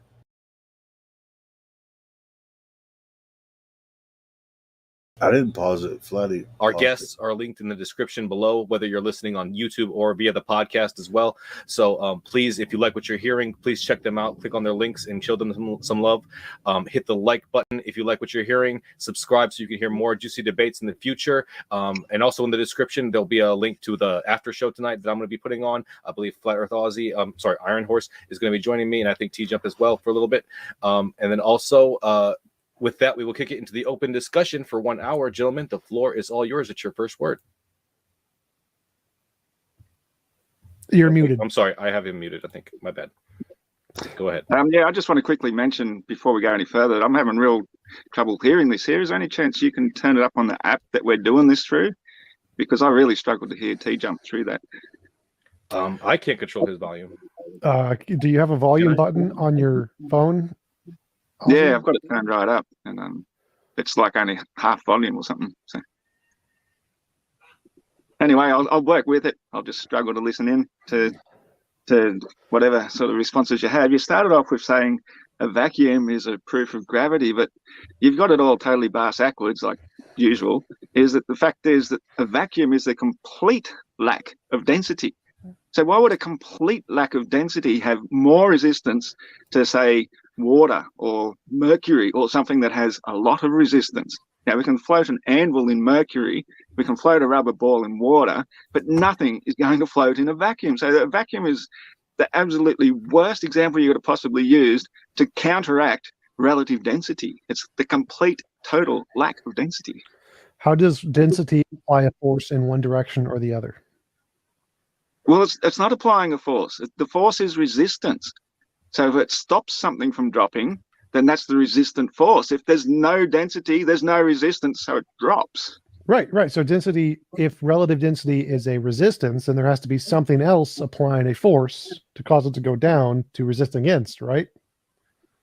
Well, yeah, if you lifted it up in the first place, if you left it resting on the ground, it's not going to go anywhere. So you pick something up, that's the force. You let it go, the reaction is dropping. If you don't pick it up, it won't react, it won't drop. So density is a resistance. It stops things from falling. Like if it's on the ground, it's resisting it to stop it from falling. If there was nothing there, it would fall, right? If like the ground disappeared, it would just fall. So there has to be a force it's very there. simple, very basic, very obvious. Right. Something we can observe everywhere all the time. There has to be a force causing it to go down. Why is it going down in the first place? You didn't listen to a word I just said. There's no I ain't gonna lie, I force struggled making with it go this. down. There's a lack of a force, nothing resisting it, so that's what it does. When the first observation in anything you do in science is you make the observation first, then you design the argument to support it one way or the next. What do we observe in nature is things drop unless they've got something of density beneath them to resist them. There's no evidence of anything falling sideways towards something due to its mass. It all goes universally straight down. That's physics. First law of it, observation. Yeah, so if there's zero forces, there is zero movement. So any movement requires a force. So if it's going down, that means there has to be a force causing it to go down. Otherwise, it would do nothing. If there's no forces, it would do nothing. It would just stay there and do nothing. So there has to be a force causing things to go down. Amen and amen. Well, actually, there's a force causing things to stop falling, and that is density. Without that, it will just keep dropping, as we've already asserted. You don't need a force to cause it. You need a force to lift it in the first place. So I can stop this from falling. I've stopped it. It is now stopped. It is no longer falling. But if I let it go, it starts to fall. There's more force that's being added to it. You were resisting it. Where does the force coming from? When I let it go, something has to add force to it to make it go down. What is the thing adding force to it to make it go down? No, you are creating a resistant force with your hand, and you're removing a resistant force. You're not Aussie, the adding resistant another force force. does You're nothing. The removing resistance one. is irrelevant here. I don't care about the resistance. Why does it continue to speed up when I let it go? It goes faster and why does it go faster? If it was, it has to change. It goes from 0 to plus 1 meter per second, 2 meters per second, 3 meters per second. It's speeding up. It's going faster. How is it going faster? What is adding speed to it? By virtue of its own mass and the lack of resistance of the medium of air. As I No, said, if you resistance, dropped it in you- water, that's- it's not that's going to not drop that a speed, is positive it? number. Because the water has more density. Ozzy, you need a positive number here. Something needs to add a force to it. You can't just say it automatically adds a force to itself. It can't do that because it could add, if it was only itself, then it would go in no direction. So the reason it's going in one direction, not the other direction, there has to be something there to add a force to the thing to make it go in one direction, not the other direction. The thing itself can't do that. The objects within its own mass can never cause it to go down again on its own. It can't do that how because all you of the take masses away inside of from the itself apply absurdity equally to every of direction. saying So mass why does it attracts go mass down, Ozzy? and What talking force is about causing it something to go that we down? Okay. see and arguing about Is it how still that going? happens.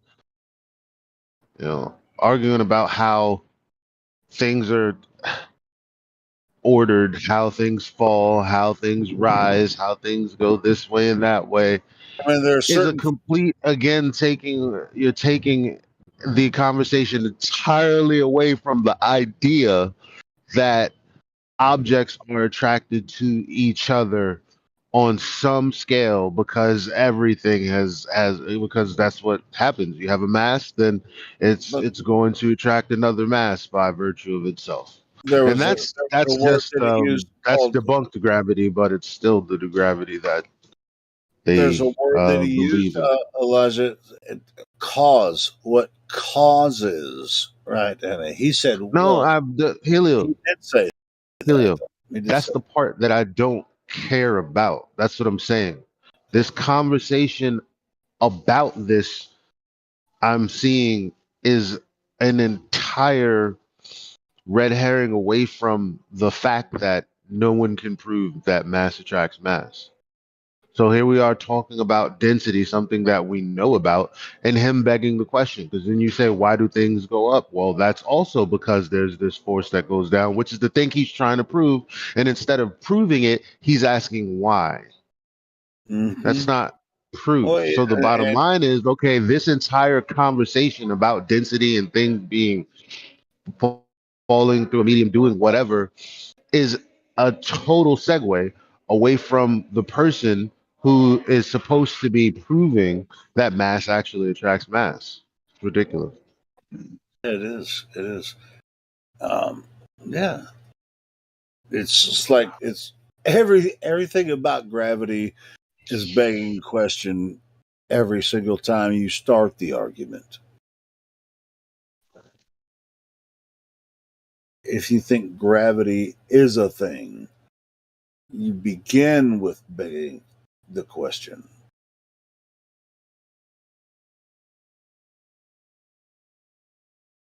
Because you're starting with an assumption that is true. How can an assumption be true?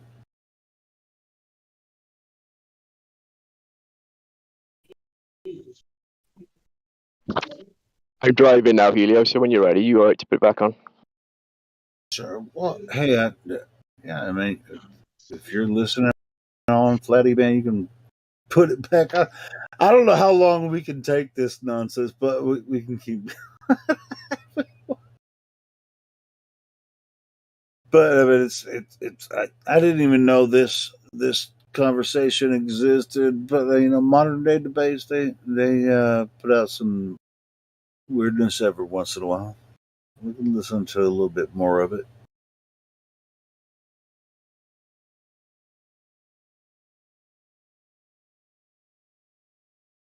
They're gluttons for punishment over there. That modern day debate. I actually like the channel. They're fair with most of their combos.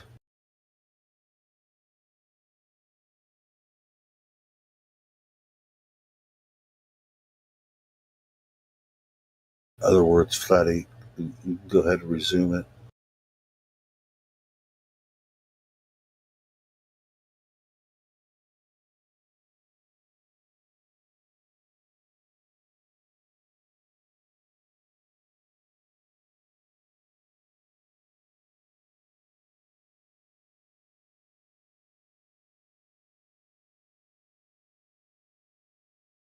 Not.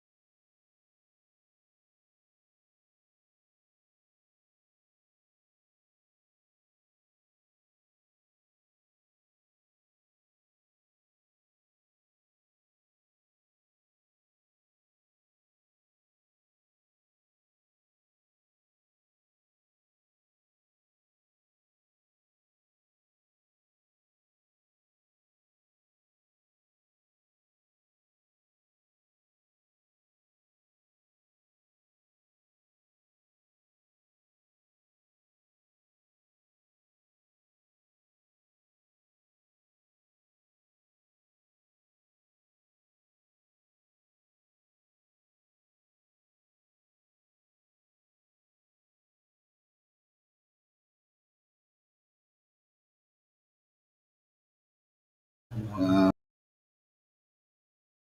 the fuck is going on here?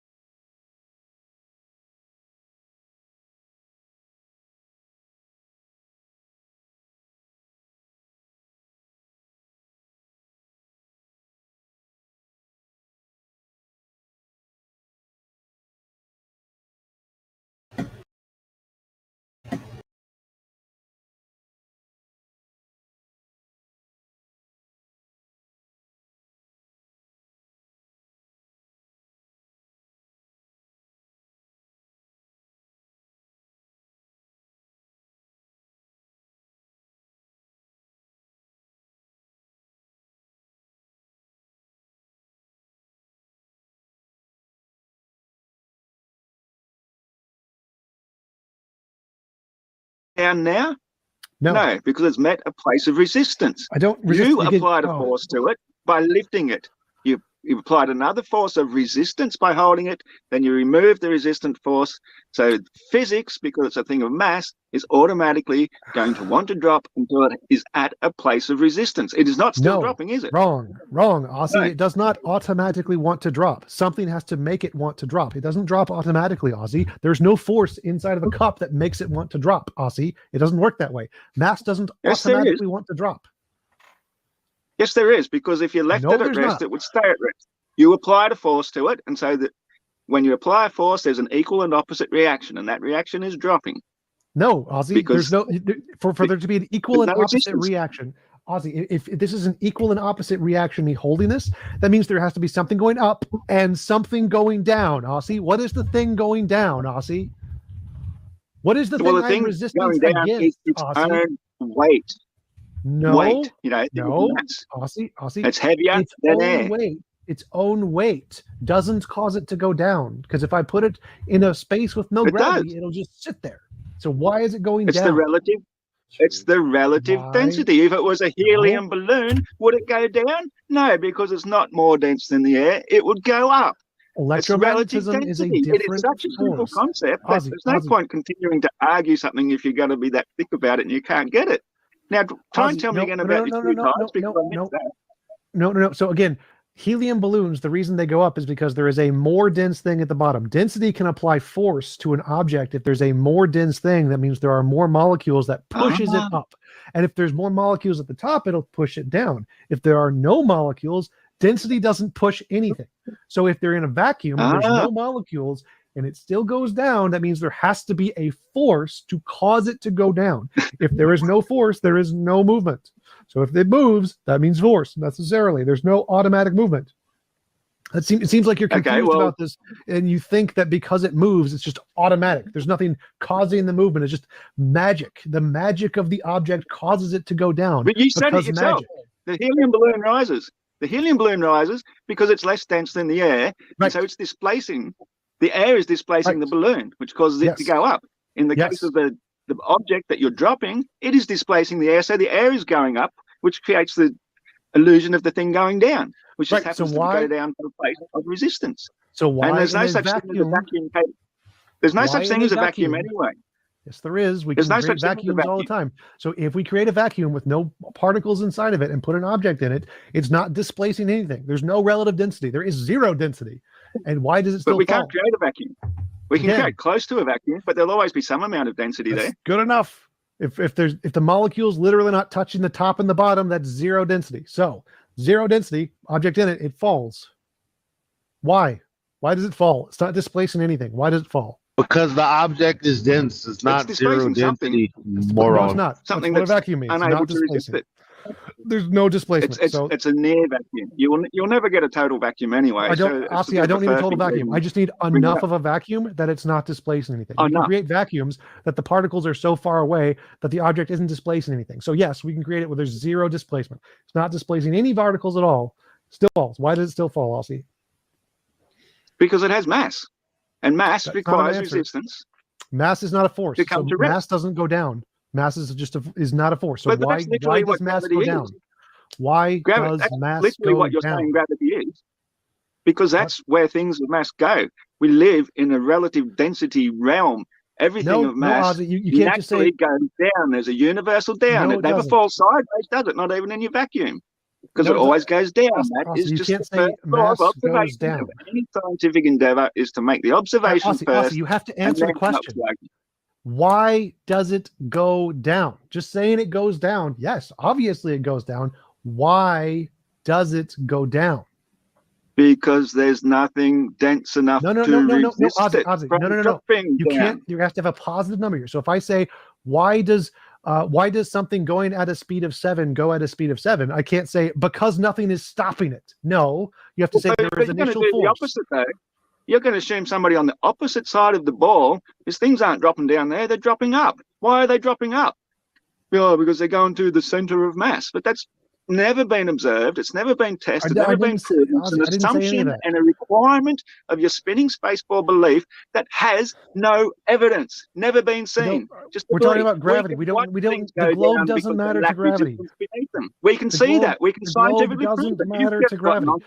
Why do things with mass go down? You can't say they automatically go down. That's not an option. You have to say there is something causing it. What is the thing causing it to go down? Lack of resistance.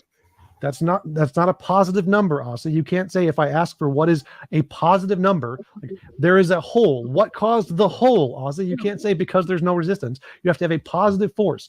Basic logic. If you want to have an effect, a hole you have in to what? take a cause. A hole in what? What are you talking about? What hole?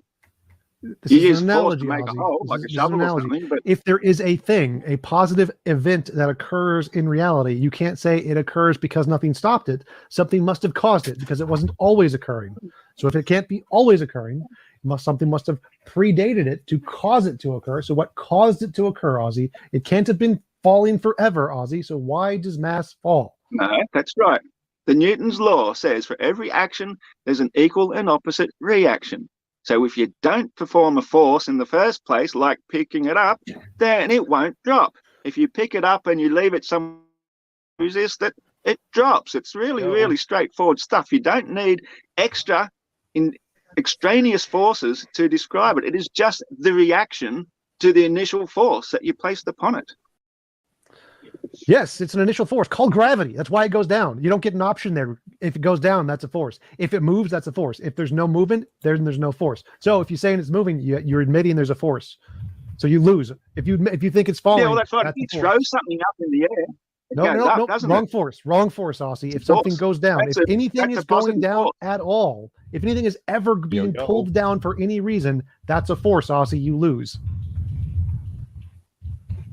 Yo. Getting terrible reception here. I'm struggling to hear you. if there is anything going down at all, there must be a force to cause it to go down. It can't go down without a force, Ozzy. Must have force to cause it to go down.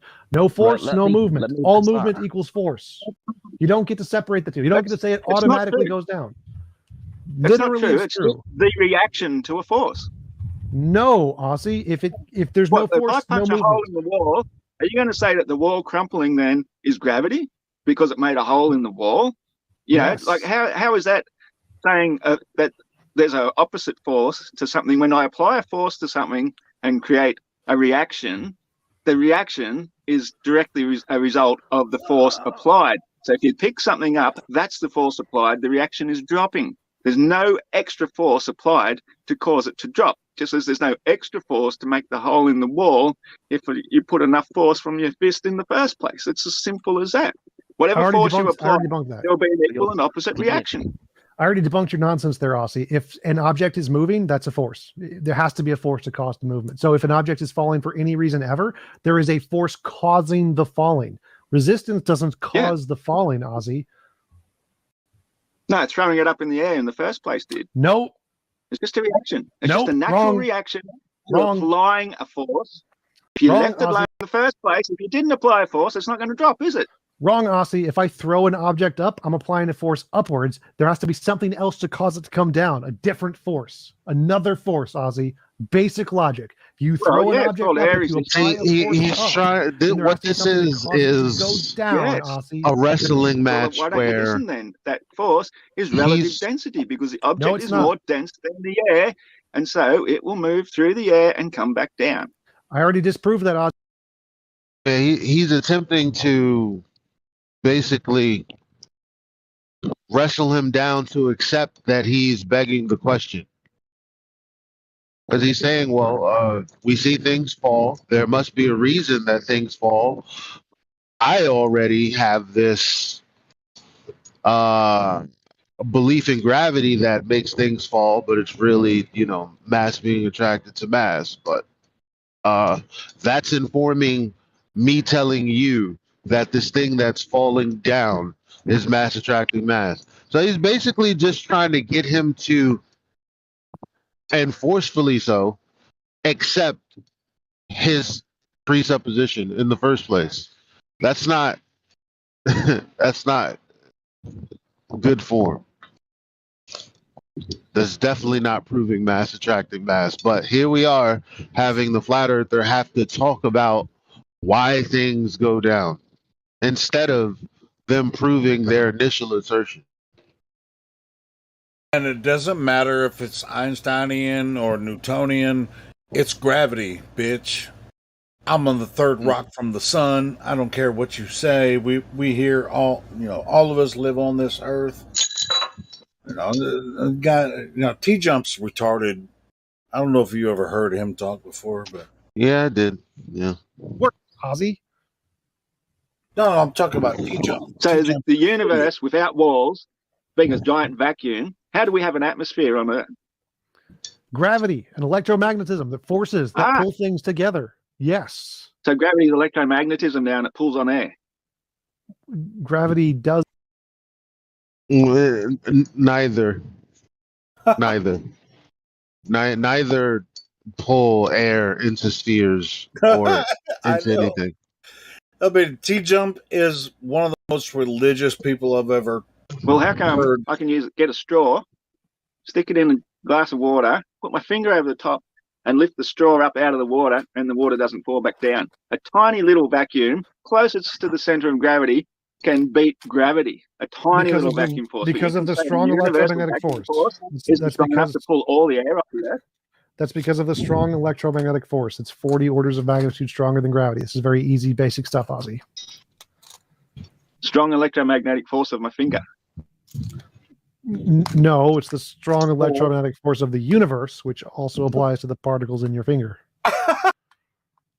Wow. Okay, so if I get a vacuum hose and I start drawing some water out, I can lift it up over the roof of a building. And as long as I put the other end lower than the water source on the other side of the building, that water is going to flow all the way up the hose and come out the other side. That's another example of a vacuum force being way, way stronger than gravity. which has no say in the matter, that water will forcefully flow out until it's all lower than the outer end.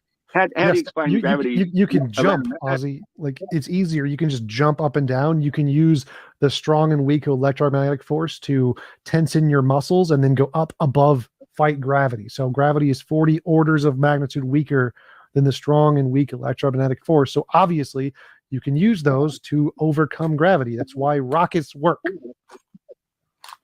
Okay, so you can admit then that a very tiny vacuum force is multiple times stronger than gravity, and yet you're saying that tiny little air molecules with virtually zero mass can be miles and miles up in the air, and gravity is still going to override the universal force of a vacuum with its really, really, really weak force as it hurtles millions of miles an hour through the vacuum of space.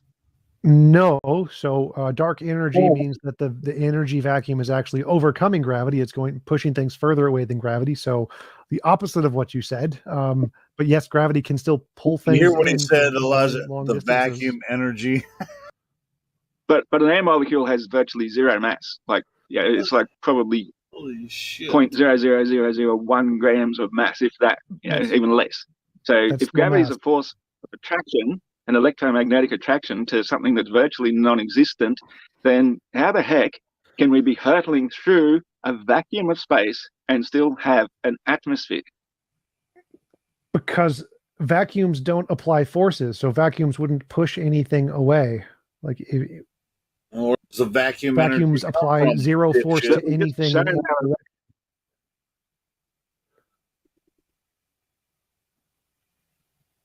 I don't know if I'm breaking up to you, but you're breaking up a lot to me. I'm struggling to hear what you're saying here. Vacuums don't apply a force, so traveling through a vacuum wouldn't cause the air molecules to move away. Gravity does apply a force, so it causes things to pull together. And so the non-force of a vacuum would not stop air from being pulled by the actual force of gravity. But we've just demonstrated how easily a tiny vacuum force can overcome gravity where gravity's strongest. There is no vacuum say now force. that where gravity's weakest, it gets even stronger again than a vacuum, which is massive force, as opposed to the tiny little one of a simple siphon hose. What do you, there's no vacuum force. What vacuum force are you talking about? There is no vacuum force. In a siphon is a vacuum force. You've removed the air from it, and so you've got the water molecules flowing through a closed pipe or hose, and you can lift it up as much as 8 stories over a building. And the water will flow because water's so strongly wanting to seek its level, and as long as you don't get any air bubbles in that hose, then gravity has no say in the matter. If you take it up too high, I think about 18 stories, the water will even start to boil because water needs pressure. So it's not a vacuum. Without the pressure of a natural pressurized environment, your little gravity is weak, it does nothing, and it cannot hold an atmosphere to a ball spinning through a vacuum of space. Ever heard? So when you like put your finger on a straw and hold up water, the vacuum is doing nothing. There is no vacuum force. It is the air around the straw that is pushing the water. There is no vacuum force. So if space is a vacuum, it applies zero force. There's no force that applies at all. The thing that does apply a force is the particles, the density that you're talking about. That applies a force, but it stops at the vacuum. When there's a vacuum, it stops applying a force. There is no longer applying a force once you get to the vacuum. So it's not a problem that we're in space covered with particles and the particles hold themselves together and are pulled by gravity, because they can only push out where the edge of the particles are. Because when the particles stop and there's vacuum, they can no longer push anything. They're not able to push anymore because they can only push as far as they're touching one another. Yeah, I'm sorry I'm having such poor reception here because you keep breaking up so much. It's almost impossible for me to hear what you're saying here. But okay, I think I've demonstrated that a vacuum force of a simple siphon is way, way stronger than gravity. And that's just a very simple vacuum force. It's a very tiny one. So there's no such to thing. say that the universal vacuum is weaker than a hose, that's the most insane thing ever. Again, Aussie, there's no such thing as a vacuum force. There is the force of other particles pushing. So if you create a vacuum on one side of a straw, the vacuum does nothing. The vacuum is not a force. The other particles are pushing the water from the other side. It's not, the vacuum does nothing. So the vacuum doesn't just pull because of vacuum. That's not how it works. That would violate your silly gravity principle of everything falls. If that happened, it would literally prove your own theory wrong if that happened. So the fact that one particle will push another particle because they're bumping into one another stops when there's no more particles. If there's no more particles, they can't keep pushing. It doesn't work that way. That means there's something else. If something is pulling and there's nothing else pushing, that means it's going to come collect into a gigantic ball called Earth. Okay, well, we can attribute that pushing force, if I'm assuming you finished there, yep. We can attribute that pushing force simply to the mass of its own existence, because we're not hurtling through a vacuum of space. If we say that atmospheric gases have some amount of mass, then they have some amount of weight, which is what gives us, air pressure, then that works totally perfectly fine on a stationary planar Earth with a direct downward force only. And therefore, that air pressure could be pushing on the water of the higher side, even to the point where the water itself is only this high on one side, but it's still going to flow all the way over that 8 stories, if you want, or whatever many stories of building to get to the other side, because that's water seeking its own level.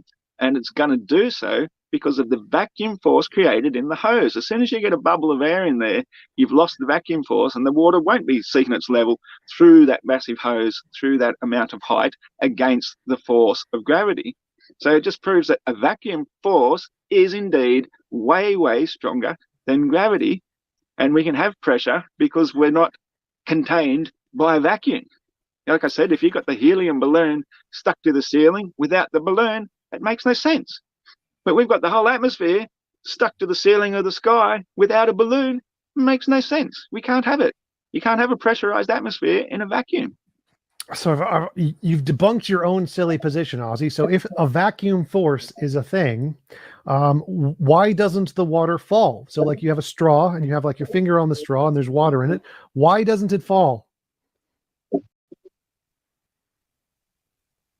Why doesn't the water fall out of the straw when you hold it up? We might have to do this another day. I'm not even getting anything from you here, sorry. I live in a pretty poor reception area here with internet, so I'll get my dongle and bring it close. I turned him up all the way. I turned him up all the way. Can you hear me all right, Kaz? I can hear you just fine. I'm going to mute myself and him. Let's see if you can say something and then he can hear it now. Well, I don't know if he's back at the TV yet.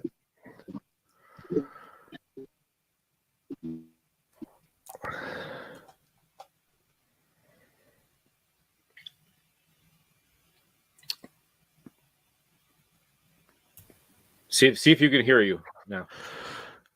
Ozzy, can you hear Kaz all right? Can you hear me okay? He's frozen. Yeah, he is. Frozen as hell.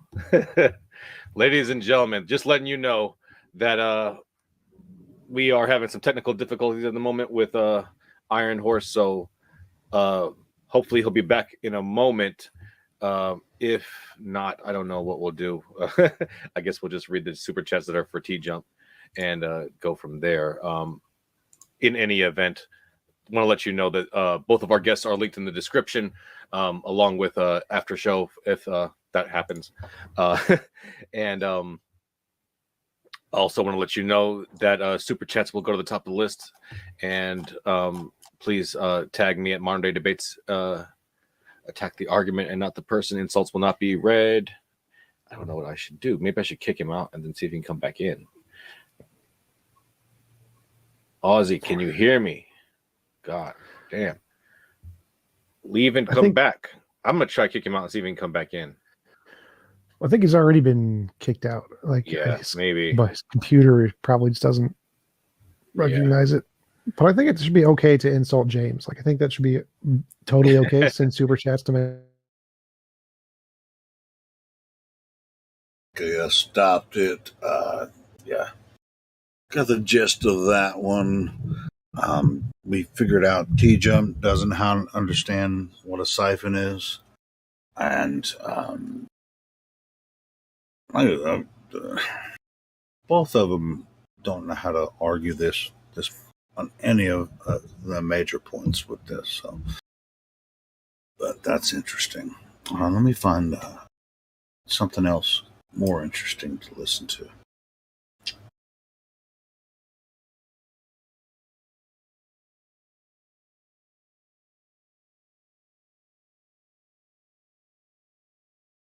And if you go to the comments on that video, everyone was saying that Flat Earth Aussie is a total dumbass. He's Flat Earth, and it's just Flat Earth. You know how they rail on us. You know, fuck them, feed them fish heads. That's what, isn't that a saying? Fuck them, feed them fish heads. Fuck them, feed them fish heads. You can't even figure out how to. Almost like T-Jump. They acted like T-Jump was winning the debate. Motherfucker didn't even know how a siphon works.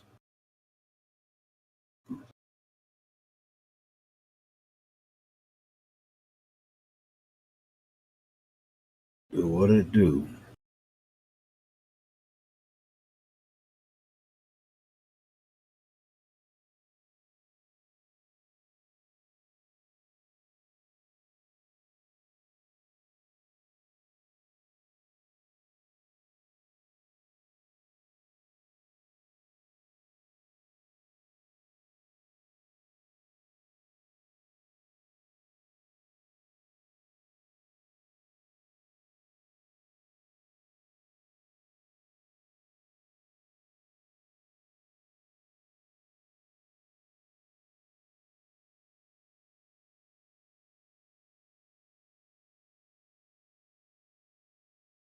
There we go. There's a new Nathan Oakley video. I don't think he'd mind us sharing this one.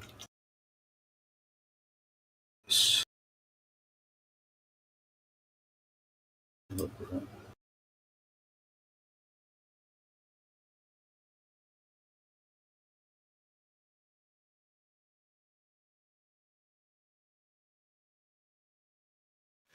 Wolfie, riddle me this. Do you get a call from ground control? Ground control to Wolfie Cloud Show. There is a man observing you from a non-inertial turning reference frame. Please make micro adjustments immediately. Do you get that call, do you, Wolfie, you stupid buffoon? Look like it's drifting. Yeah, ground control to major idiot. You got to account for a not actual drift you're not experiencing. What you just heard, Nathan Oakley rip his asshole right through his throat, like he said, concisely, to the point. That's the standard. Can you do that?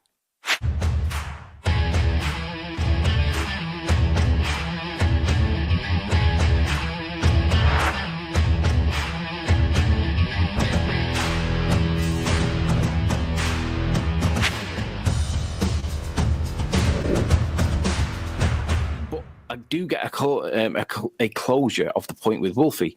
So if I scroll down towards the bottom, you'll see. So you agree that aircraft need to make regular small heading corrections to remain precisely on course. Good. Well, he's talking about the observer that sat opposite. Don't tell me what he's talking about. Mind just tell me what he says. I want to hear him say that he makes corrections on account of the Coriolis deflection. That's what I'm looking for. The aircraft will drift if no corrections are made. We know aircraft need to make constant corrections. So are you talking about the pilot? That's good enough. Or the No. Contextually, that's good enough for me. Leave it on screen, please. That's good enough. Drift, you say? Drift. What would that be? Coriolis drift. I'm definitely describing Coriolis deflection in this argument between Wolfie 6020 and Sleeping Warrior. It is about Coriolis, correct? Yeah. And according to Wolfie's statement, they do have to account for drift in the aircraft, correct? Yes, absolutely. Wolfie, you complete idiot. You do not understand what Coriolis effect is. Coriolis effect, that would be the drift you detailed in your comment, is an observation from the non-inertial turning reference frame. That would be to say that you see a ball travelling straight appear to drift if you're on a roundabout with a ball thrown over the top of it. Analogous to your aeroplane travelling straight and appearing to drift from the ground as you turn beneath it. That would be the Coriolis drift Earth is claimed to have. Like you standing on the ground and looking at the stars moving because it's claimed you're turning beneath them. So in your example, your plane is drifting from the ground, but not actually drifting in reality. So Wolfie thinks you have to account for drift observed from the ground that isn't really occurring. So Wolfie, riddle me this. Do you get a call from ground control? Ground control to Wolfie Cloud Show. There is a man observing you from a non-inertial turning reference frame. Please make micro adjustments immediately. Do you get that call, do you, Wolfie, you stupid buffoon? No, you do not. Why don't you? Because it's not actual drift. Coriolis deflection is the not actual drift observed from the non-inertial turning reference frame. There is no accounting for drift in the projectile, which would be your little aeroplane, wouldn't it, Wolfie? You fundamentally do not understand Coriolis drift, you total moron. They can say that the plane makes adjustments. Adjustments would be on your roundabout, if you want to bring it back up, Anthony. The frame of reference being filmed is the turning reference, so everybody on the reference stays the same as the camera position. It's the ball that's moving. Well, the ball that we see from the camera's position seems to curve. But in reality, it's only seeming to curve because your camera position is moving. The ball in reality is moving straight. Now, that is analogous to Wolfie's plane not drifting, moving straight. The only time it seems to drift is if you're observing it from the ground. Now, it's not really drifting, it just looks like it is. So what's he getting his micro adjustments for, exactly? The not actual deflection observed from the ground? You're a thick idiot, Wolfie, and you do not understand Coriolis effect. I'm proud to tell you as a flat earther, to a pilot, no less, you don't understand Coriolis and you're being schooled by me. The drift is not actual. You're not going to be adjusting for a not actual drift observed from the ground, you idiot. You don't understand Coriolis, Wolfie. Thicko. Optical, baby. Not actual. Apparent drift. That's what Coriolis is. The ball, in Neil deGrasse Tyson's example, seems to drift through the goal because the goal moved under the ball. Earth's supposed to be turning under stuff. That's what Coriolis is. So Earth is claimed to turn under Wolfie's plane. And what's he going to say? Oh, well, I account for the Coriolis drift. Do you now? Given that it's accounted for from the ground as you observe something that's not drifting, look like it's drifting. Yeah, ground control to major idiot. You've got to account for a not actual drift you're not experiencing. Hello? Yeah, but see, these are some of the tricks they used to use back in the day. Well, there's a couple of problems there with what Wolfie's saying. First of all, I have to point out, even though I'll be unpopular, right, with Anthony, he's not actually specifically stating he's making corrections for Coriolis. The drift. He's making corrections, but he says he's making corrections for Earth rotation. He said drift. Does he say drift? He does. Yeah, that's why I ripped him a new asshole. Because he said drift. Contextually, that's Coriolis deflection. We all know what drift is. What about drift as we watch the pendulum swing and knock over the dominoes? That's it drifting, because Earth's claimed to turn underneath it. Not actually moving anything other than back and forth. Just looks like it because you're standing on a rotating platform, according to the claim. So according to the claim, the pendulum, quote-unquote, drifts. Not really, just looks like. Apparent, not really. That's what they're claiming. That's Coriolis. That's drift. Yeah, Wolfie definitely said drift, and then had his ass ripped through his own throat by me, a flat earther, for his total lack of understanding of Coriolis deflection, observed only from a non-inertial reference frame. That would be his drift. Okay, but the problem is... Flat right? earthers. Hold on a second. Flat earthers listening out there over the past 5 minutes or so, that is the standard. What you just heard Nathan Oakley rip his asshole right through his throat, like he said, concisely, to the point. That's the standard. Can you do that? That's the question you have to ask yourself. If you can't, you shouldn't be out here. Correct. That is But all. according to a Kumo virus, Nathan doesn't understand Coriolis. Excellent rebuttal ad hominem fallacy. Also a baseless assertion disproved by the last 5 minutes of statements made by me about non-inertial and inertial reference frames and the observation from a non-inertial reference frame of a not actual deflection in the inertial reference frame. That would be a very concise one-breath rendition of the Coriolis effect, proving beyond all certitude that I absolutely know what I'm talking about.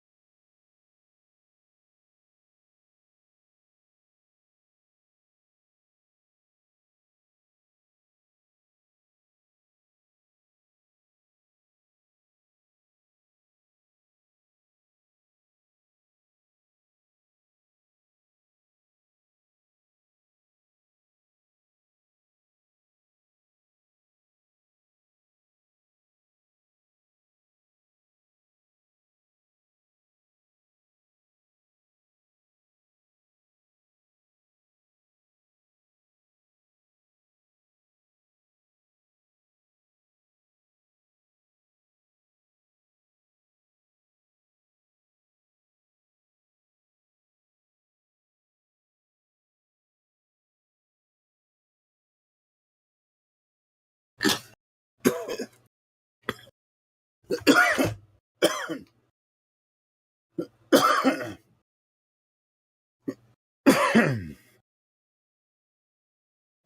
1, 2, 3.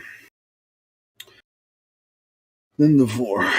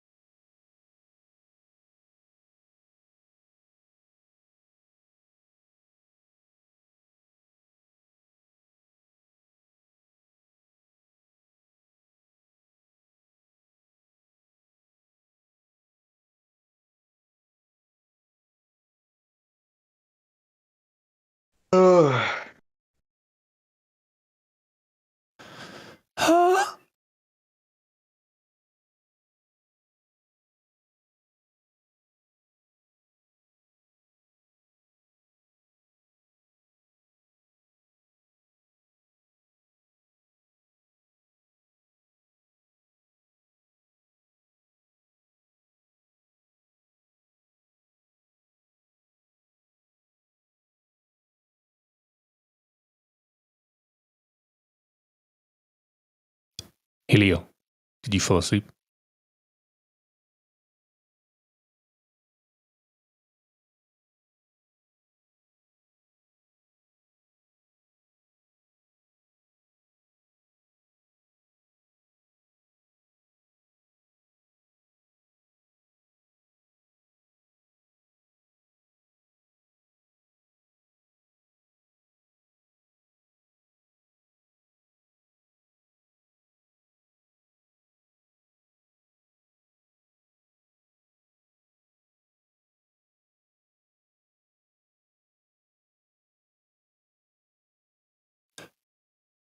Helio, Helio.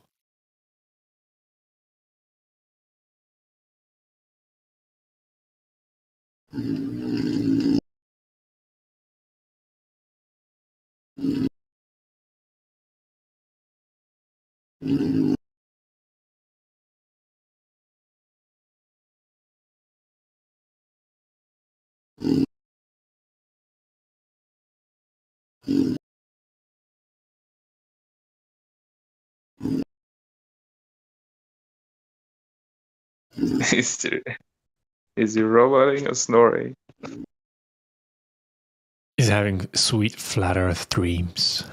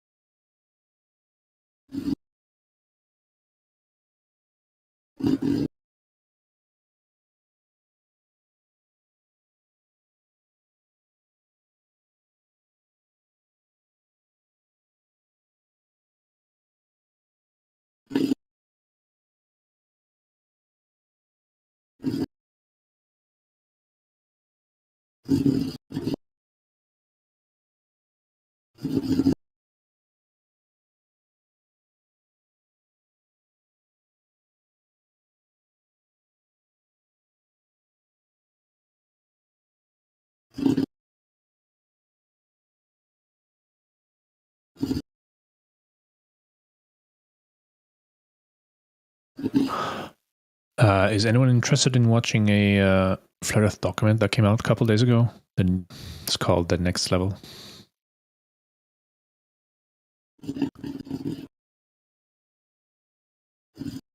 That sounded interesting.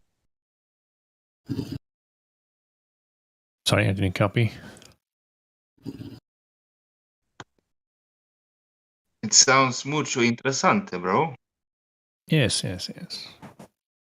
Is it with ODD and Eric Dubay and the guys? Eric Dubay is not on this one. But yeah, it's ODD and others. It's Hibbler Productions. Made by them. It came out like 2 days ago. I saw a trailer a couple of months ago. Yeah. I got the whole thing downloaded, so I can play it in the cinema downstairs. I would like to watch.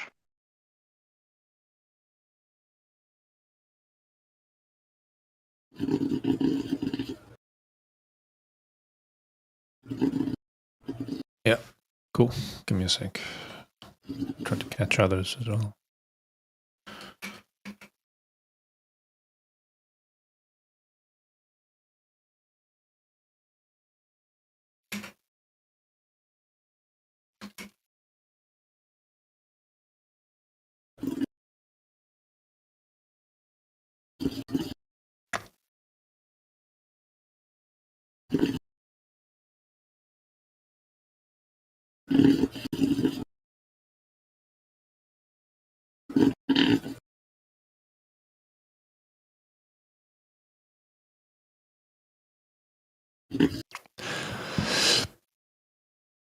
If you hop down to chill chat, can play it from there.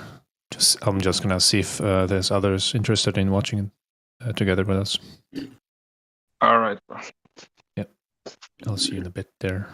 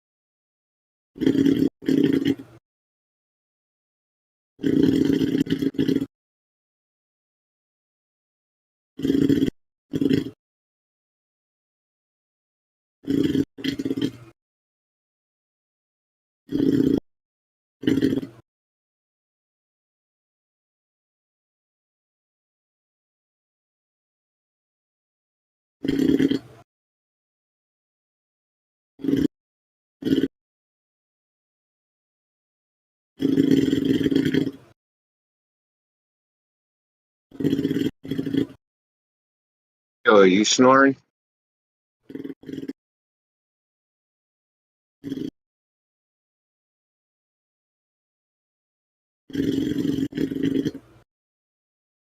That is a yes.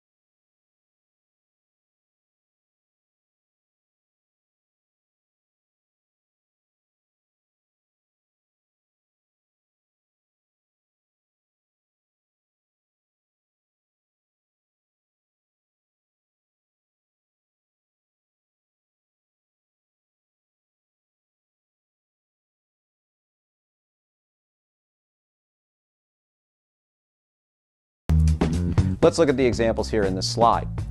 As we look at the left-hand example, we'll see that there are two objects that are very close together. If you look closely, you'll see on the paper the orange squares have a certain amount of finite distance between them. It's very small, but it is there. In this particular camera system, they get imaged up onto the sensor so close together that they actually create one object that is 2 pixels in size. And it's really impossible because there's not enough information there to determine how close they are together, or if it's one object or two or anything else like that. They've actually blended all the way together. This is where we're hitting the limiting resolution of the system.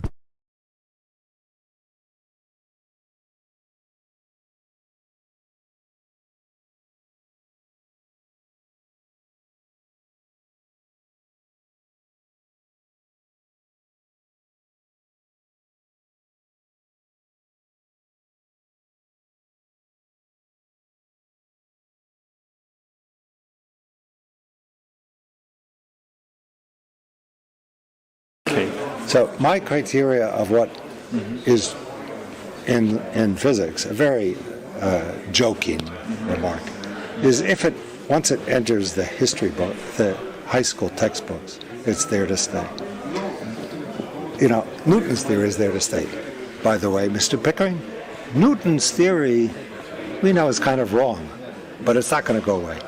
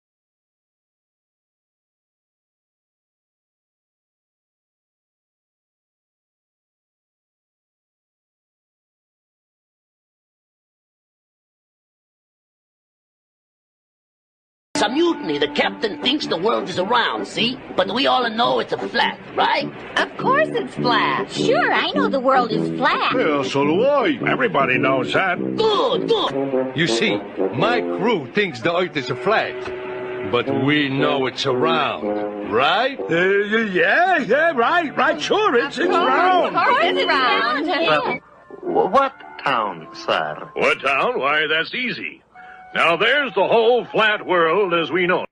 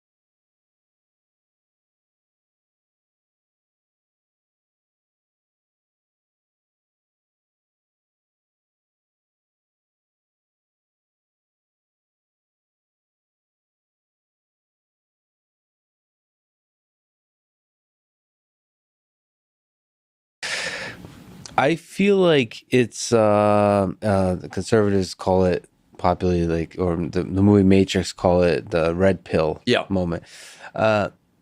I feel like it's a dangerous thought because I feel like I'm taking a step out of society. Like there's a nice narrative that we've all constructed. You are, and I'm taking a step out, and it feels there's this feeling like you're basically drowning.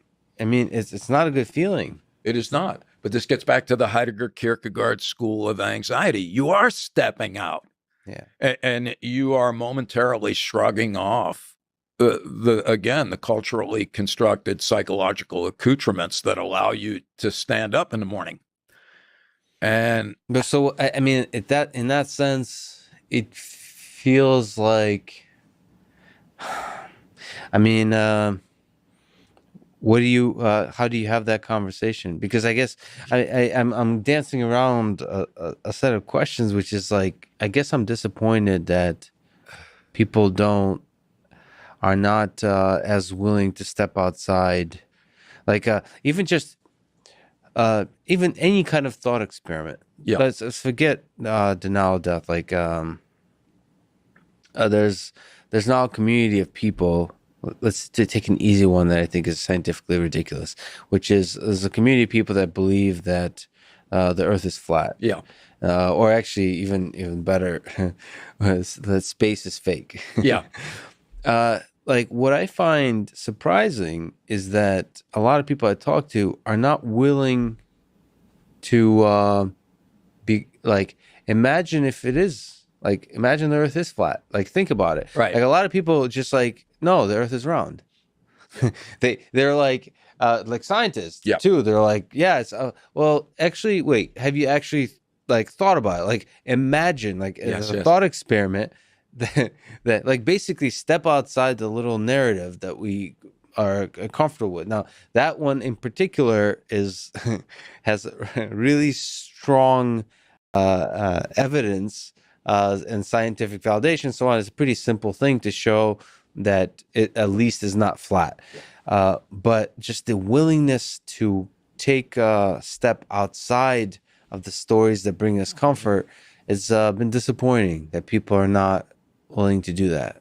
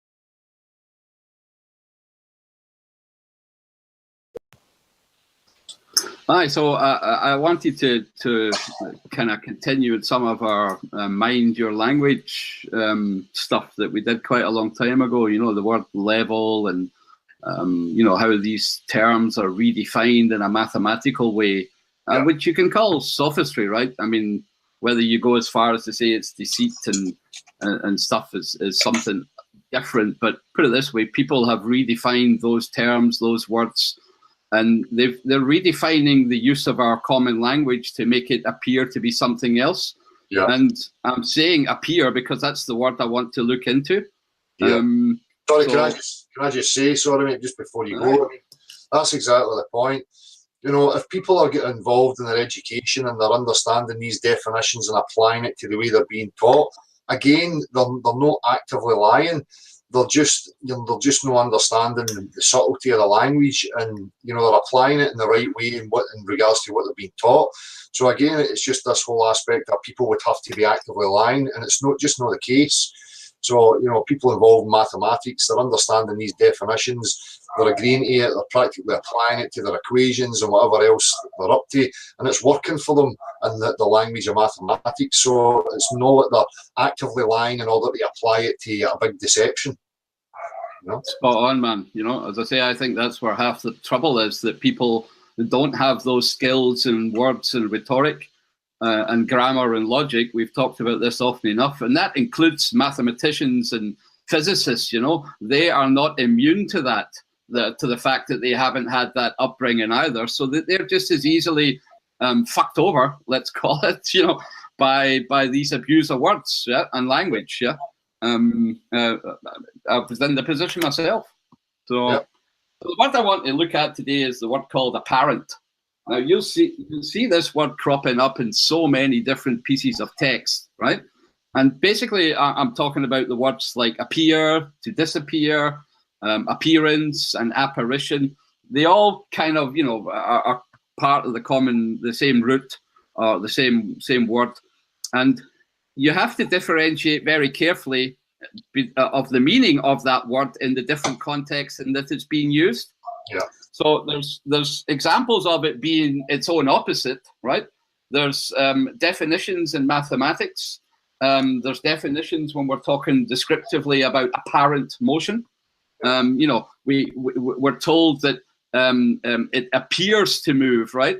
But it's not the stars and the sun that are moving above us. We're actually moving, right? So in that respect, it's made out to be something deceptive or unclear, right?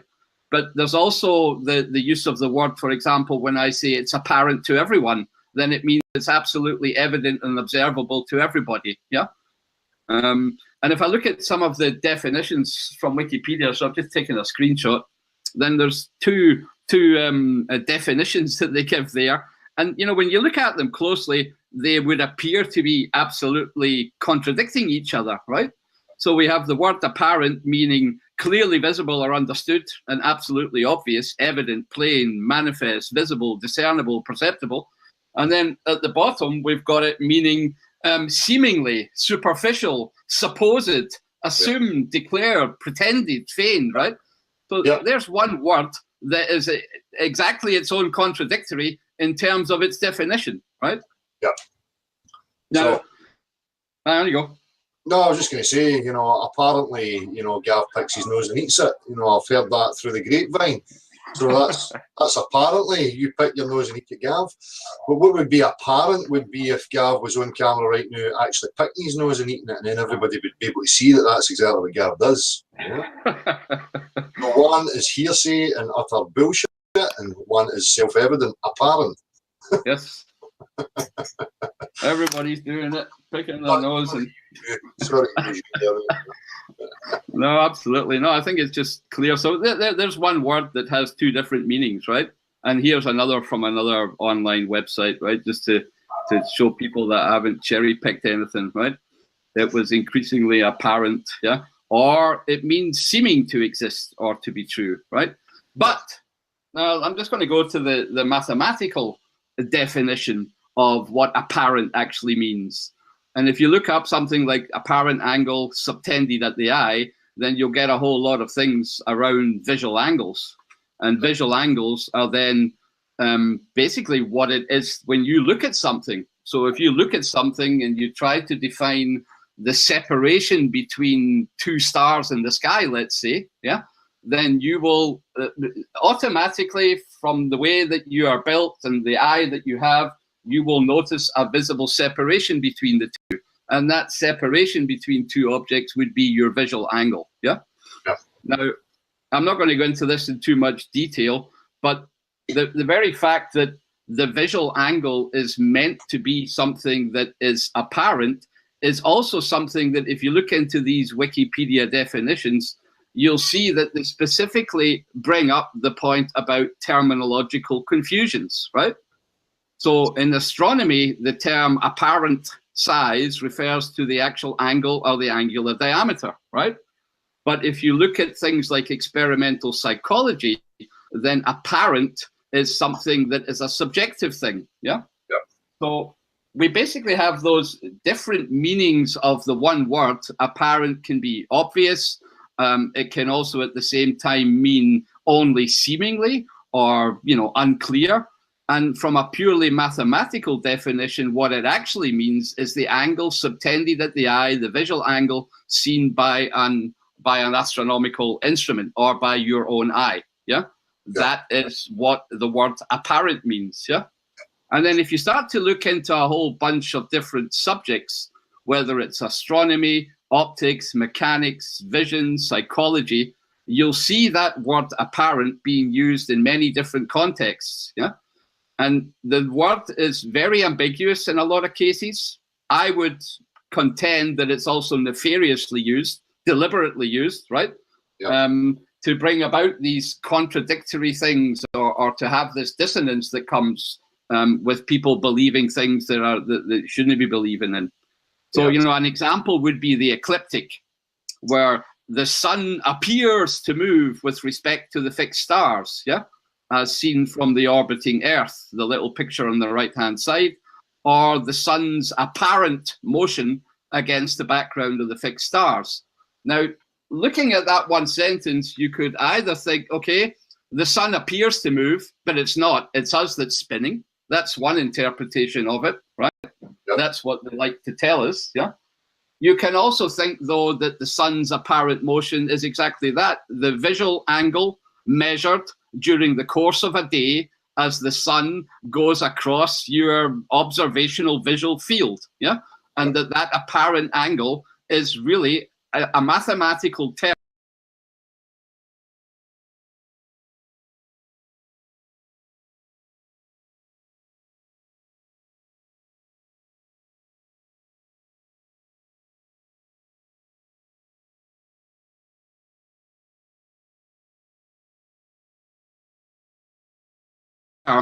That defines also some of the things that I want to get into in a second, namely spherical astronomy.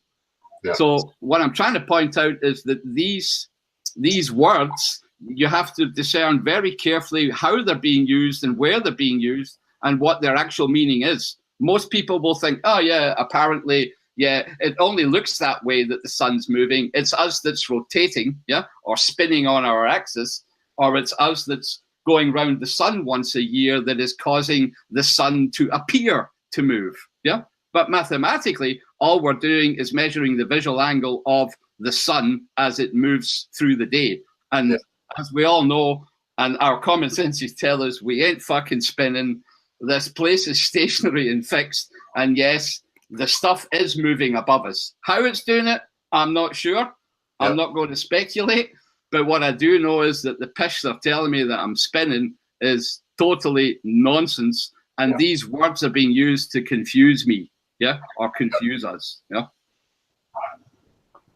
So I'm just going to take away this one and go to this a book called A Manual of Spherical and Practical Astronomy, right? Can you see that still, eh? Right. Right, okay. Now, before people get worried that I'm actually going to go through this 700-page book, I'm not. What I want to show is that by looking at the abstract and the preface and the introduction of these books, you can actually spot the sophistry without being a mathematician, right? And that's what, if I look at a book, then if you don't look at the mathematics in the equations, because where the sophistry is right at the start in the first principles, the axioms, the assumptions of what they're trying to do. And there's some good examples in this that I'd just like to step through. Yeah, it's only a couple of pages, so bear with me. Yeah. So this is a book written in 1863, so quite a long time ago. Yeah, 1963, 150 years ago. Yeah, and by a professor of mathematics and astronomy at Washington University, St. Louis, right? Now, this book, if I just look at some of the chapter, let's say the index, it should be coming in a second, which I just want to flip to. Here it is here. So if you guys just have a quick butchers at some of the contents here, right, of spherical astronomy. You'll see it has a lot to do with the celestial sphere. So that's the big dome-like structure that we see when we look out at the night sky. It has to do with the ephemeris, which is all these big star catalogs, where people, have cataloged and tabulated the movements of the little luminaries in the sky, and on the basis of tabulating them over a long period of time, they can make predictions. It's got nothing to do with the mathematics. I'll say it again, just for people. If you look at something close enough and you record it over hundreds of years, then yes, you will be able to predict when something comes again, right? Because it keeps reoccurring, right? It's a periodic thing. I know when the eclipse is coming, not because I have a mathematical formula that proves it in any way, but because I know from looking at it long enough that it's going to repeat itself, That is a star catalog, right? Clear and simple. Then there's all kinds of tough talk here about the figure and the dimensions of the Earth and the reduction of observations to the center of the Earth. I'm going to come back to that because it's quite an important part. But this book would probably have been used by anybody in the 1850s who was going to sea. When I say sea, I mean ocean, traveling the world's ocean, ruling the 7 seas of Britannia and all that pish, right? To do that, you would have had knowledge of spherical astronomy and of trigonometry to be able to find your position on the sea, right? And you would have done that by astronomical observations, and there's a whole bunch of stuff in this book of how to do that. You can see here by the pole star, for example. Everybody knows if you measure the altitude of the pole star, then it tells you what your latitude is, right?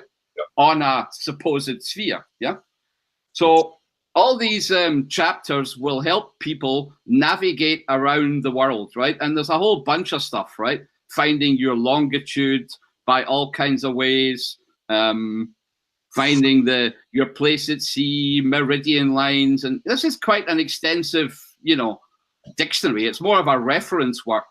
But if you were seriously looking to navigate around the world across the sea, you would need to have some of these tools here, right?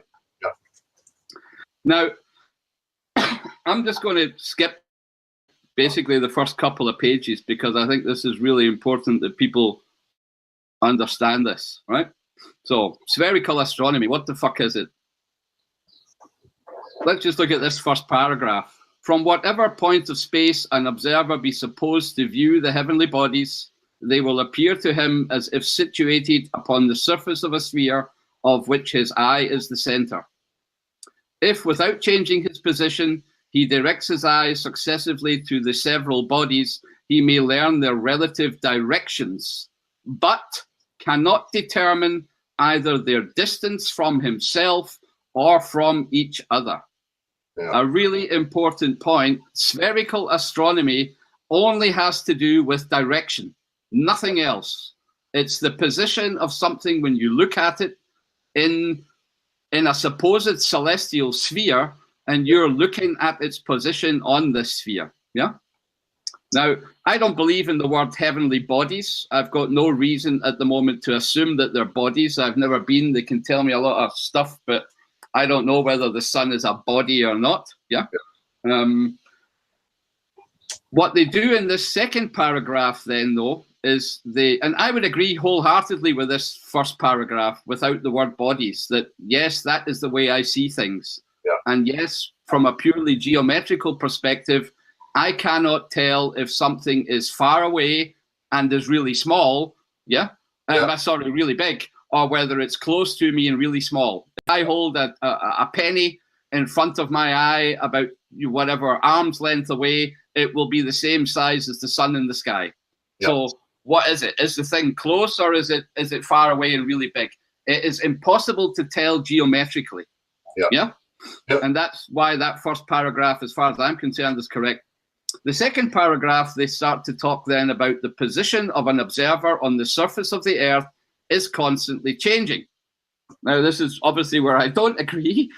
In consequence, the diurnal motion or the rotation of the Earth on its axis. So that's where they're trying to tell us, okay, we are spinning, and that's why the stars appear to move. Now, the only other option to that is, no, we're not fucking spinning, and it is the stars that are moving, yeah? This guy's taking the stance that, yes, he's on the surface of the Earth, and because it's spinning and because it's going around the sun, his position is changing, so he's going to see things differently, yeah? And he goes on to say that the changes produced by the diurnal motion in the apparent, there's that lovely word again, relative positions or directions of the heavenly bodies are different for observers in different parts of the Earth, and can be subjected to computation only by introducing the elements of the observer's position, such as latitude and longitude. So that's where, you know, mathematics would have us believe that we're on a sphere, we're on the surface, and we can pinpoint our position on that sphere through two coordinates, namely latitude and longitude. And I'll get to that in a second as well, because it's quite interesting the way it's shown in this book. Let me just go through the paragraph though. But the changes resulting from the annual motion of the Earth, as well as from the proper motions of the celestial bodies, may be separately considered. Very important phrase, because you can separate the geometry of position from the geometry of motion and time, which is exactly what they've done. Mathematics concerns itself nowadays with the geometry, and physics concerns itself with motion. And because these two things have been separated, physicists don't necessarily know geometry. You probably won't find a physicist alive today who would understand this book, yeah, or be able to really go through the theory of what the mathematicians meant. I may be generalizing, there probably are a few physicists, but you get my point. Yeah.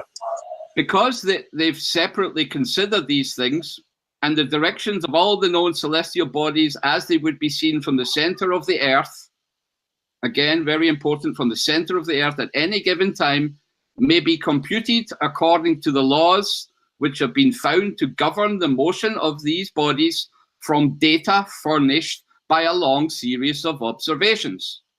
Exactly what I was saying a second ago, because you tabulate things over a long period of time, yeah, then that's where the data's coming from, that people show what these motions of these bodies or of these luminaries are. I'd rather refer to them as luminaries, I think. So that it's got nothing to do with the mathematics behind it. That where this is coming from is tabulation of looking at things for a long time. Yeah. And here's a very clear separation. The complete investigation of these changes belongs to physical astronomy, and that's where they would consider distance and magnitudes as well as the direction.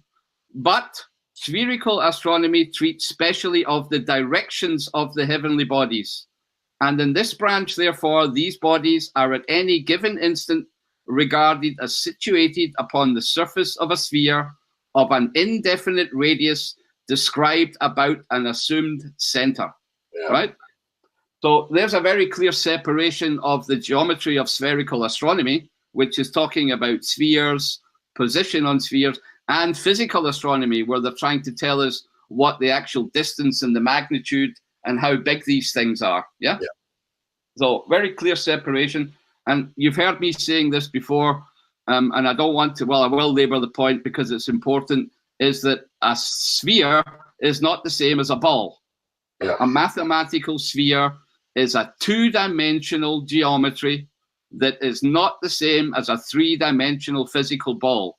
Spherical geometry is done nothing else other than redefine straight lines to be great circles on a curve, right? Curved segments. And a redefinition of what parallel means, but it is still a two-dimensional geometry, and you can go from planar geometry to spherical geometry with the swap of these two definitions, and nothing else will change. Your equations will stay the same. You can transform between one and the other without losing any data or integrity. Spherical geometry is the same as planar geometry. So, and I just want to stop there and labor that point a little bit, because I see people still confusing this issue, saying, oh, but we navigated the world. That's only possible if the mathematics was correct and it really is a ball. No, it's correct because the mathematics of a sphere are two-dimensional mathematics, yeah? And not because it means that we're on some three-dimensional ball floating in a vacuum, right? And anybody who wants to deny that, I urge them just look at a few of the books, go back in time, pull these things up. You can even look in Wikipedia. They've got a very clear differentiation between what's a two-sphere and what's a three-ball. The fact that you can navigate around the world has everything to do with spherical mathematics. That's an absolute given, but it doesn't mean we're on a ball, right? Yeah. And any mathematician will confirm what I'm saying, right? So all the globe people out there who still believe that mathematics is proof, you really want to go away and have another look at it, yeah? So I just want to, there's just one paragraph and a footnote that I want to go through, and then I'll relieve you guys from this murder of mathematics. But I just want to make sure that people understand what a spherical coordinate is. So the direction of a point, so any point in, in our physical space, right, can maybe expressed by the angles which a line drawn to it from the center of the sphere, or point of observation makes with certain fixed lines of reference.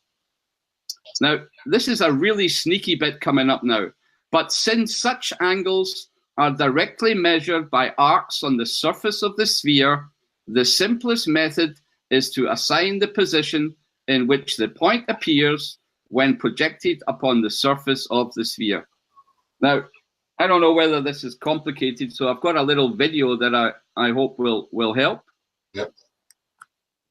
Which is something I did here quite a while ago in a program called GeoGebra. I'm just going to scale it back. So I want people to understand what it means. There's a sphere. There's 0 is the center of that sphere. And I've drawn a spherical triangle on here with A, B, and C, right? So 3 arbitrary points. Now, if I look at exactly those points, you can see that if I cut that sphere with a plane, then that plane goes through the arc segment BC, right? Yeah.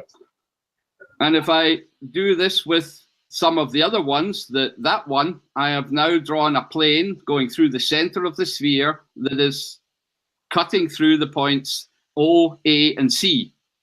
And the arc segment CA is now part of that circle that is being left behind by those planes. So I'm just going to move this video forward a little bit so that it can become a little bit clearer. I'm going to put the circles on there. So these are the great circles that you can see. And I can change some of the coordinates on that sphere. For example, I can move A or I can move B up and down, yeah? And you can see that the measure, this arc, the arc BC and the arc CA down at the bottom are actually exactly the same as the angles that are being subtended at the center of this origin, right? Yeah. So that whatever, if I make those angles bigger, it really is the same geometry as this spherical wedge, right? Yeah. And that's where the trickery comes in. So if this was a real object, like an axe, let's say, an axe head, then the angles subtended at the point O by each one of those lines, OB or OA or OC, any of the angles in between them can also be measured by the arc lengths of the great circle segments, yeah? Yeah. So that's the connection between the two-dimensional spherical mass and the three-dimensional ball mass. The angle that I measure at the center of that sphere, if it was a real planar angle by a wedge, something that looks like an axe head, it's exactly the same as if I measure the lengths of these arcs on the sphere.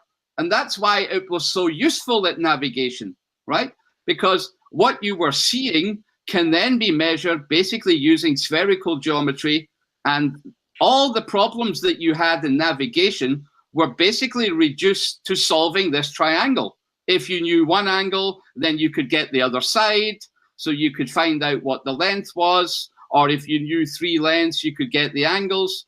So basically, if you're navigating anywhere, then what you're doing is trying to solve a spherical triangle. And the sneaky bit is that this spherical triangle is measured using arc lengths of a sphere, but it's the same geometry that you would have on a 3-ball if you were measuring from the center of the sphere. Yeah. Now, I hope that's clear, and maybe people might want to revisit this afterwards and mull through what I'm trying to say. I know it might be, I don't know, too quick and a lot to take in at one point, but just to go back to what this piece of text said.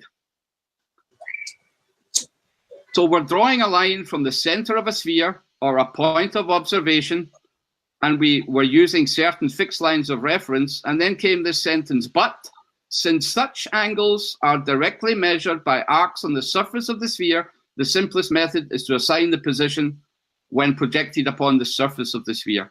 And that's exactly what I've shown there. I've basically shown that the angles at the center, right, from the lines drawn at the center, are actually measurable by the arcs on the surface of the sphere.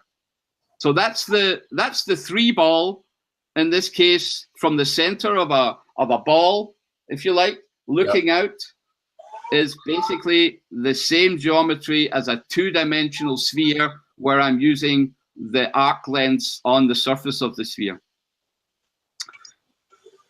I just want to go through this last paragraph and then we're pretty much done. But so every single projection, so you hear a lot about this all the time, astrolabes that were used for navigation. There's all kinds of quadrants, everything that people have used is based on this idea of projecting from a sphere. And there's only really 2 ways to do this. You have basically what's called a primitive circle, and you have what are called secondaries. And basically that's what we would normally call the equator, for example. And secondaries would be these longitudinal lines, yeah, that you can see when you're looking at the globe model. So basically you have 2 spherical coordinates, with one is the distance of the point from the primitive circle, and the other one's the distance intercepted on the primitive between the secondary and some other one. And you have to assume what is the origin of the coordinates. I'm just going to draw I'm just going to show another little picture here. So just to make this clear to people.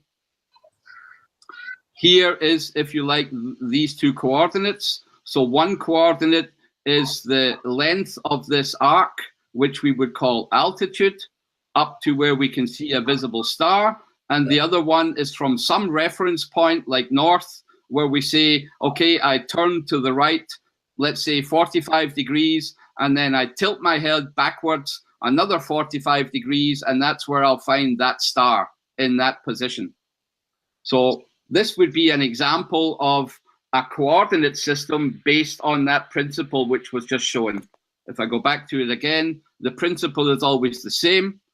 You suppose that you have some primitive circle, and then you refer to that circle by finding out where the secondary circles pass through it. Now, in physics, you can do all kinds of different coordinates. The one I just showed was the one called the altitude and the azimuth. And this is where I find it very interesting, this next. In this system, the primitive circle is the horizon, which is that great circle of the sphere whose plane touches the surface of the Earth at the observer. And there's a little asterisk here, which I'm going to go into. But what's interesting is this: the plane of the horizon may be conceived as that which sensibly coincides with the surface of a fluid at rest. Now, basically what they're saying there is that if you look at the big wide world of oceans and seas and large standing bodies of water, then yes, that can be conceived as your horizon if you look out towards it, i.e. water is fucking level, right? It's planar, yeah? And if you're standing looking at it, then it will in fact match your horizon. But one of the things that's really sneaky here, and I really want to point this out, even so that mathematicians can also see this. This little star here, where they're talking here about the circle of the sphere whose plane touches the surface of the Earth. I'm just going to go to this little asterisk at the bottom, and I'll just make this a little bit bigger. Oh, that's too big. So, in this definition of the horizon, we consider the plane tangent to the Earth's surface as sensibly coinciding with a parallel plane passed through the center. Yeah. Now, basically what they're saying is that if we consider the radius of the celestial sphere to be infinite, so really, really far away, in galaxies far, far, far, far away, then the radius of the Earth can be taken to be 0, right? Right. So they're basically doing away with the whole idea of the radius of the Earth from the center point to the surface can be completely ignored in this definition of the horizon, right? Which is very convenient for them, of course, right? Because that way they can use the same projection of the sphere from the center of the eye to be able to use their sophistry. Yeah. And it's very similar to the same fallacy we see everywhere else, Del, that, you know, that they assume light rays to be so far away that they're parallel when they come in.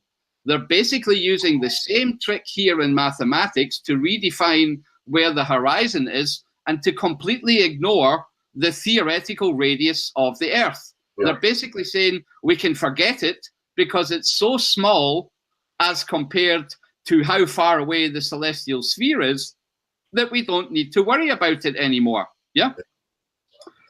In general, any number of parallel planes at a finite distance may be regarded as marking out upon the infinite sphere the same great circle. So it doesn't matter whether I'm using a plane on the surface, like a tangent plane on the surface, or a plane cutting through the center, or any other plane in between.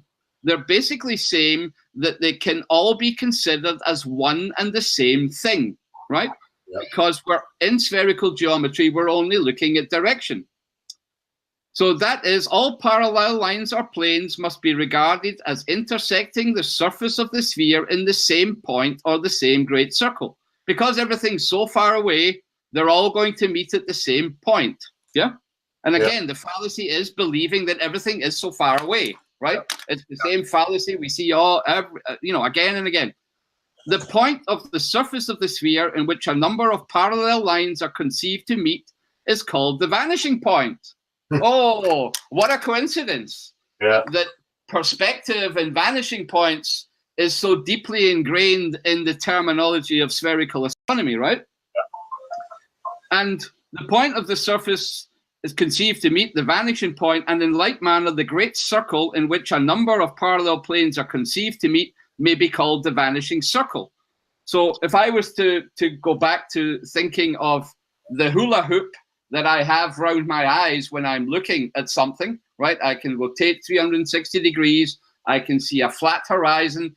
If I rotate on my, do an about turn, so to speak, then that is what they're referring to as the vanishing circle. And the vanishing point, they're basically doing away with the radius of the Earth so that they can use the celestial sphere, which is two-dimensional spherical geometry, to navigate around the world based on tabulated positions of stars. Yeah.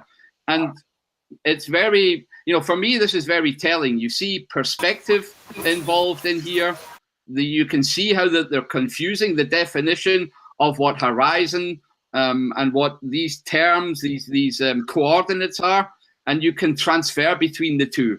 And that's all that they're doing when they're doing this, how should I say, mathematical sophistry and telling people it has to be a sphere because we've navigated the world back and forth, right? And I just want to make clear that if you look very carefully at the words being used, don't even go into the mathematics. So don't bother about all the stuff that comes. Just look at what their assumptions are and question them. That's what I'm trying to make people aware of. Excellent. So I hope that wasn't too long-winded, my man. No, I'm still, I mean, same as everybody else, so the majority watching this, mate, I've still got a lot to learn in regards to this. So again, it's invaluable to me, that you've got that knowledge and you can share it. I'm starting to piece wee bits together with it. So, questions I would have, I mean, when they're saying this, you can do away with this. If you're trying to navigate and you have to negate the radius of the sphere, so again, you're just assuming level, you're just assuming a plane. But what I'm kind of getting for that, does that then suggest, because I've heard this said a number of times, that, or does it, I'm asking you, does it point, or am I missing the point altogether? Does it point to the possibility that what we see as the stars and the luminaries are different to each subject depending on where you are? Like, they're somehow aligned with your specific position, and it moves relative to where you are. I mean, I don't know if I'm way off the mark with that. I don't know if it's even pointing towards that, but do you understand what I mean? Yeah, I do understand what you mean. So, I mean, what they try and tell us is that by looking at the stars, we can locate exactly where we are on this supposed sphere that we're living on, right? Yeah. That's what they're trying to tell us, right?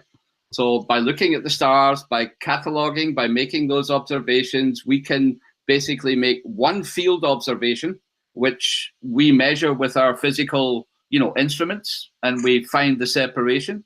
And then we can go away and look at a catalog of tabulated catalogs. And if we know the instant at which something is being measured, i.e. if we know the time it's being measured, then we can use the two of those things, the field observation and the star catalog, and to bring it together and to pinpoint our position on a supposed sphere. That's one way of looking at everything. The other way of looking at it is what we've said, multiple times.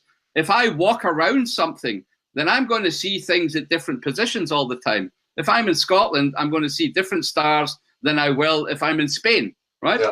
Just because of the very fact that, yes, I am in a different position, but because of the way things appear to me, right? And again, we're back to the angle that I'm measuring.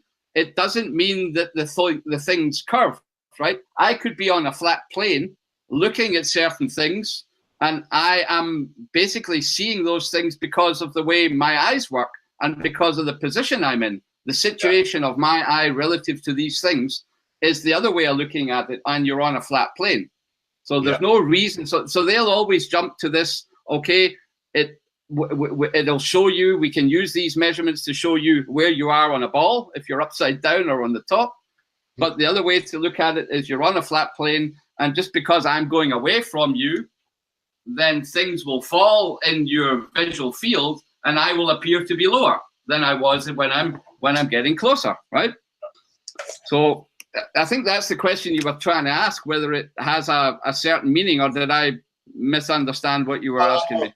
No, you gave me a bit more clarity there. I was just kind of waffling, trying to make sense. Again, it's not easy for me to grasp this. I've never had a background in any of this stuff. So, as I say, I just understood the language in an overview kind of sense, but the expertise level, I've not got a clue. So, I'm learning the same as the majority, mate, Well, I mean, I think that's what I'm trying to say, that, if you look at the introduction, the preface, the table of contents, the assumptions that are generally at the beginning of any book, then I think that's the most important thing that people need to discern, to dismantle, or to desuffocate, right? This deception, because you won't find the mistakes in the mathematics afterwards. That's where, hundreds of mathematicians will have pored over these equations and would have found any mistake in them. But where they don't pore over, what they don't look at closely enough, is the assumptions that are being made. Here we can see in this book, we're basically making the same assumption that we make all the time, that stuff is so far away that the radius of the Earth can be ignored. And it's the same fallacy as light rays are parallel because we know the sun is 1 billion miles away. And then use that, for example, that Eratosthenes, right? The measuring of the stick. It's the same fallacy in geodesy. It's the same fallacy being used in astronomy. And those things all come back to the same mathematical sophistry at the end of the day, which is what I'm trying to point out. And I'd love a mathematician to come along or even somebody who believes in the globe, who thinks he understands mathematics, to come along and discuss it. You know, let's rebut this stuff. Show me where I'm wrong. Show me where, you know, these assumptions are correct to be making. Yeah, because you can't make those assumptions, Del. Yeah, that's you already believing in the vacuum of space, and that, you know, you're making a base assumption. So it's circular reasoning, right? You can't say that mathematics reflects reality properly, because they're making assumptions that are not observable and not directly within our direct experience. Yeah. Spot on, right? I mean, even just looking at some of the diagrams that they use, they always see that, you know, it's a planar surface and measuring angles. I spoke to this about the other day, the whole, you know, the Masonic compass and square and what that actually is representing.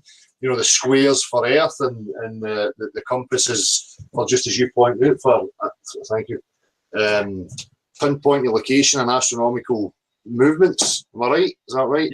Yep, absolutely. Yep. So, you know, even just in a simple term, looking at the diagrams and how these things work, it's assuming a plane, and then you're measuring the angle from your position to where these things are, you know? Yep.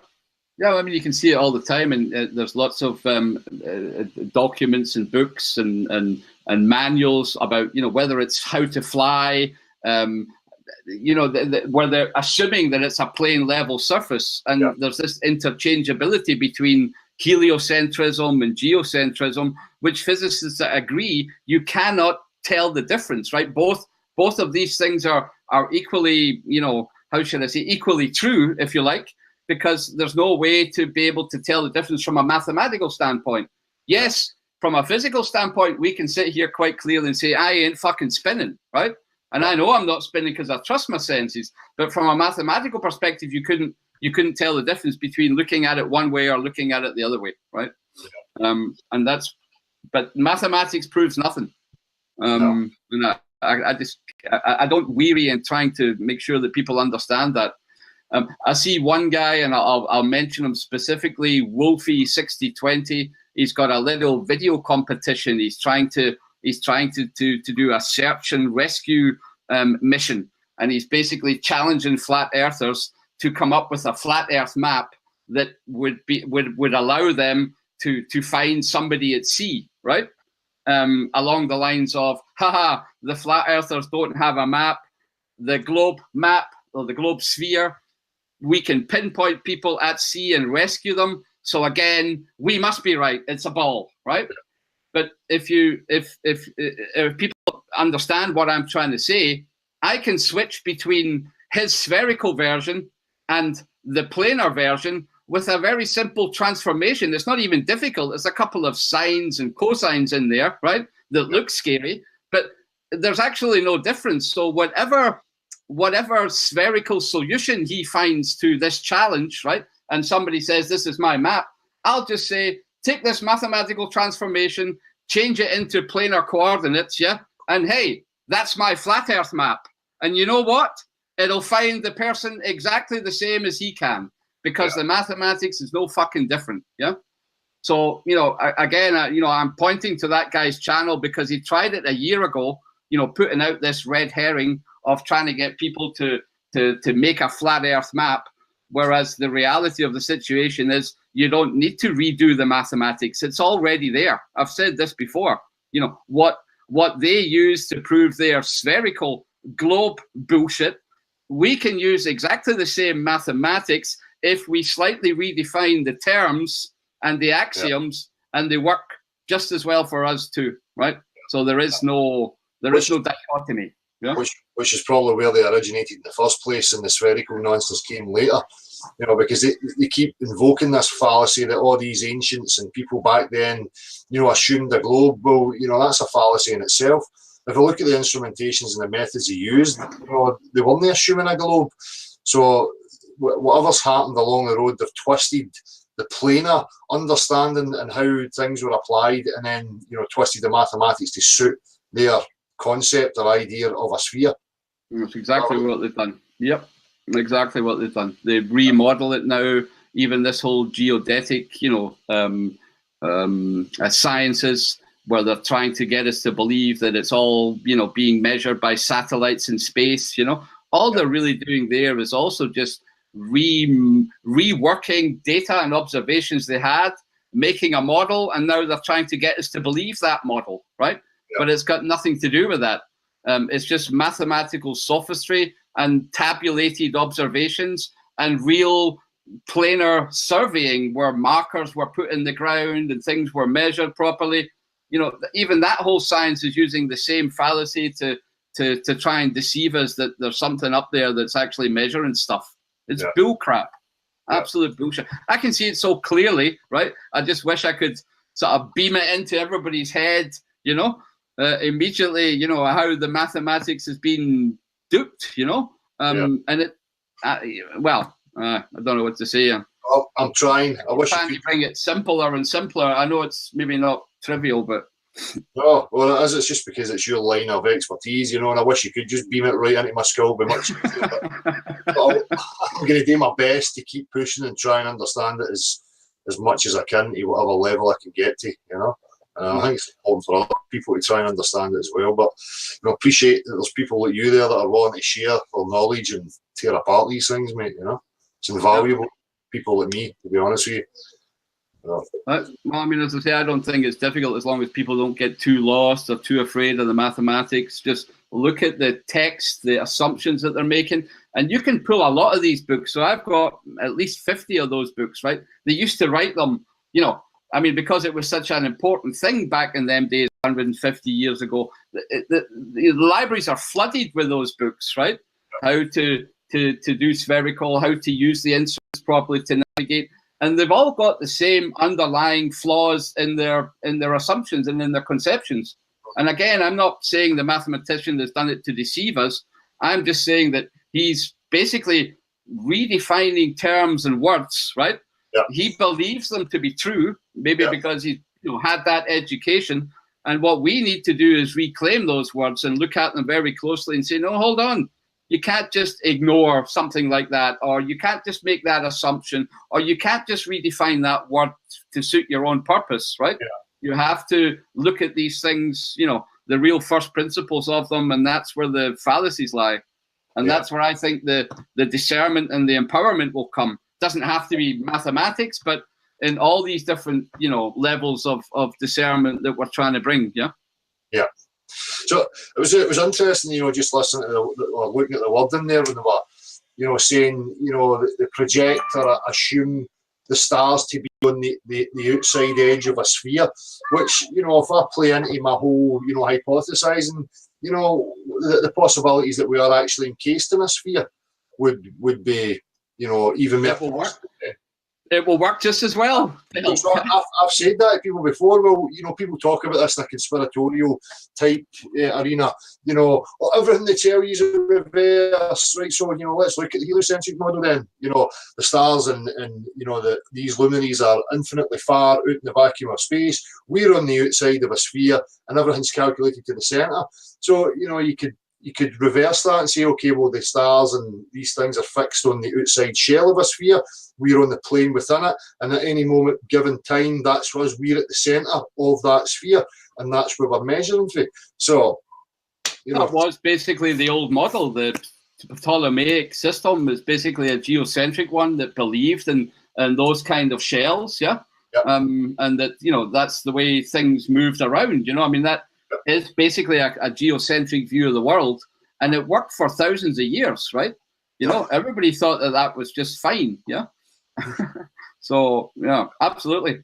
What I'm saying is the mathematics is a descriptive language that you can make your terms and definitions, as we've seen in this document, and depending on those terms and definitions, that also drives what your conclusions and the interpretation of your conclusions. So, yes, we could make a descriptive mathematics tale that would show exactly the mathematics would be fine, and it would be, you know, perfectly consistent within itself. And we could then claim just as easily, yes, the mathematics proves it's a flat earth. What I'm trying to say is mathematics cannot be used as a proof for either of them. That's where we come back to physical substances, direct experience, common sense, yeah, and those things, which would be the next topic, if you know what I mean, yeah? Yeah.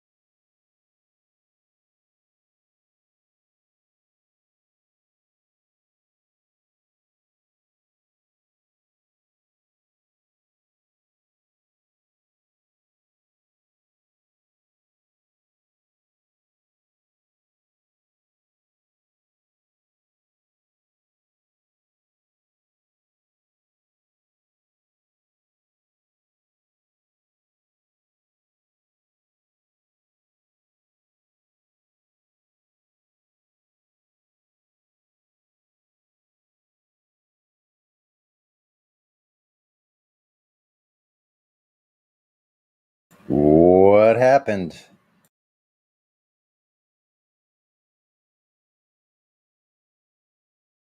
Sounded like Neil deGrasse right there. What it is? I don't know. Next question. Gravity.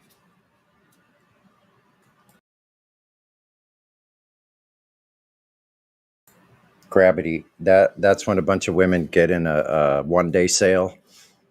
They're all gravity.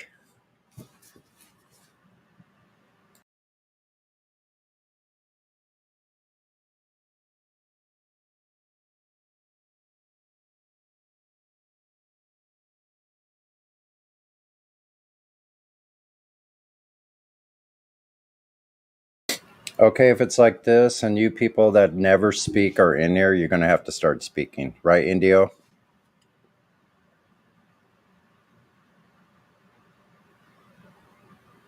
Chow Yun Kat?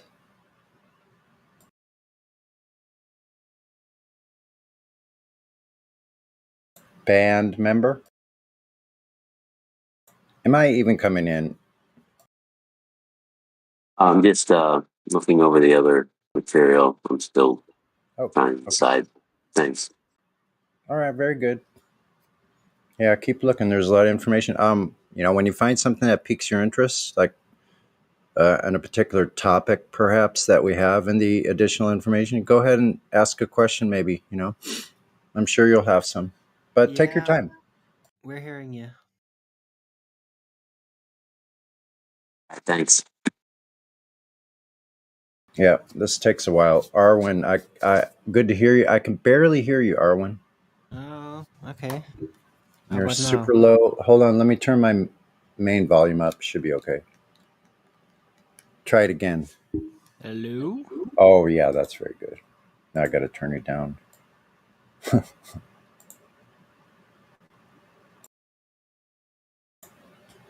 Greetings. Okay.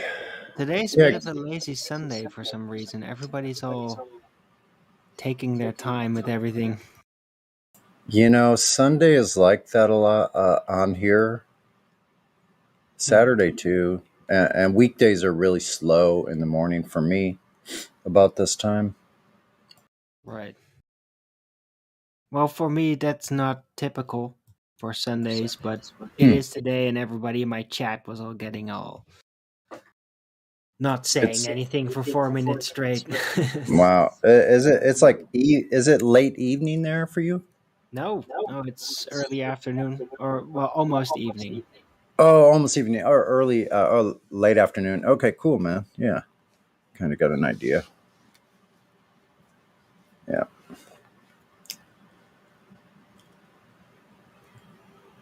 Interesting. You live in a very flat area. There's lots of water. You're low elevations, right?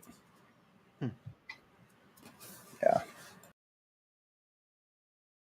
I'm in the Netherlands, and everything is pretty much flat here. So Right. Yeah, I talked to Roger a lot about that. Do you guys know each other? no, outside of the internet, we haven't met. Oh, okay. I'm just interested because it's a fairly small country. Anyway.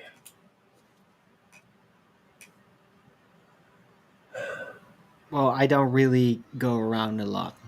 Oh, I see.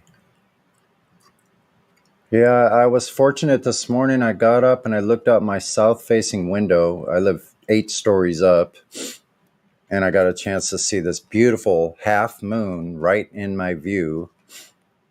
Cool. For a few minutes. Amazing that in the morning the sun's coming up. That sun is low to the horizon. That moon was up there, and the half moon is shining like the, what do they call that line between the light and the dark?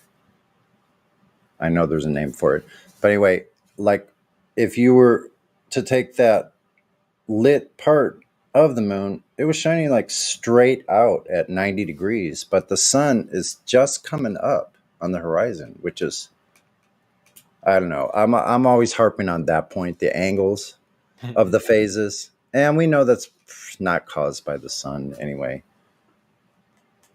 Well, if you all project the apparent sphere of the heavens, the demi-sphere that we see, into a flat plane, then it makes perfect sense, and all the angles line up perfectly. But we see it in a spherical fashion. Somebody actually demonstrated that to me, like in their own projection. Like it was at a place that's all about planets and all that. And they showed it like, hey, yeah, you're projecting that flat. Now it lines up, but just when you look at it like a 3D thing, then it gets all weird. Yeah. Well, it's like that discussion that Dell was having. I'm not sure who the other gentleman is. BTIC. I'm not familiar with him, or maybe I do, just don't know what those initials. But anyway, yeah, they've taken this the way we see the sky. Let me know if, because I think you've been in this maybe longer than I have, and may know more about it, Arwen. Probably. So they've taken this, the way we see the sky, and they projected it onto the earth, and that's how they made their ball. Is that pretty much correct, what they've done? Yeah, roughly. Yeah. Well, they take away, it's like a lot of the anchor point claims for the model rest on, okay, look at the star now, assume this, and then we can get going. Right? Yeah, it's always assumed anchored this in the first. star, right? Anchored in the star, but assumed this first. Right. I got you, man. And the mapping does also work like that. Yeah, it does. Right? Ironically, there's two ways to warp things. You can either like warp the Earth underneath the apparent sphere that you see, right? Imaginary wise. Right. And have the whole Earth. Or you could do what the cartographers have done, and that is unwarp the apparent sphere of the heavens into a parallel flat plane. That Yes. works perfectly for coordination. And it actually has worked for centuries before this helio thing was taught in schools, so like what I was thinking about sitting at my kitchen table here this morning, drinking my coffee, is I would think that the people that are engineers and surveyors that are actually doing things in a planar, like working with reality, working with physical things like canals, roads, whatever, anything, laying undersea cables. But people doing engineering that deals with Earth exactly as it is, I would think they would be outraged. But I guess I have to take a step back because they just believe it too. Like, even though they're doing everything planar, they still have this idea in their mind that that's just locally here, but everything on a larger scale that no one can get to, by the way.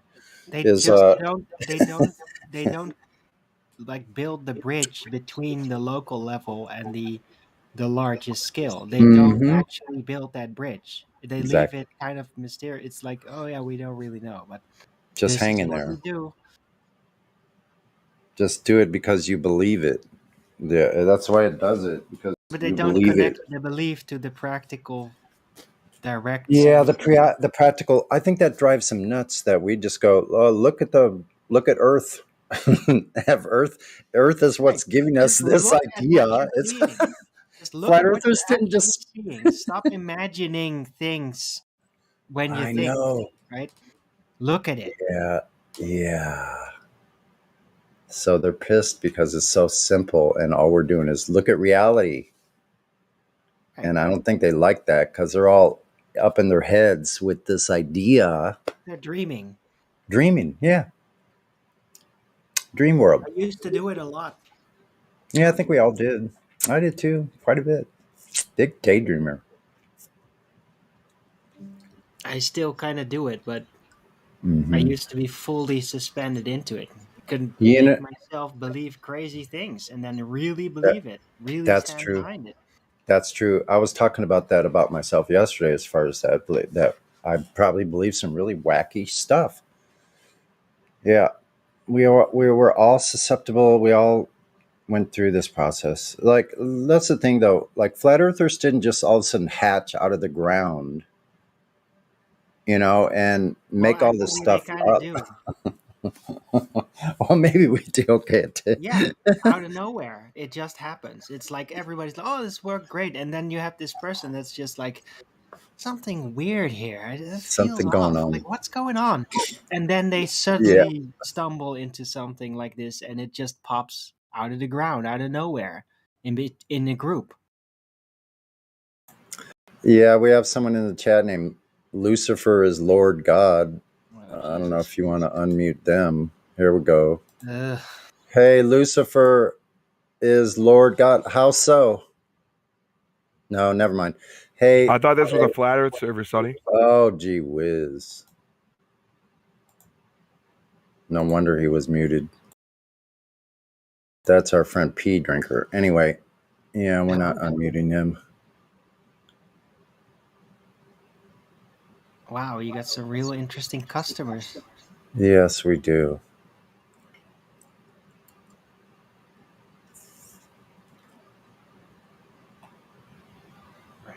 Anyway, I'll be back in a minute. No problem. Maybe I'll play song. Get the morning started. No one's really speaking up here. Wait a minute. Super spinning monkey ball. Oh, you're a silver FE. Right on, man. How you doing? Hey, not bad. You okay? Good. I don't think we've spoken. Nice to hear you. Yeah, I've spoken to you before, but I don't speak very often. I'm usually just a listener. All right. No problem.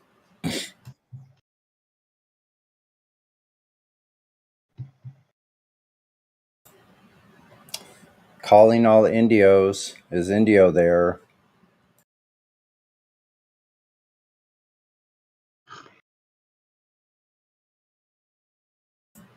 I wonder if the Glovers have Indio popping up in their heads and their dreams. That must be frightening. What? This ninja Indio comes sneaking up. Earth's flat. But it is kind of annoying. So. What part? Well, I don't really like the idea of just disrupting people's dreams like that. Yeah. Well, yeah. I don't. Indio's They not have to doing be it on curious. They have to actually have a natural longing to understand something more. You can't just steamroll that onto somebody, especially when they don't expect it. Can be That's true. very traumatic. That I is true. experienced it as very traumatic as a kid. Right? Yeah. Me too. So don't just attack somebody with that, Yeah. Always realize, like, yeah, that shit makes impact, especially if you're really fresh and you're not even aware that there is this challenge of the mind out there, right? If you don't know that, dude, it makes so much impact, can give you nightmares. Yeah, and sometimes we are a bit rough, Right. Well, we get to deal with trolls, and yeah, you harden up, right? Yeah, you got to realize that's that true. out there in the world, when you actually face people, it's not like that. Yeah, work like that. that's true. And if we start There's treating no internet barrier in between, right? The internet barrier is also a safety net for your feelings to a certain degree. That's why everybody gets rougher.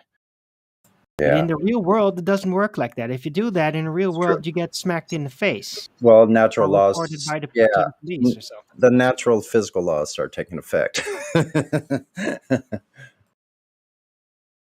Exactly. Right. So I never start talking about flat Earth.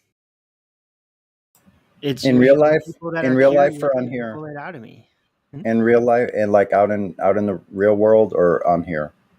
No, in the real world. In here, it's flat Earth. We got a flat Earth stamp. It's a flat Earth Discord, right? Yes, yes. And my show, Flat Earth Early Bird, is also. It's like, yeah, That's flat Earth. It's right there in the title.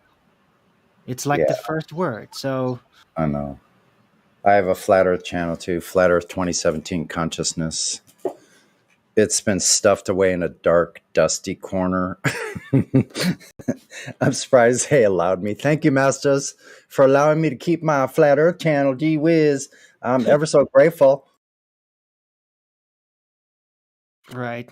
Well, mine's kind of stuffed into a corner too, technically, even though I have a daily show. I do it every day on camera. Well, you're doing something like that every day. I'm not going out Over doing 1,000 live. shows. I've been kind of lazy with the channel. Like, I didn't even think it would go anywhere. I never thought it would ever be monetized. It probably never will be, because like in 5 years, I only have 500 subscribers. 5 years. Now, Wow. But if to you be honest, constantly think that, though, you will actually manifest that with these things, right? I guess that's I barely possible. have subscribers right now. What is it? Let me check. But it's slowly growing. It's always slowly growing. It's Yeah, now well, at you're doing something. You're doing something 2.24K. consistent. You're doing something Yes. regularly, like consistently. That's But I why. get like maybe 10 subscribers a month at best. It's Yeah, so slow. But it doesn't matter, right? Because I'm very well known. I'm always building. Oh, I'm sorry really about that. connecting to people. There was a TV So- miniseries. Sorry about that. But it's about how serious are you going to take it, right? If you think like, it's never going to go anywhere, then that's what you're creating, right? If it really is important to you for some reason, or you make it important to you, then you can project out the struggle that you're going to have building it up. Well, I've done a realizing lot that better you since. will learn. Yeah, I've done a lot better since I've been on here in the Discord, because I promote it. You know, I say, go look at mine. I have a lot of really great videos. A lot of them have been taken down, and my channel Is it still has. pre-recorded, or do you do it live? No, I used to do some like bicycle flat smacking when I first started, but they're very rough. And but some of them are good, like where I stop and I talk to people back in 2017 when I first. So I'd be riding my bike by the park, and I would come up and say, "Hey, have you heard this news?" And I would start talking like that. But you're recorded. It's pre-recorded, right? Yeah, some of that I recorded, but most of them are just mirrored videos. Some I did my own videos, like on the vestibular system. I did a series on Gutenberg, a couple of my own on some old world buildings in my city. So I posted it in the live stream here. Right. Okay. Yeah, it's a typical channel. I mean, I know a whole bunch of people that Yeah. have those types of channels, and it's all about the networking, and it's all about how much you just care at what's going on. Will you make another video about it, right? Yeah, I did some original videos about like back in 2017 when the eclipse was happening. Here, you know, there was a lot of talk about the eclipse back then, and so I did one on how shadow works. You know, how shadows. Here, I'll post that. These are the ones I did myself. Right. The holographic shadows, right? Amazing. Just simple, like actually with the light, and here you'll see it if you can see the live stream. Oh, physical close by demonstration, right? Yeah. I thought you meant the actual eclipse shadows. Have you ever No, seen and that? then someone said, "Oh, you have to do it outside." Well, I did it outside. It did the same thing. The shadow never was smaller than the object making the shadow ever. I get that. That's one thing, of course, but what I meant is you were talking about eclipse shadows. Have you ever seen that? Like an eclipse happening and then the shadows that it actually casts, like leaves and shit. Every shadow is exactly eclipse. That's right. That's right. Like that's holographic proof. It's a proof that every beam of light, however it's happening, all has that visual as a signature within it. Freaking amazing. Yes, actually, when I was a kid, my father was into stuff like that. So he showed us how during a solar eclipse how to make a pinhole in a paper and then hold another paper, and you could see a small version of the eclipse. And we were all doing it. So we all had our little own version of the eclipse on separate pieces of paper. Yeah, interesting Yeah, stuff. I used to love that Amazing. kind of shit as a Yeah, kid. me too.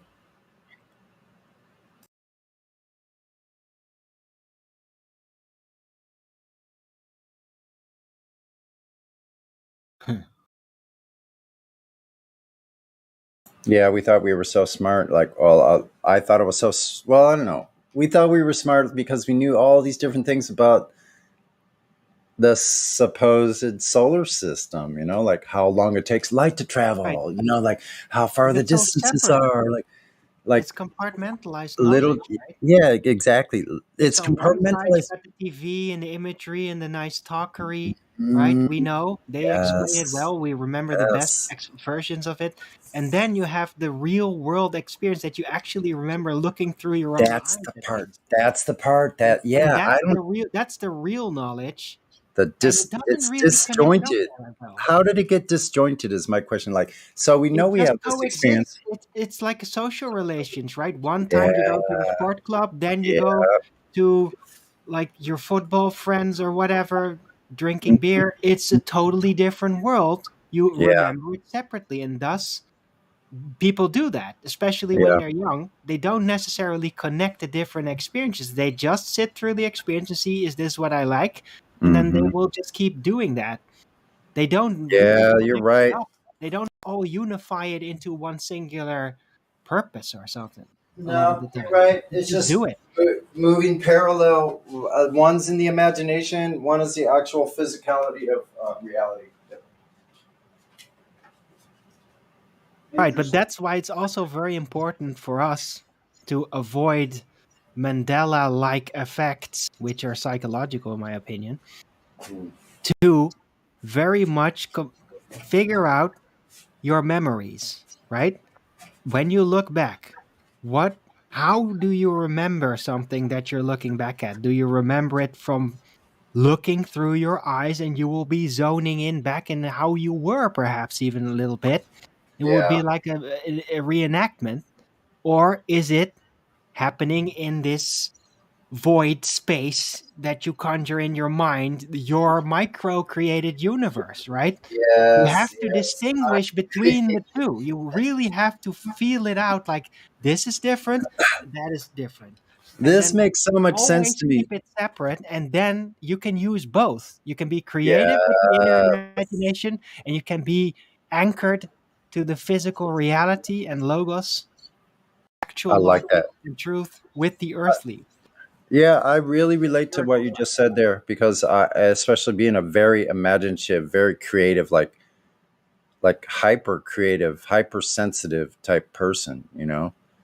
Like I lived in my head quite a bit. It's still hard for me to stay out of my head. It's a Yeah. constant But challenge why for me. would you want to move out? We have so much more control up there. Mm-hmm. But you Mm-hmm. gotta come out of your castle sometimes, or you're Right. going to shit. That's why personally I force myself to have that I can kind of like train myself to be outside and doing something that's in the moment. Mostly I cycle all the time. That's my thing. That's my favorite. I get on that bike and I'm in a moment and I love that because I can just stay there in the moment and it keeps Ah, me active. And it's like to me it's like a playing. It's like I'm I playing. totally get it. I Yeah. have it sort of too. I don't really go out sport Yeah. biking, but I go out on a bike getting groceries, Right. and every single second of it is an experience. It And it is. doesn't really decrease to me because there's Mhm. many people around me, and like things, like everything changes over time, like Does. after a long time, right? If you don't want to keep, if you don't really want to know, you don't want to keep track, then everything is just in the moment and you don't really see how it's changing. But if you really care on the longer term and you compare things to like 40 years ago and you think in that skill, then suddenly everything is like precious temporary Hmm. data that's going to be part of the memory that you'll have in the future, right? Yeah. Yeah. And you'll always be thinking back like, oh man, if I only knew a little bit further back then. So why not anticipate on that foreknowledge that you will have that and try to find a constructive way to communicate things to yourself in the future when you don't yet understand it, but you do understand how it will be understood at some point.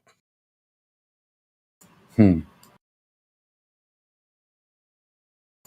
Lou. Yeah, that's what I do. I learned it very, very young. And it really helps with just memory cohesion. Because every time I really think back to certain things, I really feel like what it was back then, including the annoying parts. So it doesn't wear off. It doesn't burn out. It's not shaved down to something that my ego could tolerate, like a lot of people do with their memories. I don't do that. I let it burn me every time. And because my ego is always changing, right? Always finding some kind of opposition point, I just don't let it, actually tear me down. I let it confront me. I don't let it tear me down anymore. Well, yeah, that's a good point. We're not supposed to be like all fully enveloped in this emotional thing from the past. Like we're supposed to have it reviewed, like it's supposed to come up in our viewfinder again. And we're supposed to feel the pain from it again. This pang, this pain we feel from perhaps our past behavior. Right. Powerlessness. Yeah, exactly. All of that. Yeah. For me, powerlessness. Like if Feel you have a very fine sensory and you're like running naturally on a high speed, hyperactivism you could call it, but with efficiency, but you have no content, you have no wisdom, you have no plans. Everything is like overpowering, and you see like, oh my god, there's all this stuff happening out there. I understand, but I can't find myself there. I don't know how to connect to it. And it's powerlessness all the time. And like I could see how people were going to end up destroying themselves after years. That's a very good word. And a lot of that actually all came true. Yeah, I know what you mean by powerlessness. They See, have. it's okay. Like things are different when us humans, whatever we are, they call it that word, but who we are. I lost my train of thought. Gee whiz, that quick. It'll come back. You're talking about the general people, or you're talking about hyperactive minded people? I don't know. I was going off on like kind of a side tangent, but it's okay. It'll come back. If it's come back. You were going on red herring, but then you got red herringed in your attack. By myself. Yes. A red herring to myself. Oh, shoot.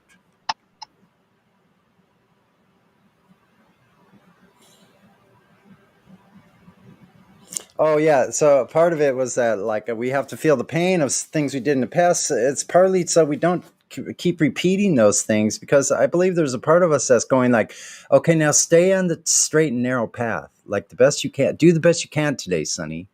Like don't stray off into whatever it is, negativity or these bad feelings about yourself or others or whatever, or the but situation. You have to understand them though. Yeah, you do, and they do have to come back. They do have to come back, because you could tell a kid like, don't do this, don't do that. They'll want to obey you, but they need to understand it, and they need to understand why. Yes. And it's very difficult to communicate something that a person has not touched upon really. Right. It's really difficult. They will be tempted. I was tempted about a lot of things. Weren't we all? And it was because I was afraid not to understand that I didn't do it. But with a lot of things. Like personally, I just wanted to know about everything, and then I didn't even want to know. I was scared to not know.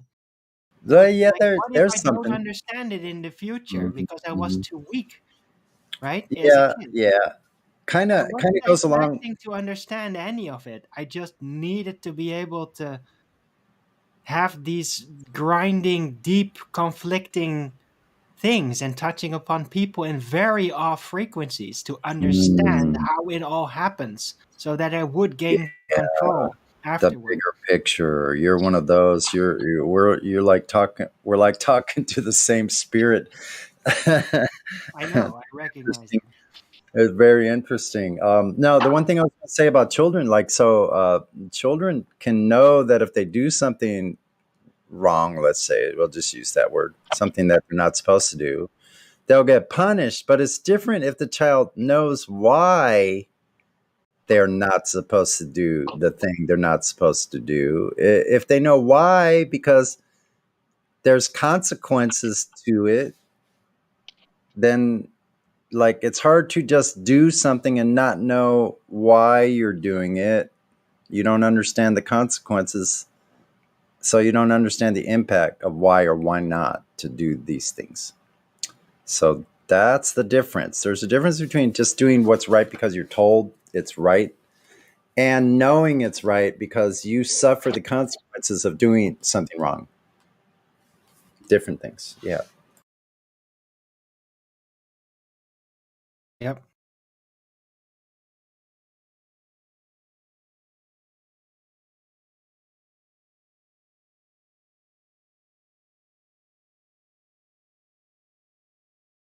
Can we clean the car, right? You're very muffled, but I want to ask, like, where are you from, by the way? United States? Oh, you're talking to me then? Sorry, I didn't realize it was hot No, the mic. other guy. Sorry. Yeah, Sonny. Yeah, I'm in California. I'm from the U.S. Yeah. Ah, okay, California, right. I was born in Illinois. Grew up for part of my life until I was a teen in Missouri, and now I live in Southern California for about 48 years. I've been on the West Coast. Wow. All right. Yeah. Oh, you have a pretty young voice. Yeah. Good I'm to hear. I'm a senior. I can't You don't believe sound it. like one. You sound like you could be in your 40s or something. Yeah. Yeah. Good to you. I hear that a lot. It's good to have a bit of youth naturally in your voice. It helps. Yeah. Anyway, yeah, but I was just asking because, like, yeah, you're probably not watching my show because I start. I've seen some. You know what? I'll go on and watch some of it. I will. Okay, but watching some of it like afterward is different from actually being there live. But I start very early for you. Oh, I see. Probably be like 5 o'clock or something. Well, I'll go check it out and see when you're there. I'll post a link. Please, thanks. I think I have you subscribe. I think I've subscribed to you already, but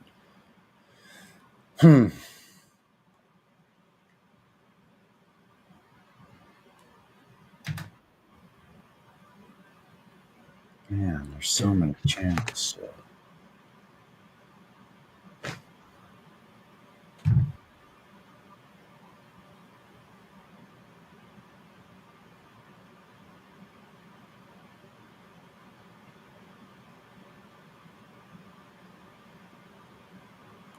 Right. Anyway.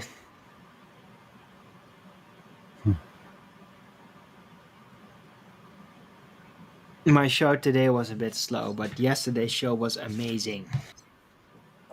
So it's like going to be like super early in the morning for me, huh? Yeah. But I do get people from the United States live on my show, but it's like it's called Early Bird. I really call it Early Bird for the United States because I know there are some people that like to get up really early. Typically, people that like gardening and farming and all that. Yeah, like Jen over in Japan gets up at like 3 a.m. every morning. Wow. And starts doing laundry and then goes and works out That's not in for the like morning. That's at night. 4 hours. He works out for 4 or 5 hours. Wow. Then he starts his day, apparently. That's fanatical. Cool. My body just don't get up that early anymore. Like I can actually, I have very restless sleep anyway. So I'll tell you what, like I'm usually up in the morning sometime 2-3 times during the night. Like in the morning, I get cramps almost every morning. I have to get up and move, and I it's don't like being up early I because get up I because feel I have I to. always feel terrible if I get up in the morning.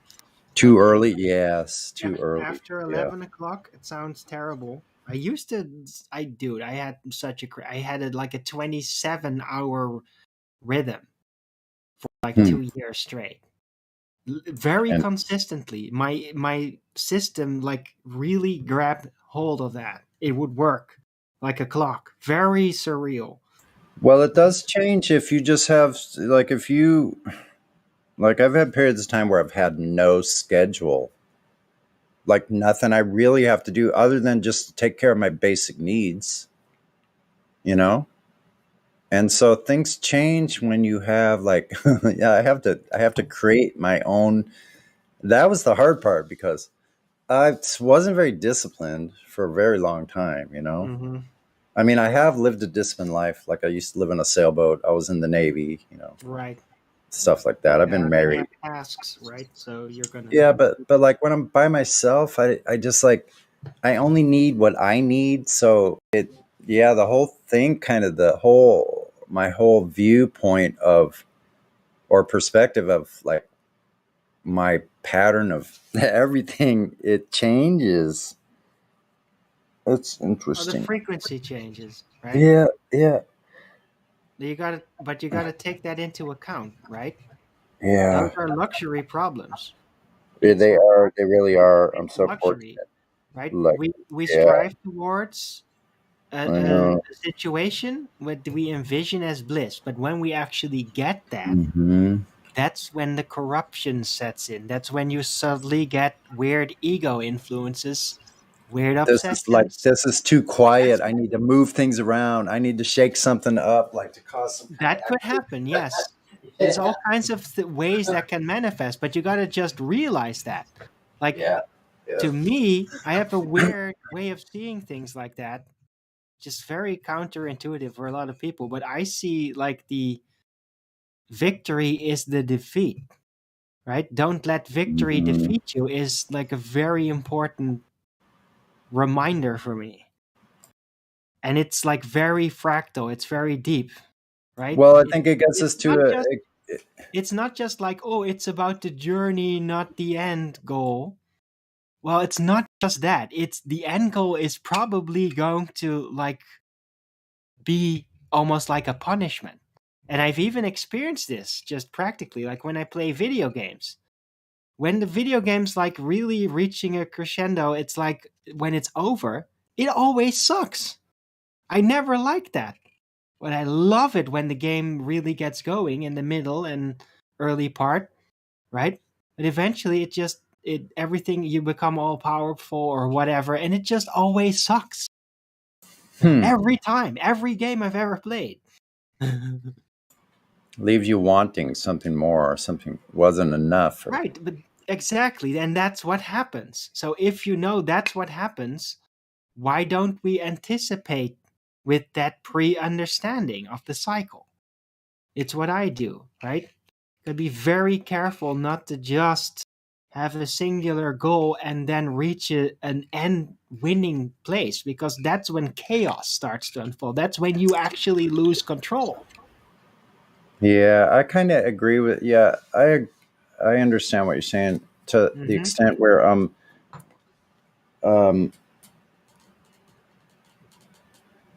like I had to learn these really hard lessons because of, like you said, the ego, you know, and so then more or less now, like a lot of times what I'm doing is I'm trying to contemplate or understand what lesson or what I'm supposed to be learning this day, you know, because it's definitely different every day. And it's enough different that I like that. There's enough variation that I can improve in a lot of different areas, you know?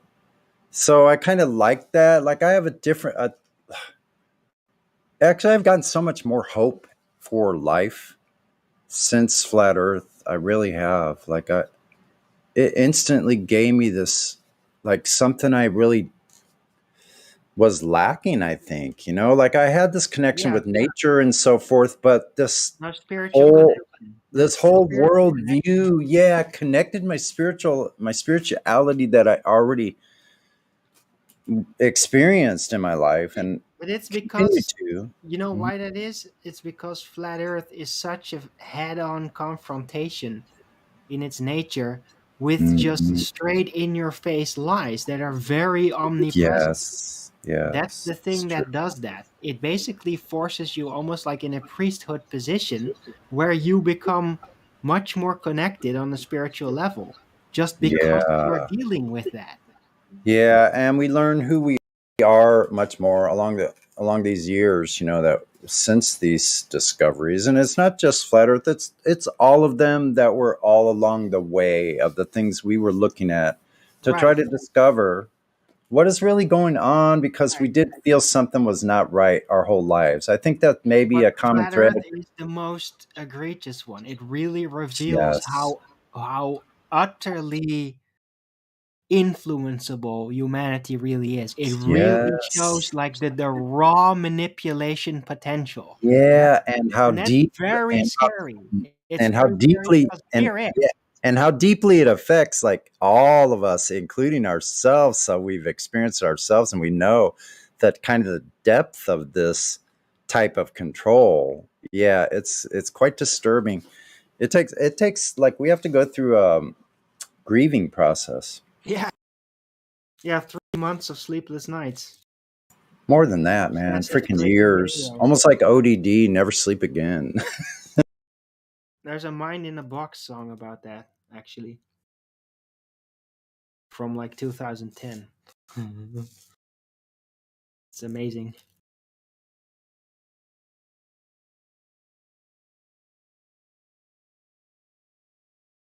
I think I could put it in the Discord.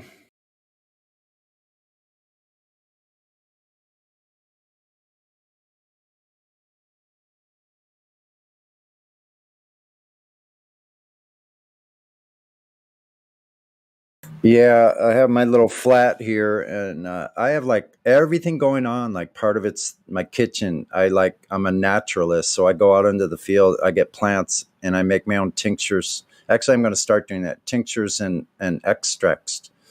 And I've done that for quite a few years with cannabis, like in coconut oil. I've gotten really pretty good at that. And so, like, I make my own medicine. I do a lot of my own food I get from nature. So fresh greens and things like that. I don't buy greens from the grocery store anymore. I get them out in the wild. Shani, what were you saying you do about your teeth? What's that? Cleaning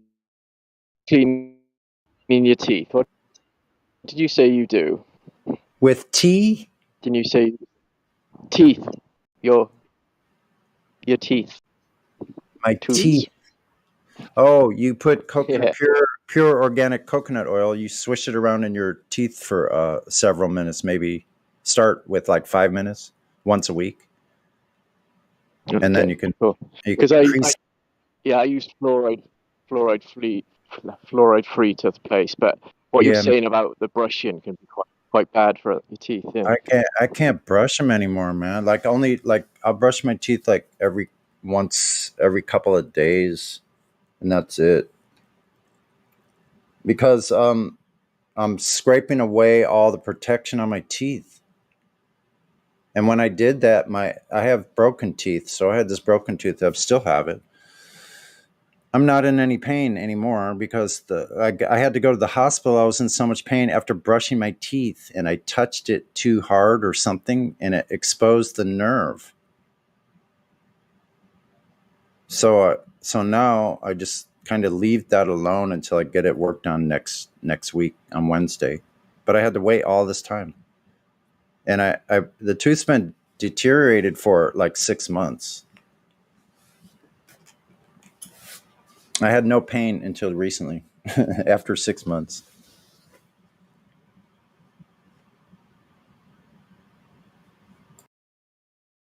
Fortunate there.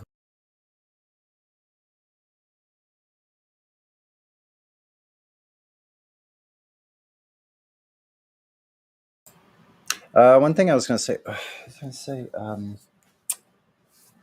Hold on a second.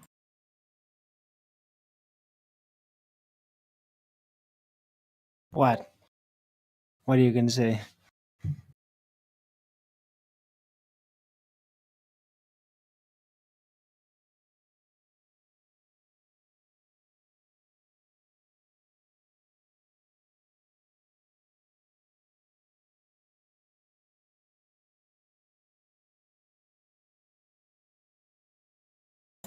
One thing I was going to say is that if I had known I was going to live this long, I would have took better care of myself.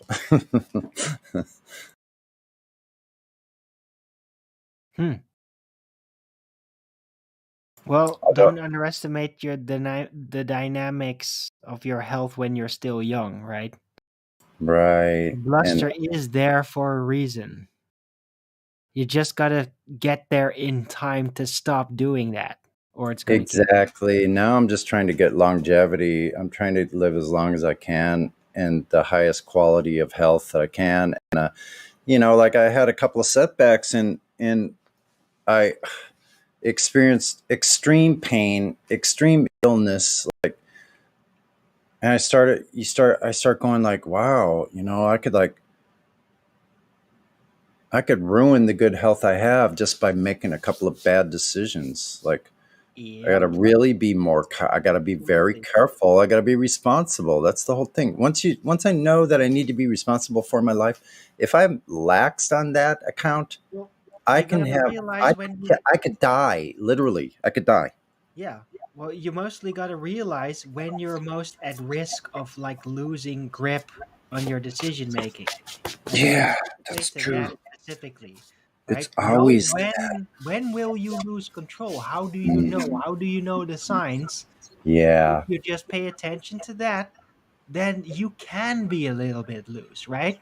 Can be Mhm. loose, you can be this, can be that, but as long as you're in control of the Yeah. balance of it, if you just Balance. focus on that, like you can do pretty much anything you need. That's true. I agree. And I have quite a bit of freedom and I pretty much do anything I want to do and go anywhere I want to go. Now, like, I don't want to go to like buildings, other people's houses. No, I'm talking about going out and like, my life is really a lot about being in nature.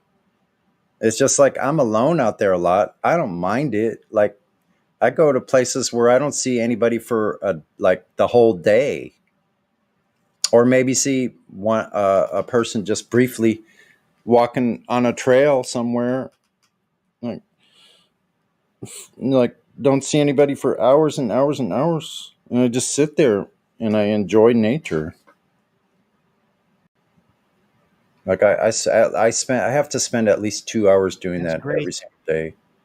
That's great, man. That's very therapeutical, right? Go out in the sun, feel that sun, Yeah. even lay there. Like I put my little tarp and my towel down and I lay there in the sun, and I actually fell asleep for a couple minutes yesterday. And I'm not afraid at all now. Like at first I was, because I saw some pretty big sized coyote in the park there now, but they know I'm here. They know I'm there because You I'm don't want there to have all a the coyote time. chewing on your foot while you're sleeping. I get it. Yeah, I don't think they'll come around that close to me. They're very wary of humans, but I was surprised to see them in the daytime last summer.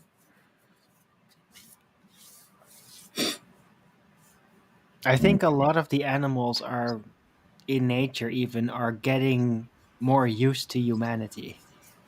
I think so. Rabbits come around, a bunch of squirrels come around, like They're the getting rabbit. less shy. It's like they're getting the message that a lot of people are trying to actually improve the relations. You have to remember that like even 50 That's years true. ago, animal abuse wasn't even like necessarily looked down upon. Right, that's true. And they get the message, right? Because I am very certain that animals have actual spiritual intelligence. I They think don't so do a too. lot with it physically, other than Right, just exist. subconsciously Mhm. communicate with each other in their hierarchy, right? They have their Exactly. own family struggles, just like humans on the same level with the same Yeah. emotions. but Uh, they're actually spiritually very wise and smart. well, you They can just, kind of they see just that. know like we're just this animal. This is what we do. That's all. They don't get burdened by some weird illusion shit. That's true. But they're That's true. basically just as smart and wise in ways. Spiritually, I think so, because they come over and like this rabbit came over and he looks at me. He's like very inquisitive, just sitting there very, very still, and I'm sitting there very still. And I say like, "Hi there, bunny," and I guess I moved a little too quick, and he was gone. But at that moment when we had eye contact, and I see this little being that's going with his eyes, "Who are you? Like, I don't remember seeing you here before, but okay." Yeah, it's amazing. I wonder if they're probably wondering, I wonder if you got any food. But of course, they probably don't need anything Well, extra. probably is wondering like, what kind of human are you? Like, what Yeah. do you do as a human? They know humans do things. Right, they They're do. probably trying to differentiate what type of human are you based on what you do. Yeah, and they see me sitting there on the ground at the same level they are. They're probably going, "Why is this human here on my level? Just relaxing," or whatever the human's doing. That's a curious conversation. Like, you wonder what they think of us, literally. Especially now in the springtime. Like, there's hummingbirds flying around. There's all these insects. There's lots of life everywhere. It's bursting forth.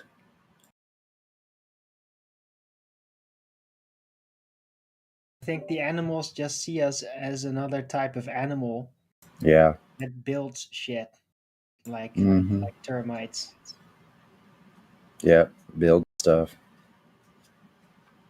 But they probably like, I'm fairly certain that the birds here on the roof just see me as like this really big raven, because they're Or some other, yeah, like, size, right? yeah, because you would think they would have to use their own perspective as far as like what they're looking at. You wonder what the reasoning skills are. That's a very interesting They're very topic as well. sociable. Like, their social intelligence is pretty high. They don't have Yep. delusions to basically distract them in that. Make things go Yeah, wrong. they're not sitting there. They're not sitting there planning the demise of other tribes of squirrels somewhere around the corner on the other hill. They're not sitting there thinking how they can make warfare against their fellow squirrels. Right. Well, there is derangement among animals too, but it's very rare that occurs. Yeah, Where they do and- get like really traumatized and then get like aggressively obsessed and shit. Hmm. It does happen, but it's very rare. Yeah. Much more rare than with humans. Well, they seem to have this neighborhood type thing. Like, I've seen squirrels eating food, and then this another squirrel came by and just like ripped right by and stole that food and ran off. And he just wham, just like knocked the other squirrel down and stole his food and ran off. Like, boom. A drive-by. Dang. That was like a strong arm robbery by squirrels. Yeah, squirrels can be cheeky bastards. But they're so quick, so they can. Yeah, I'm always trying to. I'd hate to run one over. I've had some close calls because they'll go out, they'll run across, and they see the bike coming or something, and then they reverse their track like to where they're going right under my tire. Just like that quick, just boom, in a millisecond, they're like change direction. Like, they would have been going fine, but they got scared and reversed direction, and then they're headed back the wrong way, back towards the bike instead of away from it. I've had to like swerve out of the way of these things. Well, We they're have this. pretty easily hypnotized, right? They are very nervous in nature. Yeah. They're super quick, but they're nervous, and it's definitely their weakness. Skittish. Yeah. Yeah. Then there's like we have a zoo over here, so some of these huge big birds. Now, I don't know if these birds might be native to here. I don't know, but I think it's like a blue heron. This thing is about 4.5 feet tall. It's the kind that has big webbed feet. Now, this thing's on land. I see it in the park all the time. And I've watched one of those. They have big, long beaks, big, sharp, long beaks. And I've seen them throw their head at the hole of a squirrel as a baby squirrel and snatching baby squirrels right in their beak. Yeah. Now, this is a bird. This is a waterfowl. This is a, Yeah, but they'll eat rodents too. yeah, this is a waterfowl. This is a big water bird, you know, like where its legs, this knee bends the opposite way from like what you think. Yeah. Their leg comes up front ways instead of back. Strange looking, like these things. If these things look prehistoric when you see them, it's a really large bird. You have a picture of it? Let me see if I can find one. It's either like a cormorant or a blue herring. No. What's that?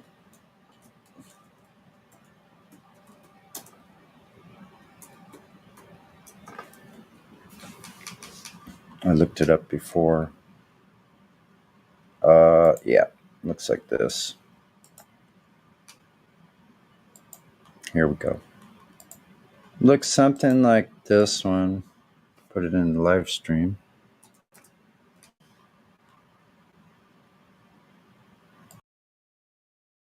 Yeah, looks just like that. That's like a stalk. Yeah, what do you call that? It's a great blue heron. Heron, that's the one. Yeah. Great blue. In Dutch, it's called a reiger. But it's a heron. Yeah. So I guess this probably is from around here. Yeah, they'll eat rodents. Like yeah. They're opportunist. Yep. Fish, frogs, rodents, big insects, whatever. Yeah, but that's a gnarly weapon they have when they like what I've seen. That neck, the way it's S curve, they throw their entire head. Like they aim their head and their beak, and they throw Like a their harpoon. entire Yeah, head. I've seen that. Boom. I saw that literally like a week ago when I went out walking. I saw one actually like moving its neck almost like you see a cat moving right before they want to Yeah. strike. Like Yeah. poof, Like look at super that fast, neck. and they got the fish. Amazing, lightning fast. Yeah. Quite a weapon. I wouldn't want them coming after me with that beak. That they could really do. And they don't look afraid of humans. This thing does not look afraid. Like it will fly off if you get too close, but it doesn't really look that afraid of you. A lot of big birds aren't really that afraid of humans. Like ostriches aren't afraid of humans really. Even ducks and geese, they'll attack humans. Yeah, geese Yeah. don't give a shit. Is that a bird dog? A bird dog.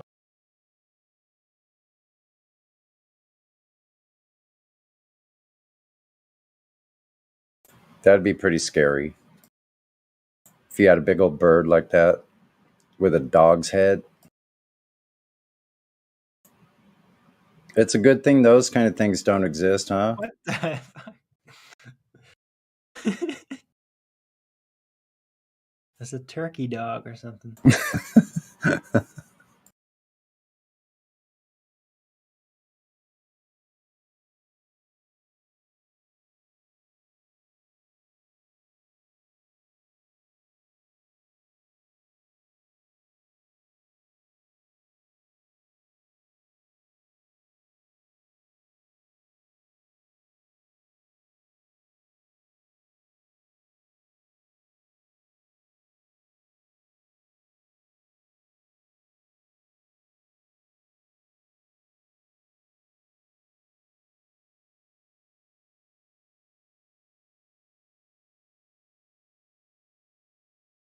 Just subscribe to your channel and click the bell, so should get your updates. And I'll go on and check it out. I've heard you quite a bit, actually, the past few years.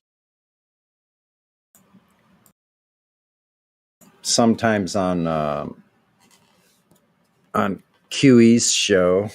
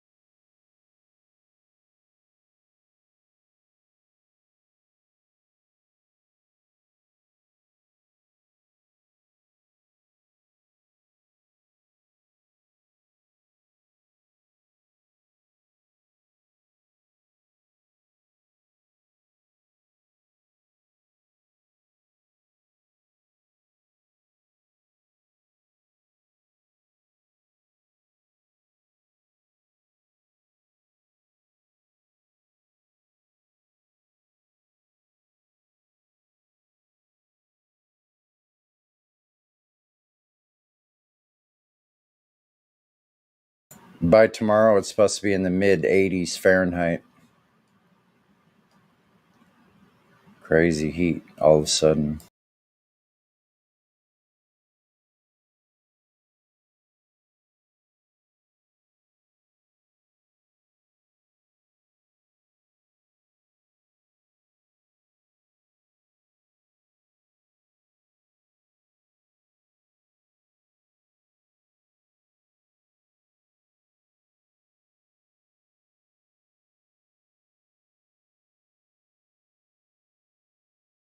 Oh, they changed the forecast down to 80. Okay, so 79 today, 80 tomorrow.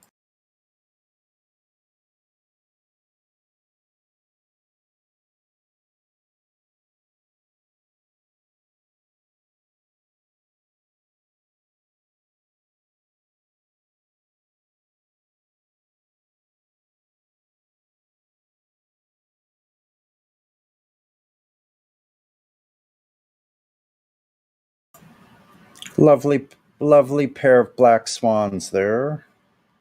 Welcome to Flat Earth. Actually, the black swan is a double black swan because when you see the islands in the back, that's a black swan too.